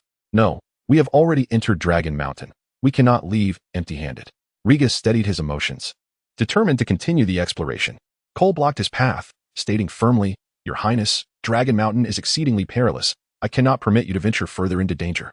Suddenly, a pained roar echoed from the depths of the cave. "Everyone, protect the prince and retreat." Cole reacted immediately, positioning himself defensively before Riga. The dragon guards formed a protective circle around Riga as another roar reverberated through the cave. Riga grasped Cole's white robe, exclaiming, "Do you hear that? It is not the voice of an adult dragon." Cole's gaze sharpened with caution, straining to listen. Indeed, the roars continued, lacking the heavy timbre of an adult dragon, instead possessing a somewhat juvenile, piercing quality. Riga's expression brightened. "It is precisely our target. Let us investigate." Cole hesitated, but Riga pressed on. With a resigned fist, Cole commanded the dragon guards, "Take this traitor with us. Should danger arise, throw him to the dragons as bait." The soldier shook his head in panic, his mouth gagged, rendered voiceless as he was dragged away in despair. The cave twisted and turned, and Riga advanced cautiously through the dimness, the cries of the young dragons growing clearer. He was indifferent to the presence of the young dragons, yet their existence allowed him to delve deeper into Dragon Mountain, which was sufficient for him. Soon, the cave began to widen, revealing a vast cavern. Riga pressed against the warm stone wall, and before him lay a restless beast. It was a dragon. Analyzing it closely, he observed that the dragon's scales were a pale gray, its wing membranes a translucent light white, and its gray-blue slit pupils filled with panic. "That is Gray Shadow." "Your Highness." One of the dragon guards identified the gray dragon trailing behind. Sunflower and Gray Shadow had hatched from their eggs during the same period, their sizes comparable. Both classified as young dragons. Riga remained silent, continuing his scrutiny. Gray Shadow, larger than a horse, lay sprawled on the ground, appearing quite imposing. Yet, at that moment, it emitted terrified roars. "It is injured," Riga whispered. He witnessed Gray Shadow thrashing in pain, its pale gray scales, which blended seamlessly into the shadows, marred with wounds. Bloodied and raw. The most severe injury was on one side of its wing, nearly torn from its rib, dragging helplessly on the ground, rendering it unable to fly. "It is gravely wounded." Riga recalled Allison's revelation about 2 young dragons battling on the east coast. Clearly, she had not lied. Gray Shadow's injuries were likely inflicted by Sunflower. Chapter 60. The glutton, a dragon guard whispered, "Your Highness, shall we capture the Gray Shadow?" "Shut your foul mouth." Cole snapped in anger, warning, "A severely wounded young dragon may strike at any moment. Do you wish to be reduced to ashes?" The dragon guard fell silent, retreating to oversee the messenger. Your Highness, we must return at once to request Lord Labor's assistance in rescuing this dragon. In the dim surroundings, accompanied by the young dragon's roar, Cole felt a constant sense of danger and urged Riga to prioritize safety. Riga shook his head and murmured to himself, "This is a trap. There should not be only one injured gray shadow. Precisely because it is a trap, we should evacuate immediately," Cole insisted, struggling to keep his voice down. Suddenly, a thunderous roar reverberated through the cavern, akin to the howling winds before a storm. The group looked up to see a colossal creature with wings that blotted out the sky, circling above Dragon Mountain. Seven hells. Cole's eyes widened in shock, utterly transfixed. With a resounding thud, the massive being landed, its feet gripping the cliff above the cavern, sharp claws piercing the rock as it steadied itself atop the mountain. With a guttural screech, the creature extended its neck and wings fully, the fierce dragon head raised high, releasing a mighty roar. Through the obstacles, Riga glimpsed the full form of the beast, its scales as black as coal, a body comparable to a small mountain, and a pair of green slit-like eyes. The details overwhelmed him. In his youthful experience, he had never encountered anything so awe-inspiring. This dragon was truly immense. Neither the first dragon he had seen, Koruksh, nor the nearly century-old Dreamfire could compare. It was like the disparity between a crow and a sparrow. Quickly, we must retreat with the prince. Cole regained his senses first, shoving a few dragon guards aside and shielding Riga behind him. Gourmand, the glutton. A dragon guard inched forward, dumbfounded, muttering the name of the enormous black dragon. Snap out of it, we must leave. Cole struck him sharply. Another dragon guard trembled in fear, exclaiming, "That is the glutton, the largest wild dragon on the island." Cole did not understand the significance of glutton, but he knew that if they did not flee, they would soon become dragon dung. At that moment, the glutton let out a low growl, its serpentine neck curving downward as it sniffed the air, seemingly searching for something. "Your Highness, I will lead you to safety," Cole declared, sword in hand, grasping Riga's hand to depart. Riga suddenly jerked free, standing resolutely in place, gazing upward. Cole cast a puzzled glance at him, only to see Riga trembling, his pupils dilating, breath quickening. "Your Highness, what is wrong?" Cole waved his hand in front of him, believing Riga was merely frightened. Riga appeared oblivious, his eyes fixed on the massive black dragon above. With an indescribable excitement, he stammered, "The glutton. Such a grand dragon. I have seen it." The moment he laid eyes on the glutton, Riga fell into an intense focus. Having encountered this enormous black dragon thrice in his dreams, the last time was the night before arriving on the island, revealing some of its physical features. He had thought it merely a prophetic dream about taming dragons, never suspecting that this dragon existed in reality. With eyes sparkling, Riga felt his heart racing, emotions overwhelming him. Cole shook him, attempting to bring him back to reality. Meanwhile, the glutton ceased its sniffing, its head dipping toward the cavern below. It had found its target, a delectable morsel. With a powerful flap of its wings, large enough to envelop several warhorses, the glutton opened its maw, a torrent of searing air brewing in its throat. In an instant, a stream of emerald dragon fire erupted, cascading into the cavern like a deluge. The heat wave surged forth, the air igniting with a crackle as the surrounding stone walls melted like wax, viscous droplets cascading down. "Run! Run!" Scalding magma splattered onto the ground, erupting like fiery blossoms. One dragon guard screamed, terror driving him to flee. Swish. Cole's reflexes were swifter, his sword cleanly severed the guard's head. "Cowardly deserter, die!" he bellowed. The remaining dragon guards, both terrified and astonished, urged, "My lord, the glutton is the most dangerous wild dragon. To it, even kin are mere prey. We must flee." "I know we must flee. First, we must ensure the prince's safety," Cole reprimanded, turning to Riga and whispering, "Forgive me, your highness, but I must carry you away." As he moved to hoist Riga onto his shoulder, Riga suddenly dodged his arm, his expression resolute. "You all go. The seven gods have led me here to encounter it. Now is not the time for stubborn beliefs. The glutton clearly seeks to hunt the young dragon, and we cannot save it." Cole thought Riga harbored misguided compassion for the wounded gray shadow. "No, I do not wish for the gray shadow." Riga shook his head with a smile, sprinting past Cole's obstructing figure. In disbelief, Cole watched as Riga dashed into the open cavern, despite the rain of molten rock. Riga raised his head, cupping his hands around his mouth, and shouted in High Valyrian, "Glutton, look at me." His youthful voice echoed within the cavern, reaching the ears of the black dragon. The glutton halted its fiery assault, its head swaying side to side, assessing whether the cavern could accommodate its immense form. Satisfied, the glutton folded its wings, claws loosening their grip on the crushed rock, and slowly descended into the cavern. The trembling gray shadow lay on the ground, fearfully gazing up at the approaching glutton, letting out a hoarse, threatening roar. Even as Riga approached it, the gray shadow remained oblivious. Riga pressed his hands against the gray shadow's tail, shouting in High Valyrian, "Stand up, change your position." With repeated calls, the gray shadow finally roused from its fear, struggling to crawl, its slit eyes regarding him with uncertainty. Hide. Venture deeper into the cavern. Riga continued to convey in High Valyrian. With a cautious low growl, the gray shadow scanned its surroundings for a hiding place. Riga searched as well and spotted a slope suitable for climbing. Waving at the gray shadow, he dashed towards the slope, evading the pools of lava.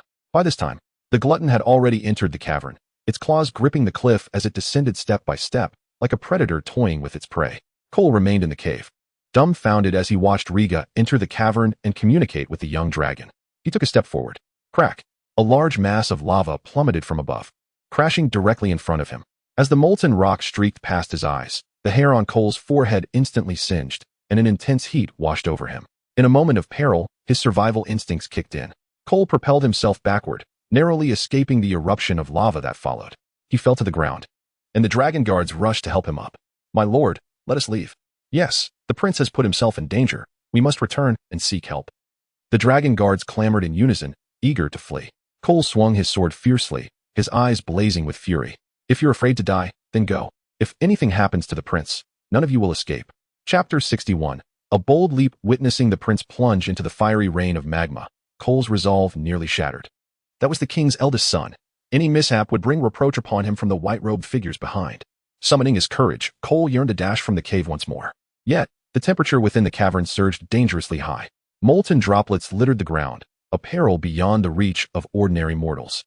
Cole could only watch helplessly as the prince led the young dragon, Gray Shadow, up the incline, unable to approach. Roar. At last, the devourer landed with poise, its head raised high, letting out a thunderous roar within the magma cavern, seemingly declaring the predator's judgment upon its prey. At that moment, Riga and Gray Shadow climbed the slope, leaning against the searing stone wall as they moved cautiously. After the roar, the devourer turned its gaze toward Riga and Gray Shadow, its enormous green vertical pupil flashing with mockery. The two tiny figures struggled upward, barely reaching the height of its chest. To consume them, it would have to lower its head. The devourer twisted its neck, its keen sense of smell detecting the scent of the living. It was a dragon with a voracious appetite, typically hunting large fish in the sea, occasionally snatching dragon eggs from a mother dragon on the island, or preying on weaker hatchlings. Humans were not part of its diet. However, if they intruded upon its territory, they would be devoured without a second thought. With its claws bent, the devourer lowered its massive head close to the ground, spotting the humans hidden within the cave. Its indifferent green eye filled with coldness as it opened its maw, preparing to unleash dragon fire. No. Cole, positioned at the cave's edge, found his gaze locked with the devourer's gaping jaws, paralyzed by the sight of the seething, eerie green flames. He felt as if he saw his deceased grandmother beckoning him. He understood that the stranger was extending an invitation. Just as the dragon fire was about to erupt, a mighty shout echoed throughout the subterranean cavern.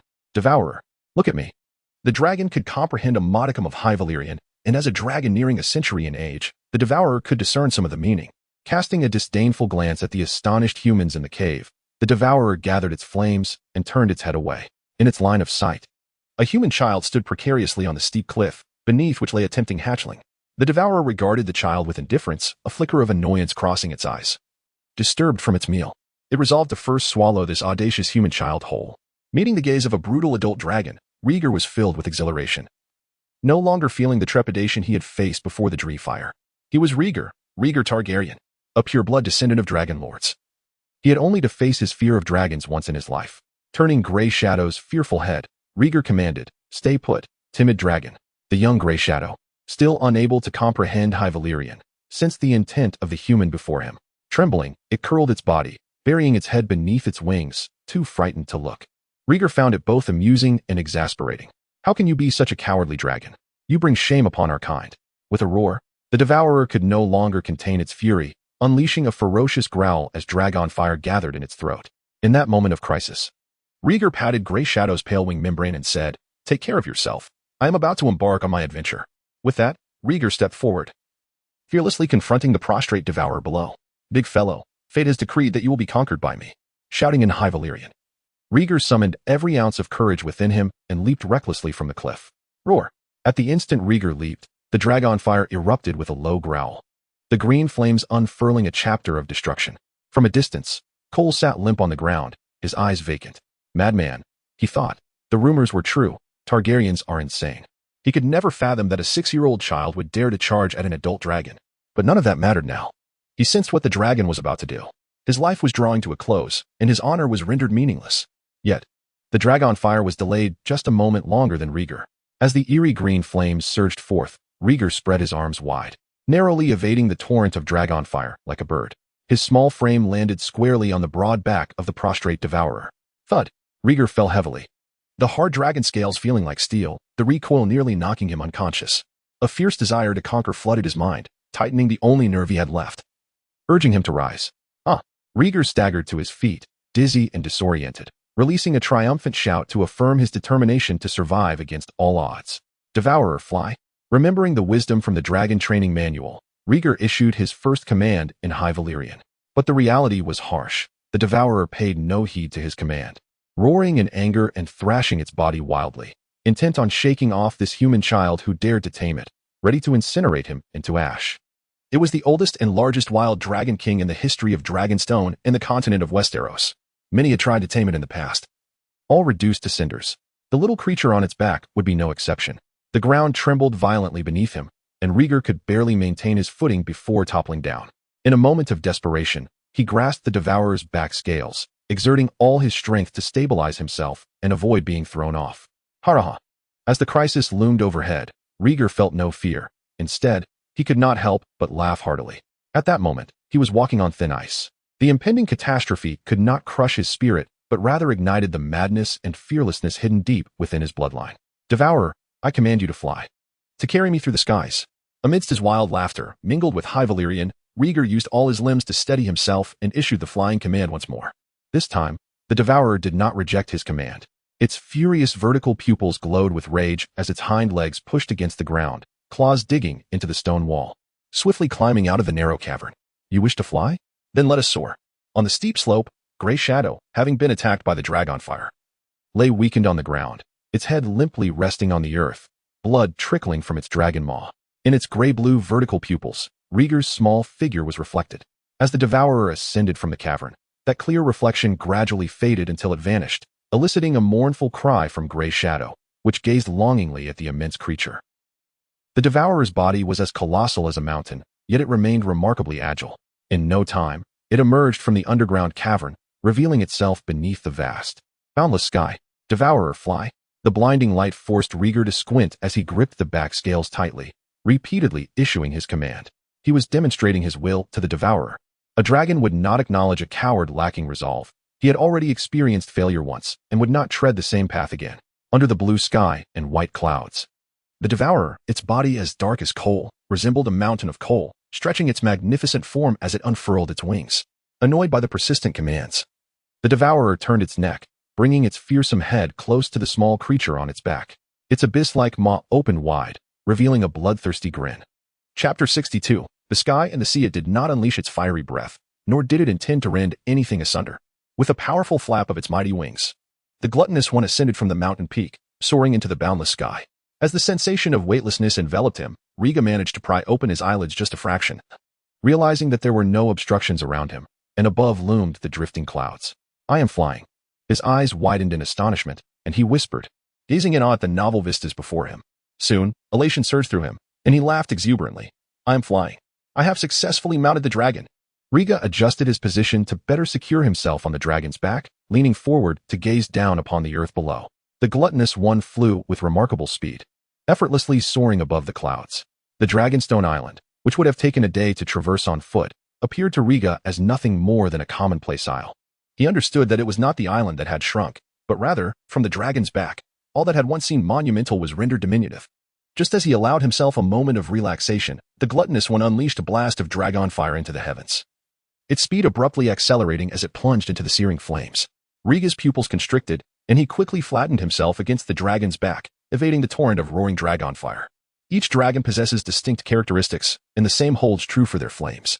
The gluttonous one's fire radiated a deathly shade of green, taking on a smoky form, shifting between gas and liquid, and exhibiting formidable adhesive properties. Once tainted by its flames, one would find it as inextinguishable as a maggot clinging to bone. Rieger could temporarily resist the searing heat of the dragon fire, but he could not withstand the continued damage caused by the flames. With a thunderous roar, the gluttonous one surged through the overwhelming green fire, flapping its wings powerfully. Rieger clung tightly to its back, the flames scorching the back half of his garments. leaving behind angry, blistered burns. Though he was once again singed by the dragon fire, the injuries felt less severe this time. Perhaps it was due to his pure lineage, granting him a greater resilience against the dragon's flames. He extinguished a singed lock of hair, determination etched upon his face as he shouted, "Dragon fire." He sensed the gluttonous one's resistance. This colossal black dragon did not acknowledge him. So be it. Let it come, the consuming dragon fire, as he issued his unyielding command. Let us see whether this enraged dragon will yield first, or if Riga will perish in the inferno. Upon hearing the command in High Valyrian, the gluttonous one grew increasingly agitated, weaving and twisting in midair while simultaneously expelling dragon fire in an attempt to shake him off. Riga gritted his teeth, refusing to let go. He had a premonition that victory would belong to the one who persevered until the end. Within the cavern, the figure of the gluttonous one had long since vanished, along with the king's eldest son. After a moment of composure, Cole regained his senses and led the hurried retreat. The prince was missing, and he needed to report to the princess and the king. Regardless of the outcome, he must bear the burden of responsibility. Emerging from the dragon mount in disarray, Cole encountered the dragon guards returning from their exploration of the gorge. The guards attempted to join him, but he brusquely pushed them aside, heedless as he dashed toward the castle. At some point, the clear sky had turned ominous, dark clouds gathering overhead. The patter of rain began. Large droplets battered the ground, the cool breeze matching the chill in his heart. Finally reaching the castle, he arrived just in time to find the royal family gathered in the hall. As he appeared drenched, Viserys was the first to speak, his tone laced with confusion. "My lord, why the fluster?" Cole hung his head, his spirit shattered. The prince has been taken by a dragon. A dragon? Viserys had yet to grasp the gravity of the situation. Rhaenyra suddenly leaped to her feet, fixating her gaze on Cole, demanding, "Did you not go to find the hatchling?" "We were deceived by false information into entering the dragon mount, where we found a hatchling, only to be ambushed by an enormous adult dragon." Cole shook his head helplessly. The prince sensed something was amiss, yet he still refused to depart, leaping onto the back of the giant dragon, intending to tame it. "Damn it, you just stood by and watched as Riga charged towards a giant dragon." Viserys erupted in fury. Rhaenyra rushed to Cole's side, anxiously inquiring, "Where's Riga? Where's that dragon?" "I do not know." The prince commanded the dragon to fly, and we had no time to intervene. Having accompanied Rhaenyra for years, Cole was familiar with some key phrases in High Valyrian. A sharp slap resonated through the empty hall. Rhaenyra pointed an accusing finger at Cole, her heart aflame with anger as she seethed. "I have but one brother, and I entrusted you to protect him." "I am sorry." A mark of shame appeared on Cole's cheek as he lowered his gaze, engulfed in embarrassment. "Do not waste words. Send someone to track the dragon's whereabouts, immediately." Rhaenyra's voice was cold as she stormed out of the hall. Taming an adult dragon is no trifling matter. Every year on Dragonstone, there are daredevils who attempt to secretly tame wild dragons, yet no one has ever succeeded. They either turn to ash or are left unrecognizable by flames. She had assumed that after the lesson of Dreamfire, Riga would focus on taming a hatchling. Yet, she was dismayed to find that Riga's ambition to tame an adult dragon had not been extinguished. The unclaimed dragons on Dragonstone had long been without a dragon rider, their wildness unbridled. The difficulty and danger of taming them far exceeded that of Dreamfire, who was bound by chains. Riga's desire to tame an adult dragon stemmed from a wish to aid her. If something were to happen to Riga due to this, she could not bear to think of it. Her life henceforth would be overshadowed by endless guilt. Soaring through the skies, the dragon surpassed all earthly steeds.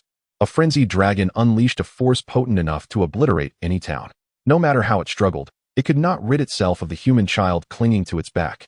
The gluttonous one's green eyes ablaze with madness, every roar shaking the heavens. "Gluttonous one, dragon fire." Riga commanded from the dragon's back, issuing incessant commands. Yet, the gluttonous one chose to disregard these unsettling orders, defiantly responding in opposition. Its body spread wide, neck tilting slightly downward, vertical pupils fixated upon the cerulean sea below. It intended to plunge into the water and wash away the pesky little creature on its back. In a rapid dive, Riga's body began to experience weightlessness, his hands, now blistered, the only thing keeping him anchored to the dragon's scales. The pressure of the air rendered it difficult to breathe. Riga squeezed his eyes shut, his mouth involuntarily opening. He sought to shout encouragement, yet was met with a rush of air filling his mouth. With a tremendous splash, the gluttonous one crashed into the undulating surface of the sea, its entire form submerged beneath the waves.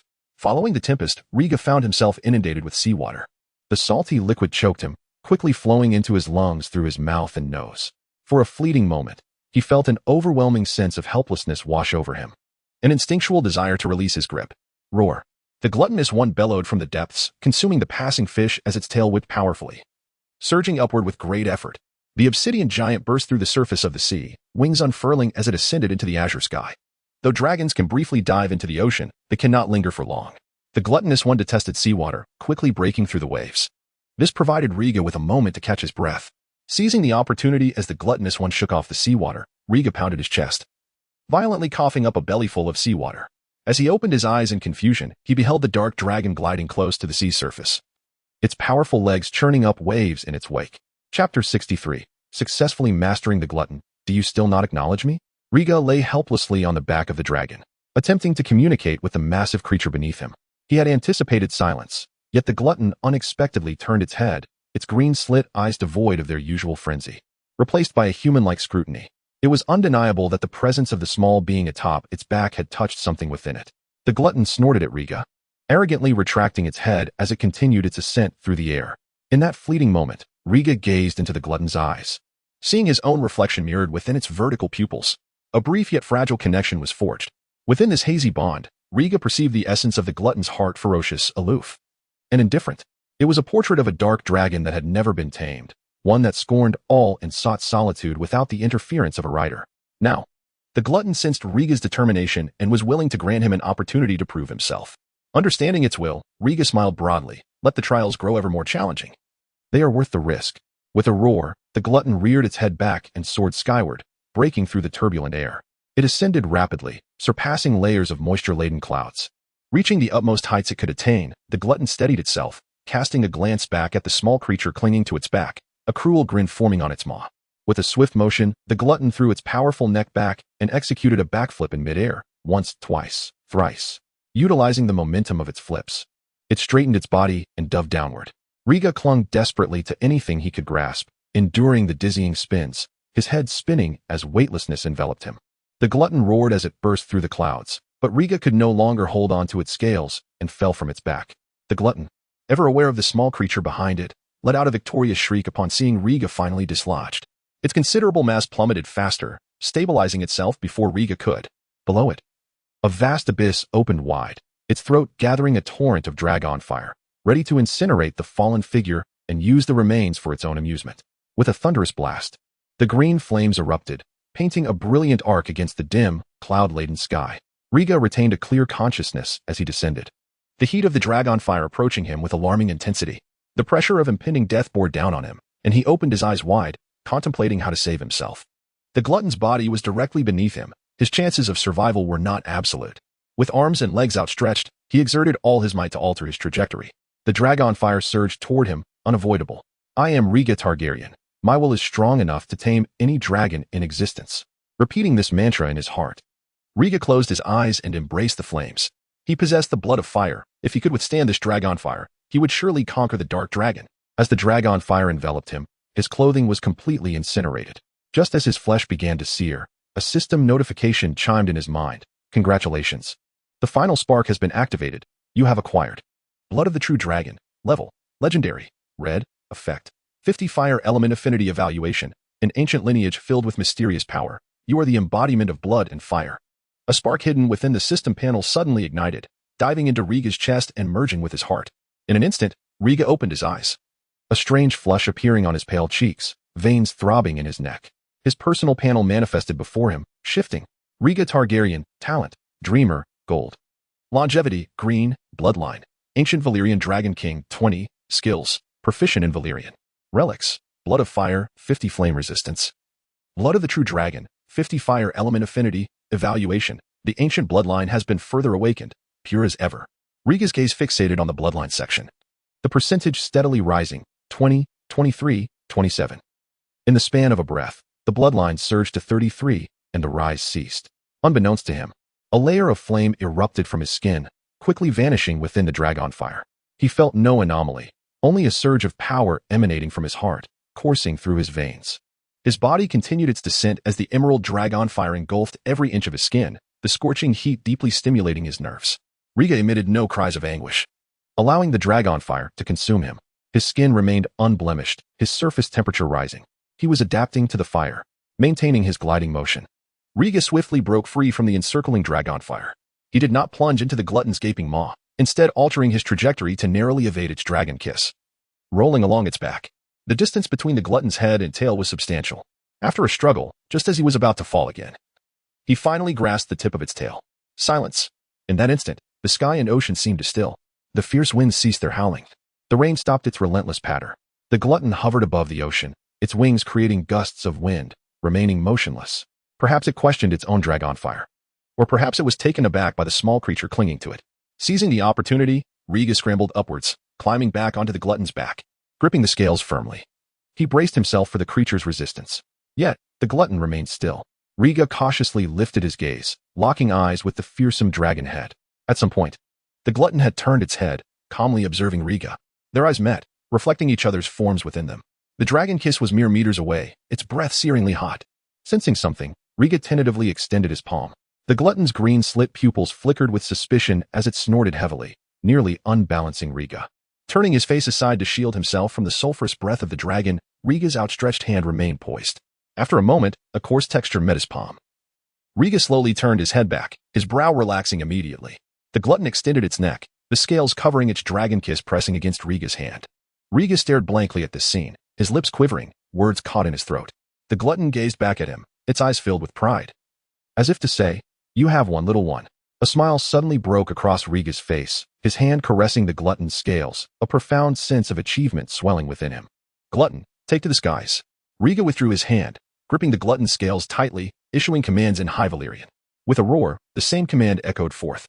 This time, the glutton no longer resisted Riga's presence upon its back. Flapping its wings, it soared into the sky, its body remarkably steady, devoid of any jarring sensation. Riga was astonished, not expecting the glutton's flying prowess to be so exceptional. He tentatively loosened his grip, closing his eyes to relish the cool breeze. In that moment, the bond between Riga and the glutton deepened. Riga sensed the creature's discomfort, still unaccustomed to acknowledging him as its master. The glutton, in turn, felt Riga's thoughts and deliberately slowed its flight, carrying him across the ocean, occasionally emitting triumphant roars. The glutton understood that Riga had never ridden another dragon. It raised its head high in flight, showcasing its most magnificent self. Riga couldn't help but chuckle at the creature's pride, feeling an indescribable sense of emotion wash over him. With his cheek pressed against the glutton's cool scales, he embraced it tightly. This was his dragon. The dragon, uniquely belonging to Rhaegar Targaryen, was the embodiment of his fervent hope and profound love. With his eyes closed, Rhaegar inhaled deeply the scent of the gluttonous creature and whispered, "From this moment forth, the tale of you and I shall endure for millennia." Chapter 64. The Return of the Dragon Rider. Dragonstone Castle. The rain fell in a gentle patter as armored soldiers emerged from the castle in all directions. Viserys sat alone in the dimly lit hall, his gaze deeply attuned to the sound of the rain. The castle doors swung open, and Rhaenyra, drenched, strode in with determination. "Is there news of Rhaegar?"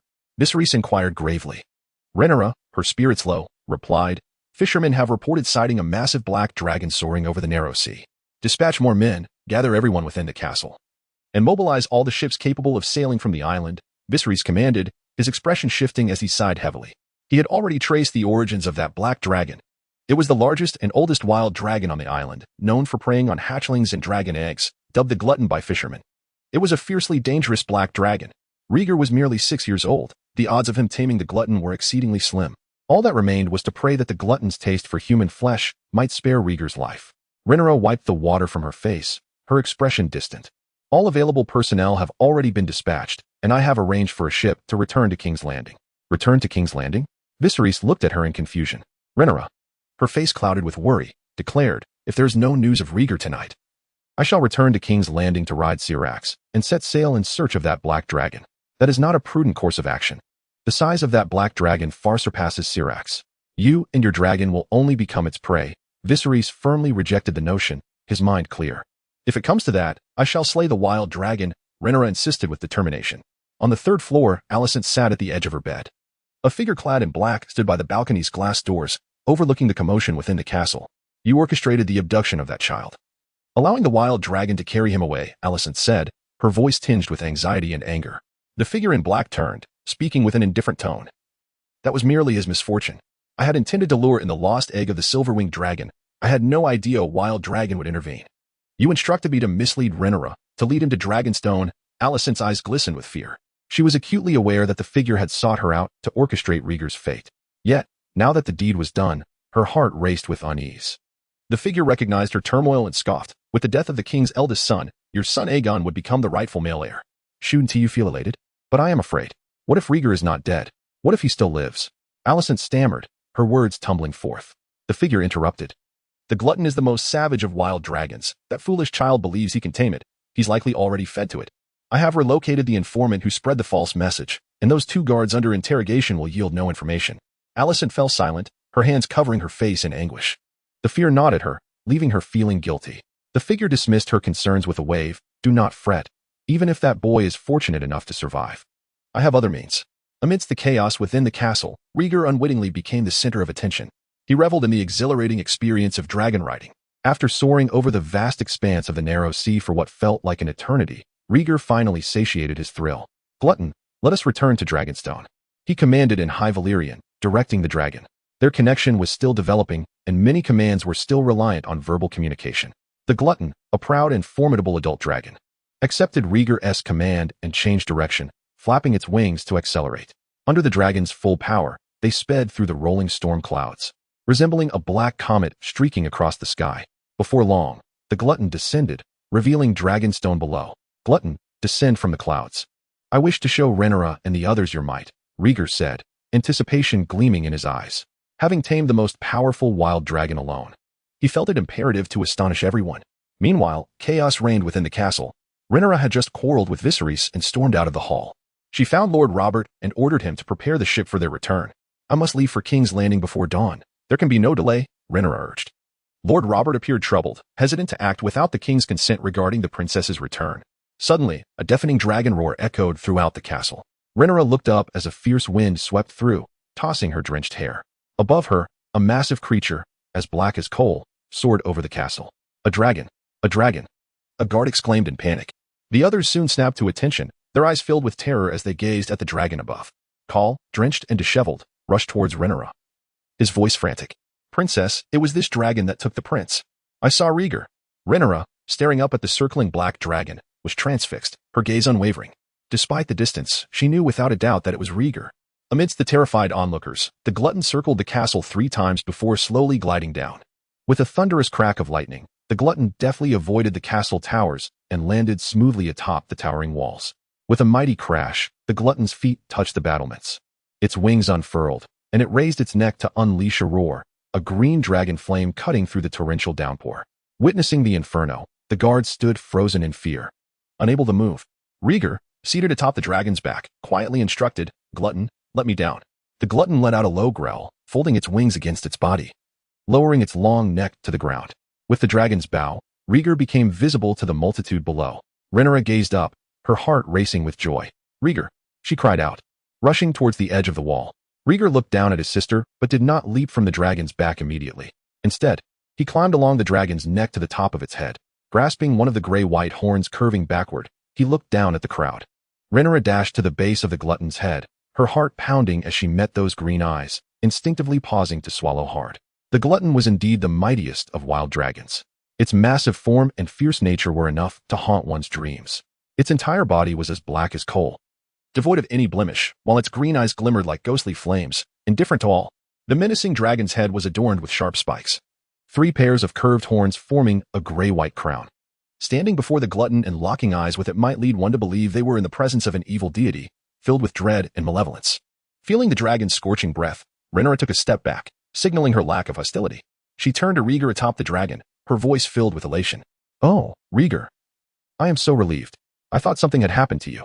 One could only imagine her level of concern. He was her only brother, and losing him would be unimaginable. Rieger, holding his head high, replied with confidence, I told you I could tame an adult dragon, and now I have done it. Chapter 65, The Nightmare Indeed. You have succeeded. You are a valiant man. Tears streamed down Rhaenyra's cheeks as she experienced the profound emotions of loss and recovery. Her voice thick with emotion as she offered her praise. Hearing her words, Rieger's lips curled into a proud smile. Of course, I promised to protect you all. However, his joy was short-lived. Rhaenyra's cheeks flushed, and through her tears, she laughed softly, remarking, a gentleman should first don some attire. Presenting oneself bare before a lady is quite ungentlemanly. A cool breeze swept by, causing Rieger to lower his head. His pale skin was fully exposed, and he shivered from the cold. His face reddened visibly, and he hastily covered himself, stammering, let us not dwell on such trivialities. Come down. I have much to tell you. Rhaenyra wiped her tears and stifled a giggle. Rieger, losing his earlier bravado, obediently slid down from the dragon's back. Rhaenyra stepped forward to catch him, wrapping her cloak around his bare form. Rieger endeavored to mask his embarrassment, gesturing towards the dragon, and inquired, "My dragon. Its name is Vagr. Wasn't he that a name given by fishermen?" Rhaenyra was indifferent to the dragon's name, holding her brother tightly. Rieger boasted, "Vagr likes this name. And I do too. It perfectly reflects its ability to devour all light with its inky exterior." "Very well, you have grown, Rieger." Rhaenyra's gaze was complex as she kissed his cheek. "Come." Father nearly fainted upon hearing the news that you were taken by Vagr. She held him close, unwilling to let go. Lacking any covering, Rieger did not resist. He called out to Vagr, "Don't run off. I will come to find you tomorrow." Vagr roared in response, leaping from the castle walls to rest on the cliffs outside. It was only when Vagr closed its eyes that the guards within the castle dared to emerge, encircling the drenched siblings. Rieger pointed at one guard, instructing, "Prepare ample cattle and sheep for my dragon." "Yes, your highness." The guard, fearing to delay, hurried away to comply. Upon entering the castle hall, Viserys had long awaited them at the entrance. Observing Rieger in Rhaenyra's arms, his eyes shimmered with emotion as he nodded repeatedly, "It is good that you have returned. That all is well." Rieger's smile faded as he lowered his head, apologizing, "I am sorry, father, for training the dragon without your consent. It is of no consequence. I was once concerned for your safety, but it appears you have accomplished what we thought impossible." Viserys, surprisingly open-minded, stepped forward to stroke Rieger's cheek gently, saying, "Good boy, your sister has informed me of your purpose in taming the dragon. It is not solely for yourself." "Not entirely. I truly desire a fully grown dragon." The sudden emotional revelation left Rieger speechless as he awkwardly confessed his true feelings. He had little regard for a mere hatchling. Only a powerful adult dragon could be worthy of him. Upon hearing of Vagr, the largest dragon in the world, he had once fantasized about that ancient beast. Alas, Vagr was tamed by Lena Valerion. Yet fortune favored him, providing him with Vagr, a tyrannical beast. Its fearsome visage and formidable strength captivated him utterly. Viserys smiled, non-committal, stating, "As long as you wish to protect your family, that is sufficient." As if recalling something, he added seriously, "You both are soaked. Go take a hot bath. I will have Lord Barrows prepare a sumptuous dinner to celebrate your taming of the largest wild dragon." His emotions had fluctuated greatly today. He had initially feared that his eldest son would encounter peril in taming a wild dragon, only to realize he had underestimated this child. Blessed with enviable pure blood and the divine favor of the gods, he miraculously tamed a black wild dragon that had never before been subdued. This dragon was a second-generation giant, hatched alongside Defies, Vagr, and Silverwing. Because it had never been tamed, Vagr remained in a wild state, growing larger and stronger. Rhaenyra, heeding her father's advice, took Rieger back upstairs. She was thoroughly drenched, and while her father had not noticed earlier, she now felt cold and uncomfortable. Viserys watched the retreating figures of his children, his gaze filled with both contentment and melancholy. Reflecting, he murmured, "The family has regained control of an adult dragon, thereby strengthening itself further." He had never seen how large Vagr was. He imagined it was comparable to Vagr. It would be a creature of immense destructive power. During dinner, Alicent did not appear. The maid reported that she was unwell and had been frightened. Viserys felt a twinge of displeasure. Yet he masked his feelings in front of his children. Rieger felt slightly disappointed, as he had hoped to boast about his dragon. After dinner, Rieger was forcibly dragged into Rhaenyra's chamber. Without a word, she pushed him onto the soft bed. Rieger, maintaining a serious demeanor, asked nervously, "Sister, what are you doing? What do you think?" Upon entering the room, Rhaenyra's demeanor shifted instantly, glaring at him with furrowed brows. Rieger whispered, "I did not intend to hide this from you. But I truly want an adult dragon. As you said, once I tame an adult dragon, what do you plan to do afterward?" Rhaenyra had not forgotten his previous words. Fearing he might create chaos on Driftmark, an unpredictable child, he dared to leap onto the back of a wild dragon by day, and by night, he would ride it, breathing fire. "Rest assured, I promise to behave. I understand that a dragon is not a weapon," Rieger earnestly vowed. Rhaenyra pinched his face hard, warning, "Your promises have never held weight. You lack credibility with me. Then what do you suggest? I have already tamed Vagr. You cannot deny me the right to ride it." Rieger resignedly flopped onto the bed, verbally opposing while internally contemplating soaring away on a dragon the next day. He longed to explore the outside world. And now that he had a dragon, he must embark on a journey. Do not act recklessly, at least during the round trip to Driftmark. You must not act independently, Rhaenyra stipulated. "Very well, I shall obey." Rieger feigned innocence. Rhaenyra seized his chin and bit his cheek fiercely, warning, "You had best remember, this brother of hers was too wild, possessing an audacity never before seen. If left unchecked, it would not be long before he caused a significant uproar." Their conversation concluded.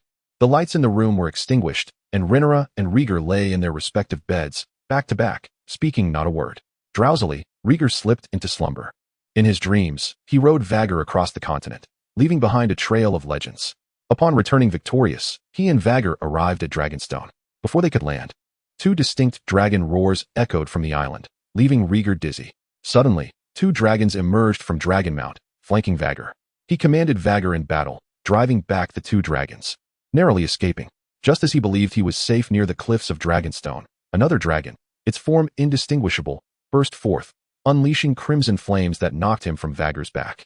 The other two dragons pursued relentlessly. The three dragons encircled Vhagar. He lay grievously injured, helplessly watching as Vhagar was torn apart by the three dragons, devoured mercilessly. In the end, only Vhagar's head remained, its green eyes gazing at him with an expression of unyielding defiance. Chapter 66, A Dance of Dragons as Anticipated. Rhaegar was roused from his slumber by a nightmarish vision. Unlike his usual startled outcries, he opened his eyes in a daze, remaining silent. Dragons were assailing me and the Devourer. As a dreamwalker, such a nightmare was bound to provoke contemplation. After a brief respite, a series of moans echoed beside him, reaching his ears. Rhaegar turned his gaze toward the position of Rhaenyra. The room was occupied solely by the two of them. It could only be Rhaenyra. Unaware of his scrutiny, she continued to groan, her voice suffused with unbearable pain. "What troubles you, sister?" Rhaegar inquired, rising with concern to assess Rhaenyra's condition. By the light of the moon filtering through the window, he beheld her face contorted in distress. Her complexion was pallid, marred by an unnatural flush, her brows knitted tightly, and cold sweat beaded on her forehead. Rhaegar noticed an array of herbology texts scattered about. It was evident that Rhaenyra was unwell. "Rhaenyra, do you have a fever?" he asked, placing his hand against her forehead, which was indeed feverishly hot. "Honora, come quickly. My sister is ill." Rhaegar called out urgently to Rhaenyra's usual maidservant. The night watchmaid entered promptly, lighting a candle to examine Rhaenyra. "The princess is burning with fever." "I shall fetch the maester," the maid exclaimed, hastily checking Rhaenyra's temperature before rushing out. After a flurry of activity, Rhaenyra awakened from her troubled sleep, her eyes opening with pain. Rhaegar attempted to cool her forehead with a damp cloth, but she turned her head away, evading his touch. Her lips moved as if to speak, but her throat was raw and sore. Rhaegar leaned closer, pressing her. "What is it you wish to say?" "It hurts. My stomach is in agony." Tears welled in Rhaenyra's eyes as she cradled her abdomen, groaning softly in distress. Rhaegar, perplexed by her ailment, felt a surge of worry for his sister. "Hold on.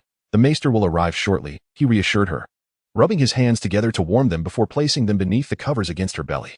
To his astonishment, it felt ice-cold to the touch. Rhaegar gasped, taken aback by the chill emanating from Rhaenyra's body. "Your Highness, the maester has arrived," the maid announced, returning with the elder scholar, who was still in disarray, clutching a satchel of medicines. The maester examined Rhaenyra and declared, "She has caught a chill from being caught in the rain during her menstrual cycle. A warm ginger tea is in order, along with measures to keep her warm." The maid scurried off to prepare the tea, while Rhaegar offered Rhaenyra some warm water. Suddenly, a thunderous boom resounded from outside the castle. Rhaegar's hand trembled as he held the water, an ominous thought creeping into his mind. He handed the basin to the maid and approached the window to observe the commotion outside. The downpour had ceased, yet a fire caught his attention. At the castle's edge, where the walls once stood, a section lay in ruins, ablaze with fierce flames, smoke billowing into the night sky. Above the wreckage, a colossal dragon circled, roaring in fury. It was not the Devourer. This dragon was significantly smaller than the Devourer, causing Rhaegar to furrow his brow in confusion as to why a dragon would attack the castle. A resounding dragon roar pierced the night, followed by a cascade of golden flames descending from the heavens, striking the cliffs outside the castle. Rhaegar's anxiety surged. That cliff was the resting place of the Devourer. Simultaneously, the tremendous noise roused all within the castle. Lord Robert, disheveled, burst from his chamber, rallying the guards to secure the king's safety. Although the castle was ablaze with flickering lights, Rhaegar's focus remained fixed outside. Lo and behold, a familiar roar echoed, a furious cry from the Devourer. The enormous black dragon launched itself from the ground below the cliff. Its green eyes locked onto the intruders that dared to attack its kin. Upon the Devourer's emergence, two other dragons swooped down from the night sky. Illuminated by the castle's flames, Rhaegar discerned their forms. One was a massive dragon with bronze scales and brown wings, while the other was a smaller dragon adorned in deep green with silver wings. Though Rhaegar had never encountered these two dragons, he had perused the Targaryen family's dragon compendium. If all was as it seemed, these dragons were none other than Vhagar, the Bronze Fury, and her consort, Silverwing. Both were currently unclaimed, having once belonged to Rhaegar's great-grandfather, King Jaehaerys Targaryen, and his first wife. Since the passing of these two venerable souls, the dragons had taken residence on Dragonstone Island for nearly 2 decades. Witnessing the two dragons, Riga inhaled sharply. By the gods, my nightmare has come to fruition.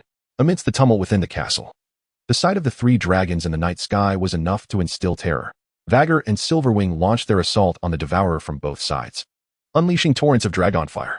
The Devourer, undeterred, faced its foes with bravery, evading their strikes while its emerald flames illuminated the darkened sky. The three dragons engaged in a fierce battle, their flames intertwining as they pursued and clawed at one another. Despite the distance, Riga could feel the Devourer's fury resonating within him. "Hold on. I shall come to your aid," Riga murmured to himself, stepping away from the window. As he passed the bed, Rhaenyra's weak voice called out to him. "Riga, what is happening?" "The Devourer is provoked by something. I must calm it," Riga replied, weaving a small lie. Rhaenyra, propped up on the bed, gasped for breath, her eyes barely open. "Do not deceive me. I heard the roars of dragons battling. Truly, it is nothing. I will soothe the Devourer and return swiftly," he assured her, wiping the sweat from her brow gently. Unexpectedly, Rhaenyra grasped his wrist. Her eyes glazed with concern. "Do not go. Dragon fights are perilous. You are still too young."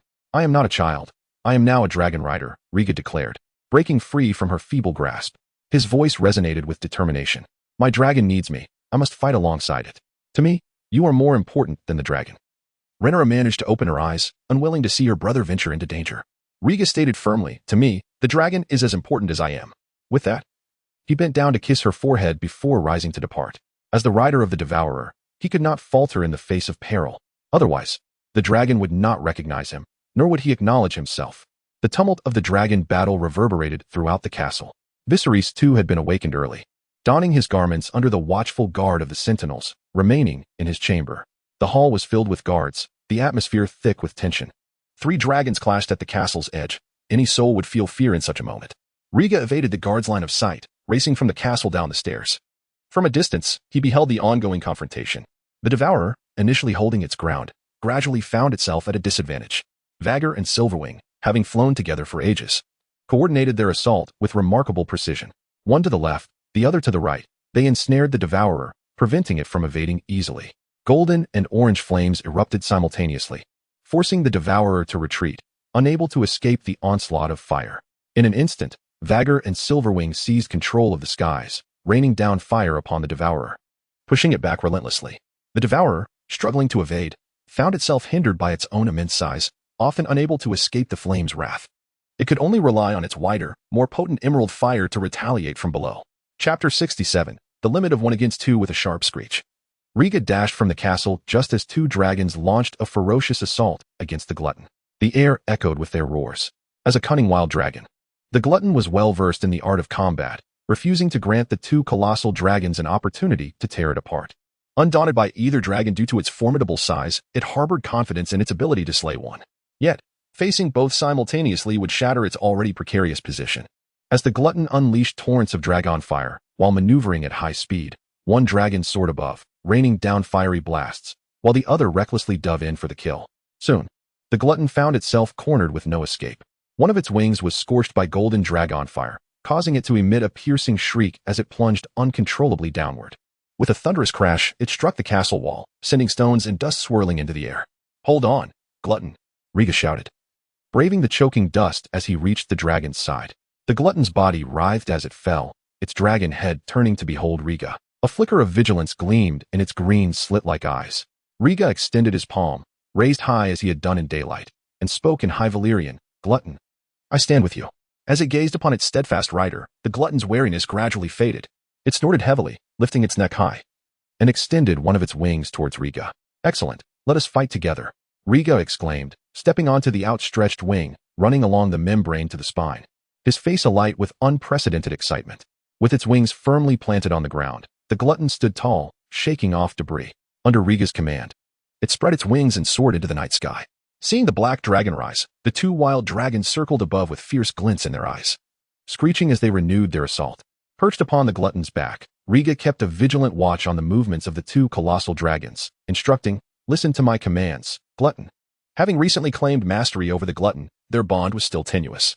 Any clash of wills during battle could lead to catastrophic blunders.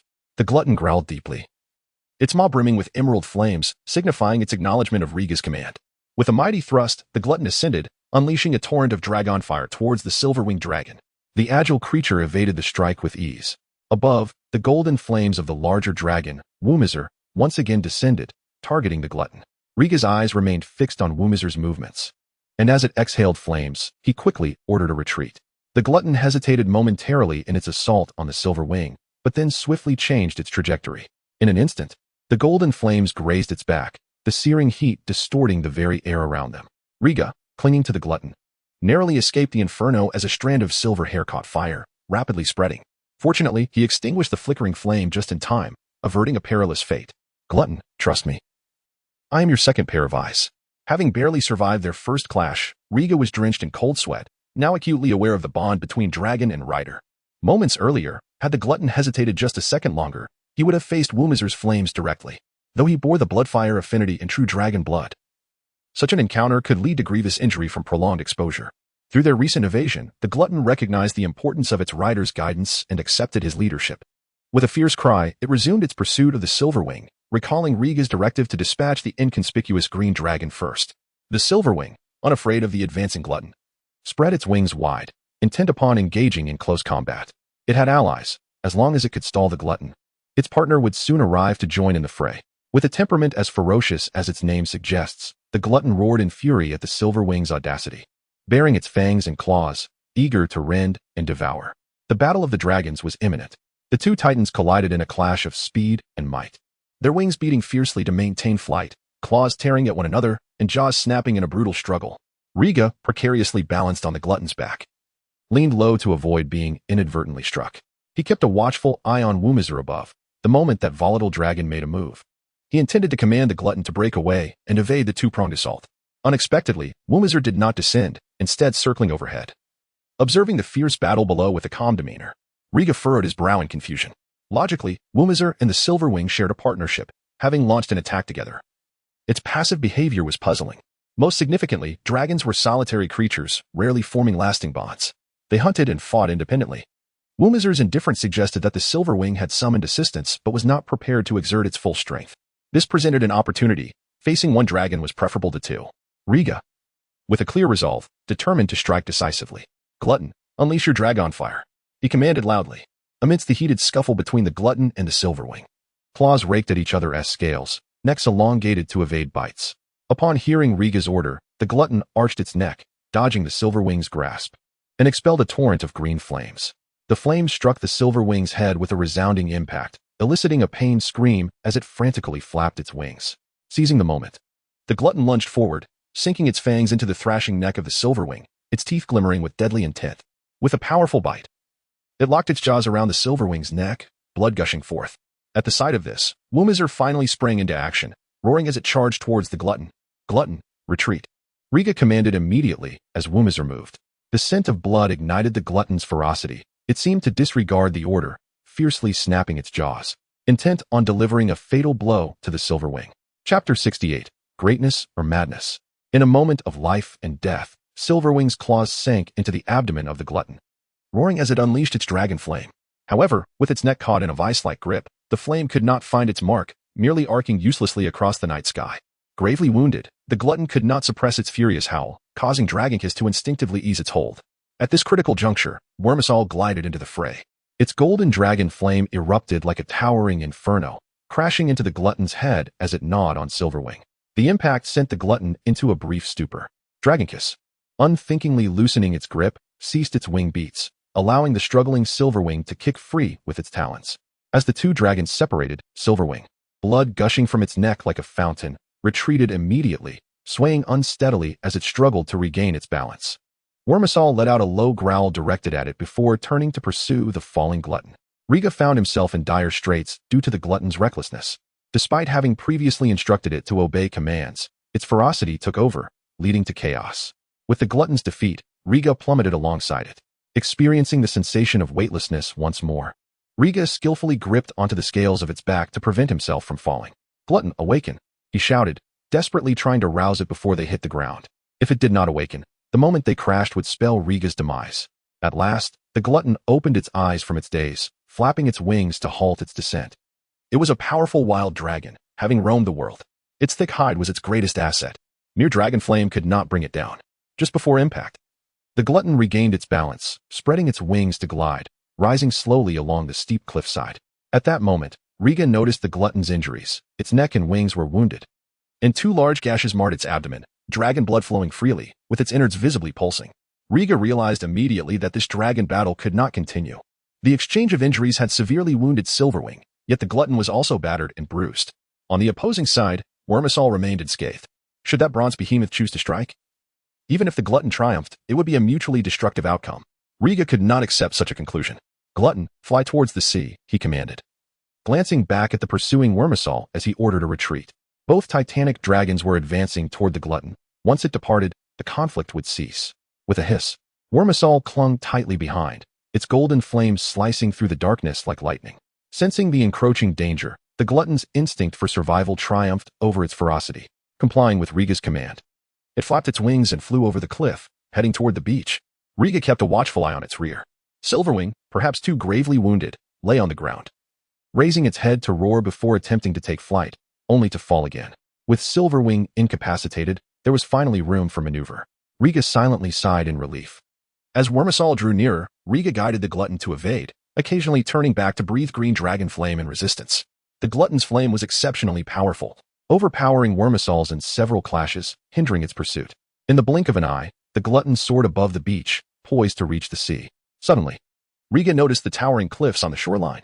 In a flash, his heart raced with unease as memories of nightmarish visions flooded back. It was at such a cliff that another stealthy dragon had emerged to ambush. The thought struck him, and Riga's expression changed drastically as he instinctively shouted, "Dragon Flame." Through their struggle, a nascent bond had formed between the glutton and Riga. At the very moment Riga called out, the glutton, as if inspired, turned its head, unleashing a torrent of dragon flame toward the cliff below. Boom! In an instant, another scarlet flame shot forth from beneath the cliff, colliding head-on with the glutton's ethereal green flame. The crimson inferno was instantly dispersed.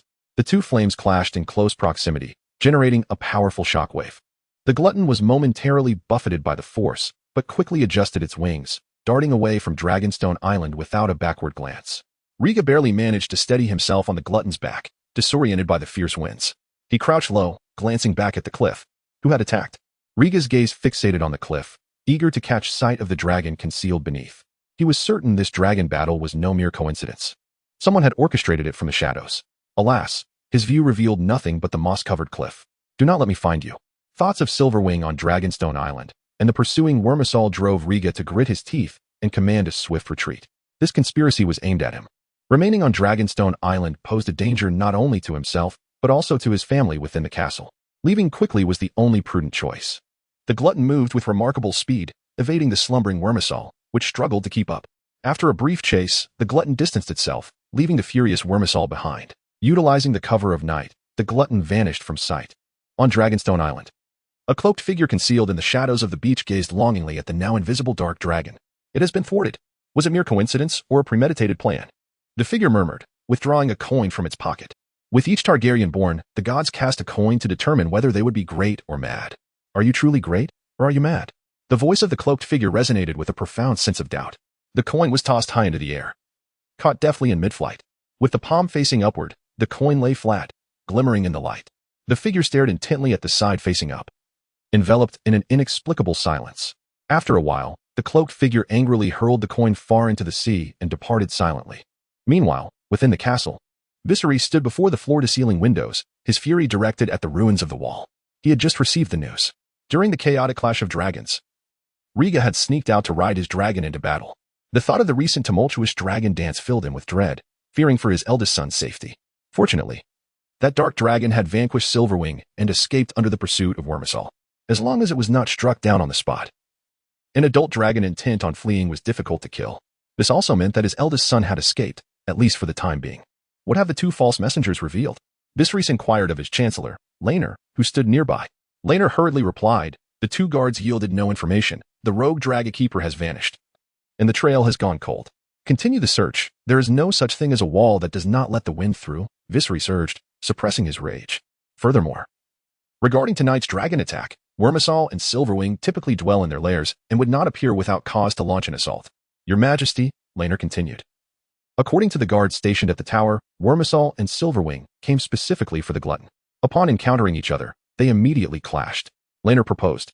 The glutton is the largest wild dragon on the island, frequently stealing dragon eggs and hunting younglings. This behavior likely incited the wrath of Silverwing, who had recently laid eggs. The scene of the dragon battle was witnessed by all.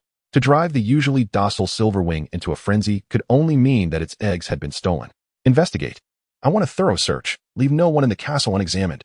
Viserys Snuckles turned white as he clenched his fists, his gaze fierce. This is a conspiracy against the heir. Whoever is responsible must pay the price. Chapter 69. The Crabclaw Peninsula in the darkness of night, over the narrow sea. Riga piloted the glutton through the tumultuous waves. The creature bore severe wounds on its abdomen, blood streaming from its injuries and staining the surface of the water below. After enduring a harrowing experience, Riga felt his heart race in sudden realization. He patted the scales of the glutton and inquired, what provoked the attack from those two dragons? He sensed a conspiracy at play, but remained curious about how Wormesol and Silverwing had been enticed. The glutton let out a low growl, expressing its displeasure. Riga interpreted its meaning. During the night, someone had fed it an abundance of cattle and sheep, even tossing it a dragon egg. As a creature that delighted in dragon eggs, the glutton eagerly accepted the offering, compensating for its unsuccessful hunt of young dragons. Riga sighed in resignation. He suspected the glutton had committed some grievous act that warranted the wrath of Wormesol and Silverwing. Dragon eggs and young dragons are treasures of Dragonstone Island. You must not steal them again. Riga issued a stern command. Despite its grievous injuries, the glutton remained proud, growling defiantly in response. Riga attempted to communicate, discussing the need to relinquish its obsession with dragon eggs and young dragons. The glutton, being straightforward, did not conceal its reasons for stealing. The territory of Dragonstone Island was too limited. If it did not steal dragon eggs and young dragons, the growing dragons would encroach upon its living space. Riga understood its concerns. Rest assured, Dragonstone Island cannot sustain many dragons. I will seek living space for the new generation, he reassured. And you, my friend, must cease your thievery of dragon eggs and young dragons. I will ensure that sufficient livestock is prepared for you regularly. Acknowledging the glutton's worries, Riga proposed a solution. The glutton flew on in silence, neither agreeing nor rejecting the proposal. Riga refrained from further discussion. When it comes to territory and survival, both dragons and humans are reluctant to make concessions. By finding more suitable lands for dragons, the glutton's habits would naturally change. As the glutton soared farther into the night, Riga was unsure of its destination but assumed it remained within the confines of the narrow sea. A troubling realization dawned upon him. The glutton's speed was gradually diminishing, its breaths becoming labored. Your wounds are severe. We must find a landing spot, he advised. Noticing the glutton's bleeding abdomen and other injuries with growing concern, a low growl escaped the glutton, though it was noticeably weaker than before. At dawn, the sun's rays pierced through the clouds, and Riga, weary, lay on the glutton's back, gazing down at the sea below. Suddenly, he spotted the edge of land. Slowly, more land emerged, thick forests and continuous mountain ranges. Quickly, we have found land, Riga exclaimed with excitement, pointing below. The glutton cast a sidelong glance but remained silent as it descended. It was well aware of where the land lay, as a dragon that enjoyed wandering. It knew precisely where suitable landing spots could be found. Transitioning from sea to land, Riga experienced a novel sensation. Initially, he intended to ride the glutton across the continent, exploring the unknown, but unexpectedly found himself embarking on this journey unprepared. The glutton crossed the desolate coastal area, soaring between the entangled mountain peaks. It landed in a valley interwoven with dense forests, swamps, and rivers. Upon landing, the glutton stumbled, its hind legs unable to steady itself, and it fell heavily onto the muddy grass, carving a deep trench. Riga, exhausted from a sleepless night, failed to hold on and was thrown from the dragon's back as it fell, landing with a thud and rolling twice before losing consciousness. In a moment, both the boy and the dragon lay sprawled on the ground, a rather pitiful sight.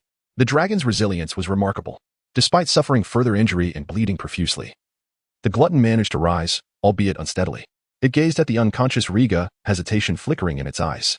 Lowering its head, it nudged Riga's body, shifting him from a prone position to lie flat. The gentle rise and fall of its chest confirmed that its rider was still alive. Fortunately, the soft grass where Riga fell cushioned his landing, preventing any serious injury. He had merely succumbed to fatigue. The glutton extended its neck, surveying the valley's surroundings. It had chosen a favorable landing spot, nearby resources that could aid in its recovery from wounds. The valley lacked large predators, and the cliffs boasted numerous hiding spots. Gently, the glutton picked up Riga in its mouth and proceeded toward a spacious cave. It placed him at the cave's entrance and cautiously nudged him inside.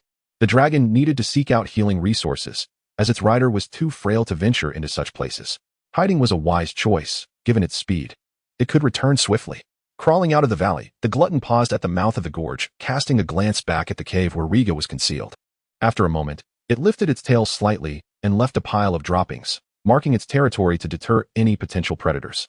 With everything in place, the glutton let out a long roar and took to the skies once more. At noon, the sun hung high in the sky, bathing the forested valley in warmth. Inside the cave, Riga's eyelids fluttered, as if he were about to awaken. Outside, voices echoed in the valley. Come quickly, look at the enormous and lengthy bloodstains. I wonder what colossal beast left them. Tramond, be careful, there is something strange about this valley. Amid the chaotic chatter, Riga slowly opened his eyes, bewildered by his surroundings. Where am I? Where's the glutton? He surveyed the web-laden cave, feeling disoriented. He remembered the glutton discovering land, their arrival at a secluded valley. And then, everything faded from his memory. Someone has plotted against me. There are dragons lying in ambush. Suddenly, Riga recalled the ambush he had suffered. But who possessed the ability to infiltrate Dragonstone Island and set such a scheme against him? Among those capable and motivated individuals, only one name echoed in his mind. When I return, I shall not let you escape. Clenching his fists in resolve, Riga had deduced the identity of the perpetrator. Quickly, sister. There are fresh tracks at the cave entrance. Just as he contemplated this, a youthful voice called from outside the cave, summoning its companions. A flurry of footsteps followed. Instantly, Riga felt a surge of anxiety. He rose cautiously, retrieving a dagger from his spatial bracelet, concealing it behind his back. The voices outside drew nearer, and Riga furrowed his brow, tightening his grip on the dagger. Finding himself in an unfamiliar place, without the glutton by his side, he, a mere child, was left vulnerable. Who is in there? Come out. A girl's voice demanded from outside the cave. Riga tilted his head, his mind racing. Based on the earlier voices, there were likely 3 individuals outside, 2 young boys and a girl referred to as sister. He blinked in realization, feeling the danger diminish significantly. As long as he was not cast into a den of savages. His innocent age and noble lineage afforded him confidence that no one would be foolish enough to harm him. If he were to encounter hunting nobles, it would be even better. Not only might they host a grand celebration in his honor, but they would also surely provide him with ample food and drink and ensure his safe return to King S Landing. Chapter 70. The Free Folk Relax. I will emerge shortly.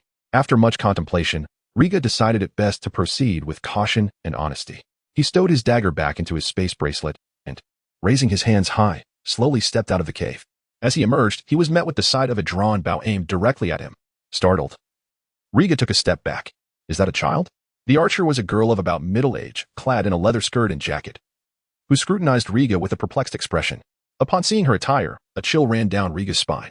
The girl did not lower her bow but cautiously stepped forward, saying, Is there anyone else in the cave? Come out. Riga stood still, reluctant to move, and replied honestly, No need to shout. I am alone. Nonsense. How could a mere child cross the swampy jungle? She retorted sharply, her keen eyes scanning Riga from head to toe. In an instant, it dawned on Riga. She must have mistaken him for a child of some noble family based on his clothing. After a moment's thought, he ventured, Are you from a certain tribe? He chose his words carefully, refraining from uttering the term savage. The term referred to the free folk who defied the authority of local lords, a group of unruly and uncouth individuals, as his tutor had described. The girl disregarded his inquiry, continuing to fixate on the cave's entrance. Suddenly, 2 boys rushed out from behind her, clad in animal skins and wielding bone axes and shovels. Each seized one of Riga's arms, dragging him aside. Gently, there's no need to be so rough, Riga protested, feeling the pressure of their grip. One boy appeared to be around 10, thin and frail, while the other seemed slightly older, with dark skin and a robust physique. They paid no heed to Riga's words, their focus solely on the girl. It soon became apparent that Riga had not lied. The girl darted to the cave's entrance and released an arrow that struck the hard rock wall. She scanned the surroundings, finding the cave utterly empty, not a single soul or even a rat in sight. The tension eased as the girl let out a silent sigh of relief, retrieving her bow and motioning for the 2 boys to bring Riga into the cave. The scrawny boy bound Riga with coarse rope and unceremoniously tossed him into a corner of the cave. Riga shifted uncomfortably, trying to avoid the dust-laden spider webs.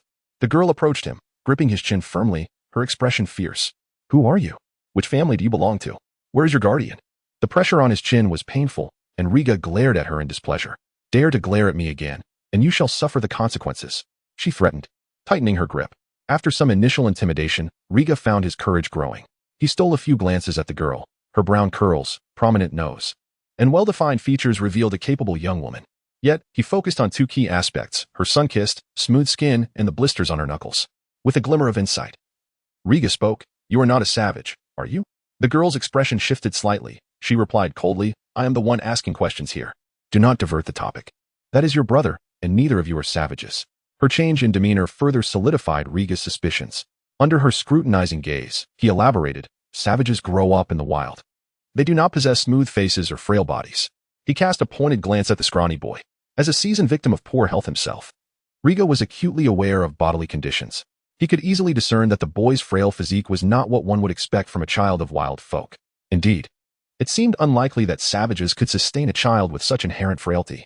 The girl's expression darkened, and she released Riga's chin, speaking curtly, "What of it? You are clever. But your wits will not save you. Reveal your origins, or I shall show you no mercy." No. I am merely 6 years old. Child abuse is unacceptable anywhere. Riga vehemently shook his head, proposing, "Untie me, and we can have an open conversation. Perhaps I can be of assistance to you." He emphasized, "I know many scholars skilled in herbalism who could help your brother." "My brother is not ill," the girl retorted dismissively. Riga, unconvinced, countered, "Your brother's pallor suggests otherwise. Speak another word, and I shall strike you," she threatened, raising her fist.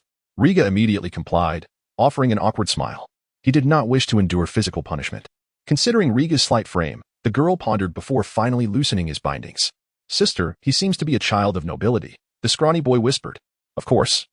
Look at his attire. It's evident he is of noble birth," the robust boy interjected. The scrawny boy fell silent, squatting to observe. The girl shot a glare at the stronger boy, stating firmly, "Tessin, go fetch Uncle Falcon and the others. I will interrogate him with Taming." "But," protested Tessin, his face displaying reluctance, only to be met with the girl's fierce gaze, which compelled him to retreat, with one less person present. The girl's demeanor softened considerably as she introduced herself. "I am Baolon, and this is my brother Taming. We are from the Peregrine tribe." "And your surname?" Riga inquired tentatively. "We have no surname. We are bastards, the unwelcome offspring of society," she replied, her tone laced with indignation. It was understandable. Who would accept such a status with grace? Baolon then asked, "Who are you? Why were you alone in the cave? What are the blood traces and that pile of excrement?" Riga pressed his lips together, hesitating to reveal his true identity. If she were a rational individual, she might detain him for ransom from the royal family. Yet, a resentful bastard might act irrationally out of jealousy. Baolon's gaze remained fixed on him, and she quickly grasped his apprehension. "Speak freely. I will not harm you. The Peregrine tribe is orderly and protects children and women." "Very well. I hope you are not too shocked." Riga shrugged, stating, "My name is Riga Targaryen. The king is my father, and I have come riding dragons to explore the wonders of the continent." His words were a blend of truth and embellishment, revealing his lineage while simultaneously intimidating her. "Targaryen, you are a prince?" Baolon exclaimed, taken aback. Her younger brother Taming's eyes sparkled with excitement as he leaned closer, asking, "You said you came riding dragons. Where is your dragon?" "One question at a time, please. Do not rush," Riga replied solemnly, reiterating, "I am indeed a prince. Look at my silver hair and purple eyes. They are the hallmarks of the Targaryen lineage." He needed to ensure his safety. As long as they did not succumb to madness, they should refrain from harming him. The siblings were still enraptured by the prospect of having captured a prince of House Targaryen, an extraordinary feat in their lifetimes. Chapter 71. Negotiation. After a profound conversation with the siblings, the sky gradually descended into twilight. Riga acquired a wealth of valuable information. For instance, the land beneath his feet was not part of the continent, but rather the Crabclaw Peninsula. This peninsula, neighboring Dragonstone and Tide's Head Island, was a desolate expanse, sparsely populated. As Riga understood, the Crabclaw Peninsula was riddled with marshes and pine forests, its resources exceedingly scarce, and the local nobility few in number. This also implied that establishing contact with the nobility was virtually impossible. A cluster of flames flickered to life in the cave, and 3 children, 1 large and 2 small, sat gathered around it. Taming, brimming with excitement, repeatedly inquired, "Your dragon is out hunting. Is it truly enormous?" "Naturally, the devourer is monstrous beyond belief, upon its back. I feel like a mere flea," Riga mused as he nibbled on a wild fruit and engaged in conversation. Out in the world, one's identity is conveyed solely through words. The way Riga presented himself shaped the perceptions of others. Although he was unaware of the devourer's whereabouts, it was inconsequential. As long as a dragon was indeed nearby, no one would dare lay a finger on a hair of Riga's head. "Your dragon is injured. There is a substantial amount of blood in the valley. Initially thought to belong to some great beast, it is undoubtedly your dragon," remarked Baolon, poking at the campfire while dousing the conversation with cold water. Unfazed, Riga retorted, "We encountered other dragons in the narrow sea. Otherwise, I wouldn't be here alone." "Other dragons?" Taming's eyes widened. "Dragonstone is teeming with dragons. My ancestors conquered the continent of Westeros with dragons," Riga asserted confidently. "Nonsense. Only 3 dragons appeared during the Conquest Wars," Baolon countered. You are well-versed in history? Riga inquired with curiosity. I have read books. I am not a fool who only listens to your tall tales, Balon scoffed. Riga chuckled, offering no further explanation. It is wonderful to have read. One should recognize the importance of a prince, for it ensures greater safety. Just then, a resounding eagle's cry echoed from outside the valley. Both Balon and Taming raised their heads simultaneously and made their way outside. Has your tribe arrived? Riga followed, feeling a gnawing sense of insecurity. He attempted to summon the devourer through his senses, but received no response. Given its severe injuries, he speculated it had flown off to recuperate somewhere. During its absence, his fate rested solely on his own efforts. Stepping out of the cave, Riga trailed behind the Balon siblings and witnessed a throng of people surging at the valley's entrance. Muscular and clad in leather coats and armor, they exuded a primal wildness. At the forefront stood a tall, burly man. His thick brown beard was braided, and his eyes were sharp as an eagle's. Sensing Riga's gaze, the imposing figure turned and locked onto his position. Riga's expression shifted slightly, but he strove to maintain his composure. It was evident that this group was formidable. He had indeed stumbled into a den of wildlings. Balon offered reassurance. Fear not. Uncle Falcon is a principled leader who will not harm children. As the entire Falcon tribe entered the valley, the atmosphere grew lively. The wildling leader, known as Falcon, displayed considerable skill. He organized the gathering of firewood, set up camp, and coordinated activities with remarkable efficiency. Balon led Riga to the Falcon's campfire, where Falcon was deftly skinning a wild rabbit. Once he had extracted the innards and skewered the creature for roasting, he slowly addressed them. Is this the noble child you found? Balon glanced at Riga and replied earnestly, he is the king's child, a true dragon. A prince? Falcon immediately raised his head, astonished. While he was indeed a wildling, the notion of a prince was exceedingly lofty. Meeting the scrutinizing gaze of the wildling leader, Riga took a deep breath. Recognizing it was time to speak, meeting the other's eyes directly, he pronounced with gravity, I am Riga Targaryen, born of the Red Keep and King S. Landing. I wonder if this esteemed leader has any specific recollections of that place? How could I know of a place 1,000 miles away? Falcon replied blandly. I am a dragon rider traversing the continent, and I encountered difficulties along the way. If you are willing to assist me, I shall offer substantial rewards. Riga presented tangible benefits for negotiation. Falcon chuckled. I can believe that. You have a king for a father, and gold and silver can surely be procured. So, you agree to help me? Riga's eyes lit up. Not at all. Falcon's smile vanished as he outright refused. Why? I can offer you gold, gift you ironware. As long as you provide protection for a while. Riga was taken aback by the wildling leader's rejection and attempted to add further conditions. Falcon disdainfully turned the rabbit on the fire, saying, the Falcon tribe does not trust outsiders and will not extend assistance to them. It has always been thus. Riga furrowed his brow, glancing at Balon, who nodded in affirmation. It has always been thus. Then how do you intend to handle my situation? Or under what conditions would you be willing to assist me? Riga asked directly. Join the Falcon tribe and become one of us. I will provide you with unconditional protection. Falcon stated with utmost seriousness. Riga laughed heartily, sitting down on the ground, crossing his arms, and retorting, do you truly believe a Targaryen prince would join a wildling tribe? That is the most ludicrous joke I have ever heard. At this juncture, the remnants of Riga's fear had long since evaporated. He discerned that the wildling had no intention of aiding him. He was a dragon rider, and the bloodstains in the valley attested to the devourer's genuine existence. He did not believe the wildling before him would dare to harm him. Falcon did not take offense at Riga's words. Instead, he laughed heartily. Aren't you also not planning to gain my assistance? You. Riga was momentarily at a loss for words. This was indeed true. He possessed a dragon. As long as he patiently awaited the devourer's return, he could simply fly away once it found him. What he truly needed was to delay these wildlings and prevent them from harming him. Falcon sliced off a piece of sizzling rabbit meat and handed it to Riga. Speaking in a low tone, I saw a great beast, but it was injured and flew towards the Despair Marsh. I shall tentatively believe in your identity and can provide protection until your dragon returns to you. Before that, you must ensure that your dragon does not harm my tribe and leave promptly. He was not a primitive wildling consumed by thoughts of plunder and destruction. He had fought against the local nobility on the peninsula and was more knowledgeable than the average wildling. The child before him was indeed the king's son. The blood and ravines in the valley could only be attributed to a creature of immense destructive power, aside from that great beast. The pile of dung at the valley's mouth was likely a marker left by the dragon to ward off predators. From the outset, this child was a figure of considerable danger. The dragon, now wild, could return to the valley at any moment. Negotiating further conditions with the child at this point would render any discussions moot once the dragon stood before him. He could easily slay this child and flee far away under the cover of night. However, the tribe faced peril, and tradition forbade violence against children. In contrast, it seemed more prudent to keep this child around, well fed, When the dragon appeared, he could allow this child to ride away. If the child had any sense of decency, he would naturally find a way to repay him. Having grasped Falcon's intentions, Riga's perception of the wildling shifted significantly.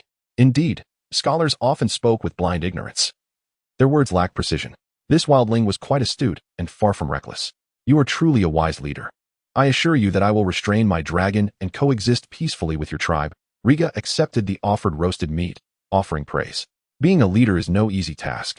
I must consider the well-being of all our heads and bellies. Falcon shook his head, tearing off 2 pieces of meat and handing them to the Balon siblings. Chapter 72. The shadow creature. With the negotiation concluded, the wariness in both parties significantly diminished. Riga enjoyed the sustenance provided by the wildlings, sipping the fresh water they offered while observing them dance around the campfire. The siblings, Sun and Balon, remained by his side, sharing the warmth of the fire and exchanging tales of their lives. Sun, picking at the remnants of a rabbit carcass, inquired, "You appear rather youthful. Are you the king's youngest son?" "I am the king's eldest son," Riga replied with a chuckle. "If memory serves, it is customary for the eldest to be the heir. Will you soon ascend as the new king?" Sun asked, astonished. "Not quite. In truth, the heir is my sister," Riga responded nonchalantly. "Why is that? Does she possess a hidden advantage akin to yours?" A burly wildling interjected, eliciting laughter from those nearby. Riga cast a sidelong glance at the man, allowing silence to linger as his gaze fell upon Sunday.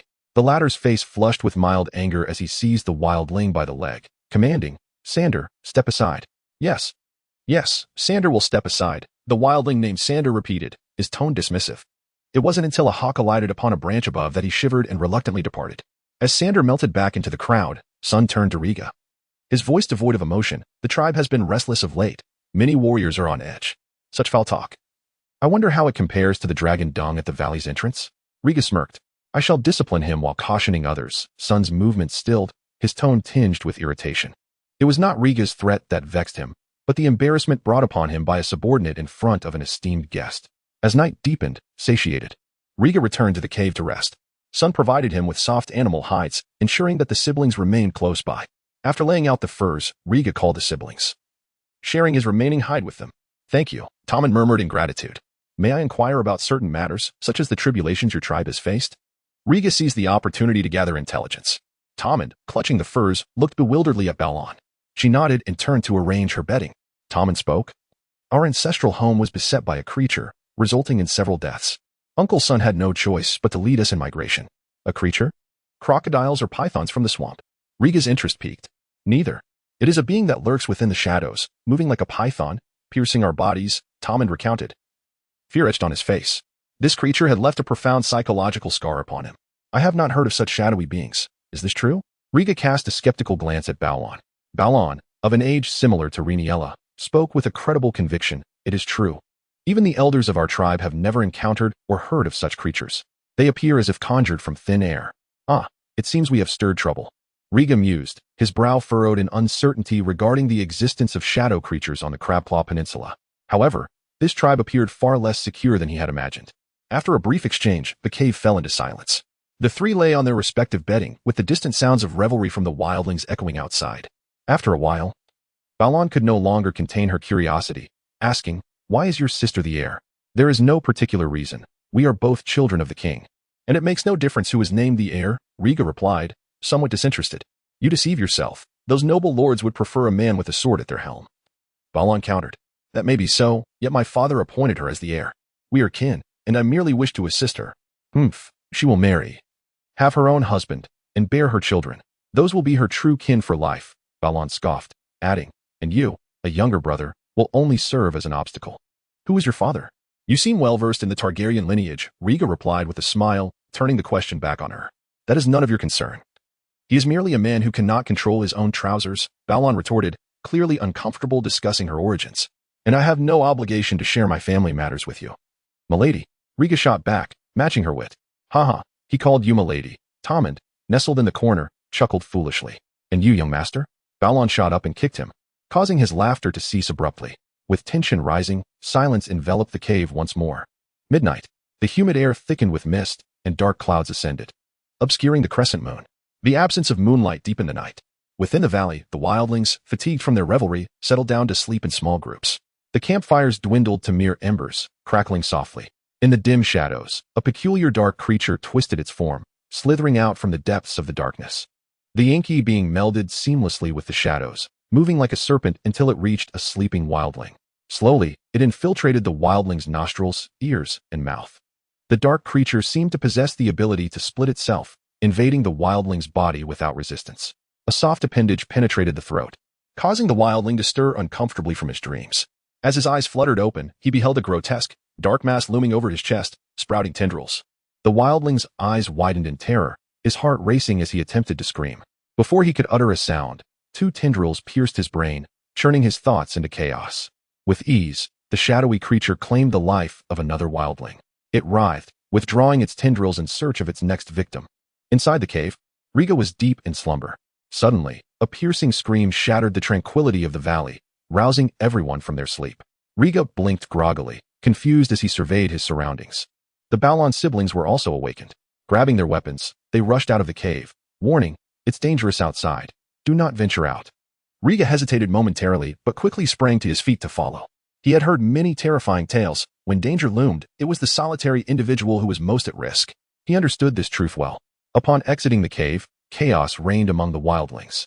Some were adding fuel to the fire, while others were igniting torches, illuminating the night just a little more. Riga remained close to Balon, peering out to discover the cause of the commotion. Outside, pandemonium erupted as the wildlings shouted frantically, unable to glean any useful information. After a prolonged wait, the tumult finally settled. It was Sun leading a group of warrior wildlings returning from patrol, bearing several corpses, burly male wildlings, on their shoulders. 3 of the bodies bled from their orifices, yet bore no visible wounds. One had an arrow lodged in its chest, piercing the heart, with blood trickling from its lips. Before the entire tribe, Sun cast the 3 similarly deceased bodies into the fire, incinerating their remains. He scrutinized another body, extracting the arrow with a grim expression. "We have drawn the attention of other tribes." Sun growled fiercely, gripping the arrow tightly in his hand. Chapter 73. The Promise. As the falcon spoke, the wild men immediately erupted into a cacophony of shouts, clamoring for vengeance. Riga tugged at Tommen's arm and whispered, "What happened to those 3 charred corpses?" Among the slain, only one bore an arrow wound. The circumstances surrounding the other 3 were peculiar, difficult to ignore. Tommen turned back, his voice trembling with fear as he replied, "Those were the victims of the shadow creature, which still stalks our tribe." His body quivered, and his complexion grew even more pallid. Addressing the tribe, the falcon raised his hands high and proclaimed, "Silence. The enemy lurks nearby. Prepare your weapons at once." The slain wild man had been one of the night watch. One of the tribe had discovered the bodies while relieving himself in the underbrush, prompting a scream that alerted the tribe. The other 3 corpses were found only after most had awakened, for tribesmen had perished in a single night, casting a shadow over the falcon tribe, permeating the atmosphere with a sense of foreboding. The falcon led the strong men of the tribe, arming themselves and lighting torches as they split into teams to scout beyond the valley. The death of the watchman signified that the enemy was concealed nearby, poised to strike at any moment. Riga observed the scene, a frown creasing his brow. This tribe was preyed upon by an unknown monster, and now their migration route had been discovered by other tribes. Reckless assaults would only lead to ambush, and they could easily be exterminated overnight. Stepping forward to offer a warning, Riga was abruptly seized by Balon, who scolded, "Do not be foolish. Impulsive wild men lack foresight. Tonight will be perilous." Riga articulated his viewpoint. "I know, and Uncle Falcon is aware as well, but the wild men's way of life is rooted in constant conflict and conquest." Balon, bearing a bow, grasped both Riga and Tommen, saying, "Let us follow the women with children. Tribes seldom kill women and children." All capable wild men followed the falcon out of the valley, while Riga found himself placed among the elderly and infirm, save for the pregnant women. He was surrounded by wild children, erratic and unruly. Puzzled, Riga remarked, "Your tribe seems to have few men, yet an abundance of children?" The tribes that were absorbed typically saw their men and elders slain, their women violated, and their children discarded. Balon replied, "Many of these children are abandoned waifs that Uncle Falcon has rescued. He believes they will soon grow into valiant warriors." The falcon truly was a distinct kind of wild man. As dawn approached, flames erupted beyond the valley, accompanied by piercing screams and the frenzied howls of another group. The falcon stumbled back into the valley, bloodied and battered, with only a handful of injured figures trailing behind him, their faces etched with rage and terror. The howls pursued them relentlessly as flames surged into the open valley. "Run! The White Pine tribe is upon us. We must flee." The falcon swung his axe to knock down pursuing bone arrows, urging the tribe to escape. "We must hurry." Without hesitation, Riga dashed toward the narrow exit on the opposite side of the valley. A glance back revealed others sprinting ahead of him in a panic, their cries echoing through the air. Riga lagged behind, unable to match the pace of the adults.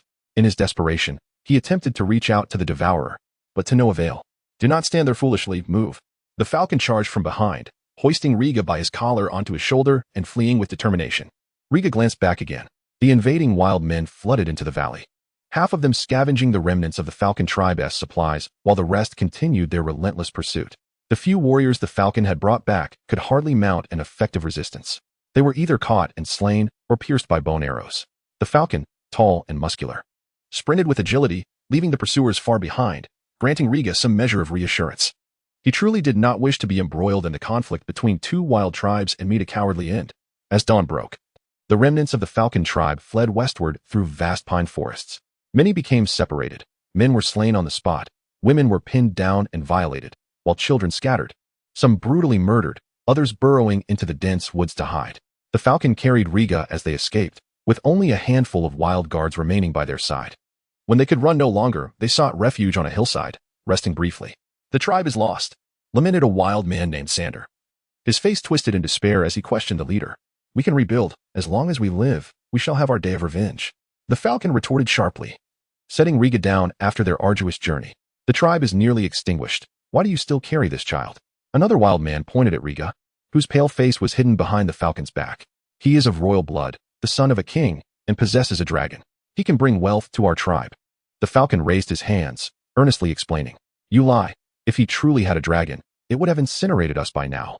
Indeed, it was possible that the White Pine tribe had been lured here by him. He was nothing but a harbinger of misfortune, whether noble or not. We cannot rely on him. He is merely a child full of deceit.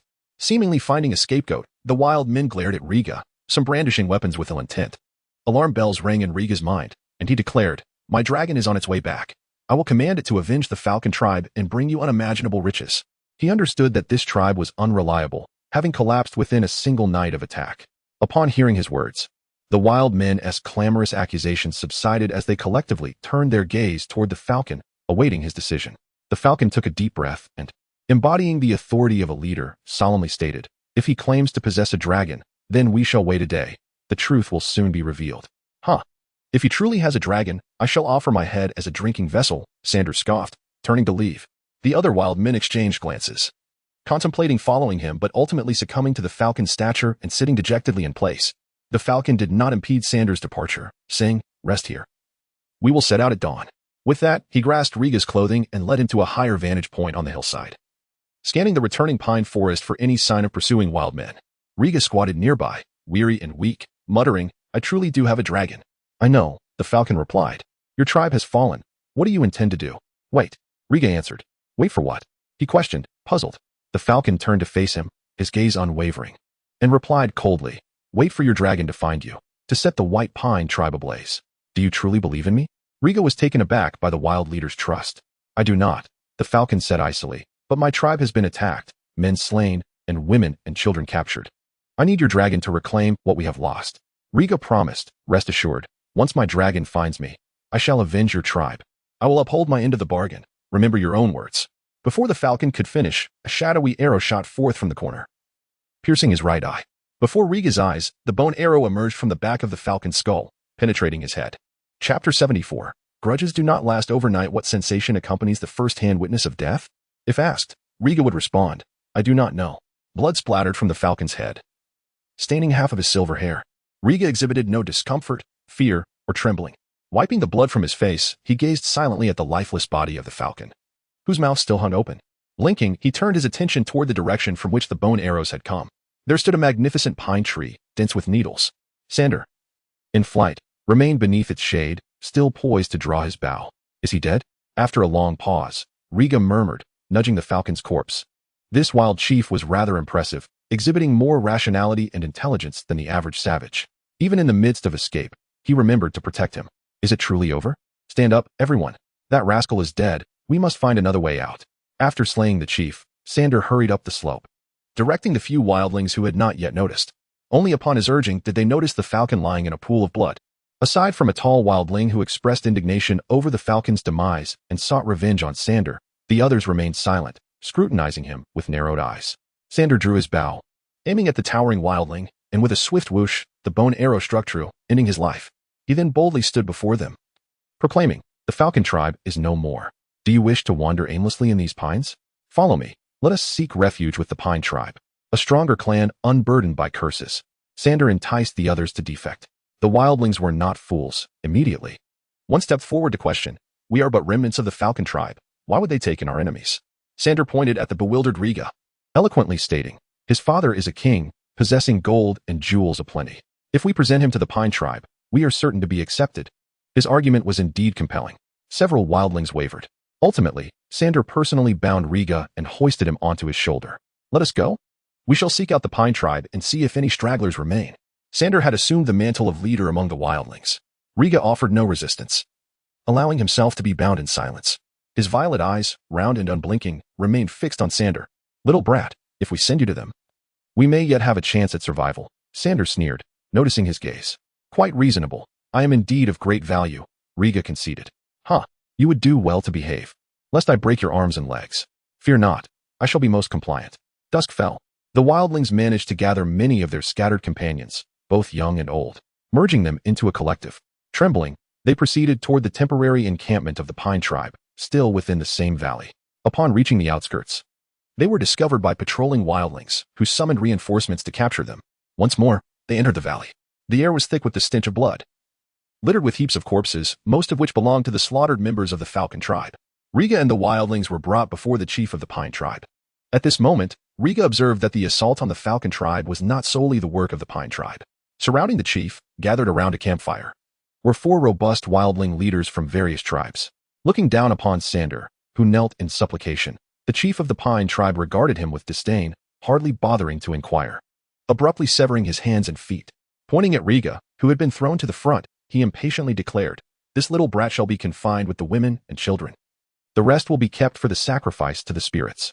Yes, Sander and his group were deprived of even the opportunity to explain, as they were swiftly rendered incapacitated and dragged away, their cries echoing in vain as they hoped to offer Riga as a means of salvation. Yet the leaders showed no belief, uninterested in their plight. They were but a band of simple wildlings, who had ever seen a king. You say it, and it is so? Instead, a burly leader, with a face full of flesh, took a liking to Riga's bracelet, seizing it without hesitation. Riga opened his mouth to protest, but was swiftly pushed to the ground. "Hold him down. He is a worthless little brat. Let him stay for now." Riga fell heavily, landing on his rear. Struggling to rise, he remained silent, offering no cries, enduring his fate with stoic acceptance. Thus, Riga was untied and cast into a pen filled with captives, among whom were women and children. At a glance, he spotted the Balon siblings. At that moment, Balon was covered in mud and filth, huddled in a corner with Taming. Upon seeing a familiar face, Riga rubbed his aching belly and approached. "It's you. Were you not with Uncle Falcon? How did you end up here?" The wary Balon quickly recognized him. Riga's expression turned troubled as he stammered. "Falcon was a good man, though his life was short. Uncle Falcon is dead." Balon could hardly believe it. He was betrayed and ambushed on the escape. Riga felt a pang of regret. "It's over. If someone as formidable as Uncle Falcon has fallen, we too shall suffer." Balon's head drooped in despair. "There may yet be a chance for a turnaround." Riga offered an encouragement, then inquired, "These wildlings intend to sacrifice the traitors to the spirits. Is that a tradition of yours?" "I overheard my captors mention that nearby tribes have been besieged by monsters. They believe it is the spirits at work, thus they capture members of other tribes for sacrifice." Taming, crouching on the ground, spoke in fear. Riga nodded, choosing not to ask further. He silently retreated to another corner, squatting down. He needed to contemplate how to save himself. The Falcon tribe had proven ineffectual. The tribes gathered in this valley did not appear particularly wise either. Alas, best to remain quietly tucked away for now. For the moment, it seemed relatively safe. Riga sighed deeply and closed his eyes. Night descended. The victorious wildling tribes engaged in revelry, igniting bonfires to release the pent-up emotions following the slaughter. It was not until midnight that tranquility returned. Men embraced women in slumber, while women clutched their children, all sleeping soundly like dead pigs. A gust of wind swept through the valley, dispersing the foul odors of the wildlings' encampment. Riga opened his eyes, gazing silently at the dim night sky. The time had come. Whispering softly, he rose from the ground, casting a glance at the frightened women and children who struggled to sleep, and walked alone toward the edge of the pen. A handful of wildlings stood guard at the perimeter. It was late, and the guards, weary, began to slacken their vigilance. Riga, small in stature and clad in black dragon-riding attire, blended seamlessly into the night. He stealthily slipped through the dilapidated barrier and crept away. Inside the valley, patrolling wildlings moved in pairs. Riga evaded their gaze, making his way to a sheer cliff. Here, Sander and his group were held captive. Riga assessed their condition. Each was battered and bruised, limbs severed, tongues pulled out, one after another bound to the ground. Riga seized a suitably sized iron axe from a nearby fire. Approaching the unconscious Sander, who was on the brink of death from blood loss, he raised the axe, aiming for Sander's head. After a moment's thought, he lowered it. Then, directing it towards Sander's neck, he hesitated yet again before lowering it once more. Kicking Sander's head gently, he whispered, "Hey, wake up." Gradually increasing the force of his kicks, he roused Sander from his stupor. Startled, Sander opened his eyes, trembling, his words a muddled jumble. "Look at me, Sander." Riga called him back from his panic. Sander, in a state of disarray, raised his head to behold Riga standing alone. "It's you." Before he could finish his sentence, Riga swung the axe down violently upon his neck. The artery was severed, and blood gushed forth like a fountain, drenching half of Riga's body. Riga glanced down silently and murmured, "You and the falcon each take a share. This attire has been squandered." With that, he resumed the rhythmic swing of his axe. Chapter 75. The return of the dragon. One axe after another fell relentlessly. Riga, seemingly tireless, continued until the ground was soaked in blood, and a severed head rolled away. Having taken a life with his own hands, Riga was engulfed by an indescribable sensation, one that was decidedly unpleasant. The axe was heavy, yet it felt surprisingly comfortable in his grip. With a quiet murmur, he discarded the axe and retrieved the filthy trophy of his deed. This was merely an appetizer for the night. Many tasks awaited him. This time, he did not shy away from the gaze of the patrolling wild men. Instead, he boldly strode into the center of the camp. A squad of patrolling wild men quickly noticed him, weapons drawn, surrounding him. "Halt, little cub." With a sharp command, several of the wild men swaggered forward, their eyes gleaming with malice. A mere whelp who had strayed from the pack would attract no attention if slain. Riga regarded them calmly, his voice steady. "Fools. You ought to treat a Targaryen with more respect." "Huh. The cursed little bastard thinks he can intimidate us." A gaunt, grotesque wild man cackled, brandishing a stone spear as he approached. Riga remained unfazed, pointing above him. "Look up." Confused, the wild men instinctively raised their eyes. Buzzing. In the pitch-black night, a pair of colossal green lights burst forth, reminiscent of two eerie will-o'-the-wisps. The wild men halted in their tracks, frozen in place. Then the green lights began to sway slightly, causing the night sky itself to tremble. It was only then that they comprehended that the darkness above was not merely the night, but rather a monstrous entity as black as coal. At that moment, the great beast lowered its head, surveying all living creatures within the valley. Thud, thud. Upon realizing the true nature of the beast, the wild men's pupils dilated, their bodies quaking, one after another collapsing to their knees, discarding their weapons in a cacophony of panic. "Feed on him." Riga glided past the gaunt wild man, quietly pronouncing his sentence. With a guttural roar, the gluttonous creature descended upon its prey. A foul wind sweeping through the air as it sent the wild man hurtling backwards. Before he could land, the dragon extended its agile tongue, ensnaring him and swallowing him whole. Accompanied by the sickening crunch of shattered bones, the beast devoured its meal. It had returned. Riga's dragon, the mightiest wild dragon of Dragonstone, had come back to its master. When Riga was captured during the day, the glutton had sensed its rider was in peril and had chosen to return. Riga had also established a connection with the glutton, patiently awaiting its return. All the restraint of the day was for this moment of vengeance. He was a true dragon, having conquered the dragon itself. Now, Riga would unleash his dragon's flames upon the disrespectful. In the depths of night, the glutton lay low, allowing the young prince to ascend its back. After 2 long days and nights apart, man and dragon were reunited. Riga gazed down at the wild men below, his expression unreadable, his eyes cold as ice. The glutton's massive claws passed by them, and Riga's indifferent voice rang out, "Go summon your leader. I shall wait for them here." Perched upon the dragon's back, he issued the command without turning back to the remaining patrol of wild men. "Monster, monster." The unfortunate souls were already paralyzed with fear at the sight of their comrades being devoured. Hearing Riga's voice was akin to a demon whispering. They scrambled to their feet, fleeing in all directions. Riga made no effort to stop them. Their cries awakened the entire camp, drawing everyone towards the center. Clang.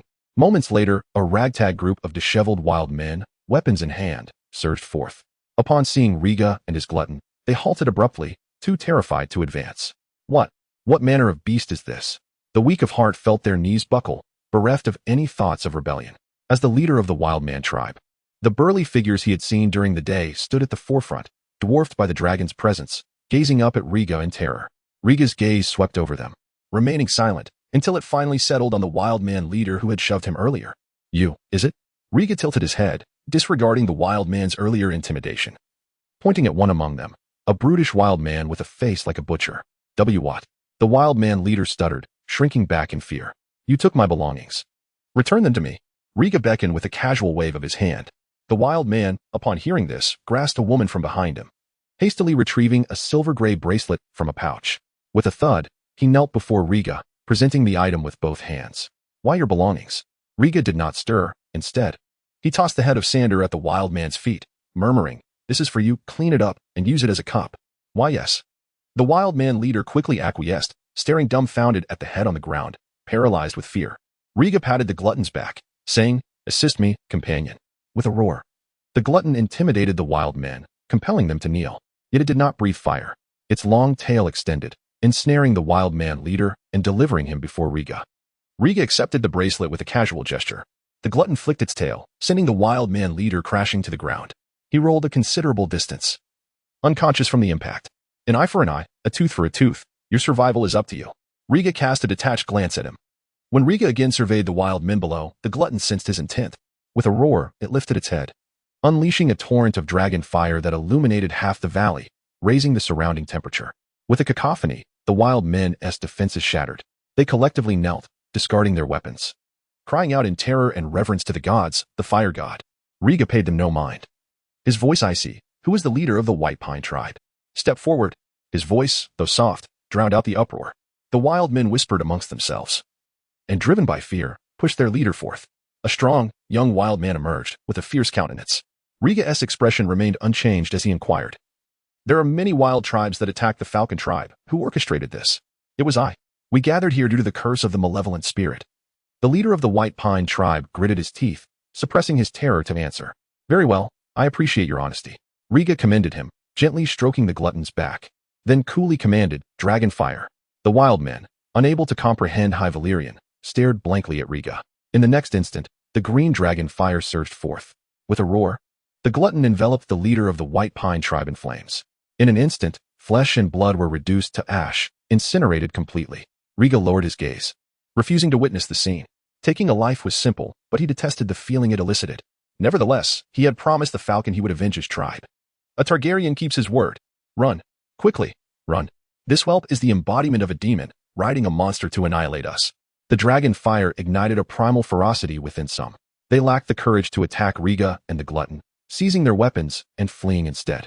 Riga observed this spectacle, his eyes betraying no emotion, his lips barely moving. Dragon fire. With a roar, the glutton spread its wings, soaring into the air, casting its enormous shadow over the fleeing wild men.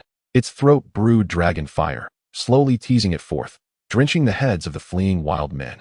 In the midst of their terrified screams, it took mere moments for every last one to perish. The gluttonous beast circled above the valley, looking disdainfully upon the wretched little creatures below. In that moment, the frailty of the wild men was magnified infinitely. Witnessing the crushing power of the colossal dragon, the survivors could only kneel in supplication, pleading for mercy. Riga, perched upon the dragon's back, soared through the nocturnal sky, surveying the tumult beneath. Truth be told, he could not comprehend the wild men's utterances. They were a disheveled congregation, and although they employed a common tongue, their accents varied greatly. To his ears, their speech sounded like a cacophony of strange cries.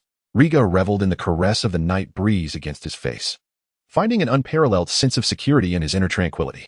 The glutton circled the valley twice, unleashing torrents of dragon fire to vent the emotions of its rider. After a while, Riga regained his focus. Casting a sidelong glance at the multitude of wild men kneeling submissively below, he commanded, "Bring the members of the Falcon tribe safely, and detain all from the White Pine tribe. Yes, O Divine One, we are eager to serve you." In that moment, whether one was a chieftain of the wild men or a mere brutish warrior, all bowed in reverence. Under the dragon's mighty wings, all creatures stood equal. Riga gestured towards the charred corpses strewn across the ground, expressing his displeasure. "Collect the bodies. They shall be incinerated together shortly." Chapter 76. The indestructible shadow. Riga's youthful voice resonated with an authority akin to a divine decree, compelling silence from all present. A few audacious wildlings cautiously rose from the ground, their eyes tremblingly affixed on the colossal dragon soaring above. They crouched low to collect the charred remains that had not been entirely consumed by the flames. In this moment of triumph, Riga remained active and unrelenting. He gestured towards several other wildling leaders, lazily commanding them to introduce themselves and explain their presence. The names of the wildlings mattered little to him. However, He placed significant weight on the curses they spoke of. The Falcon tribe had suffered grievous losses at the hands of a shadowy beast, and he had witnessed the aftermath. These wildling tribes likely faced similar predicaments, driven to unite in desperation. He sought clarity on the matter of the curse. Great deity, your faithful servant is named Grong. Sun Shan, Tranger. The wildling leader, indicated by Riga, trembled and obediently divulged. A total of 5 tribes had gathered in the valley. Excluding the leader of the White Pine tribe, who had perished in dragon flames, and another wildling leader who had been forcibly removed, the remaining 3 were present. Riga signaled for the devourer to descend, its massive form stirring up clouds of dust, causing the wildlings to shield their eyes. He called upon one of the wildling leaders to inquire about the so-called curse. The bearded wildling named Tranger, filled with trepidation, explained, the curse originates from the shadows. It silently steals the lives of free men, unkillable and elusive. We can only appease it with living sacrifices. Indeed, it was the shadow beast. Riga nodded inwardly, pressing further. How many curses are there? Does each of your tribes bear one? There is but one curse. It roams the darkness of the marsh and pine woods, seeking suitable prey. Tranger replied. Have you witnessed the sacrifices claimed by the shadow? Riga furrowed his brow. Yes, many have seen the curse emerge from the shadows, taking the lives of the living. It appeared to be a bizarre creature indeed. Riga pondered silently, grasping the gravity of the situation. A being that traverses the shadows and claims lives is a terrifying existence anywhere. Presently, it was confined to the Crabclaw Peninsula. But who could say it would not spread to the mainland? Accompanied by a dragon, Riga could not afford to remain indifferent. After some time, Fursky returned with captives from the Falcon tribe. A wildling from the White Pine tribe was also brought forth, kneeling among the others. Riga considered for a moment before coldly commanding, bring forth those traitors to lure out the shadow beast. I wish to gauge the creature's strength. Are you afraid of dragon flames? The wildlings, a brutish lot devoid of compassion, promptly obeyed the order, including the traitor Sander. Riga perched upon the dragon's back, observing as the wildlings bound the traitors to a tree, extinguishing the surrounding fires to leave only a patch of shadow. All that remained was to wait. According to the wildling leaders, the shadow creature visited almost every night, claiming lives within the tribes, instilling a pervasive sense of dread and anxiety throughout. Ultimately, they chose to unite. 5 small tribes formed a larger collective, raiding nearby tribes for resources and abducting people. Though unspoken, Riga understood their intent. They were employing captives as sacrifices to avert the curse from claiming those within their alliance. Time passed slowly. Around 2 in the morning, a mass of kneeling wildlings hung their heads low, consumed with worry about their fates. Riga lay upon the devourer's back, his taut nerves beginning to relax, feeling lethargic. Suddenly, a horrified scream pierced the air, capturing everyone's attention. Riga snapped his head up, directing his gaze toward the source of the sound. It was not from the shaded tree where captives were bound, but rather from within a cluster of wildlings belonging to the White Pine tribe. A female wildling cried out in terror, causing the crowd to part, revealing the epicenter of the curse. Riga rose, straining to see, and beheld a male wildling sprawled on the ground, his shadow writhing with numerous black tendrils, ensnaring him tightly. Beside him lay a lifeless body, blood pouring from its orifices. Clear the area, Riga commanded, dispersing the surrounding wildlings and urging the devourer forward. Dragon flames. The devourer, disdainful of the shadow, hesitated. Upon receiving the rider's command, it reluctantly shook its body and unleashed a torrent of dragon fire upon the shadows. Boom. The dragon flames descended, their eerie green light engulfing the shadows, dispersing them. When the flames receded, only a charred expanse remained, pocked with deep craters. The shadow creature was nowhere to be found. Did it escape unscathed? Riga pondered, scanning the surroundings. Another harrowing scream arose, this time from the direction of the Falcon tribe wildlings. Riga turned to look. The tendrils extending from the shadows had risen, ensnaring several female wildlings and their children. Before Riga could issue the command for dragon flames, the tendrils invaded their ears and mouths, stealing away their lives. Riga stared in disbelief at the shadow creature. He observed that with each life claimed, the shadows on the ground swelled, and the tendrils grew thicker and longer. Dragon flames.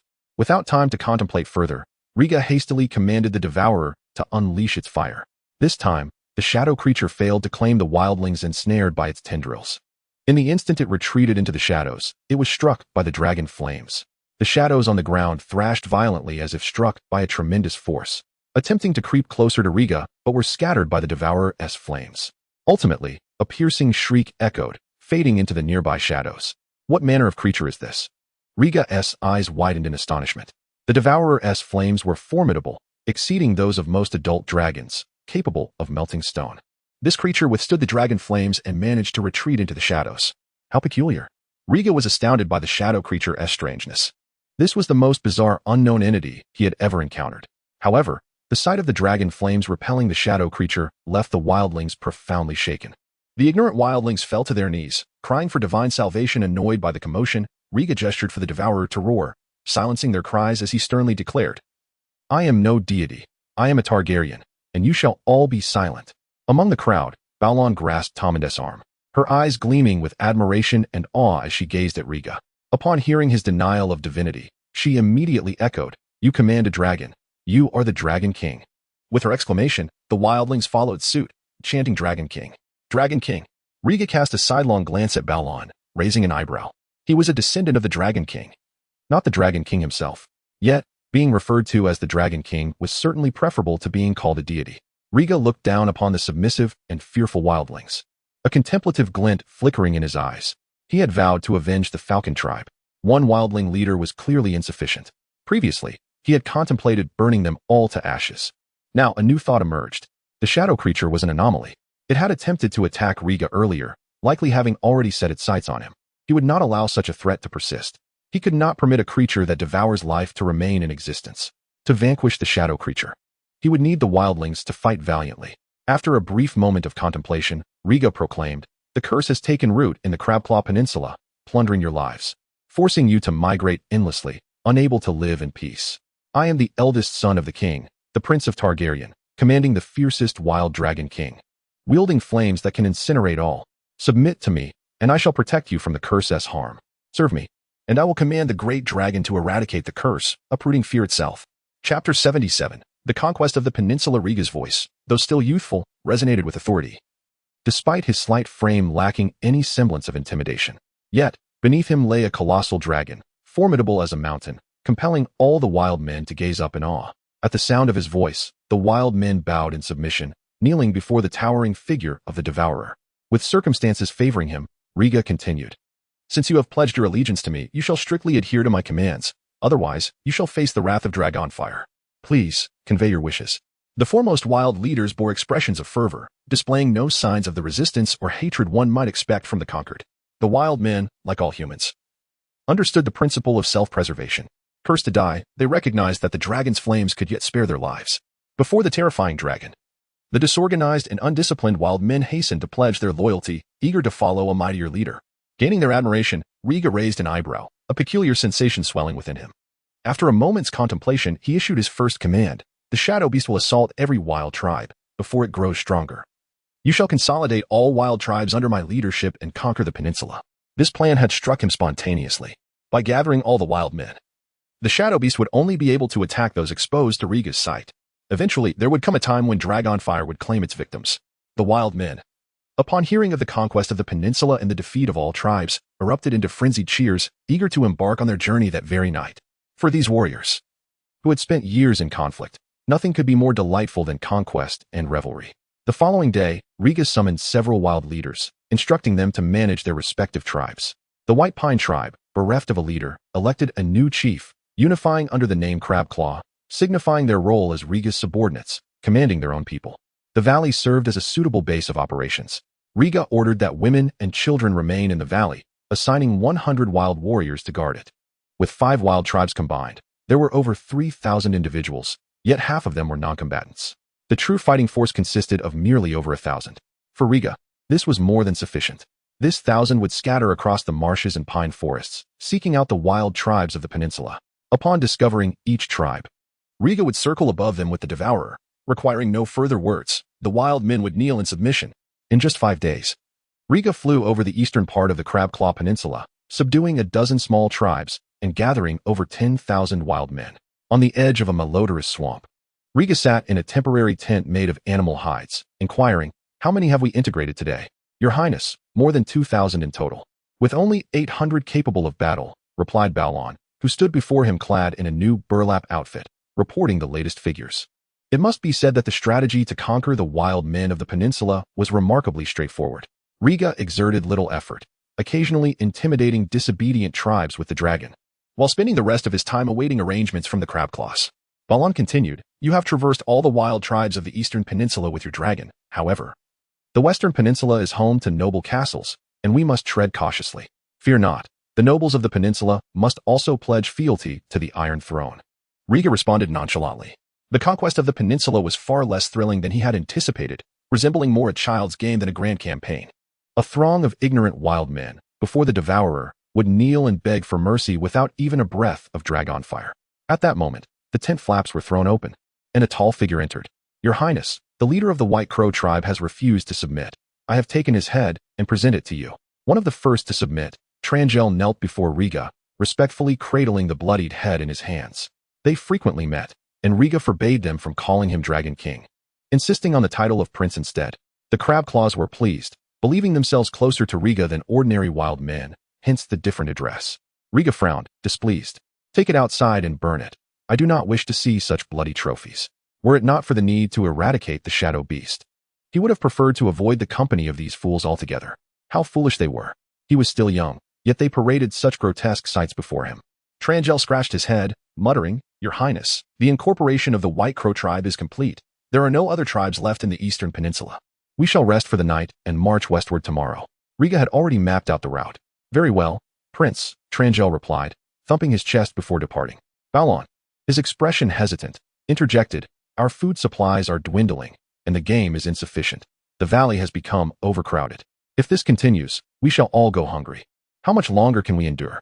Riga straightened his posture. "At most 3 days," he declared. Balon responded directly, "Indeed, with thousands to feed daily, how did you manage before?" Riga sighed, burdened by the logistics of conquest, having never learned the ways of supply. Balon replied, "Taming and I were taken in by Uncle Falcon 6 months ago. For most of that time, we have struggled to find enough to eat. We must migrate westward soon to expedite the resolution of the shadow beast." Riga's brow furrowed with concern as he inquired, "Has there been any sign of the shadow beast?" "No. It seems the creature is aware of our search and has hidden itself," Balon responded earnestly. 2 days later, on a desolate mountain path, a lengthy procession of wild men made their way westward.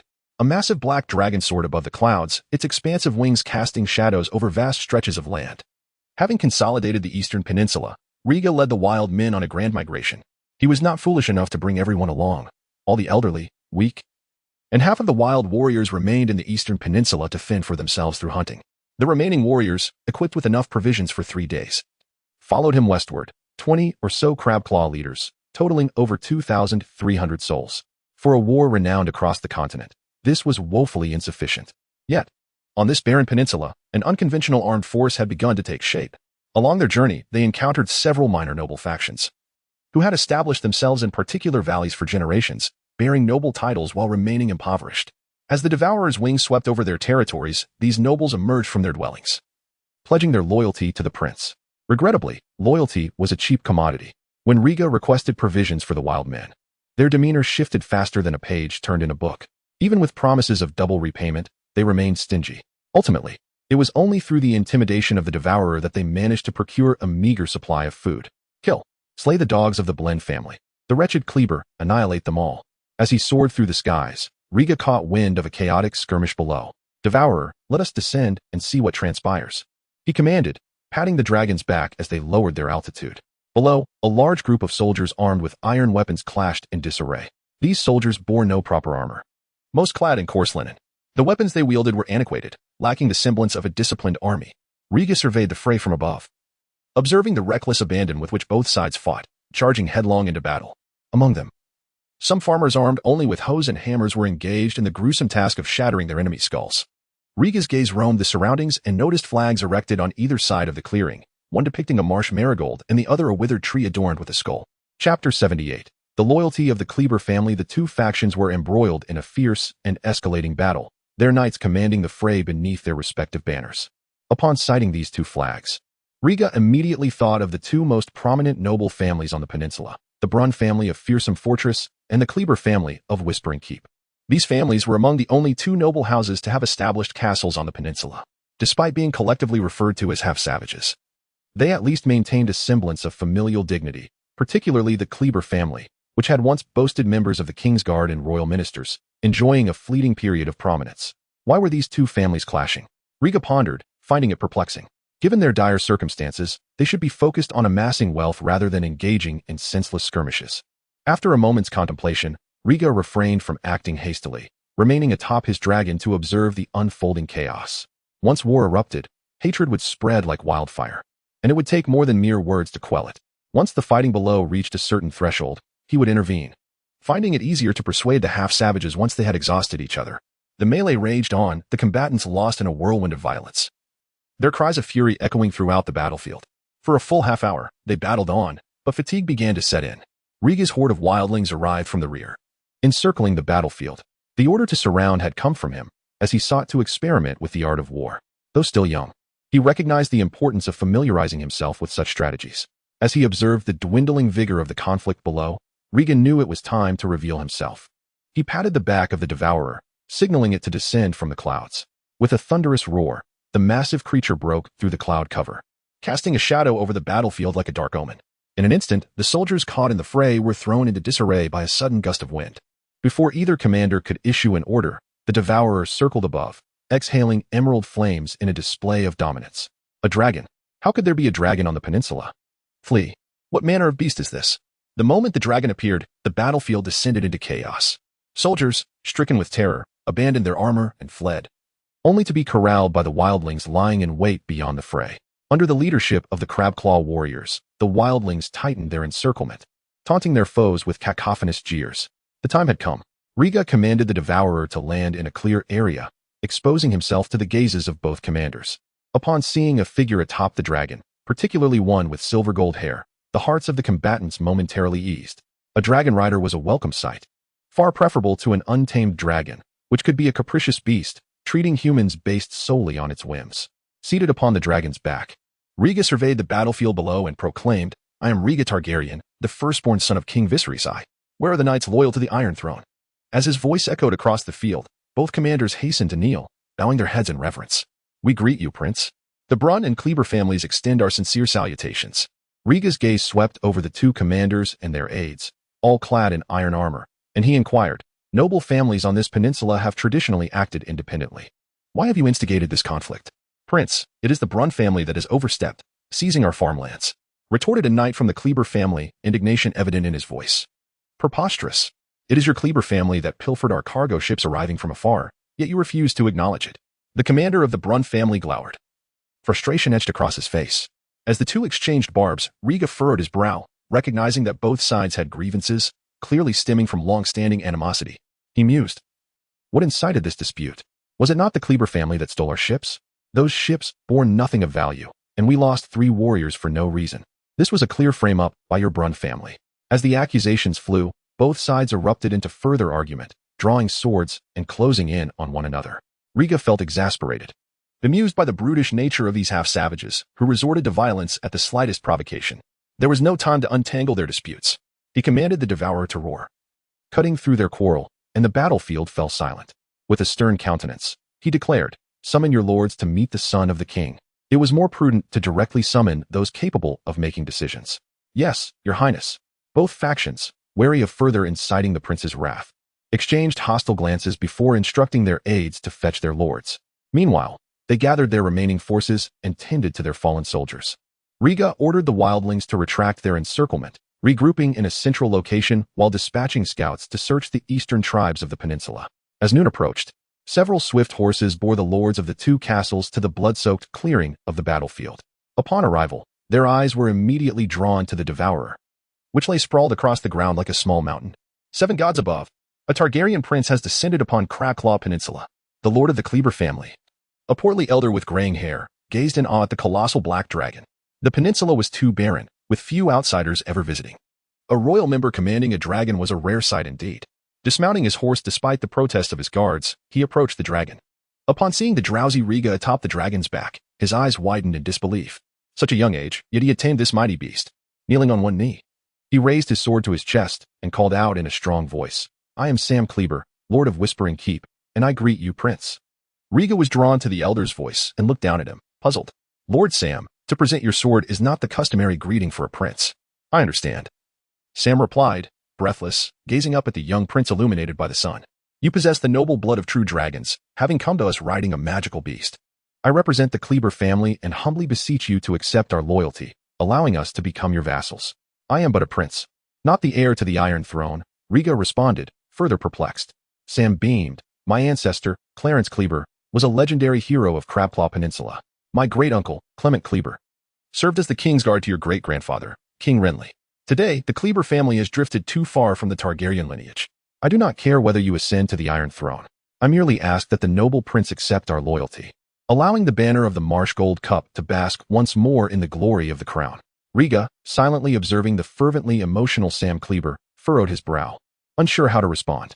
To be candid, he held little regard for the half-savages of Crabclaw Peninsula. Poverty, barbarism, isolation, these were their true labels. Accepting Sam's loyalty would not yield him substantial aid and would inevitably invite the scrutiny of others. After gathering his thoughts, Riga politely declined, Lord Sam. I greatly admire your loyalty to the crown, but I cannot accept the fealty of a lord, as I am not the heir to the Iron Throne. Chapter 79, The Land of Shadows, the Prince. Upon being rebuffed, Sam wished to say more, yet was interrupted by a young man nearby. Old Sam. The prince looks down upon your frail old bones. Do not trouble a young prince. The figure, clad in black, was the lord of the Fortress of Terror. He too knelt on one knee, addressing the prince with a loud voice. Wells Blen, presenting my most sincere blessings. Anger flickered across Sam's face as he scoffed and turned away dismissively. Rise, both of you. Riga cast a sidelong glance at the haughty Wells and raised his hand, signaling them to stand. As the key figures gathered, without further pleasantries, Riga inquired, I wish not to be embroiled in the conflicts of the peninsula's nobility. I am here for a singular purpose. Pray, have you heard of or encountered a creature of unnatural shadows? Not at all, my prince. Wells responded bluntly. Sam's expression shifted, hesitating as he spoke. Your Highness, I have heard of such a creature. Oh, do tell. Riga's spirits lifted, pleasantly surprised that his casual inquiry bore fruit. Sam shot a sidelong glance at Wells, his voice heavy. A fortnight ago, a merchant ship encountered a storm in the narrow sea, stranding itself upon the peninsula shores. The patrolling soldiers of Whispering Fort discovered it and sent men to investigate. The ship was empty, devoid of stricken sailors or cargo. As the soldiers disembarked in disappointment, a creature lurking in the shadows attacked, resulting in 3 fatalities. Wells interjected again, that is false. That merchant ship was one that traded with the Fortress of Terror, wrecked on the other side of the narrow sea, plundered by you. In your words, it has become an empty vessel bereft of both crew and cargo. Silence. Riga admonished sharply, warning. Lord Wells, I did not ask for your opinion. Remain silent. Wells was taken aback by the rebuke, not expecting such ire from a seemingly youthful prince. He opened his mouth, hesitated, and lowered his head. Riga snorted softly and turned back to Sam, saying, Continue. Sam shook his head. That is all I know. Thereafter, the Blen family accused us of plundering the merchant ship and sent men to seize farmland within the Whispering Fort's domain. Riga pinched the bridge of his nose, realizing that despite a plethora of questions, little useful information emerged. Yet, he had at least uncovered the conflict's origins between the two families. He consoled himself that he had gleaned the creature's background. Gazing at Wells, whose expression was darkening, he asked, You claim the merchant ship traded with the Fortress of Terror. Do you know its point of origin and the path it took? Wells replied in a subdued tone. The ship set sail from Quails, passing through Slave Bay, the Stairs Islands, and the free trading city-states, occasionally passing Crab Bay on its return, exchanging goods with Seagull Town and the Fortress of Terror. Quails? Riga recalled the world map within the Red Keep, noting that Quails lay on the eastern continent, situated between the Summer Sea and the Jade Sea, backed by the Red Wastes and adjacent to the Land of Shadows. The Land of Shadows, the shadow creature. The connection between the two stirred a sense of suspicion within Riga. Sam cautioned, Your Highness, the Land of Shadows is a mysterious land perpetually shrouded in darkness. Home to shadowbinders and blood sorcerers, it is a place rife with fear and chaos. Perhaps, but the Land of Shadows lies too far from Westeros to pursue. Riga pondered, then stated, Lord Sam, in the Western Peninsula, the shadow creatures are rampantly slaughtering the wildlings, growing stronger through the plunder of lives. I have come with my dragon to eradicate it. The Kleb family listened intently to the prince's directive, stating, If you require our assistance, we shall not hesitate. Sam raised his hand to his chest, his expression grave. He had not abandoned his desire to follow Riga. Riga nodded, turning his gaze to Wells. Wells surveyed Sam and the wildlings encamped nearby, a flicker of disdain in his eyes, before turning away. Prince, you should not heed old Sam's one-sided account. He seeks to deny the fact of the plundered merchant ship and deceive you. Thus, do you believe the shadow creature I witnessed with my own eyes is also a fabrication? Riga's eyes narrowed. I do not dare, yet I believe, given your youth, it is best to steer clear of the wildlings. They are but a herd of uncivilized brutes. Wells replied coolly. Enough, Lord Wells. Riga's expression grew grave as he asserted. The shadow creature is indeed real. It feasts upon life to grow stronger. The residents of the peninsula must cast aside their prejudices and unite to eliminate it. With all due respect, I have never encountered this so-called shadow creature, nor do I wish to associate with a band of wildlings and enemies. Wells retorted defiantly. Riga scoffed and waved his hand. Then you may take your leave. Prince, heed my counsel. You should not. Wells attempted to present his opinion, but Riga interrupted him decisively. Go now, Lord Wells, return to your castle. Do not provoke conflict until the shadow creature is dealt with. Riga dismissed him impatiently, irritated by the contempt shown towards his age. He found no desire to engage in further banter. Better to send him away, out of sight and out of mind.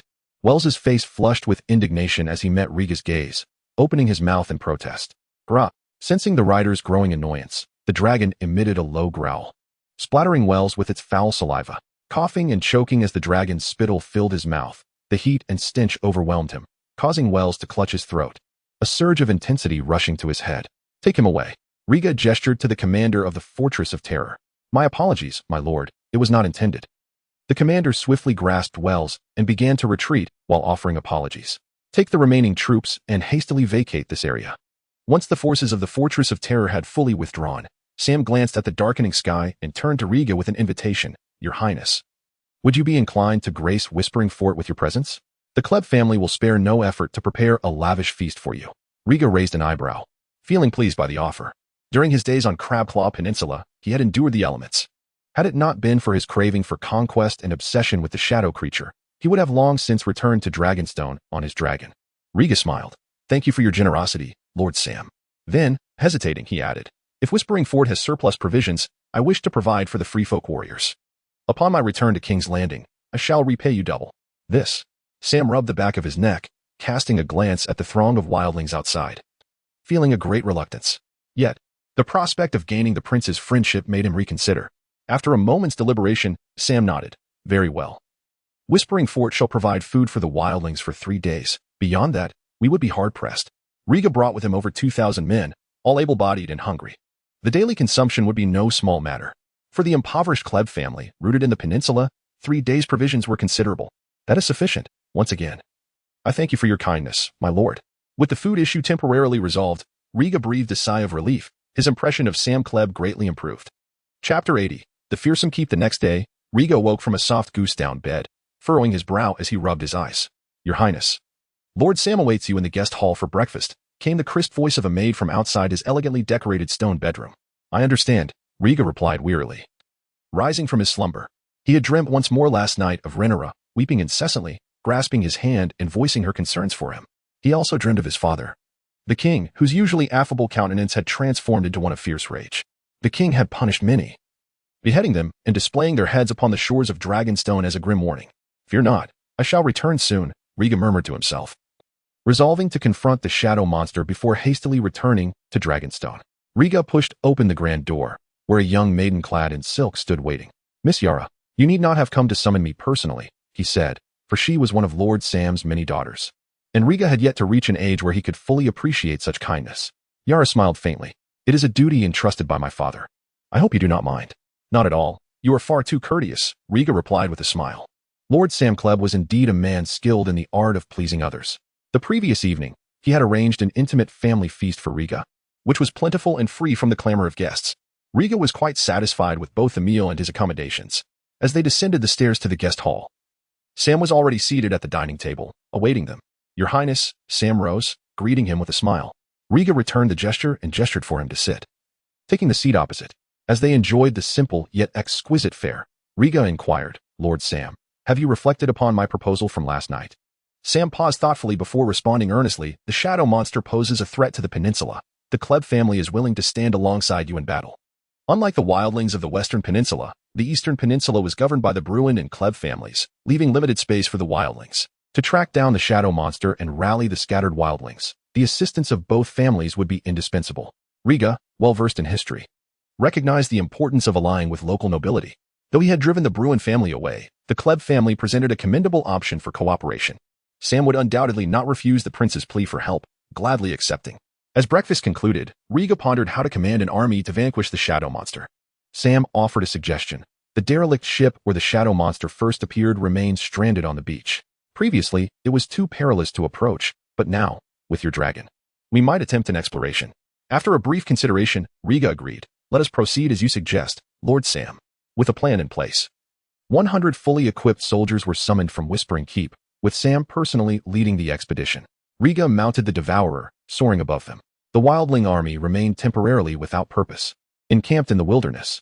Whispering Keep was constructed by the sea, not far from the beach. An hour later, they arrived at the shore.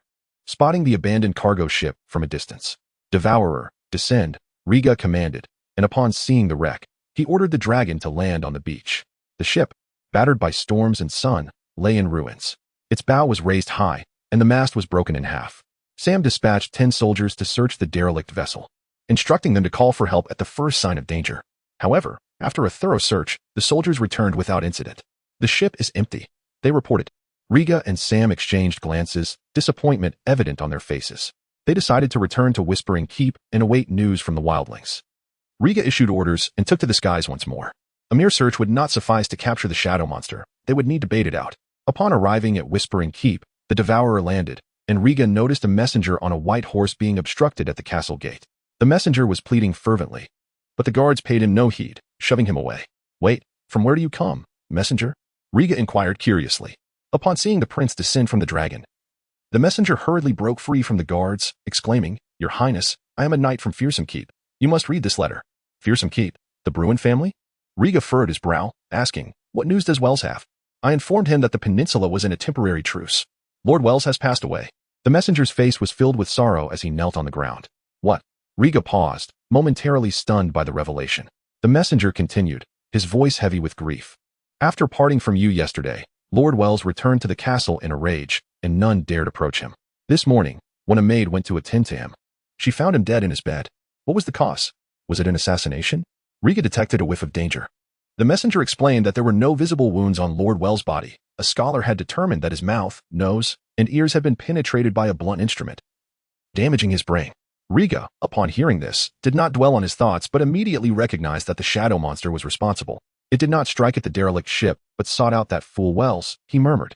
The shadow monster had previously only attacked wildling tribes, but now, with the tribes consolidated and on guard, it had audaciously slain a noble lord. This was a perilous sign, indicating that its targets could be struck without warning. Had the shadow monster chosen to attack Wells instead of Riga, who had been resting at Whispering Keep? Riga felt a chill run down his spine, unwilling to contemplate further. "No, from now on, I must stay close to the Devourer," he resolved, hastily touching the dragon scales for reassurance. Once reassured, he took the letter from the messenger, opened it, and read it attentively.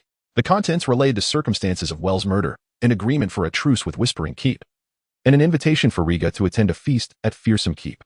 The letter was signed by Barbath Bruin, Wells' younger brother. After perusing the missive, Riga exhaled deeply. "I have read your letter. Await Lord Sam's return here. I shall proceed ahead."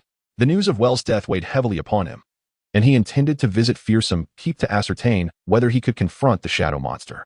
With that, Riga mounted the Devourer and departed, heading straight for Fearsome Keep, a coastal castle situated directly opposite Whispering Keep. The two castles were built on the southern and northern coasts of Crabclaw Peninsula, separated by vast stretches of wilderness. Fortunately, the Devourer was swift, and half an hour was sufficient for a round trip. Soon, Riga arrived at Fearsome Keep, a foreboding fortress built against the mountains. The Devourer circled the castle before descending slowly. With a resounding roar, it announced the arrival of a Targaryen prince. The soldiers atop the castle walls were paralyzed with fear, their will to resist evaporating. Riga gazed down at the tightly shut gates of Fearsome Keep, awaiting the arrival of its master. As anticipated, the heavy wooden doors creaked open, revealing a group of elegantly dressed men and women. At the forefront stood a tall, slender, and handsome young man, resembling Wells by approximately 70%. Behind him were a plump woman with red-rimmed eyes and a rugged, armored middle-aged man. As the Devourer touched down in the courtyard, the group emerged only to be startled by the imposing figure of the dragon and its rider.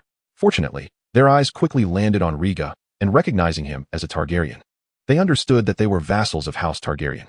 The handsome young man stepped forward, bowing respectfully as he greeted, "Noble Prince, Babette of House Brent salutes you." Riga looked on with a perplexed expression and inquired, "Has your brother passed away?" Chapter 81. The truth indeed, he was the victim of an unknown assassination last night. Babette spoke with a tone full of regret, and then continued, "Prince, please do enter the fortress. We are preparing a welcome feast in your honor. Your brother has just departed. Let us forego the welcome feast." Riga gently shook his head. Babette was momentarily at a loss for words. A burly man behind him interjected, "Wells was a foolish man, bringing misfortune upon himself. His demise does not warrant our sadness. In contrast, a Targaryen prince deserves our utmost hospitality." "Ha! Then take me on a tour of this castle on the peninsula, Rieger replied with a faint smile. Sliding down from the dragon's back, the greedy one was outside, and he was unafraid of this group's potential hostility. His identity and the dragon were his privileges. No one could disregard either. As Rieger dismounted, he was warmly ushered into the castle. There was no trace of Wells' arrogance. Indeed, fools are often the first to perish. Those who survive may not be wise, but they are certainly not simpletons. Upon entering the castle, Rieger appeared as an innocent child, urging Babette to show him around. Built on a peninsula, the Fortress of Fear was not particularly grand. Its appearance was foreboding, possessing a certain intimidation, yet it was quite standard overall, consisting of 3 stories, protected by stone walls. After a brief tour, Rieger returned to the reception hall to rest. As he sipped the juice offered by a maid, he glanced at Babette standing nearby and remarked, "Sir, it seems you have something to convey to me?" "Yes, my prince." Babette immediately seized the opportunity. Kneeling on one knee, he took the sword from a servant and held it to his chest, bowing his head as he said, "I have heard that the Kleber family has sworn fealty to you, and on behalf of the Blend family, I too offer my loyalty and seek your response." Rieger tasted the grape juice, pretending to be curious, and asked, "Sir, your brother has just passed away. Have you already become the Lord of Fortress of Fear?" "Only a lord possesses the right to pledge loyalty on behalf of the family." "Not yet, but my letters have already been sent to King S. Landing by Raven. I trust a response will arrive shortly," Babette explained, beads of sweat forming on his forehead. Rieger set down the glass and shook his head. "I am sorry, sir. I have no authority to accept the fealty of a lord, nor do you have the right to pledge loyalty to me on behalf of the lord." "Prince." Babette was visibly anxious at the rejection. The burly man behind him yanked him up, scolding, "Enough. You brothers have brought shame upon the Blend family." Babette, chastised, lowered his head further, refraining from speaking further. Rieger's gaze fell upon the burly man, noticing the family crest on his chest. Unlike the Blend family's hanging skull of deadwood, this crest depicted a brown bear paw against a white background, bordered by 2 brown edges. Rieger blinked, unable to recall which family this crest belonged to, and inquired, "Which family do you hail from?" He did not address him with a title, unsure of the man's status.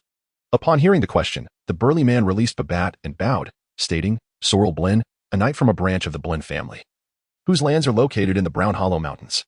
Rieger recalled, realization dawning, descendants of the Blend brothers, who once conquered Crabclaw Peninsula and were hailed as heroes. "Indeed."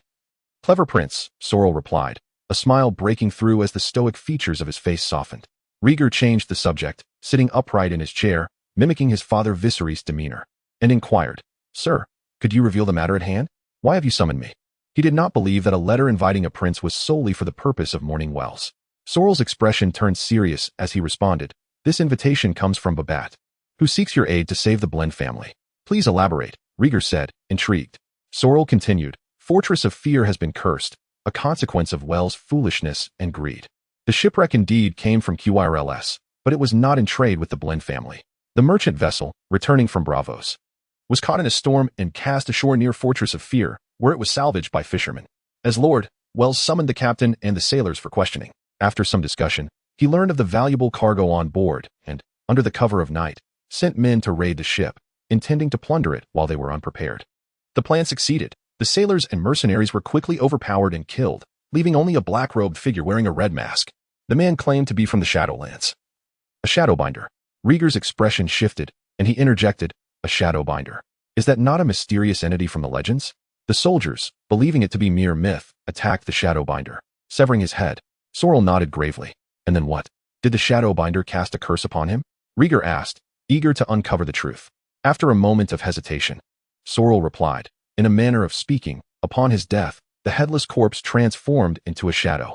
The shadow slipped into the darkness, following the soldiers back to Fortress of Fear, and that night, it slew several men. Since then, the shadow has sporadically launched attacks on the castle's inhabitants. Recently, it inexplicably vanished, and Wells believed the curse had lifted. Little did he know, the shadow re-emerged and claimed his life. At this point, Sorrel exhibited no sorrow over the Lord's death, only a profound sense of frustration. "So Wells deceived me. He was aware of the shadow monster's existence from the very beginning." Rieger's expression darkened. Babette fell to his knees, pleading, he did not intend to conceal it. Intercepting merchant ships is a grave crime, and he dared not. Knowing it to be a serious offense, he should not have taken such risks. Rieger interrupted. "It seems these brothers are both fools. One, reckless and swiftly met his end, while the other, timid and opportunistic." Rieger exclaimed, "The curse arose from the sins of Fortress of Fear, affecting the entire Crabclaw Peninsula. This alone warrants the severing of Wells' head multiple times. You must contemplate how to eradicate this curse and atone for your misdeeds. Should we report this to the king? A timid, plump woman timidly suggested. Rieger cast a sharp glance at Babat and Sorrel. Babat quickly clarified, she is my brother's wife. Do you truly wish to report this matter? Rieger supported his chin with a hand, squinting. After days of travel, he felt weary of the peninsula's affairs. Yet, he found it difficult to seek assistance from his father. He believed that with the greedy one at his command, he could resolve this issue alone. This was an adventure that belonged solely to him and the greedy one. Absolutely not. Wells has committed a grave error, and until we rectify this mistake, we are not entitled to seek the kingdom's aid, Sorrel responded, being the eldest and most contemplative among them. With the first declaration made, Babat quickly followed suit, asserting that as long as the curse remained, the Blend family would lose its honor. Rieger sighed and shrugged, saying, very well, you have truly worn me out. Chapter 82. The Forest Witches notes the Bren family divulged their secrets, and the bizarre truths finally surfaced. Has anyone in your family encountered a Shadowbinder? Is there a means to resolve this? Rieger scrutinized the group intently. Babat gulped nervously and replied cautiously, no. But the severed head of the Shadowbinder is still kept within the castle. The headless corpse of the Shadowbinder has undergone peculiar transformations. Wells believed the head to be significant and commanded the soldiers to bring it back. Take me to see it, Rieger instructed. As you wish, my prince. Babat bowed and led Rieger to the sunlit attic of the castle. The attic was empty and cloaked in dust. In the center, a circle of tallow candles illuminated a singular object, a pallid head. Babat explained, the curse can lurk within shadows, by illuminating the head with candles. The curse cannot claim it. Did the shadow monster attempt to seize the head? Rieger furrowed his brow as he studied the grotesque visage. No. The curse appears to lack intelligence. We merely take precautions, Babat replied respectfully. Suddenly, footsteps echoed from below, interrupting Rieger's examination of the disconcerting head. Sorrel entered the attic briskly, his expression urgent. My prince, a large group of wild men surrounds the castle, claiming to be your subjects. Rieger paused momentarily. I have rallied a band of freemen to serve, to prevent being scattered and slain by the shadow monsters, he stated before descending the stairs, admonishing, guard the head closely. It may prove useful. Babat nodded repeatedly. Yes, my prince. Sorrel shot him a disapproving glance before following Rieger downstairs.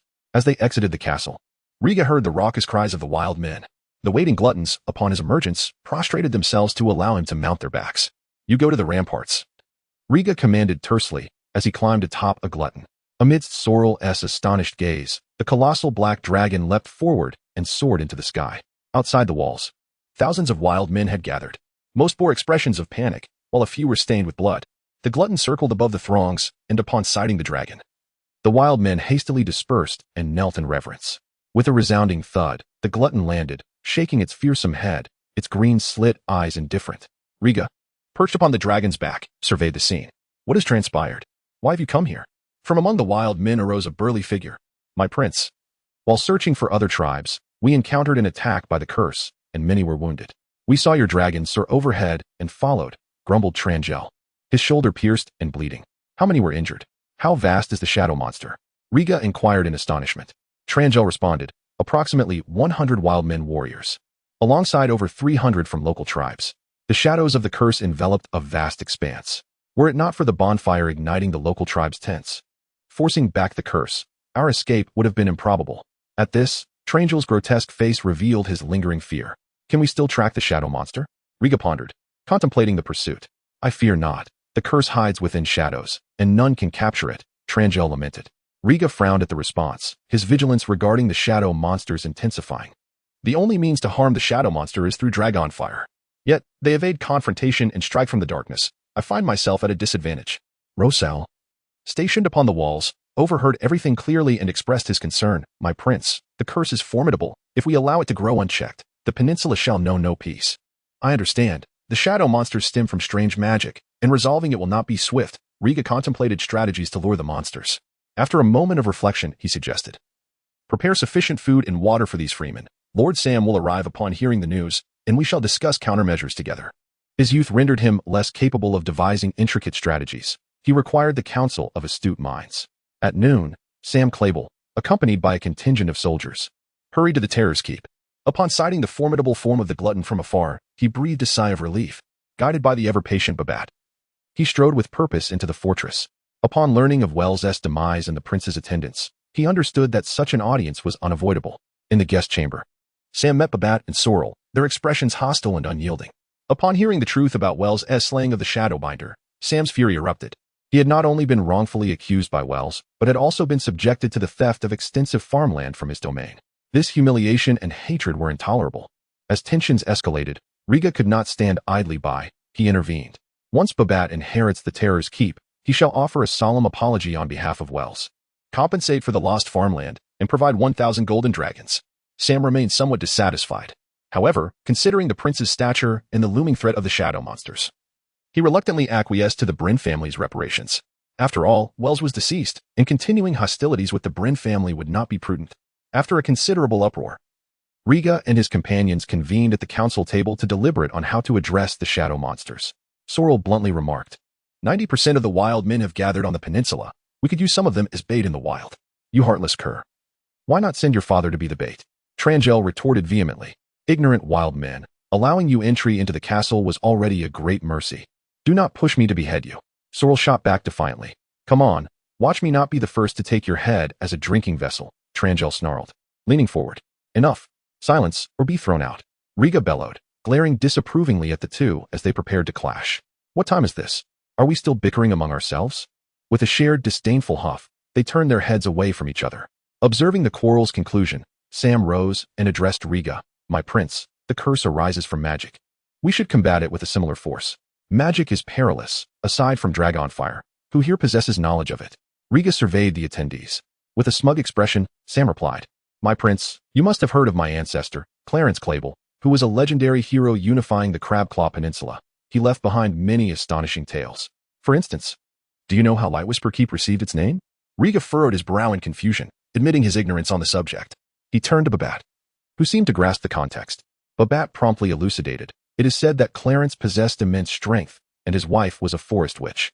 Every man he killed, he would bring home their severed heads. The forest witch would kiss the lips of the heads, reviving them to serve Clarence. However, as they had only their heads, their voices could not be loud, and they passed the time by conversing. Hence, his castle was dubbed Lightwhisper Keep.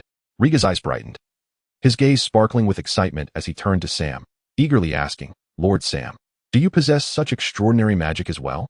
The prospect of severed heads being revived and able to speak was utterly fascinating. Sam cleared his throat and replied softly, We cannot replicate the glory of our ancestors. You cannot. Riga's disappointment was palpable. Then why bring it up? Sam explained, although I do not comprehend any magic. The notes of the forest witch that record such magic remain in Lightwhisper Keep. The notes are inscribed in Valyrian, and none in the family can decipher them. You are a descendant of Govalyria, and undoubtedly possess the discernment to recognize the nuances. Would you be inclined to share such invaluable magical notes? Rhaegar's youthful visage took on a somber expression. The knowledge of magic is not scarce. The Academy is replete with arcane studies, yet they have always proven ineffective. As he elucidated, Sam rose from his seat and knelt on one knee before Rhaegar, respectfully proclaiming, Yet, I still aspire to assist your highness in restoring peace to the peninsula and forging unparalleled glory. Chapter 83. The Marsh Marigold. Observing the earnest expression on Sam Kleb's face, Riga felt a tumult of emotions. This man was undeniably devoted, pledging his loyalty with unwavering sincerity. Upon reflection, if the forest witch's notes indeed contained magical knowledge, not only would the shadow monsters be addressed, but he could also endeavor to learn some magic for himself. After all, who among the populace does not yearn to master the arcane arts?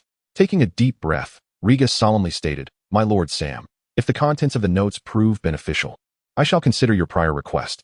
Indeed, Prince, Sam replied, his eyes alight with excitement. The glory of the hero shines upon you, and I have a premonition that you shall become the new hero of Crabclaw Peninsula.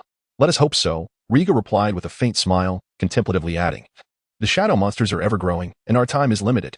It is imperative that we first examine the forest witch's notes. My lord Sam, time is of the essence. I can summon my dragon to return to Whispering Keep. Could you inform me where the forest witch's notes are stored? Without hesitation, Sam responded, in the castle's basement. You may seek the assistance of Yara. She knows where the notes are located. Excellent. I shall depart immediately.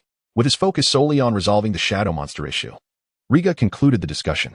He cautioned Trangle to secure the wild men beyond the castle walls and mounted the Devourer to fly towards the southern coast and Whispering Keep. Within a mere 10 minutes, the Devourer, at full speed, safely arrived at its destination.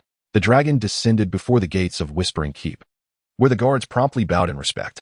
Sam's children emerged from the castle to greet him, and after a brief exchange, Riga sought out the young Lady Yara. Upon explaining his purpose, Yara seemed somewhat taken aback. However, being a daughter of the peninsula, she was not one to feign pretense and led Riga into the castle's basement. The basement was divided into two distinct levels, one illuminated and the other shrouded in darkness. After traversing the brightly lit area, they entered the dim section. Yara ignited the oil lamps affixed to the walls, casting flickering light across the somber surroundings. This level of the basement exuded an eerie atmosphere, filled with various treasures and crates. In one corner, a table was cluttered with an array of skulls. "This is the place, Prince," Yara whispered, approaching the table and lighting a large candle atop it. Faced with such a peculiar sight, Riga felt a twinge of discomfort, suppressing his unease. He stepped closer and noticed a wooden box resting on the table. Yara retrieved a key from one of the skulls and unlocked the box. Inside lay a thin, yellowed tome. Yara carefully lifted the book, cradling it in her hands as she offered it to Riga. As he accepted the tome, its soft texture sent a shiver down his spine. This was no ordinary paper. It seemed to be made of parchment. "Let us step outside, Prince," Yara suggested, sensing Riga's aversion to the dim basement. "Very well, let us exit." Riga did not refuse. As they walked, Riga perused the Forest Witch's notes. The chaotic scrawl within caused his brow to furrow deeper with each line. The language was indeed Valyrian, but it differed significantly from the High Valyrian of House Targaryen. This was a blend of various dialects and common Valyrian interspersed with unknown characters, collaboratively composed. Fortunately, Riga's proficiency in Valyrian allowed him to decipher it, albeit with great difficulty. Had it been anyone else, they would likely have succumbed to dizziness after a few lines. Natural magic, the flower of life. The whispers of the dead. By the time they exited the basement, Riga had managed to skim through the scant few pages of the tome. It primarily detailed 3 spells and some knowledge of natural magic. He comprehended only one of the spells, the Whispers of the Dead, which revived the head of a deceased individual. The other 2 spells were more complex. One was a shape-shifting technique to control animals, requiring a natural talent that ordinary folk could not acquire. The last one involved sensing nature and listening to the whispers of flora, also necessitating a high aptitude for natural magic. Mastering these 2 spells would demand an extensive foundation of natural magical knowledge. Riga found it exceedingly challenging to interpret the book, let alone learn from it. Fortunately, the Whispers of the Dead was relatively straightforward, requiring no special talent, but rather specific materials. "This magic requires a unique component, the Flower of Life," Riga murmured. The Flower of Life possessed vibrant vitality that could preserve the head's integrity and, through the incantation, awaken the memories of the deceased. However, memories do not equate to consciousness. This meant that the revived head would not resemble the living person it once was, but merely a chattering puppet devoid of wisdom. The Forest Witch had crafted numerous puppet heads in this manner, inquiring about their past lives to extract richer knowledge. What a vile form of magic! Riga grimaced, feeling a strong aversion to it. What he desired were the stories of heroes, the blazing swords of fire, and the fireballs cast from staffs, not the nefarious magic of stealing the memories of the living. It was no wonder the Academy shunned magic. Such practices indeed lead to moral decay. Disappointed, Riga returned the tome to Yara. "Is it the contents of the notes that do not meet your expectations?" Yara inquired. "They contain valuable magical knowledge, yet it is not suited for me," Riga replied, shaking his head. Nevertheless, an idea began to form in his mind. The head of the Shadowbinder remained in Terror's Keep. If he could resurrect that head, perhaps it could provide insights on combating the shadow monsters. "Miss Yara, are you familiar with the Flower of Life?" he asked. He had memorized the incantation for the Whispers of the Dead, but its execution required the essential material, the Flower of Life. Yara's expression turned curious as she pointed to the family crest hanging on the wall of the reception room. "Prince, our family's emblem is also known as the Flower of Life." Turning to look, Riga saw the vibrant marsh marigold depicted on the banner. "This is the Flower of Life? I thought it was a common marsh orchid," he exclaimed in surprise. Yara smiled, explaining, "The marsh marigold resembles the marsh orchid, yet its color and habitat are vastly different. Some believe that the marsh marigold thrives in the muck, embodying tremendous vitality and an indomitable spirit. Thus, it is also referred to as the Flower of Life. Where might one find such a flower?" Riga pressed. Yara shook her head. "The marsh marigold is exceedingly rare, found only in decaying swamps. It has not been seen in over a century, and we all believe it to be extinct. I shall summon my dragon to search the swamps of the peninsula. Is it not possible we might discover one?" Riga was reluctant to abandon this possibility. The peninsula is vast and sparsely populated, with half of it being swamp. If you traverse the swamp on Dragonback, you may indeed find the Flower of Life, hidden from ordinary sight, Yara suggested without extinguishing his hope, offering a pragmatic viewpoint. "That is good to hear. As long as it is not entirely extinct, I am confident we shall find it." Riga held firm in his faith in himself and his dragon. "Keep the notes secure. The Forest Witch is indeed a master of natural magic," Riga kindly reminded. Chapter 84. The shadow strikes. After bidding farewell to Yala, Riga departed from Whispering Keep atop his dragon. It was rumored that the last marsh goldcup flower had emerged in the heart of the Despair Marsh on Crabclaw Peninsula, the largest swamp in the region, perpetually shrouded in miasma and teeming with venomous insects. In recent years, no one dared approach the Despair Marsh. Riga believed that traversing the swamp might lead him to the long-lost marsh goldcup flower. Thus, he set forth with that conviction. Upon reaching the edge of the Despair Marsh, Riga glanced skyward. The day was still young. If he could quickly locate a marsh goldcup flower, he might return to Terror Keep before nightfall. A low growl echoed from above as the Devourer circled the seemingly endless expanse of the swamp, reluctant to proceed. Riga gently stroked its scales, puzzled. What troubles you, Devourer? The dragon shook its head, flapping its wings in midair. Do you sense danger in the marsh? Riga speculated. The dragon's tail, rigid and vertical, prodded Riga's shoulder. Will I be in danger? Riga was momentarily taken aback. The Devourer let out a roar and soared over the swamp, unleashing its dragon fire upon a particularly muddy area. The flames detonated mid-air before reaching the mire, sending a gust of foul wind and splattering mud everywhere. Riga's brow furrowed as he observed this scene. Is that miasma? He recalled his lessons from the scholars, who spoke of places with stagnant air accumulating harmful gases that could explode upon contact with fire. The Despair Marsh had likely harbored this miasma for countless years, making it exceedingly potent. Only the Devourer's flames could ignite it. Are you afraid I might inhale the miasma? Riga mused, patting the Devourer's back, feeling somewhat sentimental. The Devourer, indeed the mightiest of wild dragons, possessed an innate understanding of danger, displaying wisdom not unlike that of a human. The Devourer turned its green slit-pupiled gaze towards its rider, conveying a sense of warning. Have you been here before? Riga quickly comprehended. I am searching for a flower of immense vitality. Do you know where it may be found? As he spoke, he produced a family crest from House Kleb, depicting a vividly rendered marsh goldcup flower. The Devourer's eyes flickered with curiosity as it grasped the crest in its mouth, then took flight, guiding Riga in another direction. Its speed was remarkable, and the flight path seemed rather erratic. In a short span, the duo arrived at another corner of the Despair Marsh, where a mire eroded from several swampy patches had formed a quagmire, with the miasma here considerably less oppressive than that of the Despair Marsh. The Devourer glanced back at Riga and emitted a low growl, seemingly trying to communicate something. Riga peered down at the eerie, decaying marsh below and quickly understood. He retrieved a handkerchief from his bracelet, dampened it with water, and covered his mouth and nose. The Devourer, seeing this, snorted in disapproval and lowered its form. Its intention was clear. It wanted its rider to descend. The foolish rider, however, had failed to grasp the message. Gliding above the marsh, the colossal dragon cast a shadow over the land, occasionally brushing against a few stunted pines that quickly snapped under its weight. The fierce dragon's head swung back and forth, seemingly searching for something. Riga realized it was on the hunt for the marsh goldcup flower. The Devourer must have encountered it before, perhaps even feasting upon it. When they first arrived at Crabclaw Peninsula, the Devourer had been gravely injured and had hidden Riga within a valley before departing. Riga had never inquired about its whereabouts. Now it seemed likely that it had been seeking the flower known for its life-giving properties. Otherwise, its wounds would not have healed so swiftly. The Devourer soared, sniffing the air, undeterred by the foul stench of the swamp. Riga, perched on its back, took the opportunity to catch his breath whenever they ascended, patiently waiting. The Devourer was now a fully grown dragon, capable of locating the desired object for its youthful rider. Suddenly, a chill ran down Riga's spine as he sensed something lurking in the shadows. He turned, finding only the marsh and the pines surrounding him. Devourer, I have a foreboding feeling. Assume a defensive posture. Ever since being betrayed on Dragonstone Island, Riga had become exceedingly cautious. The slightest disturbance would capture his attention.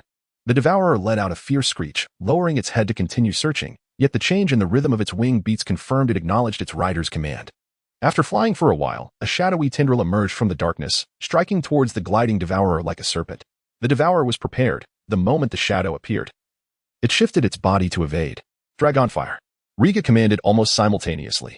The Devourer unleashed a torrent of flame, engulfing the shadowy tendril in a blaze. The tendril emitted a sharp, sizzling sound upon contact with the dragonfire, disintegrating into a viscous black liquid that dripped to the ground. Riga pinpointed the origin of the shadow tendril, beneath the shade of a withered old pine tree. Over there, after spending some time together. The rapport between the Devourer and Riga had grown strong. The dragon's snout aimed at the old pine, releasing another burst of dragonfire. In an instant, the ancient tree was consumed by flames, reduced to charred remains, yet the shadowy tendril had vanished. Just as the pair was engulfed in confusion, tendrils of shadow emerged from all directions, resembling a vast net closing in. The devourer sensed the impending danger, flapping its wings vigorously to ascend. Green dragon fire cascaded from above, cleansing the shadowy tendrils below. In a moment, all the tendrils were incinerated. Riga gazed intently at the ground, remaining vigilant against further shadowy attacks. Yet after a considerable wait, the shadowy creature did not reveal itself again. Devourer, we must move on. Finding the marsh goldcup flower is of utmost importance. The absence of the shadowy creature suggested that dragon fire would prove ineffective against it, and the plan to resurrect the head of the shadow binder took precedence. The devourer surveyed its surroundings, confirming no more shadow tendrils lingered before changing course and taking flight. The Crabclaw Peninsula was abundant with swamps, surely. There lay hidden treasures within that ordinary folk could not reach. As the sun gradually dipped in the west, the devourer soared over several smaller swamps, ultimately settling near a marsh by a stream. The area was littered with the bones of beasts that had perished from inhaling the miasma while seeking water. The devourer landed at the center of the marsh, trampling a few stunted pines beneath its feet. Before it, on a mud-covered stone, stood a resplendent golden marsh goldcup flower. Riga, seated upon the dragon's back, instantly recognized it as the sought-after blossom. "Devourer, you are magnificent!" Riga exclaimed, brimming with joy as he praised his dragon. The devourer raised its head high, casting a disdainful glance at its rider, as if to say, "An unrefined creature such as you cannot comprehend." Riga, unfazed, slid down along its neck, stepping onto the mud-encrusted pines to approach the stone. He gently cradled the stem of the marsh goldcup flower, discovering it to be a rare specimen containing trace magical elements. Initiating detection. The system chimed unexpectedly as he made contact. Riga's eyes sparkled with excitement as he focused intently on the marsh goldcup flower. To his astonishment, this flower could grant him yet another opportunity for exploration. Opening the system panel, he observed, Life Flower, Exploration Progress, 0, 5 Chapter 85. Essence of Life. The initial exploration progress was rather low, indicating that the quality of the swamp marigold was not lacking. Riga, with several explorations under his belt, joyfully intended to pluck the flowers. In an instant, a shadowy tendril emerged from the corner, lunging towards Riga's lowered head. He felt a rush of wind, leaving him no time to evade. Just as danger loomed, the greed eater's elongated tail lashed out, sharply severing the shadowy tendril in two. Everything transpired too swiftly. By the time Riga regained his composure, the severed tendril had already collapsed to the ground. He hastily snatched the swamp marigold and turned to flee. Behind him, more shadowy tendrils erupted. The greed eater let out a low growl, opening its dragon maw to unleash a torrent of flames. The sound of flesh being pierced echoed. Instinctively, Riga glanced back, his eyes widening in shock. From the corner shadows not only did tendrils emerge, but a headless figure also slithered forth. At that moment, the headless figure wielded a steel spike, silently piercing the greed eater's tail. As the steel spike was withdrawn, crimson dragon blood surged forth, accompanied by a plume of scalding white smoke. The headless figure then thrust the blood-stained spike into its own abdomen and turned, remaining motionless. Riga stared at the headless figure, sensing that it too was observing him. A strange unease began to rise within him. Suddenly, the greed eater, feeling the pain in its tail, flicked it violently, scattering the headless figure. As it dissipated, the shadowy tendrils in the darkness vanished as well. Along with them, the steel spike concealed within the headless figure disappeared. Riga hurriedly made his way to the greed eater, climbing onto its back with urgency. Holding the swamp marigold close, he quickly issued a command. "Greed eater, we must depart." He sensed that the headless figure was exceedingly peculiar. Based on past encounters, shadow monsters were akin to mindless beasts. Yet, that headless figure instilled an odd sense of reality, as if he were truly facing a living being. An unsettling feeling crept into Riga's mind, urging the greed eater to hasten their retreat. The greed eater, sharing his disdain for the shadow creatures, flapped its wings and soared into the sky. Riga panted as he contemplated whether the shadow monsters had evolved to possess intelligence. In the deep of night, Riga commanded the greed eater to circle above the Terror Hole fortress, delaying their descent. The exploration was complete. It was time to collect the lost treasures. The system notification chimed. Riga reviewed the exploration panel. Flower of Life, Exploration Progress, 100. Finally accomplished, the timing was perfect. Riga exhaled in relief, secretly grateful. After leaving the swamp forest, he chose not to return directly to the Terror Hole fortress. Instead, he retraced his steps to Whisper Fortress, informing Isla and the others to light the fires and increase patrols, remaining vigilant against shadow monster attacks. Simultaneously, he summoned part of the stationed Wildmen troops to gather at the Terror Hole fortress. Busy until now, he finally returned to the fortress. Let me see what treasures the swamp marigold has yielded. Cradling the golden blossoms, a luminous orb materialized from the exploration, falling onto the dragon's back. The orb glimmered purple, roughly the size of a coconut. Purple. Could it be of epic quality? Riga's excitement surged as he punctured the purple orb, brilliant purple luminescence scattered, and the system notification rang out. Relic retrieval successful, undergoing detection. Detection complete, classified as an epic relic, greedy flower stamen. Excellent, it truly is epic. Second only to legendary relics. Riga beamed with joy. He then perused the textual hints on the exploration panel. Rooted in death, blossoming with the brilliance of life. Riga read with partial comprehension, his brow furrowing slightly. Greedy flower stamen, death and life. Gazing at the delicate stamen in his hand, Riga speculated that the method of activation must pertain to life and death. After a moment's thought, he commanded a descent. The Greed Eater folded its wings and landed outside the fortress walls. The Wildman army was assembling, and the crab claws approached the mighty dragon, bowing respectfully. Riga straightforwardly inquired, "Do you have any recently hunted animals? Corpses will suffice." "Yes, my prince." The one who had previously snatched Riga's bracelet, Fusky, had turned into a crab claw, dutifully bringing forth a deer carcass to the campfire. Riga slid down from the dragon's back and placed the greedy flower stamen atop the deer's corpse. The stamen emitted a faint glow. Before their very eyes, the deer carcass began to decay at a visible rate, emitting a foul odor, reducing into a pile of cracked bones. The sight horrified the onlooking wild men. Riga was equally taken aback. He had not anticipated the flower stamen to be so ferocious.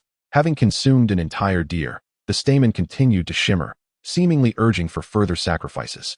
Riga ordered more animal corpses to be brought forth and tossed beside the stamen. As before, the animal bodies were devoured, leaving nothing but heaps of broken bones.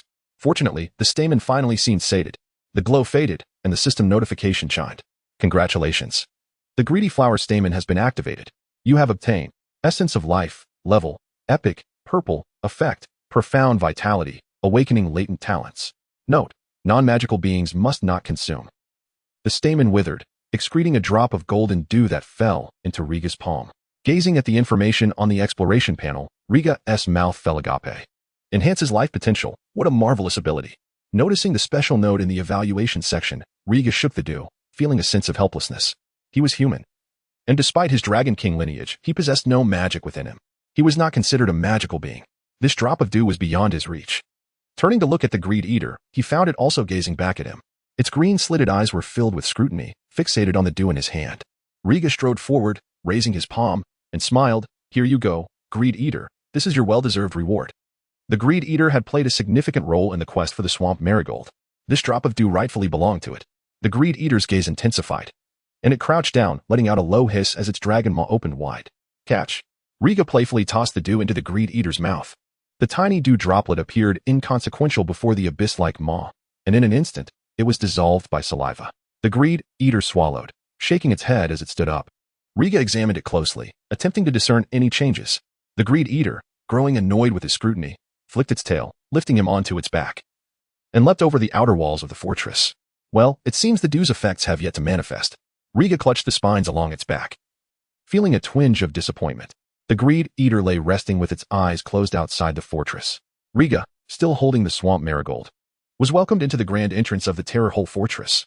In the depths of night, the members within the fortress were not inclined to rest, most consumed by the anxiety of their lord's assassination. Riga entered the reception hall, where Sam, Sorrel, and Babette had been waiting for some time. Sam was the first to greet him, nervously exclaiming, "By the 7 layers of hell, you have returned safely. I thought you might have encountered an accident along the way." Chapter 86. The Shadowbinder. Riga gently rebuffed his embrace, explaining that a minor mishap had occurred along the way, though it had not delayed their journey. "What has transpired?" "This flower appears to be our family's crest," Sam inquired, his gaze fixated on the marsh marigold. Riga did not withhold the truth, recounting his experiences, from deciphering the forest witch's notes to the search for the marsh marigold. The others listened intently, their brows furrowing in concern. To think so much could happen in merely a few hours apart.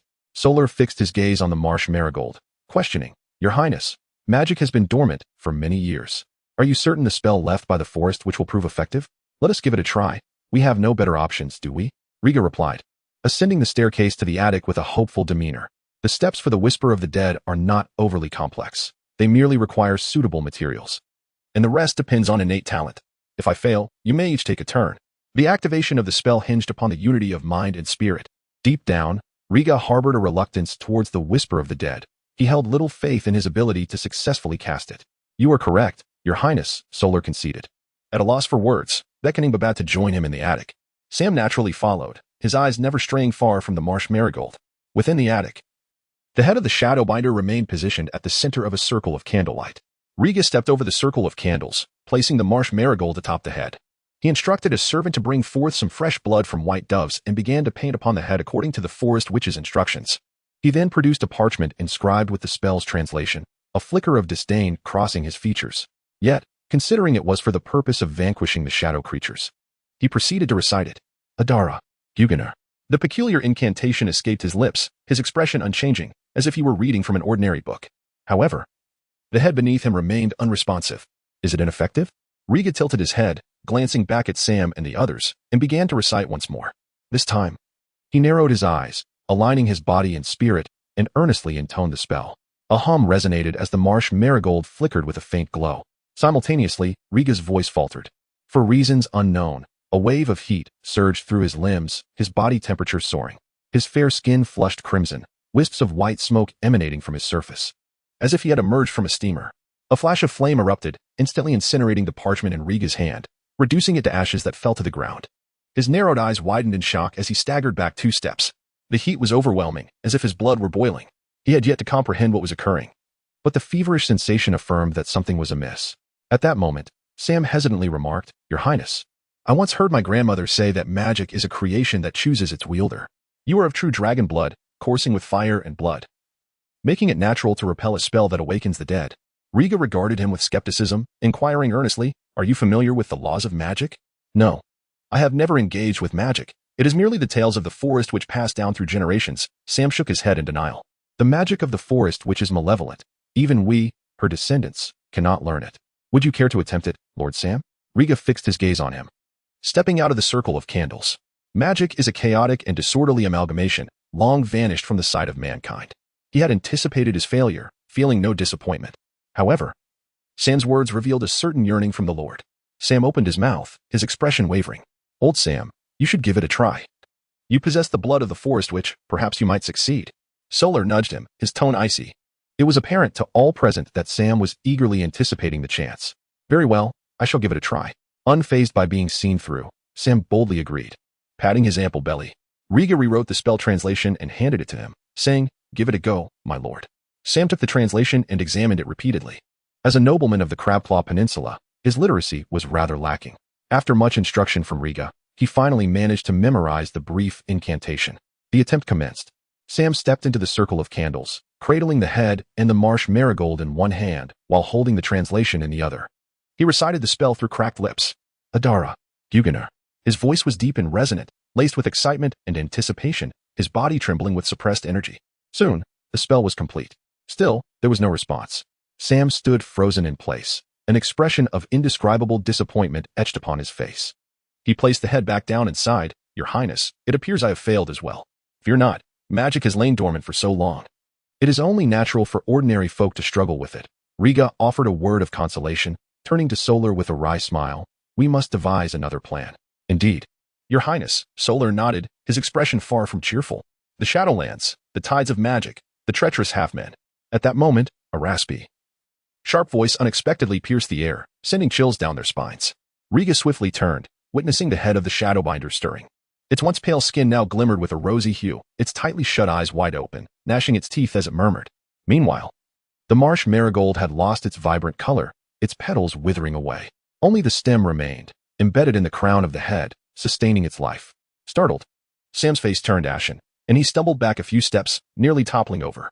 Babette, the most timid among them, trembled, unable to utter a word. "My lord Sam, you have succeeded." Riga cautiously retreated a step, hiding behind Solar, who knew what a talking head was capable of.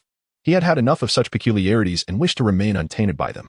Sam stared intently at the resurrected head of the Shadowbinder, delivering 2 resounding slaps to his own face, seemingly to confirm the reality of the situation. He then distanced himself from the head, nervously asking, "Your Highness, is this head truly mine to revive?" He could scarcely believe it. To think that uttering a few lines of a spell could achieve such a long-lost magic. Who knows? Perhaps you possess a hidden talent for magic. Riga avoided his gaze and instructed, "The head of the Shadowbinder retains memories from its past. You should inquire about how to deal with the shadow creatures." Trembling, Sam nodded and approached the edge of the candle circle, hesitantly asking, "Speak of your origins. Why did your body transform into a curse of murder?" The head chattered its jaws, its vacant eyes gazing at the ceiling as if lost in recollection. After a prolonged silence, it murmured faintly, the tides of magic surge and recede, withering or thriving. How did the curse arise, and how may it be dismantled? Come closer, Sam urged, emphasizing his inquiry. What is the key to unleashing the curse, and how can it be resolved? I am a servant of the Light King. The oracle foretold the tumult of the magic tides, dispatching his finest son of shadow to voyage forth and observe the world's changes. Get to the point. How do we lure out the curse, and what is the remedy? Sam's impatience surfaced as he kicked the head. Riga and the others watched in horror, their spines chilled. The head speaking was already terrifying enough. Pressing it further into conversation was utterly spine-chilling. Chapter 87. The Crimson Mask, the creator of this dark magic, alongside the Forest Witch, is truly terrifying. Such malevolent methods are beyond comprehension, Babette stammered. Regrettably, no one paid him any heed. The head of the Shadowbinder continued its ominous recounting. The flesh of the Son of the Gloom was inscribed with curses, and upon his demise, his corpse was cast into the embrace of the Frost God.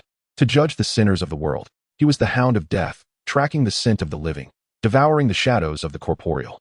Only by finding the token of the King of Light and returning it to his fallen servant could his wrath be quelled. Sam's face brightened with excitement. What is the token? The mask. My mask. Where has my mask gone?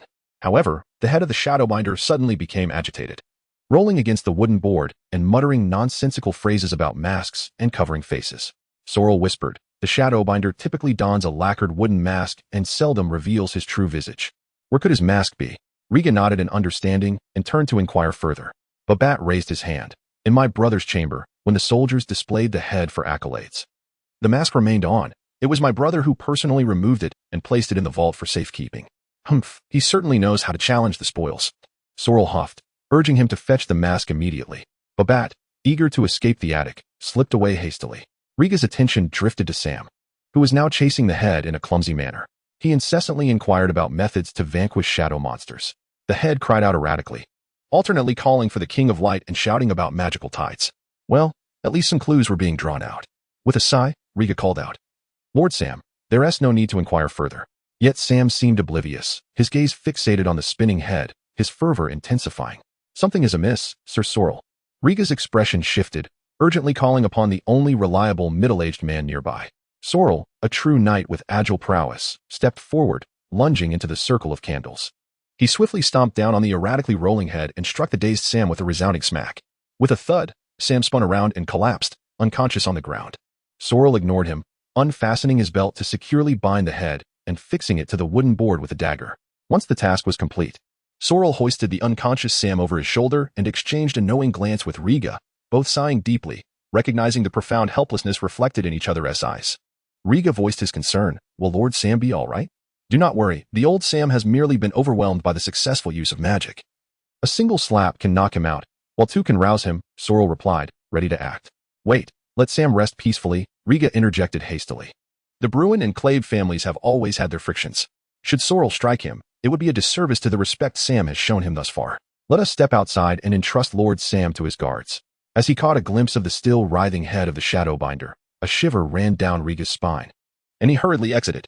The following day, outside the walls of Fee-Hole Fortress, a large contingent gathered.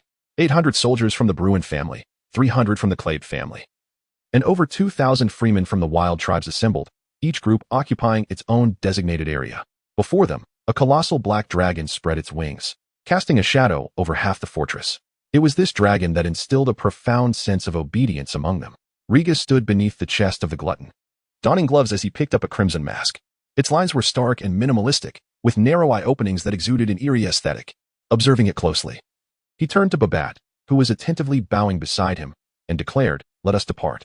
Babette hesitated. Your Highness, are we truly abandoning the fortress's defenses to battle the curse in the wilderness? Did the fortress protect against the shadow monsters that took your brother's life? Riga countered. Babette promptly fell silent. After a night of contemplation, Riga resolved to take the initiative. The more the shadow monsters killed, the faster they grew. Time was of the essence. They possessed the head of the Shadowbinder and the crimson mask as a token, with the formidable dragon fire of the glutton at their disposal. Eliminating any shadow monster that revealed itself would be effortless. Sorrel concurred with Riga's approach. In his view, the dragon was invincible, capable of incinerating all evil. Sam, having regained consciousness, was now riding atop a horse, holding the head of the Shadowbinder, fearful to glance at it. Riga intended to use the head as part of their bait. Onward, Riga called, mounting the dragon's back and soaring over the heads of the wild tribes, issuing commands. The Crabclaw leaders rallied their respective wild men, brandishing various weapons, eagerly following in tow. To fight alongside the dragon was an honor for them. Sorrel and Sam issued their own orders to advance, riding forth. Their destination was neither too near nor too far, chosen to be a clearing where the two families had clashed. The terrain was open, allowing the glutton's dragon fire to be utilized effectively. Upon reaching the clearing, remnants of a recent bloody battle were still visible, with stains and the foul stench lingering in the air. Sam surveyed the area, glaring indignantly at Sorrel's faction. The bloodstains marked the loss of life among the Clabe family soldiers. Sorrel dismissed it disdainfully. The war between the Bruin and Clabe families had nothing to do with him. Had it not been for the plea of his distant relative Babat, who sought his assistance against the curse, he would not have come. The glutton circled above the clearing. Slowly descending, Riga instructed, "Surround the clearing with oil." "Yes, your highness," responded the Bruin soldiers, directing wagons laden with barrels of oil. Shadow monsters feared fire. Sorrel suggested igniting the clearing, while the soldiers would support with fire arrows. Sam was not idle either. He brought forth a few hooded prisoners, thrusting the head into one of their arms, stating solemnly, "If you survive, I shall forgive your sins." "The mask, my mask." The head continued to mutter about finding its mask, twisting in the prisoner-esque grip. Unable to see the outside, the prisoners sensed the object in their arms, terrified. They collapsed, losing control of their bowels. The head rolled on the ground, oblivious to pain, still mumbling incessantly. Sam cast one last glance, torn between reluctance and fear. Riga turned his face away, avoiding the commotion of the prisoners. The head had mentioned that shadow monsters would pursue the living. In other words, the greater the number of people, the more susceptible they would be to attacks from the shadow monsters. With nearly 3,000 people present, the shadow monsters would undoubtedly take notice.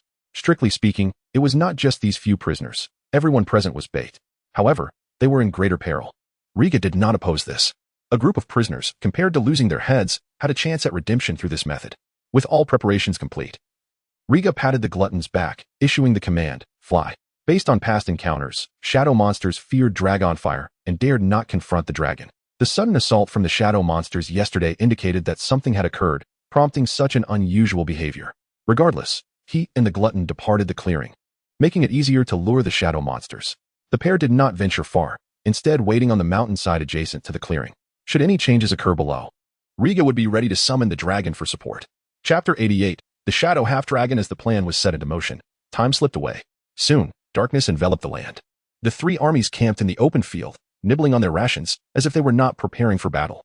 As night fell, bonfires were ignited, and the wild horde grew boisterous, gathering to cheer and dance. Since they were to serve as bait, they had to play the part convincingly. Amidst the chaotic atmosphere, firelight mingled with shadows, and earthy wild songs echoed around. Suddenly, beneath a group of dancing wildlings, the shadows began to twist and contort. The rhythm of the distorted shadows starkly contrasted with the dance steps. A vigilant wildling immediately sensed something amiss, pushing his companion in alarm. Everyone knew the monstrosity they were up against. They abruptly awakened from their revelry, halting in fear and confusion. "Signal! Quickly!" A cerulean wildling patrolling the area noticed the anomaly. She retrieved an arrow from her quiver, dipped its tip in the bonfire, and swiftly ignited it. Drawing her bow, she shot it into the night sky. With her cry, the other wildlings responded, archers shooting flaming arrows into the air, while warriors readied their weapons. Meanwhile, the shadows seemed enraged by their actions, stretching and distorting wildly. With a swish, tendril-like shadows extended, piercing the throats of those nearby and stealing their lives. "Scatter! The curse has come!" Some fell, and the remaining wildlings were engulfed in panic, retreating in disarray. The shadow beast evidently had no intention of letting them escape.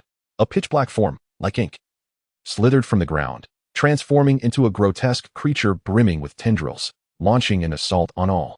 Ignite the oil, grab the torches and fight back. In this dire moment, the cerulean wildling continuously lit fire arrows, directing the defense. She was a brave girl, yet ultimately, it was the towering figure of Trangel, with his crab-like claws, who stepped forward. He swung a sturdy wooden club to scatter the bonfire, forcing back the rampaging monstrosity. With a furious roar, he bellowed, "Stand your ground. Whoever dares to flee, I shall twist their head off and shove it up their backside." With this 2-meter-tall savage's thunderous shout, the nearby wildlings managed to regain a semblance of calm, ceasing their frantic movements. Meanwhile, Riga sat patiently atop the devourer, munching on sour wild fruits to stay alert. Suddenly, a faint glow flickered across the night sky. Riga quickly looked up, thinking he had imagined it. Soon, bursts of firelight erupted. "It's time. Devourer, let us go." Riga's spirits lifted as he called for the mighty dragon to take flight. With a screech, the devourer, already restless, flapped its wings and soared down the mountainside. heading straight for the illuminated clearing. The two parties were merely kilometers apart, and the Devourer arrived in an instant. Set the fires ablaze. The curse fears fire. Soak the weapons in oil. Upon reaching the clearing, the commotion below intensified, and the flickering lights multiplied. Riga looked down and spotted the increasingly massive shadow creature. Devourer, ignite the surrounding oil. Riga remained calm, adhering to their prearranged strategy. The Devourer flew to the edge of the clearing, unleashing a torrent of dragon flames onto the unoccupied ground below. Boom. Upon contact with the earth, the green flames ignited the oil that had been poured earlier.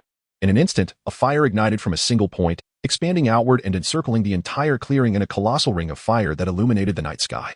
Startled, all three factions looked up, witnessing the dark dragon spiraling above, a surge of confidence rising within their hearts. In this battle, they had a mighty dragon on their side. With a screech, the Devourer, feeling the weight of countless gazes upon it, raised its head in pride and howled. Devourer, unleash your dragon flames. As they approached the shadow creature, Riga's excitement grew, and he issued the command. Boom. The green flames shot forth, searing the earth as they struck the writhing shadow creature. In the next moment, the shadow beast was cleaved in two. The sudden turn of events left onlookers breathless, a wave of exhilaration sweeping through them as they cheered for the dragon's might. The Brun family and the Kleber family, stationed separately, rushed forward with thousands of soldiers. Led by a handful of torch-bearing cavalry, they charged toward the remnants of the shadow creature. Just as everyone believed victory over the curse was imminent, an unexpected twist occurred. The once-split shadow creature twisted and writhed, its halves moving independently to form two smaller grotesque monsters. Their surfaces stretched, spewing forth a cloud of black smoke that enveloped the oncoming cavalry. The charging cavalry could not halt their advance, plunging directly into the black mist. The smoke invaded their ears, noses, eyes, and mouths, swiftly claiming their lives. With a roar, the dragon's bellow reverberated as the green flames surged forth, severing another shadow creature. This time, Riga noticed something peculiar about the shadow beast. Its division was not a result of the dragon flames, but rather a survival tactic. Any part that came into contact with the flames disintegrated, with some transforming into viscous drops that fell to the ground. The shadow creature, by self-tearing, abandoned the parts that touched the flames to preserve its larger form. What a cunning fiend. Devourer, intensify your dragon flames. Riga gripped the scales on its back tightly, issuing the command for a full-force assault. The Devourer lowered its form, brewing dragon flames in its throat. When the distance was sufficient, a torrent of green flames cascaded forth, drenching the shadow creature entirely. Sizzle, sizzle. Accompanied by a billowing cloud of black smoke, the shadow creature twisted and writhed, viscous drops falling, incinerating before they touched the ground. Thus, under the dragon flames, the shadow creature had nowhere to hide, its form rapidly diminishing, on the brink of annihilation. Just then, a low, eerie sound erupted, stirring a fierce wind across the clearing. Riga's gaze stiffened. At some point, the fragmented shadow creature had merged back into one. Its irregular shape morphed like clay, forming a dragon-like beast with 2 legs and 2 wings. The creature was covered in twisted tendrils, its membranous wings revealing faces of terror. Its head was not that of a dragon, but rather a grotesque visage resembling a cyclopean goat. As the shadow half-dragon took form, it immediately swept away the surrounding humans with its head and tail, roaring as it lunged toward the Devourer. The Devourer, engulfed in dragon flames, seemed to catch a whiff of a foul stench, its vertical pupils flashing with rage as it focused on the approaching shadow half-dragon. The shadow half-dragon appeared to mimic the Devourer. Its deformed legs propelled it forward, flapping its wings desperately to ascend into the night sky. The Devourer abandoned the nearly vanquished shadow creature, unleashing a stream of dragon flames at this clumsy imposter. Boom. The dragon flames struck the shadow half-dragon squarely. The overwhelming force shattered its head, viscous drops splattering down, teetering precariously as it nearly toppled over. Chapter 89, The Headless Shadow. Yet, the shadow half-dragon ultimately steadied its form. The tentacles on its surface flailed wildly, writhing towards its neck, congealing into a new cyclopean goat head. The screeching sound further enraged the Devourer, which flapped its wings and ascended, unleashing a torrent of dragon fire. The shadow half-dragon dodged left and right, but could not evade the onslaught of green dragon flames. Its body sustained continuous damage, only to be reconstituted. Gradually, Riga discerned the gravity of the situation. The more attacks the shadow half-dragon endured, the more agile it became. From its initial labored flight, it was now able to occasionally evade a blast of dragon fire. Devourer, maintain your composure. It is mimicking your movements, Riga urged, patting its scales loudly. The Devourer, engrossed in its own assault, spewed dragon fire from various angles, determined to annihilate its foe. Meanwhile, the situation below was deteriorating. The last remaining aberrant creature had not been entirely vanquished, and continued to lash out with its shadowy tentacles at everything alive within reach. The night sky was incessantly showered with the viscous remnants of the shadow half-dragon's dissolution. Upon touching the ground, these viscous substances coalesced, forming shadows of once living beings. The instant these silhouettes emerged, they clawed their way from the earth, lunging at the nearest living human. In a moment, the morale of the human faction, outnumbered yet previously resolute, plummeted. The aberrant creature and the shadows wreaked havoc upon the open ground. Though the wild army was the largest in reality, it was a disorganized mass that disintegrated upon the shadowy attacks. Many succumbed to fear, fleeing towards the outer circle of flames. At the center of the clearing, several prisoners lay crumpled on the ground, their ears filled with the cries of violence, terror seizing their hearts. The head of the shadow-bound soldier rolled across the ground, incessantly murmuring, "The Son of Darkness has come. Eradicate the living. Gather the shadows." A tall figure approached on horseback, halting with a pull of the reins. Dismounting, he retrieved the head and stuffed its mouth with a cloth he had prepared. "Close your mouth." The newcomer was Sam, who had been separated from his guards and, unable to leave the head behind, returned to retrieve it. Just as he straightened up, a shadow sprang forth behind him, lunging with claws outstretched. Sensing a gust of wind at his back, Sam sidestepped and, turning, severed the shadow's head with a swift strike. The headless shadow dissolved into a mass of goo and retreated back into the ground. Sam hurriedly mounted his steed, distancing himself. Not far away, the soldiers of the Brun family charged alongside Sorrel, engaged in a fierce struggle with the shadows. Only 2 guards remained to protect the terrified Babat, who huddled beside a pile of burning embers. A shadow materialized from the ground, leaping over the guards and tackling him. Babat, gripped by fear, screamed and fought back with hands and feet. In a moment of disorientation, he glimpsed the indistinct face of the shadow, which bore a resemblance to his deceased brother, Wells. Babat was so frightened that he wet himself. Pushing away the shadow's grasp, he shut his eyes and cried, "Brother, I did not kill you. I swear to my sister-in-law. Please don't come for me." In the sky above, the devourer relentlessly attacked the shadow half-dragon. No matter how Riga called out, it was to no avail. Boom. The green dragon flames once again shattered the shadow half-dragon's head. This time, however, the shadow half-dragon did not remain passively awaiting its reconstruction. Instead, it beat its wings and charged at the devourer. Behind the viscous neck, a swirl of black mist coalesced into a shadow. Riga was taken aback. This shadow was the same headless entity that had previously assaulted him and the devourer. At this moment, the headless shadow mimicked his movements, gripping the shadowy tentacles on the dragon's back and assuming a crouching posture. Witnessing this, Riga felt a surge of blood rush to his head, his heart racing. Dragon fire. A strange fire ignited within him, his face hardening as he issued an attack command. In that instant, he understood the devourer's fury. Such clumsy imitation of shadows would, in essence, irritate the nerves of those being mimicked. Riga now felt an overwhelming anger, a desire to obliterate that headless shadow from existence. Simultaneously, the shadow half-dragon's head regenerated. The 2 dragons, one high and one low, faced each other. The devourer unleashed its green dragon flames, while the shadow half-dragon expelled a mist akin to black smoke. For the first time, they collided in the night sky. With a resounding boom, the green dragon flames incinerated the shadow mist, crashing irresistibly into the shadow half-dragon. The shadow half-dragon's head and neck were utterly obliterated, leaving no trace of viscous residue. The headless shadow perched upon its neck vanished. Continue the assault, dragon fire. Riga pressed the advantage, and the devourer finally responded, roaring and circling its opponent, unleashing a continuous stream of fiery breath that left the shadow half-dragon in tatters. Just as Riga believed victory was assured, an unexpected twist unfolded. The headless shadow reappeared on the shadow half-dragon's back, its body grotesquely writhing, as if filled to the brim. Upon contact, shadowy tendrils erupted from the shadow half-dragon, penetrating the headless shadow's form. In an instant, the battered body of the shadow half-dragon was restored, though the cost was a significant portion of the shadows on the ground vanishing, alleviating the plight below. Damn it, it has consumed the other shadows. Riga's eyes widened, urging the devourer to control the intensity of its flames and prevent any further opportunity for the emergence of viscous substances. Letting out a roar, the shadow half-dragon, now restored, howled in a bizarre manner. Its speed markedly increased as it lunged at the devourer, intent on engaging in close combat despite the dragon flames. The devourer, undaunted, continued to roar and breathe fire, awaiting the confrontation. In the blink of an eye, the battered shadow half-dragon surged through the flames, now reduced to a single wing and half a tail, ensnaring the devourer from below. The shadow half-dragon, covered in shadowy tendrils, clawed at the devourer's scales. However, the ebony dragon scales were as tough as iron, impervious to mere shadows. The devourer seized the opportunity, biting down on the neck where the shadow half-dragon's head once was, tearing a gaping wound. The shadow half-dragon twisted and writhed, but could not mount an effective defense. Seizing the moment, The devourer dug its claws into the creature's body, unleashing a ferocious torrent of flames. Yet, the shadow half-dragon was merely a decoy. The true threat lay in the unseen headless shadow. As Riga focused intently on the devourer's escalating battle, the headless shadow silently crawled onto the dragon's back, wielding a steel spike stained with dragon blood. Suddenly, Riga felt a shiver run down his spine, his body temperature rising rapidly, his skin flushing red. Sensing danger, Riga instinctively turned. In that instant, he beheld the encroaching headless shadow. His expression shifted dramatically, but the emotional turmoil was fleeting. Quickly suppressing his panic, he felt his blood boil, a youthful flush appearing on his cheeks, excitement flickering in his eyes. I will not be taken down easily.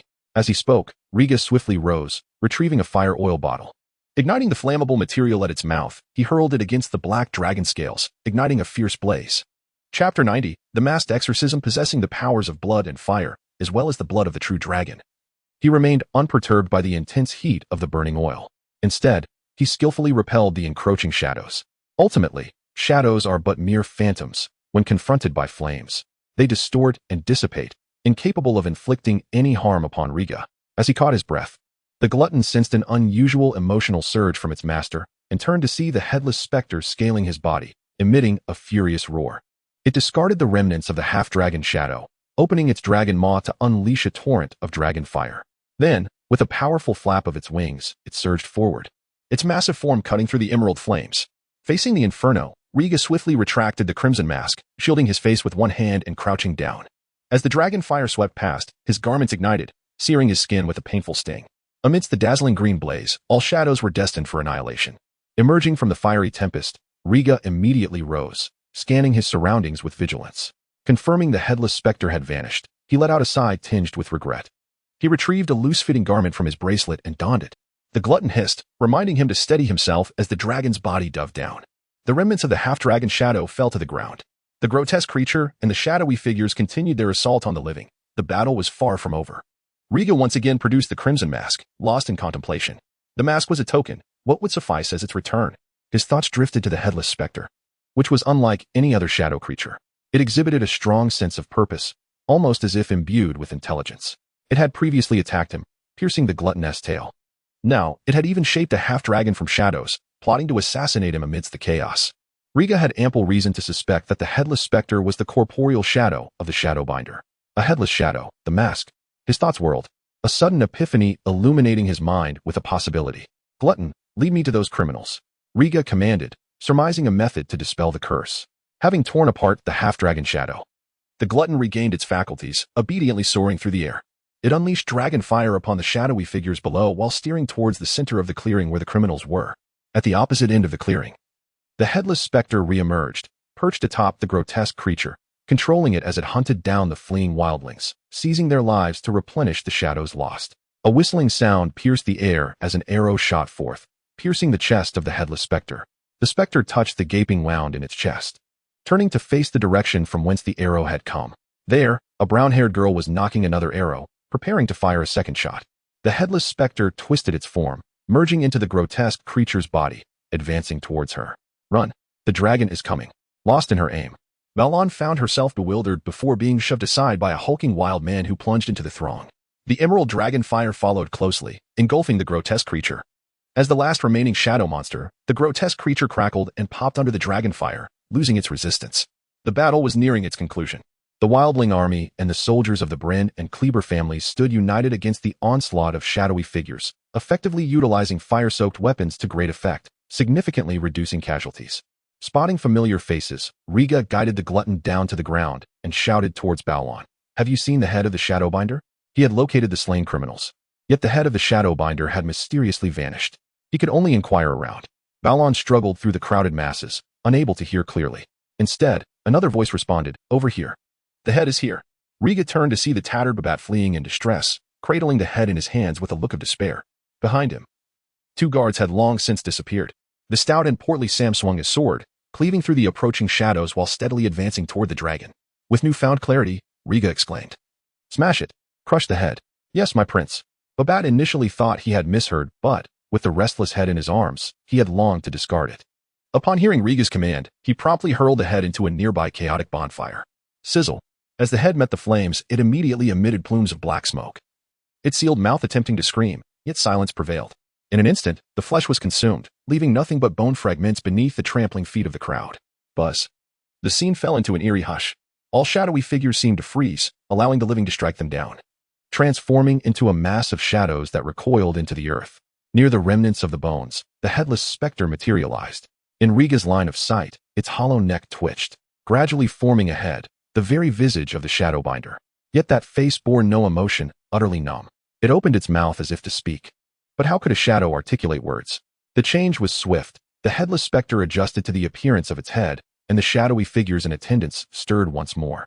Even the shadows on the ground began to roil, re-emerging. Balon, shoot it. Just as everyone braced for another wave of battle, Riga's command rang out. Whoosh! An arrow soared, its tip piercing a crimson mask, hurtling towards the Shadowbinder's shadow. Thud! The arrow struck the Shadowbinder's forehead, and the crimson mask settled over the shadow's visage. In that moment, the mask seemed to unleash an insatiable pull, devouring the shadow behind it. With the disappearance of the Shadowbinder's shadow, all shadowy figures in the clearing dissipated, transforming into wisps of black smoke carried away by the wind. The remnants of the grotesque creatures and half-dragon shadows could not endure, writhing briefly before crumbling into dust. In the blink of an eye, the enemy vanished, leaving all present in astonishment, still grappling with the remnants of battle. Had they succeeded? Witnessing the complete disappearance of the shadowy monsters, Riga's expression turned contemplative, still on guard. The glutton let out a low growl, lazily shifting its feet and stretching its wings. It communicated to its master that the danger had passed. The wildling army and soldiers maintained their combat stances, their eyes fixated on the young prince atop the dragon's back. They were uncertain whether the curse had been lifted. However, as long as the dragon and the prince remained, they still possessed the courage to fight. Understanding the glutton's message, Riga felt a surge of exhilaration. He had not anticipated that the shadowy monsters could be so easily vanquished. Riga murmured to himself, sensing the intense gazes directed his way. Realizing that it was time to act, after a brief reflection, he stood tall upon the dragon's back, raising an arm high, surveying the expectant faces of the survivors. Among them were the rugged wildlings, armored soldiers, and nobles like Sam and Babat. The glutton swayed its form, elevating Riga's silhouette against the backdrop of the scorched earth. Riga, standing amidst the charred remains under the moonlight's embrace, inhaled deeply and proclaimed with conviction, "My friends, your valiant efforts have not gone unnoticed. I hereby declare, beneath the dragon's flame, the curse is no more." The tender voice echoed across the desolate battlefield, though slightly hoarse. It resonated like a celestial melody in the ears of the people. "Oh, we have triumphed. Curse be damned, you did not slay me. Instead, I have vanquished you. Long live the dragon. Long live the prince." The elation of victory surged through every living soul, their voices erupting in ecstatic shouts. Wielding their weapons in a cathartic release of pent-up emotions, Riga surveyed the scene, an inexplicable thrill swelling within him, and an involuntary smile blossomed upon his face. He had not relied on his family's aid. He and his dragon had conquered the dreadful curse. This was his adventure. The inaugural adventure exclusively shared between him and the glutton was indeed remarkable. "My friend, we have truly excelled." Gazing upon the glutton, who resembled a small mountain, Riga bestowed the highest accolades. Chapter 91. A new blessing at the same time on Dragonstone Island. Beneath the dim cloak of night, a graceful silhouette stealthily slipped out of the castle, glancing furtively around. Cautiously, she made her way to the beach. Compared to a few days prior, long spears now stood upright in the tidal shallows, presenting a new sight. In the feeble moonlight, one could vaguely discern the grotesque heads impaled upon the spears, dragon guards, dragon tamers, and soldiers. The silhouette cast a fleeting glance before heading towards a concealed cove. There, a small boat lay anchored. Rob stood nearby. Having caught sight of the figure from a distance, he approached promptly, saying, "Your Highness, the ship is ready, but you." "I know what I am doing." "Lord Rob," the figure interrupted, revealing the weary visage of Renera beneath the moonlight. She stepped onto the small vessel, her gaze resolute. "Rieger has been missing for many days. My father has found no news. I must return to King's Landing to search for my dragon. Your Highness, Prince Rieger is accompanied by dragons. The situation may not be as dire as you imagine." Rob attempted to dissuade her. Renner shook her head, sighing, "I have waited long enough." With that, she signaled the sailors to push the boat into the sea, rowing towards the larger ship on the horizon. Meanwhile, within the castle, Viserys lay reclined on his bed, lost in slumber. Suddenly, his brow furrowed, and his lips stirred slightly. He was dreaming. In his dream, a great fire erupted from King's Landing, spreading outward in all directions. In an instant, it engulfed the 7 kingdoms. Amidst the raging flames, a young figure emerged, riding a massive black dragon, his silver gold hair billowing as he wielded a sword and spear. Countless foes surged toward him, yet none were a match for the young warrior. They either perished in dragon fire or fell beneath his blades. Amidst the baptism of blood and fire, the young man wore a pitch-black crown. Viserys recognized it instantly.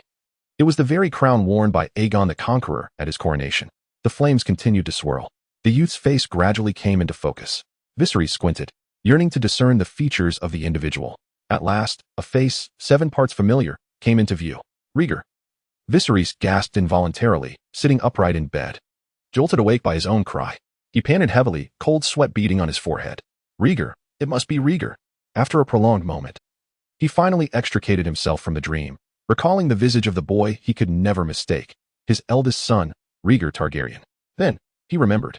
The last remaining black dragon on this continent was the Wild Dragon King, the Hungerer, whom his son rode. Viserys' gaze grew distant as he groped for a wine cup and bottle on the bedside. He took a deep draught, his tumultuous emotions beginning to settle. Knock, knock. At that moment, a knock echoed from outside, accompanied by the voice of Harold, the captain of the King's Guard. Your Majesty, are you awake? Viserys raised a hand to wipe the sweat from his brow, fatigue evident in his voice. Yes, just a fleeting dream. Creaking open, the door revealed Harold, who entered with concern. Your Majesty, your recent dreams have not been good. It matters not. This dream was different, Viserys replied, taking a sip from his cup. An inexplicable light igniting in his eyes. This is the dream I have long sought. I have finally found it. His fatigue was overshadowed by fervent excitement.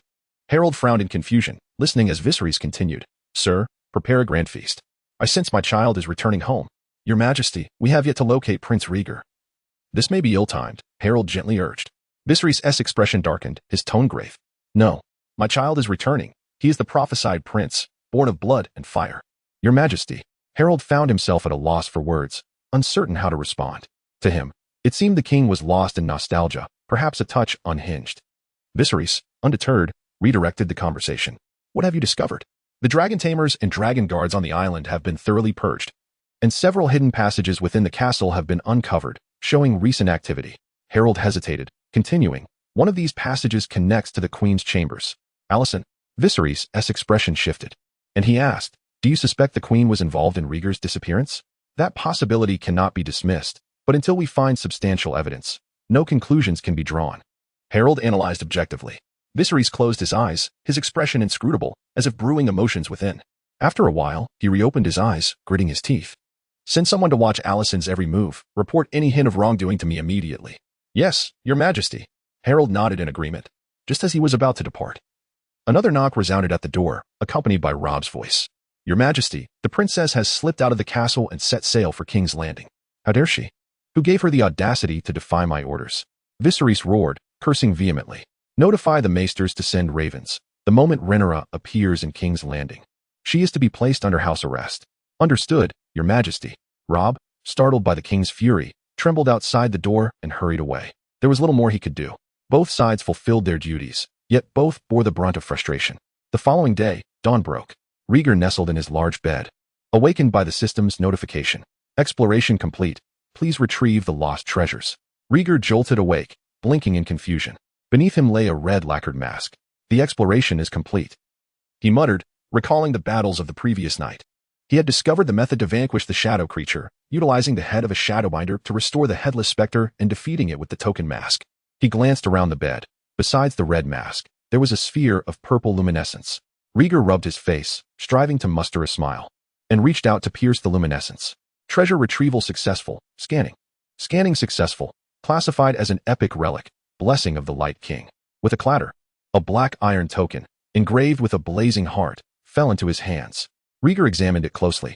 A blessing type, akin to the blessing of the White Stag, he whispered, inspecting the inscription on the token. Divine power lies within. Do not underestimate it. It shall reveal its miracles when you are in need. Rhaegar silently absorbed this, carefully safeguarding the token. It was clear that the time for its use had not yet arrived. Perhaps, in the future, an opportunity to activate this relic would present itself. Time to rise, he murmured, dressing himself. The shadow creature had been dealt with. His adventures on the peninsula had come to a close. It was time to return to Dragonstone Island and reunite with his family. Chapter 92. Settiga, the Fortress of Fear.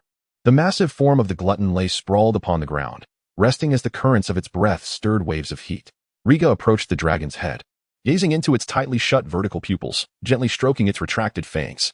He inquired, Glutton, are you feeling somewhat dispirited today? With a guttural sound, the glutton's throat rolled, producing a hiss as it shook its head. Riga comprehended its meaning.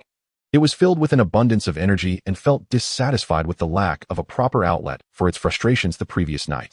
Riga chuckled softly, shaking his head. Be patient. Once we return to Dragonstone, we shall take our grievances out on those two dragons. Through their days of companionship, their bond had deepened significantly. Riga was confident that, with the glutton at full strength, they could vanquish Vamizur and severely wound the Silverwing.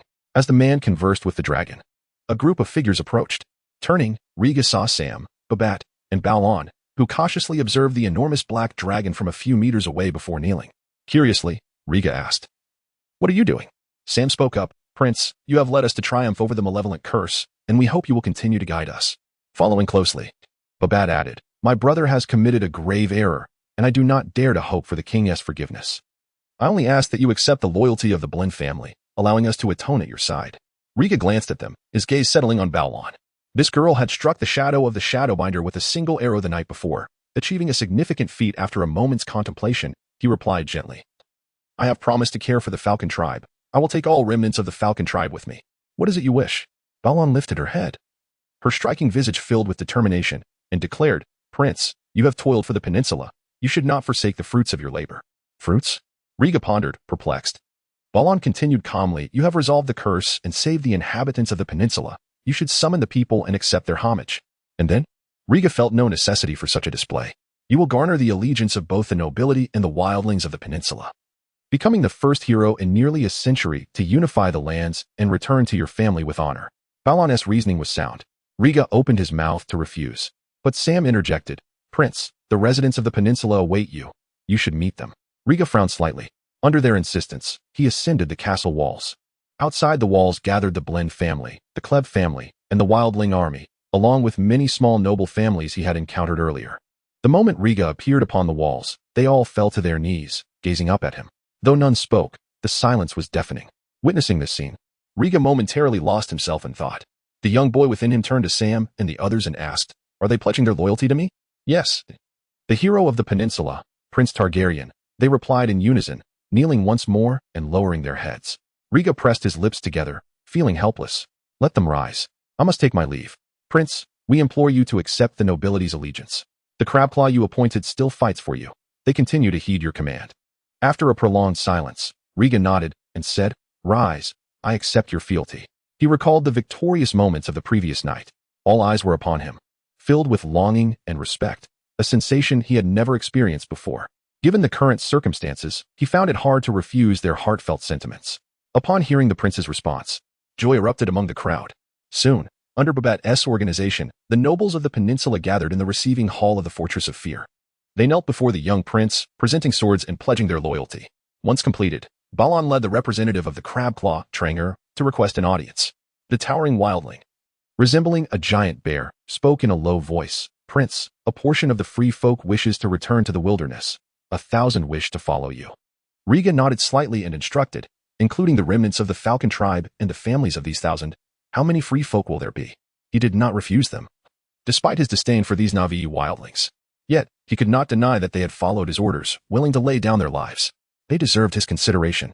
Conservatively estimated, around 2,000, with women and children making up a significant proportion, Balon reported succinctly. "To take 2,000, we will need a great ship." Riga presented the challenge. Balon replied, "The nobles of the peninsula have only small vessels, but I know where we can borrow a great ship." "Pray tell?" Riga inquired. Balon lowered her head and murmured, "The Setiga family of Crab Island, loyal to the Targaryens for generations, possesses a formidable naval fleet." "You hail from Setiga?" Noticing her reluctance, Riga's interest was piqued. Balon bowed her head even lower, gritting her teeth. "Yes, Badamos. Setiga is my father. He fathered me with the daughter of a fisherman." "Then why did you end up on Crabclaw Peninsula?" Riga gently inquired. "Badamos looks down upon bastards. He cares not whether we thrive or suffer. I was born of a different woman than Taming and found myself adrift on a merchant ship. When the ship capsized during a voyage, Taming and I were washed ashore on Crabclaw Peninsula, where we were taken in by Uncle Falcon." As she spoke, Balon's calloused hands clenched tightly, her tone filled with indignation toward fate. "I understand," Riga sighed. "I shall go to Crab Island to borrow a ship. You organize the free folk for our departure." Another tale of a bastard. Riga was not fond of it and preferred not to probe further, avoiding salt on an open wound. Riga rode the glutton, soaring toward Crab Island. Located on the eastern side of Crabclaw Peninsula, it was in close proximity to Whispering Fortress. At the speed of the glutton, they effortlessly crossed the intervening waters, arriving at Crab Island within minutes. The island was substantial, ruled by the Setiga family, who, like the Valerians, had followed the Targaryens from ancient Valyria to the continent of Westeros. The family members bore the features of Valyrian descendants, with silver hair and purple eyes. The Setiga family was exceedingly loyal, serving the Targaryens for generations, even to this day. Rhaega circled above Crab Island on the Glutton, surveying the town below. A grand castle stood atop the rolling hills. This was the place. Rhaega patted the Glutton's back, signaling it to descend near the castle's periphery. With a roar, the Glutton circled the castle before unleashing a plume of dragon fire, heralding the arrival of the Wild Dragon King. The massive dragon landed outside the castle, creating a gust of wind. The Glutton stood tall, its powerful neck extended, its fearsome head towering over the walls that could withstand 1,000 armies. The arrival of the great dragon caused a tremendous stir on Crab Island. As the Glutton touched down, the guards atop the walls were filled with trepidation, their resolve holding firm against the urge to flee. Rhaega sat astride the dragon, nearly eye level with the sentinels. He spoke calmly, "Go summon your lord, and inform him that the Prince of Targaryen has arrived." Chapter 93. A fortuitous encounter with Leonor indeed. Please wait. The captain of the guard, clad in iron armor, gazed with trepidation at the imposing dragon and hastily descended from the castle walls. However, the arrival of the dragon was clearly a spectacle to behold. The castle gate had swung open, and a procession of attendants emerged in 2 lines, stepping cautiously with heads bowed, unwilling to gaze upon the dragon's magnificence. Among the attendants were several nobles adorned in splendid attire. Leading them was a solemn elder, his hair a traditional silver hue, reminiscent of the Valyrian lineage, thinning atop his head. The sagging skin around his eyes hinted at age, yet his bright blue eyes sparkled with shrewdness. The group moved briskly yet with dignity until they paused at the castle gate, gazing up at the prince upon the dragon's back. "Greed, set me down," Rhaegar murmured. With a growl, Greed lowered its massive body, allowing its rider to slide down from its back. The 2 parties maintained a respectful distance of 100 meters, the nobles hesitating to approach the dragon while awaiting the prince's descent. Rhaegar walked forward, his gaze appraising the group, and suddenly, his eyes lit up. By the 7. To encounter the prince here is truly fortuitous. Before Rhaegar could voice his surprise, a rotund figure squeezed through the crowd, excitement evident as he hurried towards him. Rhaegar smiled in astonishment. "Lord Leonor, what brings you here?" The figure was none other than Leonor Stonn, the esteemed prime minister. Due to his brisk pace, the flesh around his midsection jiggled slightly, but his joy was unmistakable. "Your Highness, it is a relief to see you unharmed. I have been scouring the seas for your whereabouts." Since Rhaegar's disappearance while riding the dragon, Leonor had been dispatched throughout the narrow sea in search of him. He had recently visited the tides of the Valyrian family and had not anticipated the serendipitous meeting with Rhaegar while visiting the Setiga family on Crab Island. Upon meeting, Leonor bent down with effort, scrutinizing Rhaegar for any signs of injury. Rhaegar chuckled softly. "I am unscathed. My dragon was injured and landed on Crabclaw Peninsula to recuperate just a few days ago." He spoke the truth. Greed had indeed sustained severe injuries and had only recently returned. However, the stories he had experienced during this time were numerous and complex. In total, he had been away from Dragonstone for less than 10 days. Seeing that the prince was unharmed, Leonor sighed in relief. "Your Highness, your prolonged absence has caused much concern for both the king and the princess. I apologize, certain matters delayed my journey, but I intended to return as soon as they were resolved."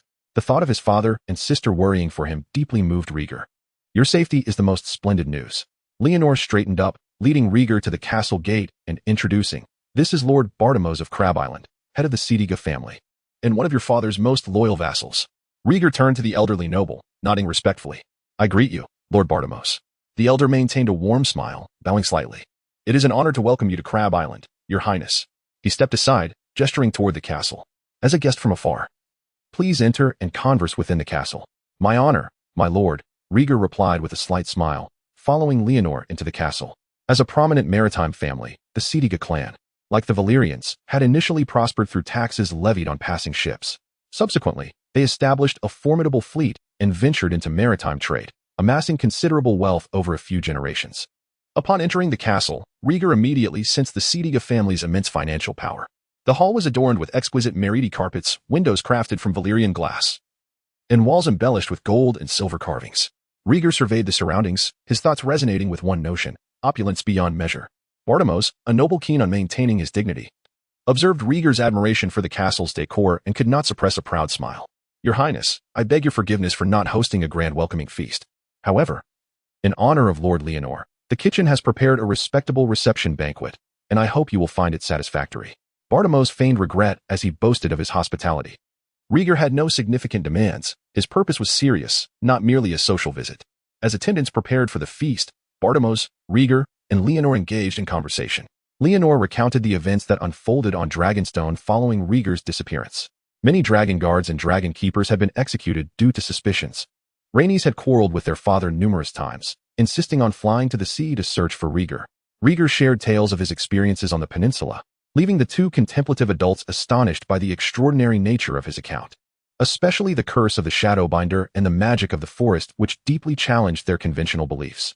Bartimos, skeptical, asked, "Your Highness, are you suggesting that magic truly exists and has invaded Crabclaw Peninsula?" Clearly, Rieger shrugged. Leonor tactfully remarked, "Your Highness, magic has long since faded from existence.